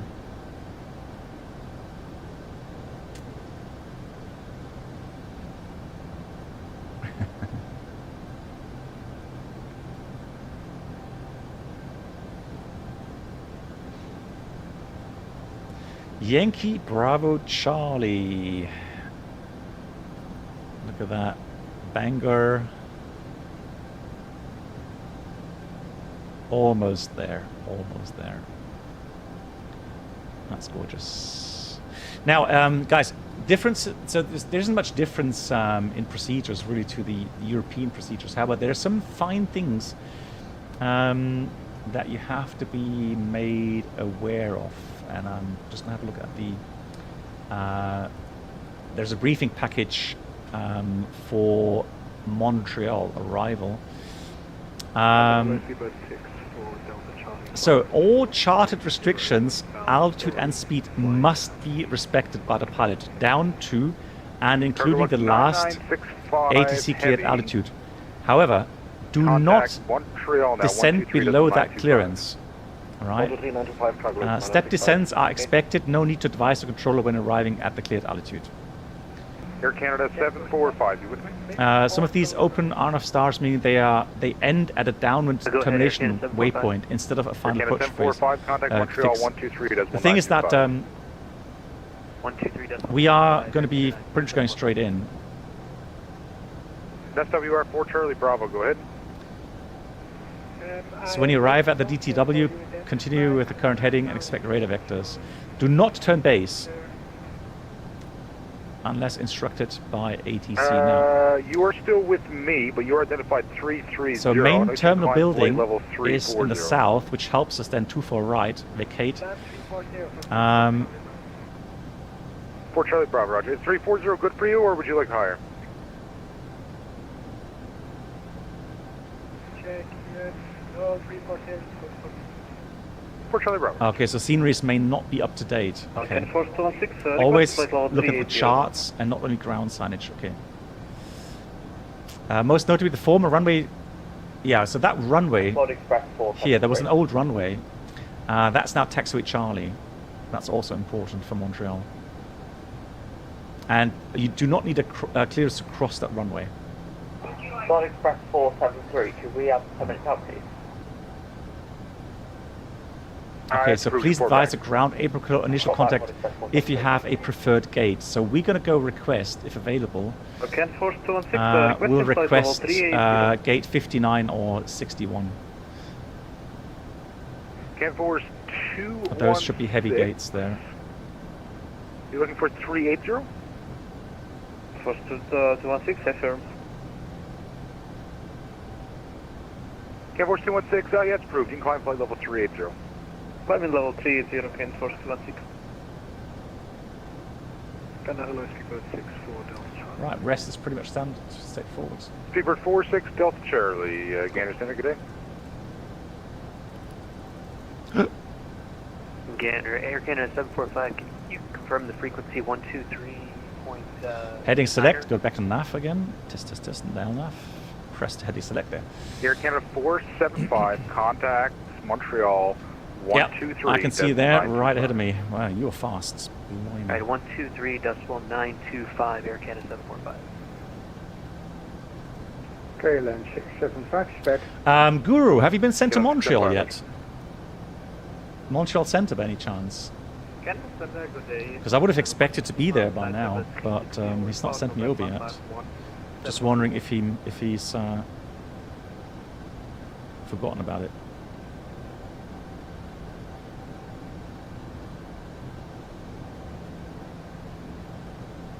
Your trans 1 Yankee Lima, Gander Center, good day, squawk 6755. What's this postman 1 Yankee Lima? 1 Yankee Lima, roger. Squawk Venture, yeah. 6755. Everyone else gets holding. I'll be getting straight in. That's how it should be. Ocean 8 back. Ocean 9828, roger.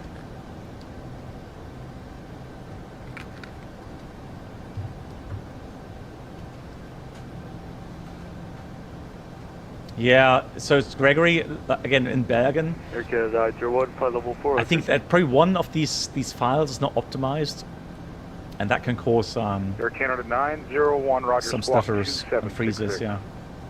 I've seen it many times, many different sceneries. Scandinavian 4 Kilo Foxtrot, are you able to descend 360? Take them. Scandinavian 4 Kilo Foxtrot, descend flight level 360. Then level 360.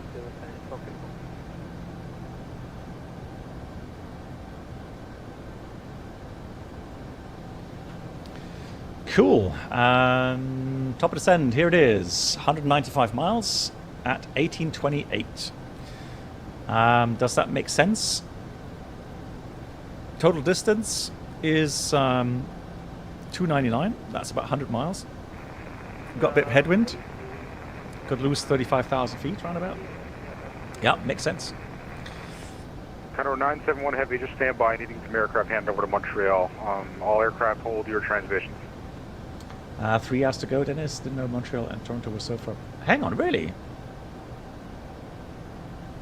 No, Toronto and Montreal is about 45, 50 minutes, isn't it? It's not that far. Then you are a lot further behind.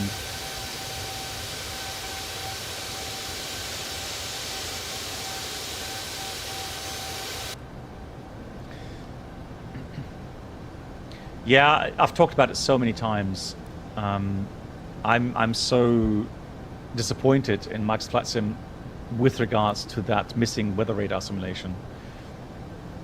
You know, with all the emphasis going on, you know, on accurate flight models. 110 heavy contact, that, but I mean, with, you know, the visuals being so accurate and 134.62 airport. Yeah, so much emphasis being put on these things, but something so vital as weather radar simulation being so neglected, that's just sad. Thank you, report back, 24 Whiskey. And AZ2009 Heavy, you can contact Montreal 132.62. Air Canada 1321 Heavy, contact Montreal 132.62. 132.62. Microsoft Flight Sim? Well, yeah, it does simulate, you know, wind shears to a certain degree, but quite often Montreal 132.62. you get these orographic kind of wind changes that are a little bit overdone. You wouldn't really have that, you know, that extreme in the real aircraft. But good afternoon, KLM 5. We'll have to wait and see. KLM 595, just stand by. So maybe with 2024. Don Blaze, hello to you. Air Canada 176, stand by. Wow, okay, so you're thinking about making a GPS jamming and spoofing add-on, but I have ran into the bottleneck and question if I should continue. Do you think such an add-on could be interesting? Well, that's very specific. Now I know that on the Challenger 650 in X-Plane 12 heavy, from Hot Start, 123.925. Contact Montreal that's actually, that simulates GPS jamming to real-world data. 671 Heavy, contact Montreal 123.925. So I personally, I find that very interesting. KLM 711 Heavy, contact Montreal 123.925. 23925, KLM 711 Heavy, copy. Noon. It's difficult to say. 1 Heavy, 430 inbound to depot. Difficult to say. 681 AV Montreal. How many people would appreciate that? Information Bravo. And when ready, descent flight level 290. When ready, descent 290 and information Bravo. And can I... But hey, so Don Blaze, you're already getting some feedback here from other viewers for KLM 681 that would appreciate such an idea, yeah. So, you know, so the response from my viewers here is much more much more usable than just my comment. You know what? Don't cancel the descent clearance. Maintain flight level 3. Yeah. So Gregory, give an example. When I land in P3D in London City Airport, about 300 feet height, I get a huge freeze. Thank you, Breaker Canada 901. And I removed all kinds of sceneries to try to get my head around it. I couldn't. I just couldn't find the reason why I had those freezes. The same in the US somewhere, in north of Los Angeles. Montreal, welcome on board. Montreal, send a good afternoon. KLM 711 Heavy, level 360. KLM 711 Heavy, information at Bravo, welcome on board. We'll check Bravo. Thank you, KLM 711 Heavy. We have Bravo, so yeah, Bravo. That was 2984. So in time, we'll do the descent preparation. So descent items. Climb 01 Alpha, Roger, maintain Flaps max 25, auto brake 3. So maintain max decimal 3, 921 Alpha. And KLM 681 Heavy, what is your Mach number? Mach decimal 86, KLM 681 Heavy. 681 Heavy, Roger, maintain Mach 86. Maintain Mach 86, KLM 681 Heavy. Montreal Center, salut, Transport 305, squawk 622. Hey, Negative, nice to see you too. Hope you're enjoying your weekend. Good, so briefing. Ready, descent flight level 290. So we are expecting the Ombre 2 arrival. That was filed via Debus. So we checked the waypoints already. And the only restriction is Mare, 250 knots, 10,000 below, 4,000 above. 24s are in use, and we are expecting 24 right, which would help us with the taxiing, obviously. The approach itself starts at 3,000 feet, and we'll check at Itnis or Alnof with the glide slope. We have a minimum of 310 feet. Missed approach. Hang on, that's left. Hang on, that's the right one. Disregard. So 3,000. We'll check the crossing altitudes, minimum 310 feet. Missed approach 237 degrees. Climb 3,000, and then when we're at 3,000, we're going to turn right. Direct to Yankee Uniform Lima. It's been a long day. It's been a long day. So we set the Yankee Uniform Lima on the VOR left as a reference. MSA 3,000 feet. Missed approach sector is going to be 3,300 feet. So officially we'll be below MSA on the missed approach. But that track is obstacle cleared, so it should be fine. After landing, we'll vacate left, preferably Bravo 4, because that way we can simply go and taxi to the apron. And I remember that there was a restriction for the heavies.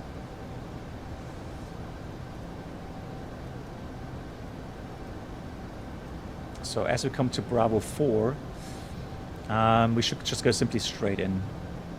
And hopefully we'll get 59. 671 Montreal. Or 70, 63, 61, 59, somewhere in that area. 671, what is your Mach number? That would be perfect. 671, Roger, reduce Mach point so we got Bravo 4, I was just saying that. 0.83. Yeah, we'll vacate Bravo 4. That would be ideal. Now, if we come from the 24 left, it's going to be a bit more complex, although we can taxi in this way.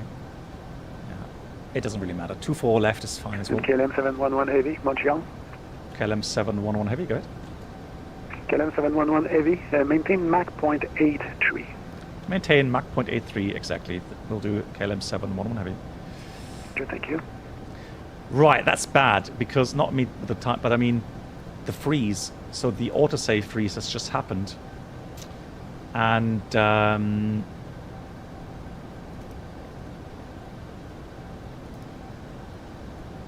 half an hour. Every half an hour, we're going to get the freeze. Although half an hour means at 37. No, that's fine. That's in between. So I would only be worried if, right at landing we get one of the long freezes. No, we should be good. We should be good. All right, so let's have a look. Drag drop, GPS receiver. I saw an old video from an SAS 340 flight where they talked about reducing costs next to zero because they were ahead of schedule. Yeah. Yeah, so Julian, we actually have an EFB on our side here. And there we actually have a very, very complicated, well, I wouldn't say complicated to use, but we have a flight profiler that allows us to load in certain factors like connecting infos for passengers.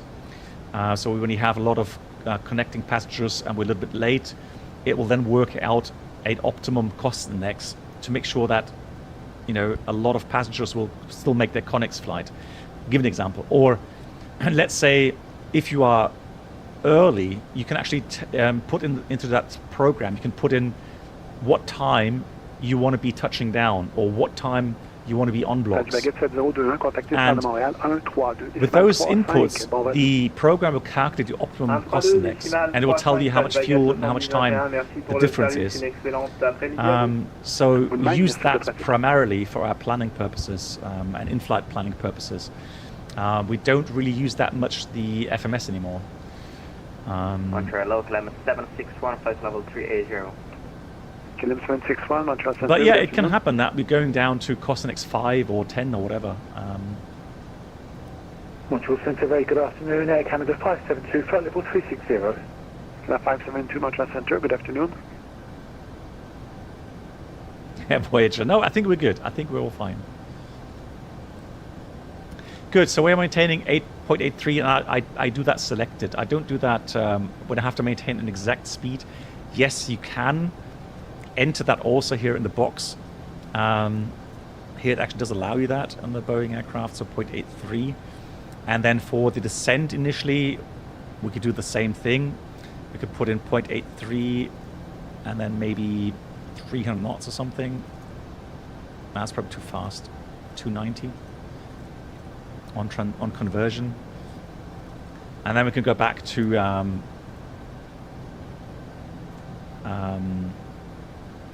select or manage speed. But the thing is, you always have to be careful, right, because of restrictions. So let's say somewhere there's a speed restriction in here in the FMS. If you are in VNAV control and you pass that point, the aircraft will then suddenly reduce the speed. So it's, I somehow prefer just, you know, to hack it in manually there, and then I know that it will not change unless I tell it to change.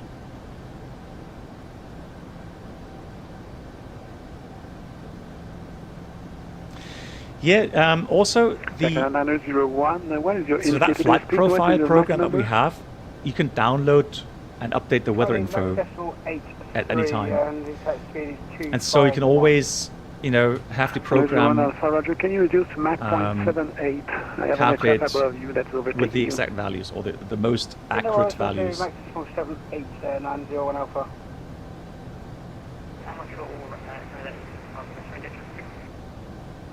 Station in the noise. Okay, Gregory, you had the same for London, but you fixed it by just deactivating tree shadows and simulate shadows. Okay, interesting.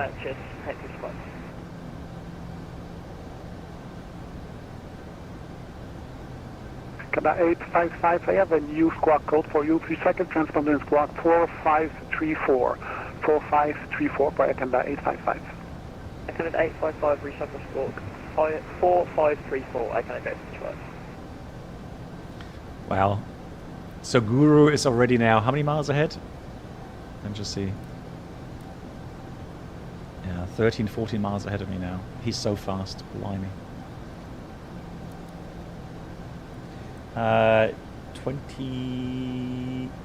16 something. Let me see if I have any weather info. Still says information Bravo. Yeah, Bravo is still current. Okay. They sometimes only do 1 hour updates. They don't often do half an hour. Oh yeah, one more difference, guys. If you're landing in the US, that's the important thing. If you get cleared on arrival and the controller doesn't tell you any air altitudes, you are expected to descend according to the profile. They don't specifically tell you to do so, but they expect you to do the descent. In Canada, it's different.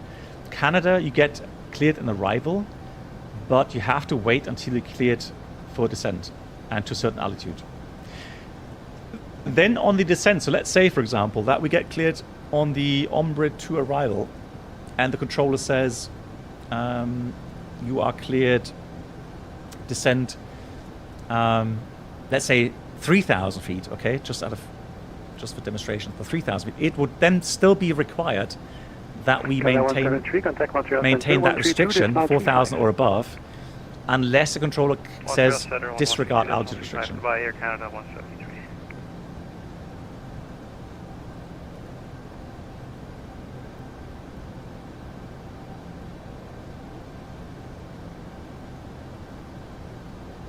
Yeah, buddy, but we got restricted by ATC. So ATC said we have to maintain 0.83 exactly. Nothing I can do about it.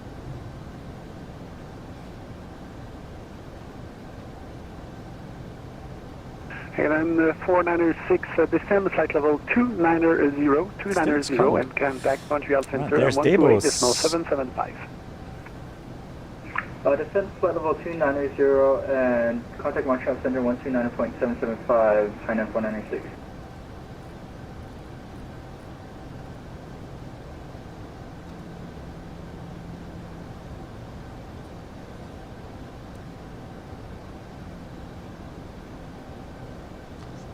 .90 knots headwind. So when is that going to change? VNAV, descend, forecast. Montreal Gas 671 zooming, Wow, yeah, that's going to be a lot of headwind, down to 10,000 feet almost. 671, a firm for now, please. Okay. Good. Then what we're going to do, we're going to go and press recall, and then we'll check, or have the descent checklist. Descent checklist, recall checked, auto brake 3. Landing data, VREF 151, minimum bar 310. Approach briefing is completed. That's the descent checklist complete.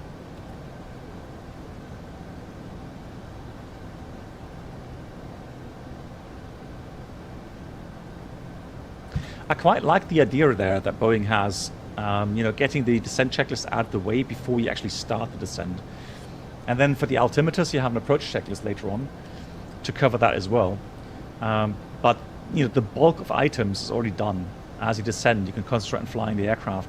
Because I know that Airbus has a checklist, approach checklist, much later in the descent. 681 heavy request descent.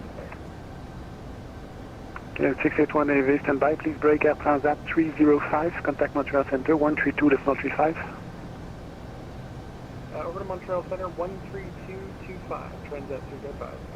That's 13235. 35 for Transat 305. KLM 681, information is now Charlie in Montreal. Maintain Mach 0.86 and 290 knots in the transition and descend flight level 290. Descend to 90, maintain. Information Charlie. 350, 12, gust 18. In transition, wow, that's a lot of... 681 Hang heavy. on. Well, they're still landing. Traffic. They're still landing 2-4s, Boeing 787 meaning a bit of tailwind. Is 3 miles in front of you, is going to descend shortly. Bit of tailwind.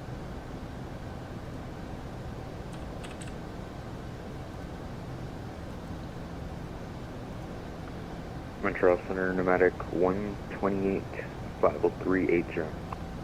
Pneumatic 128, Yeah. Montreal Well, one knot Center, good tailwind, it afternoon, says information here, Charlie, when ready, descend flight level 290.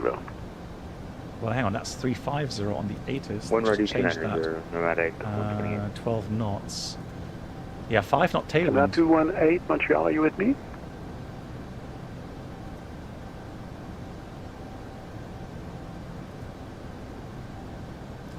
So 2,238, and available we have. So we have available 24. Right, take that out. That runway's gone. 3,350. Okay. So more than 1,000 meter buffer. That's fine.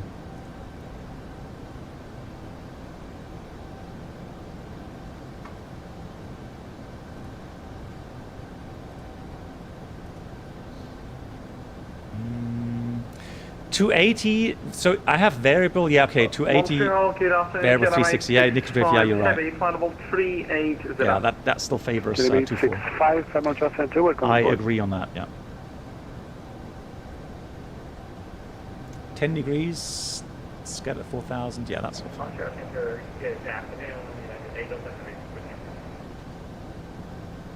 At 807 Montreal Center, distance flight level 290.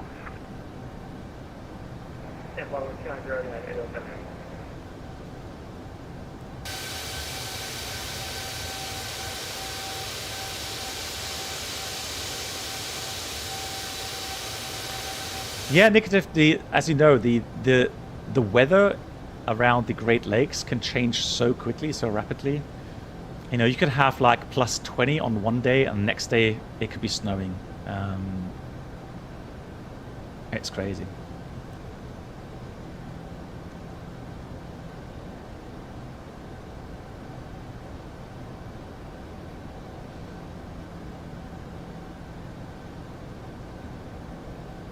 Light snow -4. I guess no springtime for you yet. My God. Actually, I shouldn't be laughing. We actually had -1 degree last night. No joke. We had frost this morning. But then again, it's still April, isn't it? Yeah, what a spring, right? Didn't we already have like 28 degrees here in Germany? Not too long ago.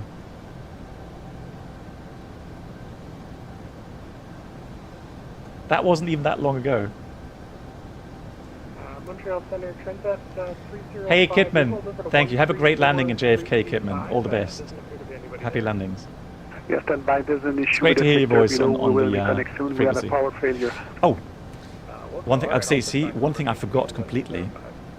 Take out the slop.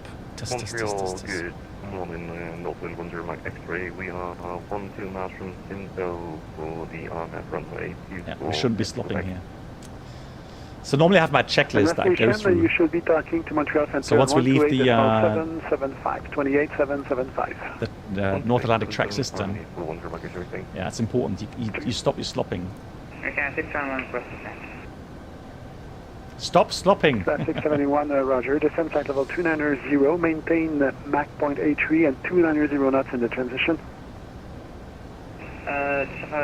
Negative says you already had plus 17 there. Well, yeah, weird, isn't it? How quickly things change. All about, yeah, air masses and their direction. Yeah, you're right. Yeah, we got lots of blossoming trees and, you know, flowers and so on. Yeah, but they should be all right. They should be all right. Right. So the Air Canada ahead of me is still at his level, but like the way how he's already separating the aircraft. That's 15 miles. So he's got some separation to the guy in front. So all good. Looking good.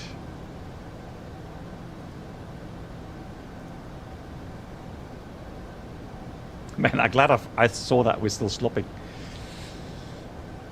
Slopping. Strategic lateral offset procedure. 173, contact Montreal Center, 132.35.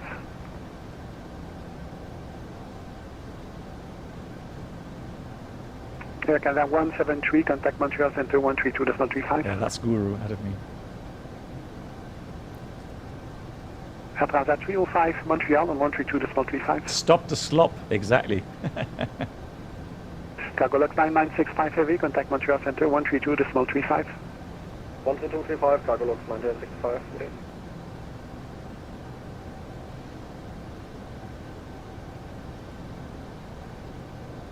KLM 681 heavy, contact Montreal Center 132.35.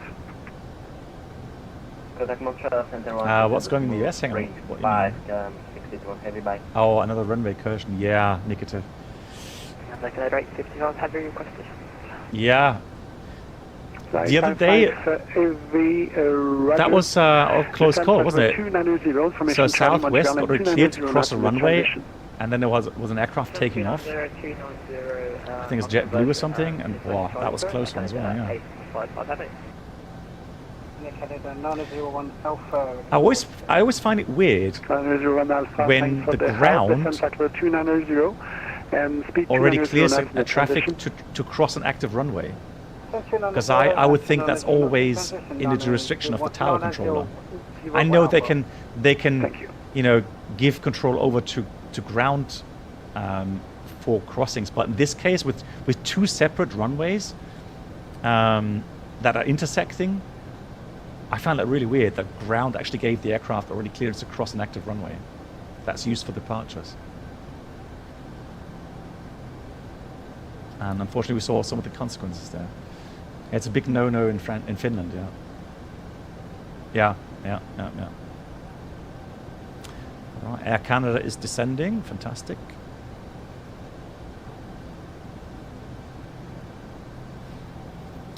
Yeah, we're going to request just past Debus, although I guess we're going to get a frequency change as well prior to changing, descending.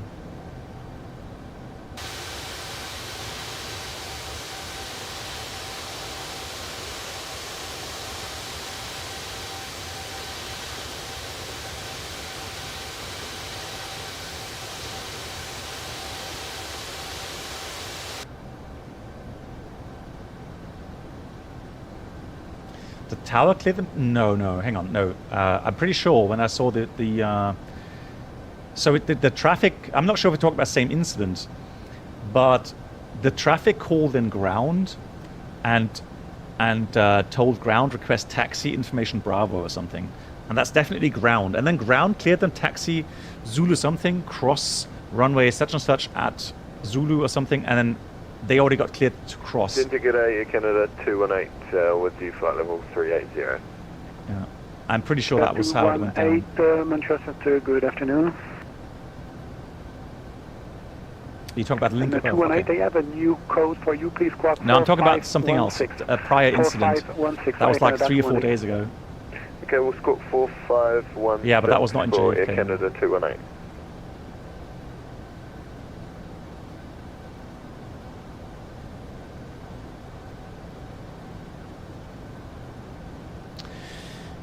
Did you have any situations yet in the US which actually surprised you in a way? To be honest, I mean, I've been to Detroit, I've been to Dallas, but no, everything was pretty much as expected. No confusions, nothing. No.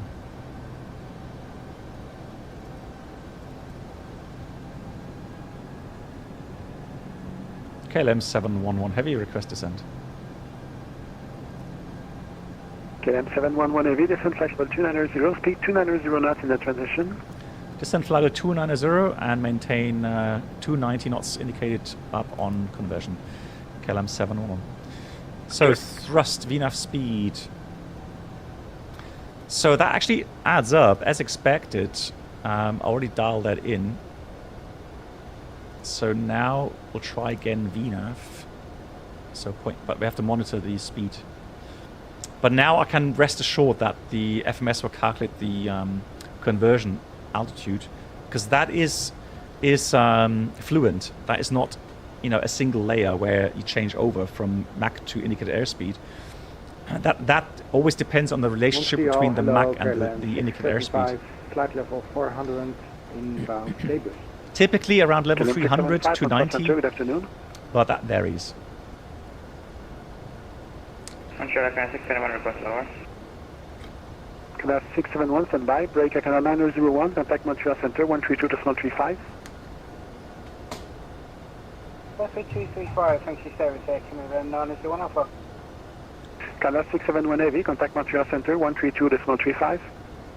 13235, Canada 671, thank you, have a nice day. Montreal Center, Canada 1532, level 2280 on request. 1532 Montreal, go ahead. Yeah, we would like to step away for about 5 to 6 minutes. That's approved. Let me know when you are back, no later than 1840 Zulu. Oh, no later than 1840 Zulu, record 1615. Montreal Center, hello, KLM 14 heavy, flight level 340. KLM 14 heavy, Montreal Center, good afternoon.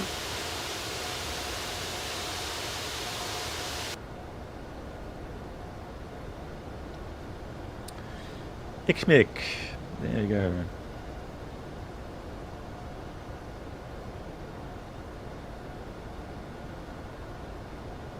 I always like to start my descents a little bit ahead of the... 711, contact Montreal Center 132.35. 3235, KLM 711 Heavy, bye-bye. Second 24 right. I always like to send a little bit earlier so that we have like initially 1,000 feet per minute and then we catch on the normal calculated path. That way we don't dive down right out of the cruising level. The autopilot sometimes does some crazy things. It kind of pitches down, you have like 4,000, 5,000 feet per minute initial, and then it raises the nose again like crazy trying to catch the path. Expect 24 right, descend down to 10,000, and we have information Charlie on board, Transat 205.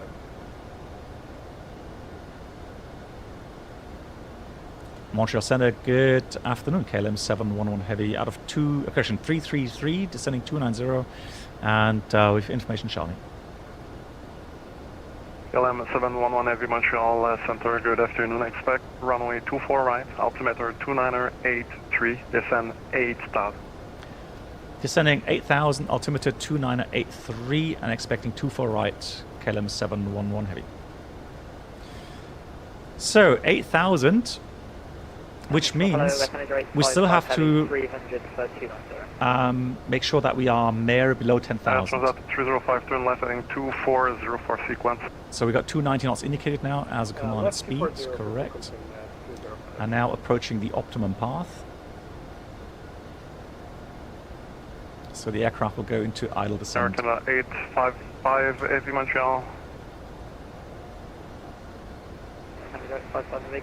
Yeah, idle. 855, expect runway 24 right, altimeter 2983, descend 8,000. Expect 24 right, good, 24 right, as briefed.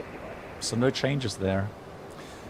Information Charlie. Air Canada 901 Alpha, turn right, heading 300 for sequence. Right, 300, 669, Alpha. 40 minutes prior landing, we usually tell our purser, prepare for landing now. That should be there already ages ago. So we're going to switch on the seatbelts. Have everybody seated.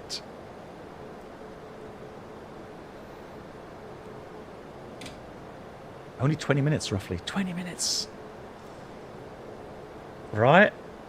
The 8 hours flew faster than the Concorde, right? I mean, it's just like in real life. You start out, the first 2 hours, you think like it's going to take forever to get to your destination. And then the rest, the last 5 hours, they go like 671, transition like really speed fast. 290 knots. So typical. 629, Air Transat 305, speed 290 knots. Speed 290, Transat 205. Good. So we should be getting a freeze in a second regarding autosave.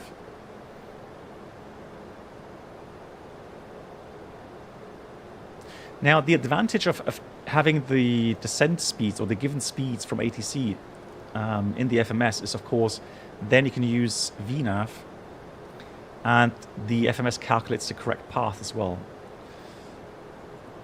Nevertheless, I always check, the remaining distance and the altitude I'm at right now. So 28,000 feet, and we're pretty much sea level at 118 feet. Yeah, pretty much sea level at Montreal. And so I know that I have to lose round about 27,000 feet now, times 3, 81 miles. Yeah, so I know, with that headwind component, I can say that I'm pretty much on path there as well. So for every 3 miles, you lose 1,000 feet on a 3-degree profile. And so the aircraft is built in a way with the idle power settings that it will glide pretty much at the 3-degree profile. Until you... Montreal Centre, very good afternoon. Air Canada 572 Heavy. You change, configuration, gear, flaps, then everything changes, of course. 572 Montreal Centre, good afternoon. Descend flight level 200. Continuing to descend to flight level 200. Air Canada 572 Heavy, thanks. Montreal, hello, KLM 761 Heavy, Passing level 340, descending level 390. It should be in October. Icarus. 761 AV Montreal Center. Good afternoon. So that should be October. Level 190. Descend level 190.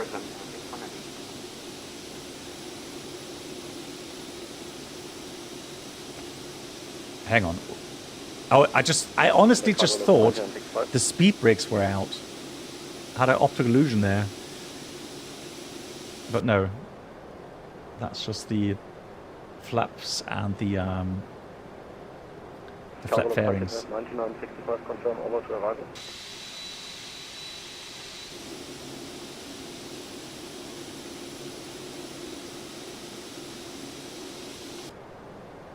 Canada 901, turn left heading 200.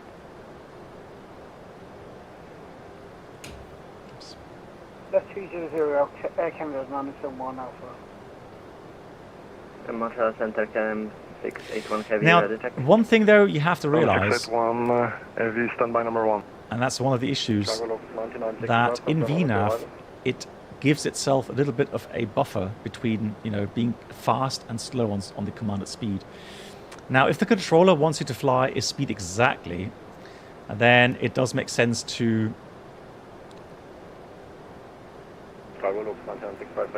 have the aircraft fly with that speed window open so that you command a clear speed.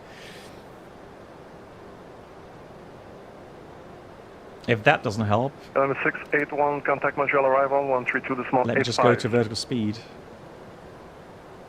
120.85. Correction 132.85 turn 681 heavy. Cocolux 9965, contact Montreal arrival 132.85. 125, 965. Air Canada 901, turn left heading 080. Ella Aviation, thank you much. 901 Alpha. I'll do my best not to slam it. You're about to land at 1 hour 40. Also then, happy landing to you as well.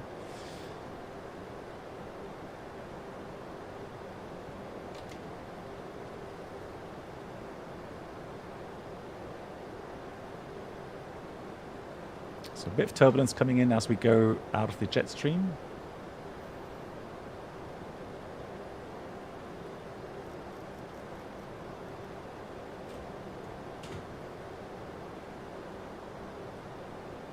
$184 arrivals into O'Hare.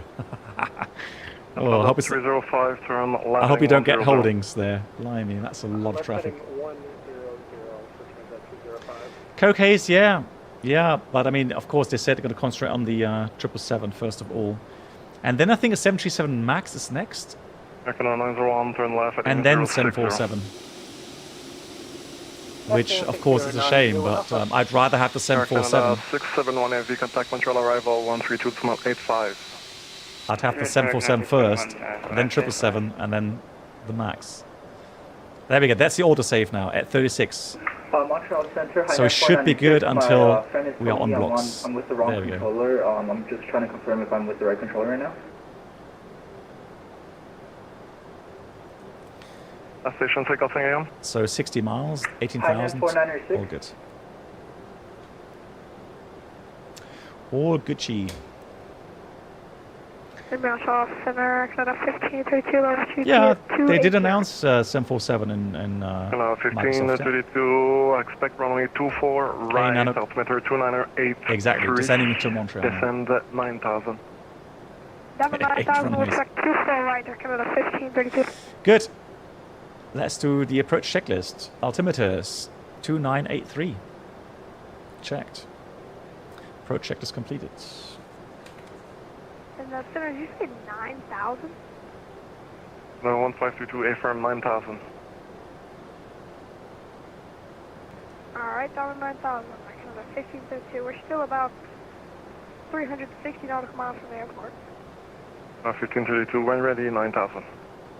Okay, when ready, 9,000. Yep. Another 1532. Okay, so we're getting a little bit below the path. Now, I would expect the aircraft to slowly correct that.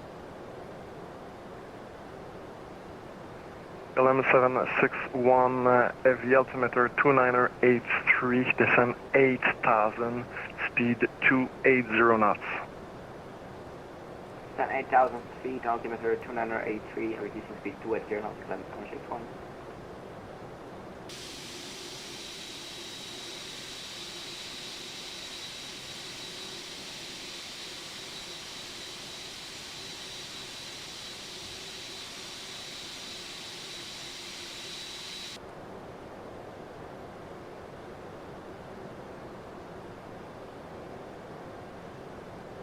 I always find it quite fascinating, you know, in the real aircraft as well, that, you know, you start your descend, and you know, going into descent, and you are so fast. Proceed. So the whole approach phase is just so fast, and yeah, you got to stay ahead of the aircraft, concentrate. 855. Proceed direct ombre, hold as published, 8,000 feet. Well, further clearance expected, 19000 Zulu. Hold the ombre published, KLM 761, heavy, descend 9,000, proceed direct ombre, hold as published. We may just be lucky. We just passed Ombre, Welcome aboard the Captain so we may be lucky that we don't have to go holding.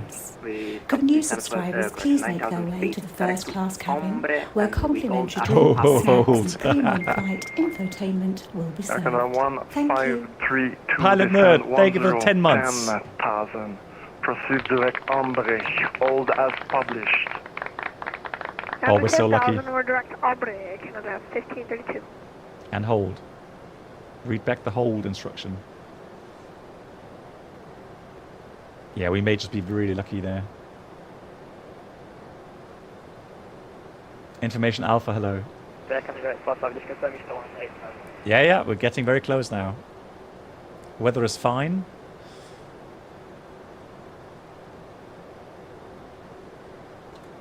Beautiful. 855, say again. Welcome aboard the Captain Black Box. A reminder, no. 8,000, descend to 8,000. Could new subscribers please make I'm their gonna be way to the I'm staying first class quiet here. cabin, where complimentary drinks, snacks and premium flight infotainment I'm like, will you know, be served. looking Thank innocent, you. trying to sneak through. Can we All right. speed in the That's a tactic. Flight Woozle, thanks again to you as well, subscribing, tier 1. 761, say again. Flight Woozle, thank you so much for your Are we support. allowed to reduce speed? Very kind of you. Affirmative, KLM 761. You're 30 minutes late anyway. Oh, come on, don't rub it in. Canada 1532. I don't see ombre in my. That's one. Yeah, nice Flight Woozle. Don't rub it in. Oh, hang on, we're not that late. 1532, sorry, my mistake. Look. Maintain the flight level 280 for now. It's so funny. I calculated. Yeah, 280 for Actually, I Canada calculated off 1532. blocks. Maybe that's where I got it from. Air Canada 572, proceed direct ombre for the ombre old as published. Descend 10,000. Direct ombre, hold at ombre is published. And So normally we slow down. For Canada 572 heavy. 250 Air Canada knots. 901, turn right. But we were heading instructed maintain 160. 290. Here's 8,000 feet. 901 Alpha. Good on restriction. Montreal, good day, Canada 218 with you descending through flight level 340. VNAV out. Air Canada 218, altimeter 2983, expect all that ombre. When ready, descend. Who's calling me? 11,000. Okay, altimeter 2983, expecting a hold at ombre. 32850. Descend to 11,000 for Air Canada 218. And KLM 711, so shall we switch to approach? KLM 711, affirm contact, Montreal arrival 132, decimal 85. 3285, thank you. With 6,000, Air Canada 2929. Approach hello from KLM 711, heavy. KLM 711 heavy, standby. Cargo Lux 965, I'm turn gonna go right 250 heading here. 090. Or 240 even. Air Canada 3 Whiskey, speed 210 knots and maintain 5, pressure maintain 4,000. Maintain They're getting busy now. 4,000 and speed 210 knots, Canada Whiskey.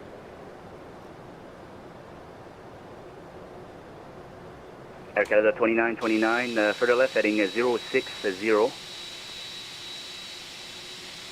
Yeah, we're turning left 060, Air Canada 2929. KLM 681, turn right heading 350. Right, 350, KLM 61 heavy. Yeah. KLM 711, vectors for sequence, turn left heading 210. Left heading 210, KLM 711 heavy. Skyways 4638, turn right heading 080, right 080. Now, since we're under radar vectors, yeah, let's stay 240. That's fine. Azal 6734, arrivals 126.9. Good. ILS not identified yet. Azal 6734, arrivals 126.9. 126.9, Azal 6734. JD. Right, I know. 2929, arrivals 126.9. Slip through the holding. I just stayed under the radar, that's all. KLM 681, descend I just, 6,000. I just stayed quiet and, nobody saw me. I just slipped through. Canada All good. 671, descend 6,000, speed 210 knots. 6,200 knots. Yeah, exactly. The door KLM closed. 711, descend 7,000. 7,000 KLM 711 heavy. Thank you. Exactly. The door closed right behind me Cargo there. Lux 9965. So better speed 7,000. 500, descending 8,000. Cargo Lux 9965, descend 6,000. Oh, too funny. Right, anyways. Lufthansa 1122, fly heading 190, please. Left 190. Heading 190, Lufthansa 1122.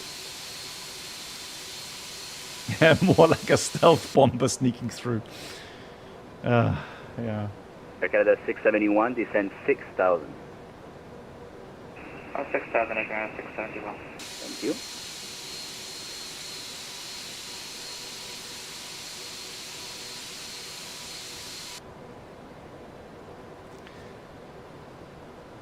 Oh, it is. I'll disregard. It is identified. We don't have a DME as expected. Yeah. So that's fine. I am going to put in the extended center line from Omeki. Canada 2363, turn left heading, correction, turn right heading 270. Hang on. Turn right heading 270, Air Canada. Yeah, Omeki previous Roger. page. Just one more go around and then you'll be fine to go in. Oh, actually, no, I can't do that. Let's do Volax then. KLM 681, fly heading 060. Inboard course 237. Execute. 060, KLM 661. Heavy. Air Canada 671, fly heading 330. So there we go. Now we have a nice extended center line. I think 330, 71. Cargo Lux 9965, turn right heading 120. Although that may be a bit... 120. Affirm, right turn heading 120. Hang on. Right 120, Cargo Lux 95.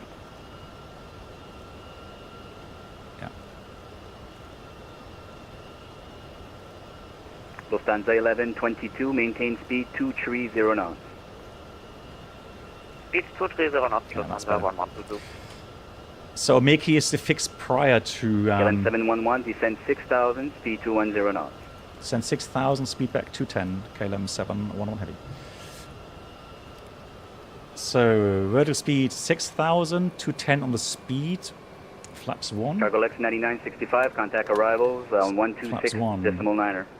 1269, Cargo Lux 9965, good day. Out comes the Kruger flaps.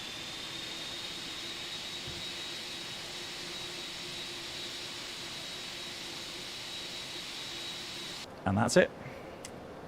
Flaps are not extending just yet. Air Canada 671, flying 360. 360, Air Canada 671. KLM 711, flying 270.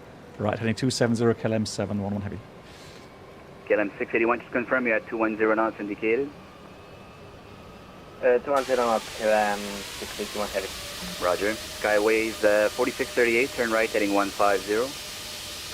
Right, 150, Skyways 4638. Air Canada 2363, turn right heading 050. 050, Air Canada 2363. KLM 681, arrivals 126.9. Jesus Christ, what? Oh, God, oh my God. No, he did not. Thanks for the stream today. Really enjoyed it. Pod again. Another €100 donation. KLM 62 Hotel, good day, identified. Climb flight level 230. Pod, that is way too generous. Thank you so much. My God. Thank you, Pod. Really mean that. 1122. Would Thank you you be able so to take much runway for that. 24 left?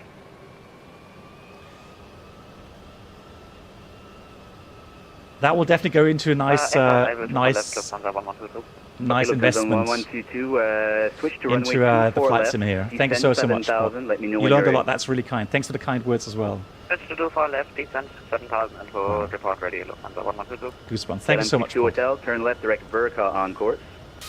KLM 6 Hotel left, thanks.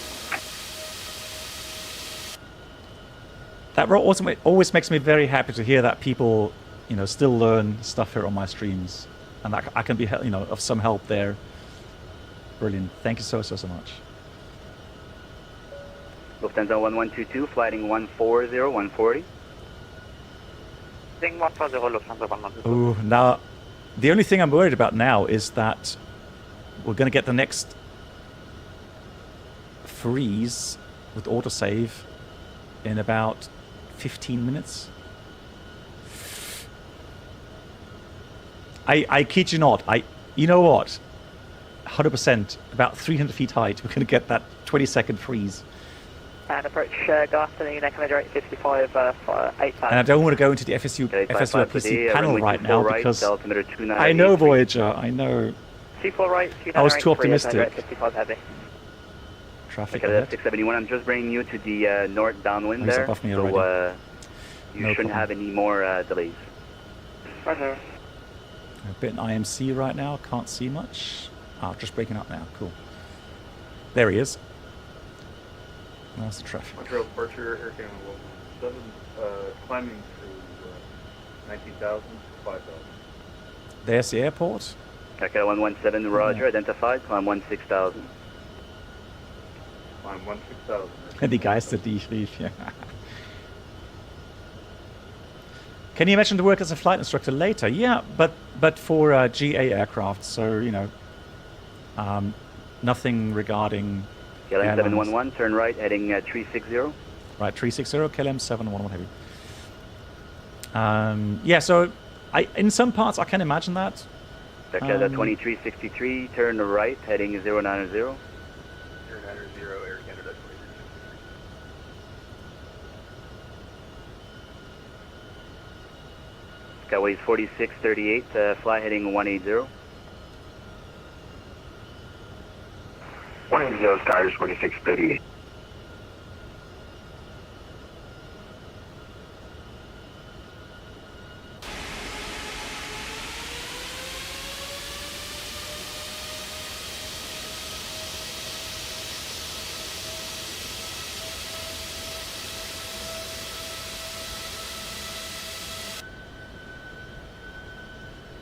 KLM 62 Hotel, contact Boston, 123.75. 123.75, KLM 6 Hotel, Bye.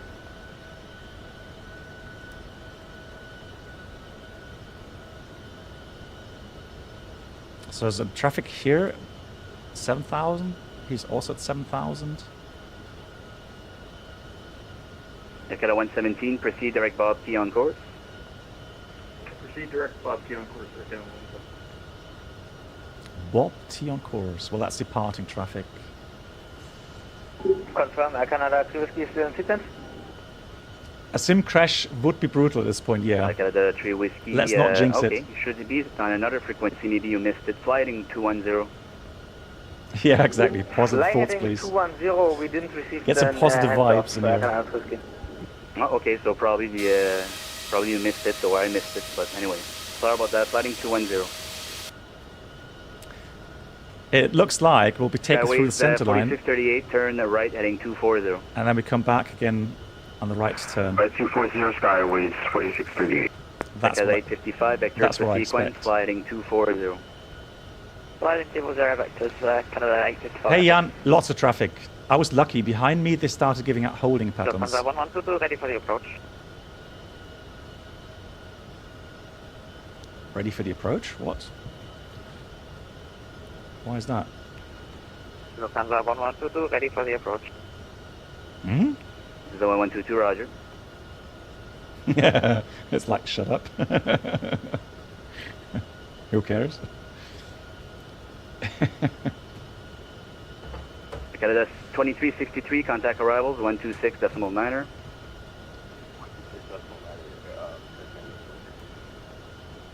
Canada 671, turn right, heading 060. Yeah, exactly, indicative, yeah. Heading 060, Canada 671. Roger, it won't be too long there. No problem. I'm surprised. Another streamer 855, descend 7000. he went to Montreal, because I think most Lufthansa 1122, descend 6000. people will go like Boston or Chicago, New York or Descend something. 6000, speed 210 knots, Lufthansa 1122. Roger. Montreal Bridge, very good afternoon, Air Canada 572 Heavy, descend to 8000 inbound Maya. Canada 572 Heavy, good day, runway 24 left, information Charlie, altimeter 2983. Expected 24 left, information Charlie, Oh, hang on, what's that? 2983 for Air Canada 572 Heavy, thanks. That looks Lufthansa interesting. 1122, turn left, heading 060. Left heading 060, Lufthansa 1122. That's a stadium, right? Hang on. Let's see if I get out of the clouds. Come on, give me some visuals. Air Canada 901, arrival, standby. CTP is just too much for the U. Yeah. Lufthansa 1122, contact arrivals, 126.9er. Contact arrival 126.9, Lufthansa 1122. Thank you, bye-bye. Bye. KLM 711, turn left, heading 240. Stadium of clouds. Is that us? No, Canadian. KLM 711, left heading 270. Left 270, KLM 711. Roger. I'm just bringing you to the north downwind there, and you should be good to come in. Copy it. I just couldn't believe it. I thought heading 270 572, vectors for sequence, doesn't make sense for us. 260. That was like denial. I thought, no, he can't mean me, no.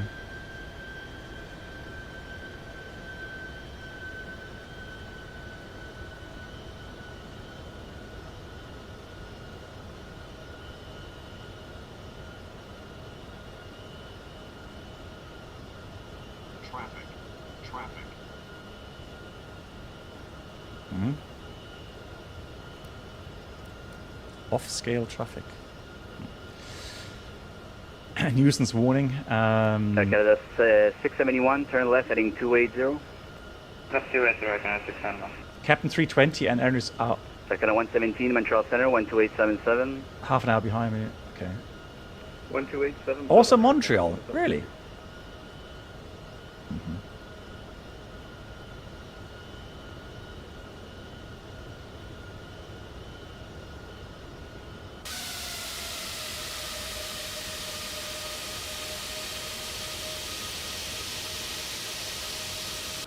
So fuel state should be fine. 16 tons. Min diversion was 8.5. SRS 009 Heavy, good day. Reduced now to 250. So good thing we did please. carry a bit of extra fuel today. Canada 3 Whiskey, But contact then arrival, again, if anyone goes on minimum fuel on across the pond, it's asking for trouble. That is asking for trouble. Skyways 4638 with me. Confirm Skyways 4638. Skyways 4638, turn right, heading 330. Right 330, Skyways 4638.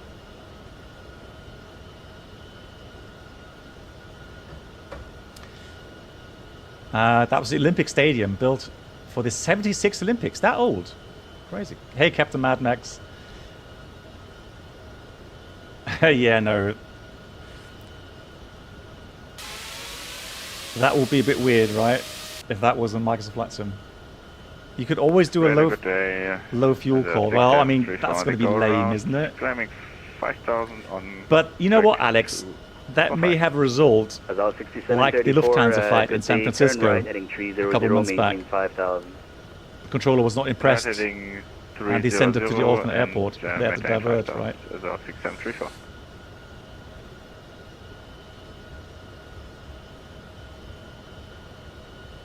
Yeah, I had initially 5 tons extra, but yeah, now we had like 8 tons at the end.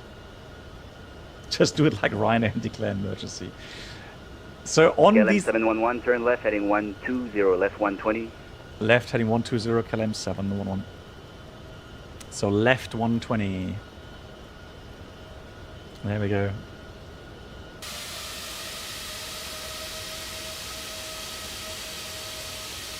So the passengers at this stage, no joke, at this stage, you know, the passengers will see the airport. 4638, descend 5,000, they will see contact arrivals, the runways, and they will go, why is he flying left and right? Doesn't he see the runway? Where is he going? Someone tell the pilot. 711, continue left turn heading 080. Continue left heading 080, KLM 711. You know, 855, someone tell the 6,000. pilot where the airport is, for crying out loud. Alright? 6,000, I can direct 55. Azal 6734, turn right heading 060. Left heading 420. Right heading 060, That was one of the biggest jokes ever. Canada 572, descend 6,000. On the group flight, someone actually said, yeah, turn left heading 380. Canada 901, descend 6,000, sliding 240. Yeah, pilot is lost. 9 is 1 Alpha. Canada 855, turn right heading 050. Right turn 050, I can direct 55. Yeah, TCAS no. Azal 6734, speed 210 knots.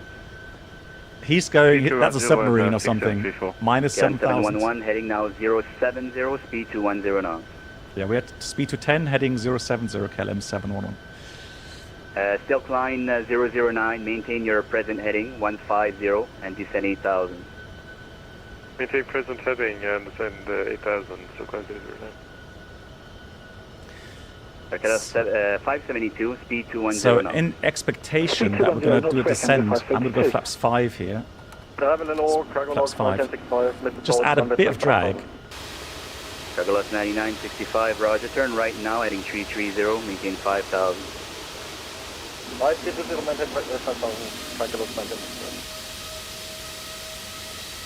that's the airport there. Departure Air Canada 0822, 5,000. Canada 0822, identified. Maintain runway heading, climb 16,000. Maintain runway heading, climbing. Oh, it's all the way there. That's how far away it is. Canada 671, do you still want me on this heading? Yes, if I didn't tell you anything, I want you on that heading. KLM 711, contact arrivals 126.9. 26.9, thanks a lot, KLM 711 heavy. Cargolux 9964. Montreal approach, hello, KLM 711 heavy.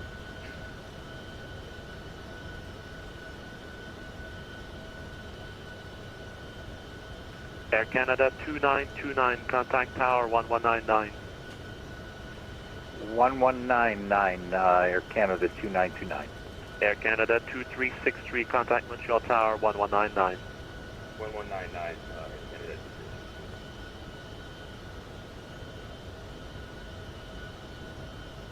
Air Canada 3 Whiskey, flying 270 to re-intercept the localizer. Fly heading 270 to re-intercept Air Canada 3 Whiskey. Arrival hello from KLM 711 6000.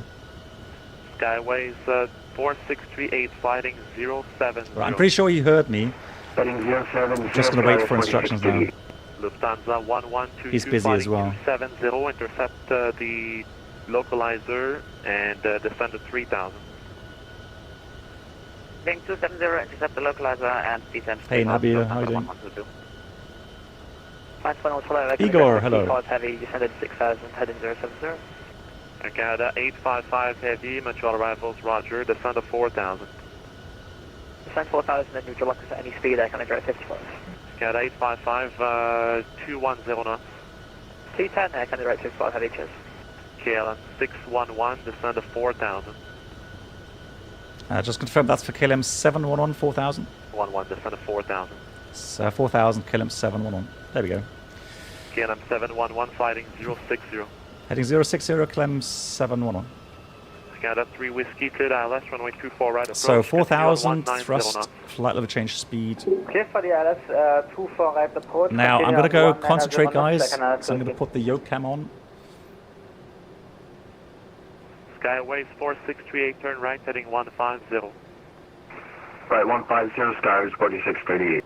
KLM 611, flighting 030. Yes, KLM 711 heading 030. Yes, sir.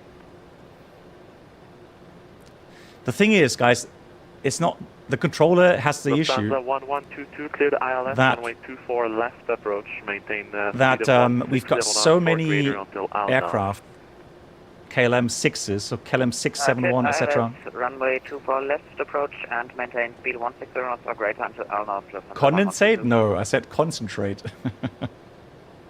Did I say condensate? No, concentrate. My brain. Oh god. Right. Anyways, vertical speed, speed.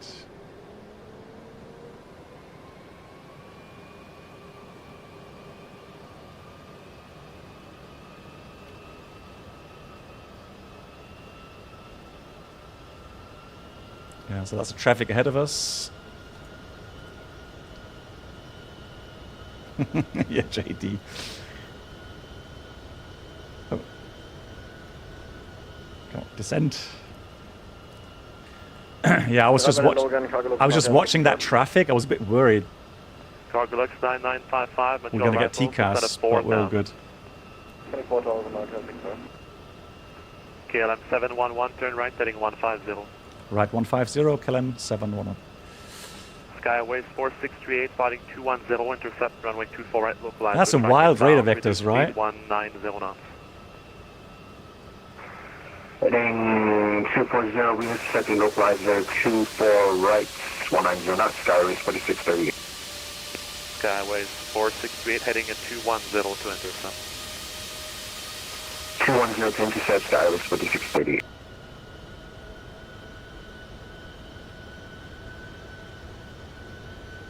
Alright, 631, 6,000. I got a 671, Montreal arrivals, roger. Maintain your current heading and speed vectors. The problem is, when a controller Canada 3 Whiskey, contact Montreal Tower. vectors you so close to the final fix, Canada 3 Whiskey, contact Montreal Tower, the FMS sequences, Connect tower, so it kicks out Skyways 4638, the heading waypoints. 270 to re-intercept the approach from the south side. 270 to re-intercept the approach, Skyways 4638. KLM 711, reduce to 190 knots. Speed 190, KLM 711 heavy.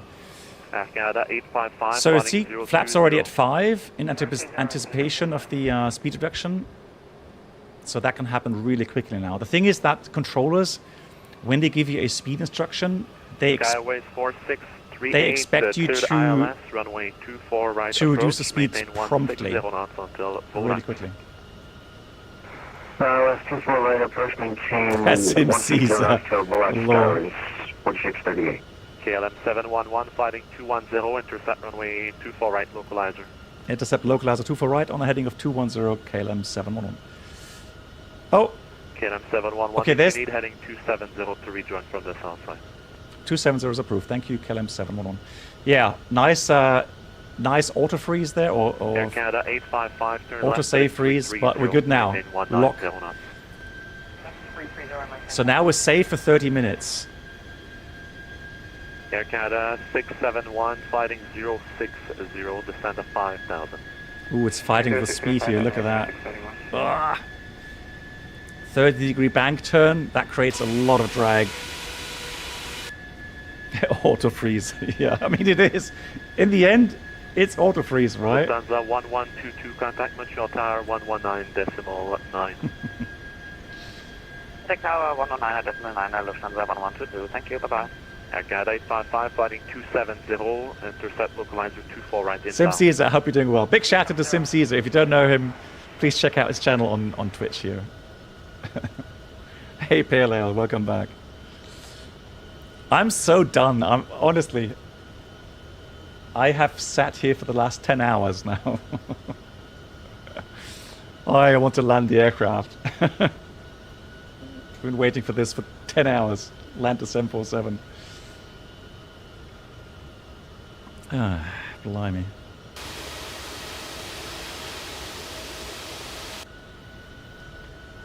How many miles? Currently, let's have a look at the progress page. 20 miles. Deluxe 997, friction 9965, flighting 070. No. Flighting 070, Deluxe 965. KLM 711, cleared ILS, runway 24 right approach, maintain 190 knots, reduction 3 miles. Okay, maintain 190, reduction in 3 miles, and clear the 24 right ILS approach, KLM 711. So 3 miles. 4638, contact Montreal Tower 1199. He's doing a great job. Look at the separation. Very nice. 5 miles. Over to Tower 1199, Skyways 4638 Alpha. Air Canada 855, descend to 3000. Glide slope is armed. Air Canada 855, that was unreadable. Maintain the localizer inbound and 3000, 190 knots. That's a 3000.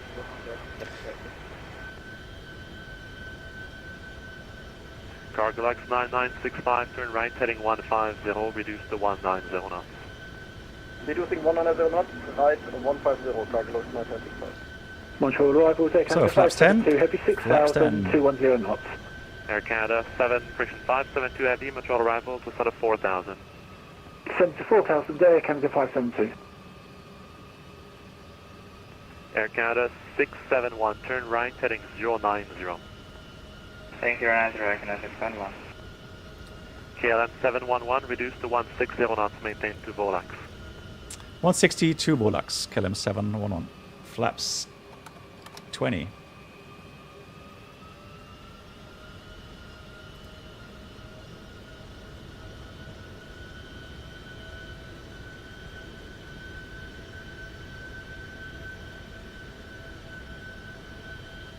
Cargolax 9965, flighting 210, intercept, localizer 24 right inbound.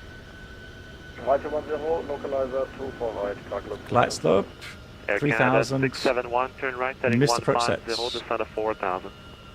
150 4000, Air Canada 671.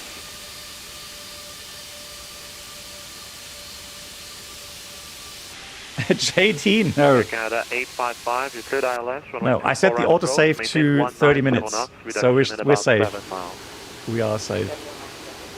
Famous last words. Cargolax 9965, reduce speed to 160. Oh, I wanted hand fly, but we got a tower, switch over the tower prior. Air Canada 671, flighting 210, intercept, localizer. So I'm just going to wait a few more seconds now. 210, put localizer runway 24 right, Air Canada 671. Canada 671, roger, and speed 19, friction. Air Canada 671, reduce now to 160 knots. 160 knots, Air Canada 671. Air Canada 572, reduce speed to 190 knots. You can see the preceding aircraft. 190 knots, Air Canada Right 572. there. Oh, cool. Oh, there's the monument. So that was built in, what, 70 something? KLM 711. KLM 711, reduce now to your final approach speed. Wilco, KLM 711. KLM 711, contact the tower, 119.9. 99, thank you, KLM 711. Who said go around? Who said predicting go around inbound? Flaps 25. Oh yeah, that's too early, disregard.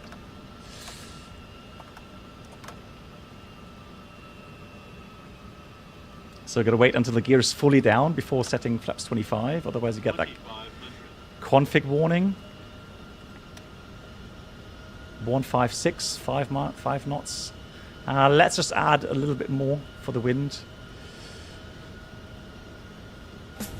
Oh, please, no. No, God, please, no. No.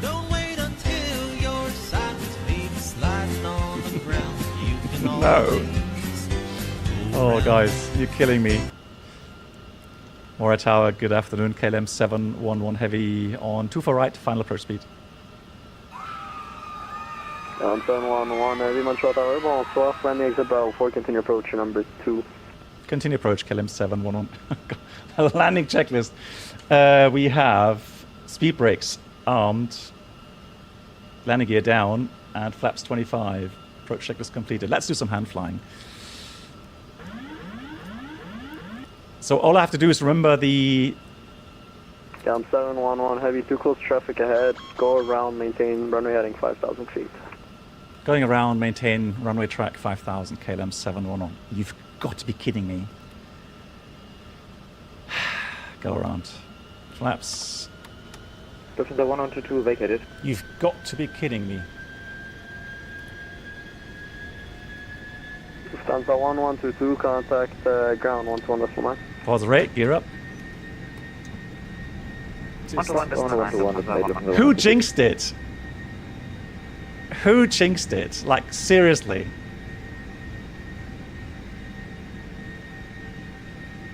Right, heading. Slightly change. KLM 711, contact terminal 130.5. Contact second frequency, please. KLM 711. KLM 711, 132.85. 3285. Thank you, KLM 711. We'll see you.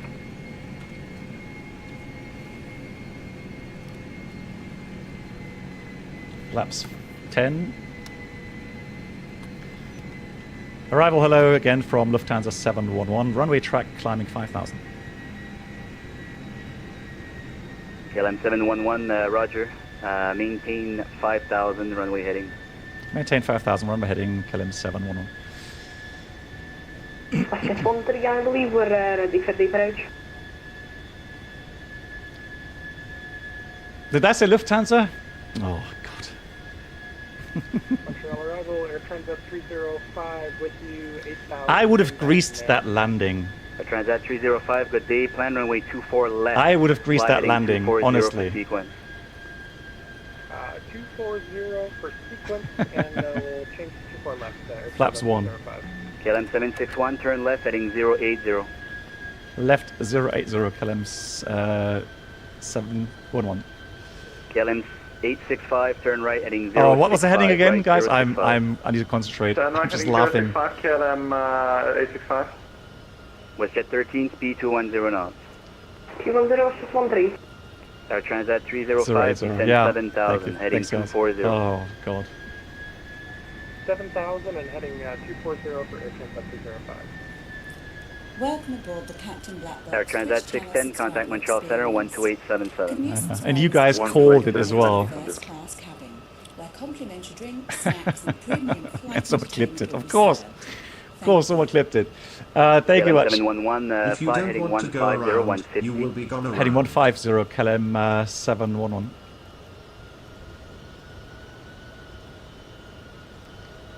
Dennis, thanks for the 26 months. That's really kind. Level 6734, thank you for your patience there. I'm bringing you back into so fuel check now. You're currently number 11 for approach. You know, initially, we called in and we said, well, we have, you know, plenty of fuel. Well, now we have only 3.5 tons. KLM 711, turn left, heading 060 and maintain 210 knots. Left 060, maintain 210 knots. KLM 761. No, 711. Blimey. All day I had to listen to 761, and now I'm starting to reply with 761 for crying out loud. Phenomena. You, hang on, is that 1215? Like, seriously?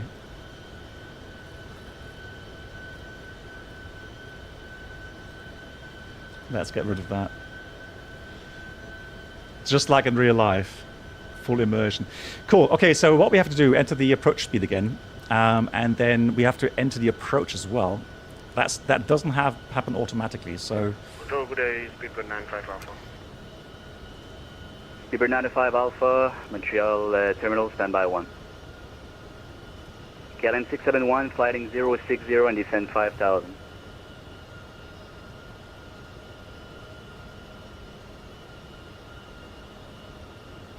KLM 761, descend 5,000. Descend 5,000 and I think was heading 060 then. Roger. Nomad 128, turn right 030, descend 6,000. Right, 030, 6,000, Nomadic 128. Air Transat 305, descend 6,000. On the 6,000, Transat 305. Speedbird 905 Alpha, turn left heading 240. That's heading 240, Speedbird 95 Alpha. Oh, 237. 237 degrees. There we go. So now we have the ILS back. We're downwind. So I think he's going to get me into the sequence again quickly, knowing... Okay, that's 2363, turn right heading 150. You know, after go around, Rebels, you don't have that much fuel remaining. Thank you for your patience. Was that 126? I need to see... Affirm, 126. I wonder... KLM 675, turn right heading why we have so many KLMs, you know, with so close call signs. KLM 761, speed 210 knots. So 761, 711. KLM 865, descend 5,000. And there was another one with one at the end. So many KLMs. 128, fly heading 060, descend 5,000. Time for pizza before committing approach. 5,000, Nomadic 128. Not for me though. 885, descend 6,000, speed 210 Conspiracy. knots. Absolutely. Good. Checklists. Briefing remains the same. 2-4 right. Let's do a recall check here quickly. Recall check. So send checklist. Recall check. Auto brake. 235, flighting 190, 3. descend. Landing data. VREF 149. Minimum barrel 310. 675, turn right, heading 060. Approach briefing remains the same. Completed. Approach checklist 293. 13, turn right, heading 270. Approach checklist complete.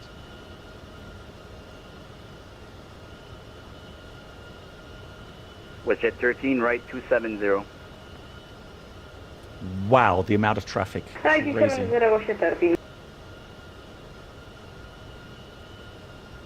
Canada 901 Alpha, turn right, heading 150. 150-901 Alpha, we'd like you to send or maintain 6,000. 6,000 for now, I'll descend you shortly. No worries, 901 Alpha. First, good afternoon, Air Canada 595, 8,000. Air Canada 595, Roger, oh no. Left heading 190, vectors for sequence. Left 190. Nabil, you're right. Azul 6734, turn right heading 290. Now we have autosave issue right, again. Heading oh no. 290, Azul 6734. WestJet 13, turn right heading 330. 5330, WestJet 13.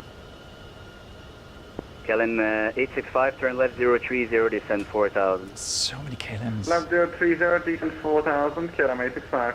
KLM 901, turn right heading 180, descend 4,000. 180, 4,000, 901 Alpha.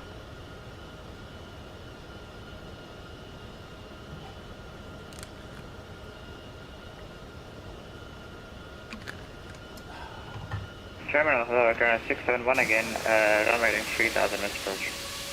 Canada 671, Roger, maintain 3,000. Maintain 3,000, Canada 671. The last autosave time was too good to be true. I fully agree. And the next one's going to suck, 100%. What time was it? That was about what? At 05 or something? No, when was that? Speedbird 95 Alpha, descend 7,000. I think it was 05. 7,000, Speedbird 95 Alpha.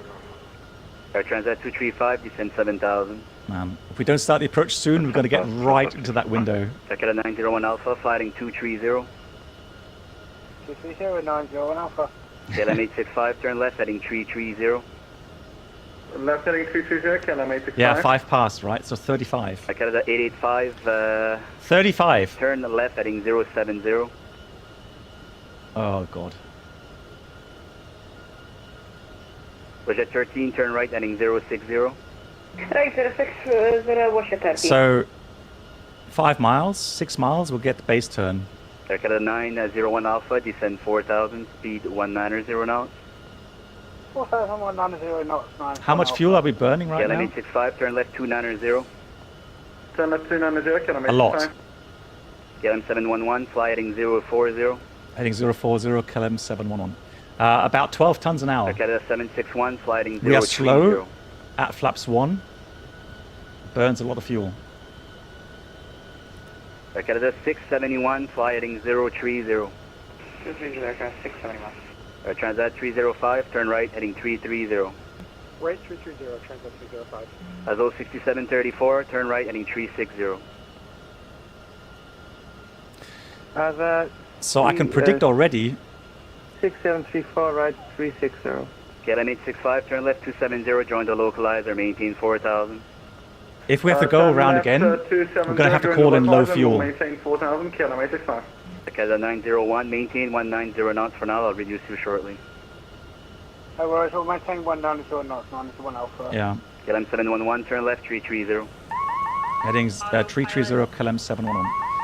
Canada 885, speed 190. Hey Brett, thank you much for the €1 donation. That's really kind of you. Thank you so much. Give you a round of applause for that. Air Canada 885, speed 190 knots. For me, it's like, God, you know, I'd hate to call in with a kind of a fuel emergency. And then there's people here, yeah, emergency, let's go.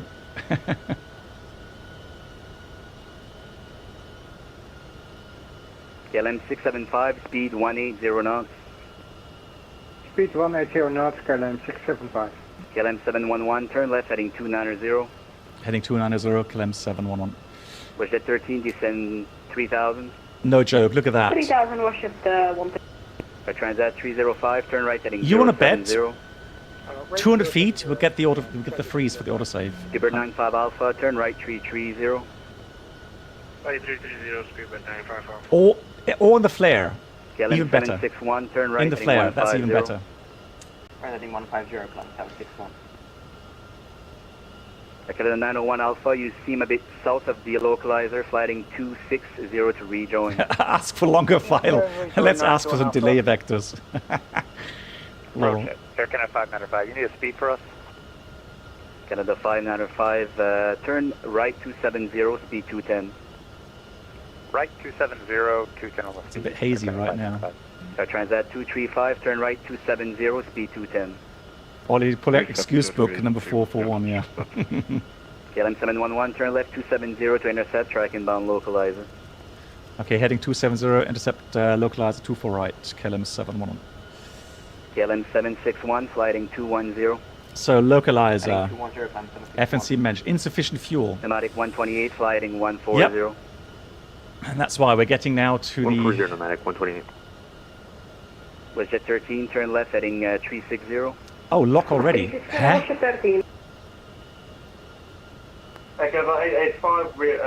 That's interesting.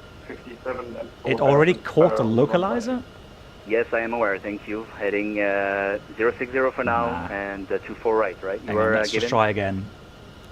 24 right, that's correct, and heading 060. So heading select localizer. Canada 761, fly heading KLM 14 heavy. Lock. Canada 671, sorry, flying 060. Now, we have 2 runways here at Montreal, good weather. Canada 901, do you have the runway in sight? So we are committing now to Montreal. If anything goes wrong, if we go around again, we'll go around. Azul 6734, flying 060. And say low fuel. Heading 060, Azul 6734. WestJet 13, turn left, heading 290. So if the predictions 901 Alpha, clear the visual get below 5 left, tons, approach. That's when we have to call in fuel emergency. Left 901 Alpha, cleared late change, but yeah, okay. KLM 865, clear the LS 24 right, maintain 160 to go live. Clear LS 24 right, maintain 160. Now, why didn't it say, look at that, how late it intercepted the localizer there. KLM 761, descend 4000. Descend 4000, climb 761. Montreal approach, KLM 14 heavy. KLM 14, good day, maintain present heading, descend 7000. But we're good now, thank God for that. 7000, KLM 14 heavy. Azul 6734, turn left heading 330. Left heading 330. Yeah. Autosave is going to be on final Which somewhere at 13 now. left 270 for the intercept, clear the ILS 24 left approach. I'm not sure. There was traffic on the other runway as well. At 13, maintain 160 knots until I'll And the know. sidestep, you can't do that too late because the runways are really separated quite KLM far. 711, descend 4,000. 4,000 KLM 711.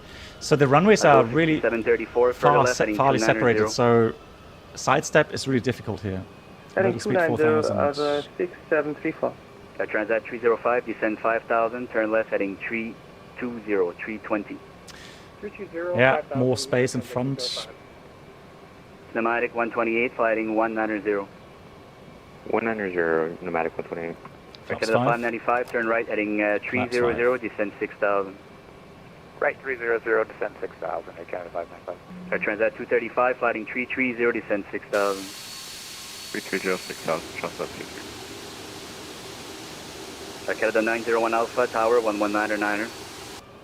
199, thank you very much for carriage 901 Alpha. Which at 13, I need 160 knots now until I'll know, please. 160 now. Oh, really? Was it at 12 past? As 6734, turn left 210, join the localizer. I thought it was at 5 past. Left 210, join localizer as 6734. Yeah, ATC is very busy. I mean, it is an event, right? So we got Cross the Pond event today. Super 905 Alpha, turn right, heading 060, Oh, look at that. descend 5,000. He's for the parallel, I would assume, there. Right heading 060, descend 5,000, speed to 9 Alpha. I hope so. KLM 865, 119.3. Tower 119.3, KLM 865. Well, maybe he's not. Which at 13, confirm you're going for 24 left. You went through the localizer. No, you see, I thought so. KLM 711, clear the LS24 right, maintain 160 knots to Volax. Okay, clear the approach and 160 to Rolex, KLM 711. As 6734, descend 3,000. Descend 3,000, as He's turning. Transat 305, reduce to 190 knots, turn left, heading 290. Left 290. Negative. Don't jinx it, please. Canada 595, heading at 330. Right 330. Wasn't he clear for the left side? You're joking. Light slope. Which at 13, it's not going to work. Turn left, heading 180. Yeah, thank God for that. So he's taking him out of sequence.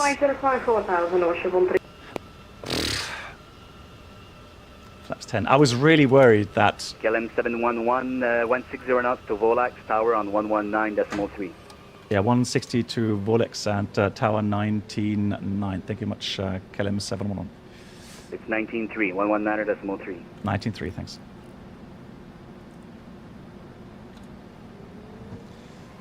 Flaps 20.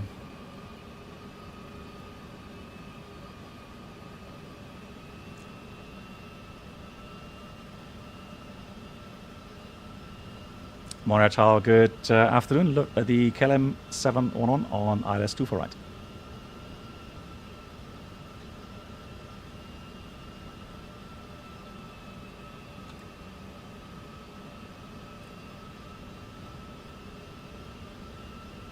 %, sure it's 99. No, it's not. Okay, I was so sure it's going to be 99. But previously we had 19.9, 100%, right? KLM 86513 to 10, gusting 17, clear line runway 24 right. Oh, it's going to be a close one, guys. It's going to be so close with the autosave. Oh, God. Oh, no. KLM 865, the wind 320, 10, gusting 17, clear to land runway 24 right. As much as the autosave is a lifesaver, 2363, contact ground 121.9. in this case, it sucks. And I made the spacing to 30 KLM minutes. 711, continue approach, exit Bravo 4. Continue approach and we'll exit Bravo 4, KLM 711. Yeah, that was the one we briefed. That is a high speed, pretty much at the end. So I'm going to scale down to autobrake 2. Okay, 218, contact ground 121.9. You should have taken the right on Alpha Mike, but it's fine. So that's the second high speed to the left. Canada 901 Alpha, vacated off 4. Flaps Okay, 25. 901 Alpha, hold position, contact ground 121.9. Flaps 25. Opposition 1219, thanks for your service. 9-0 Alpha. Salut. Well, I'm going to add 10 knots anyway, so 159, that's the final speed. The landing checklist, speed brakes, armed, landing gear down, and the flaps 25. Whew. Keeping fingers crossed. You know what? Alex, I didn't even care anymore about greasing it. I just want to land. That's all. Who cares about greasing?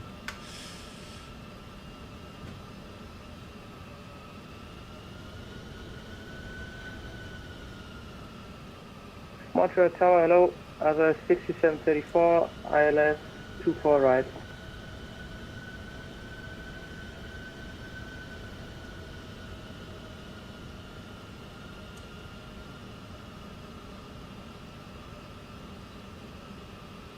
Station calling, how far are you from the runway?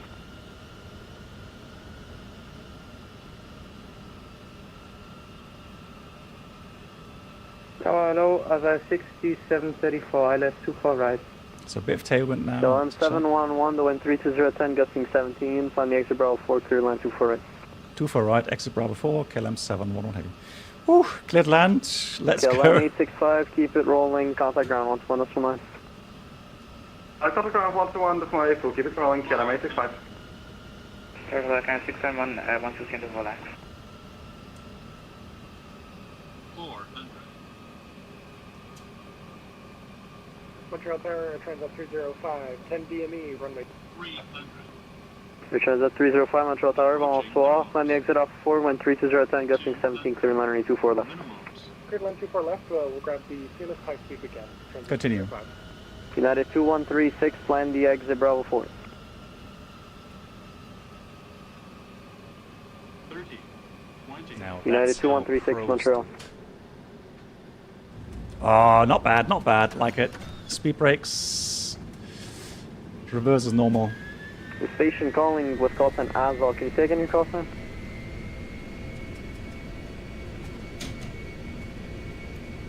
Direction 671.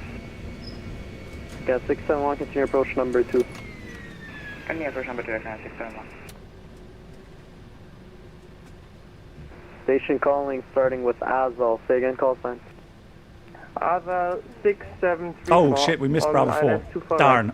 Aswell 6734, plan the exit Bravo 4, wind 32010, gusting 17, clear line runway 24 right. Darn.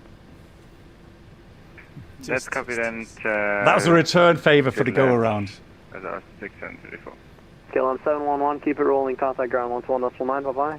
Keep it rolling, 1219. Thanks a lot, KLM 711. Right, can I 671, plan the exit Bravo 4. Plan Bravo 4, direction 671. Right, let's just make sure we don't cause a go around as well.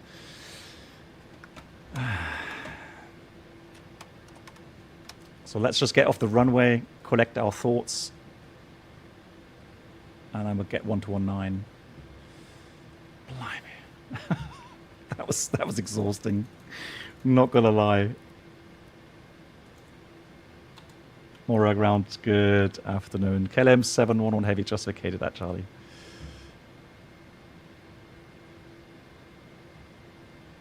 Oh, look at that. KLM 711 heavy, welcome to Montreal. Taxi via West Lane, Horseshoe clockwise, gate 6060. So we'll go left here, Horseshoe, to get to stand 60, KLM 711 heavy. Right, that was nice autosave. Can we go now, please? Thank you.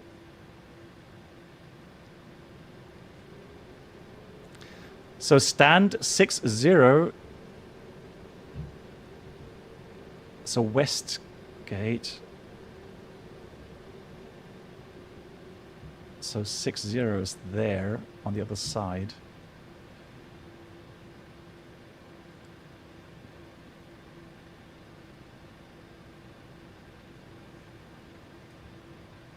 Montreal ground, this is Air Canada 419. Yeah, we are in the there airport. is an approximate ETA for the departure. Air Canada 419er. Let me check. I'll get back to you. So gate Affirmative, Air Canada 419er. 60. There we go.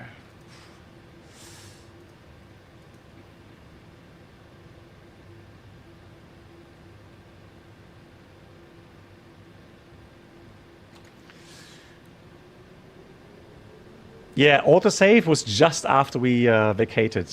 I guess in a sense that was lucky as well, man. What an exciting approach, right? Nice landing. I didn't even see the landing rate. I don't think we get it here. Yeah, it doesn't work here on this PC.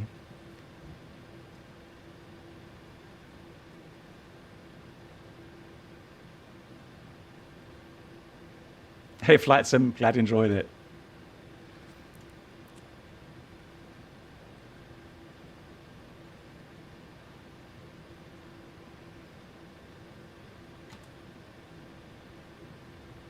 Air Canada 644 ready for It was taxi. Walter, yeah. Thank you so much.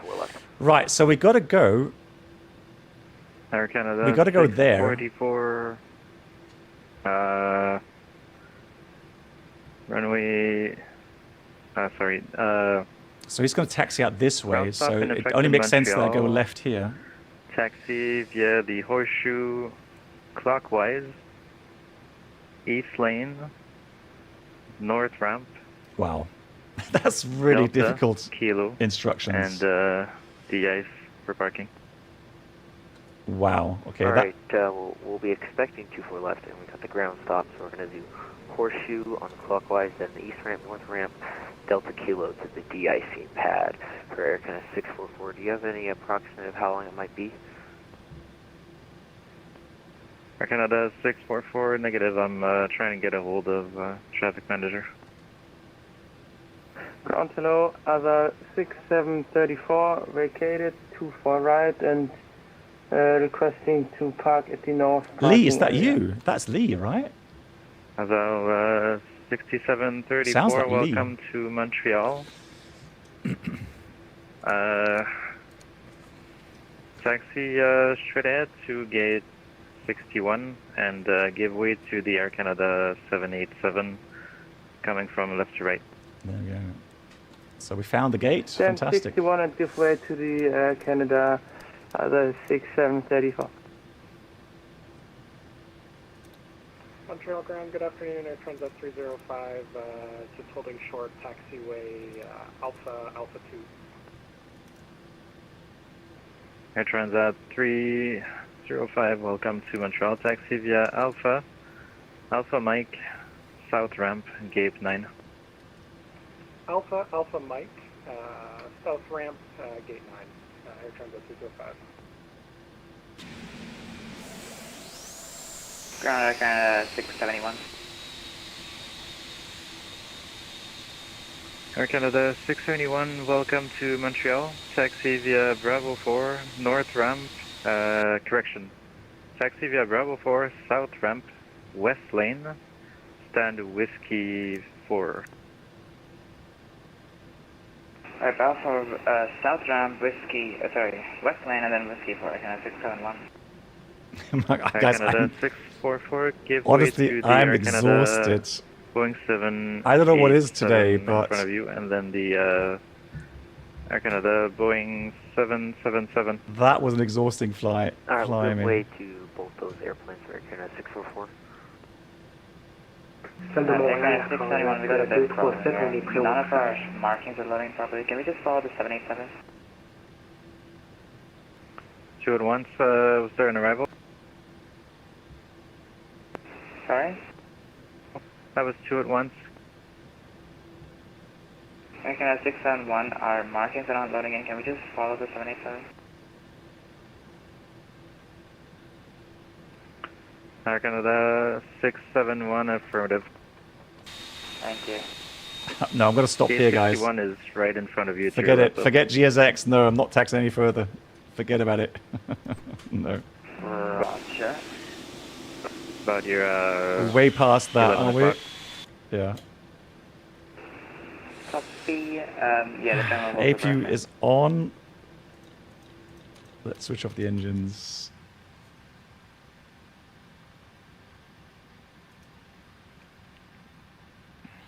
Let's reset that. Sol de Montréal, Air Transat 237, on est trop repoussage. So, engines are shutting down, lights are off, beacons going off, strobes are off now. Transat 237, Sol de Montréal,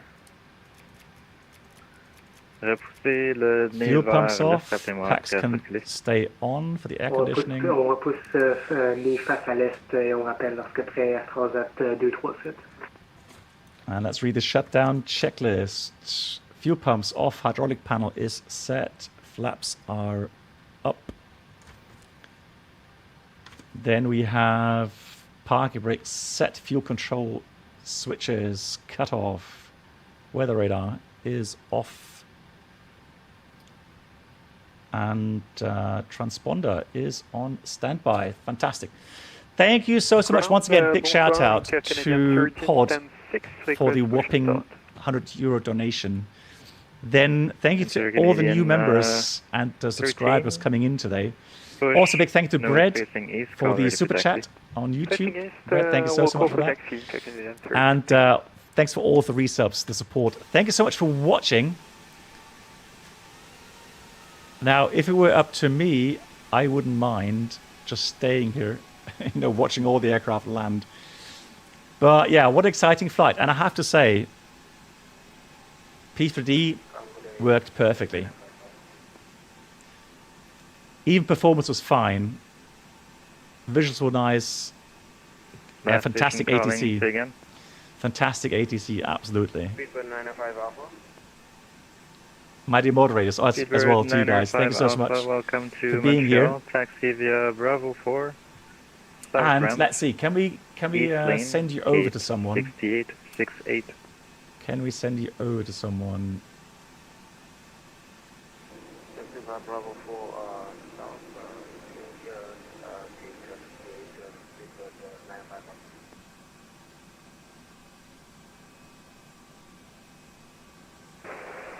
Montreal ground, Skyrace 2637 request, percentage spot. Ow. Yep, that's nice. He's flying the 300. Yeah, we'll go and send you over to 757 Spy. Skyrace 2637, we would like to request push and start. Why not? Okay, West 4637, push straight out, call ready to So guys, we're going to rate 757 Spy. He's flying the A300. Lilienthal, also thank you. Thank you everyone for watching, for interacting. Fantastic questions again today. I very much enjoyed it. And I'm sure you did as well. With the exciting go around and the landing at the end. Brilliant. He's going to crash, of course. No, he's not. Thank you. I'm very happy to hear that you enjoyed it, guys. Thank you so much, everyone. Stay safe. Have a great weekend. Have a great Sunday. And I'll see you again very soon. Stay tuned for the exact streaming schedule on Discord. Thank you so much, everyone. Good night.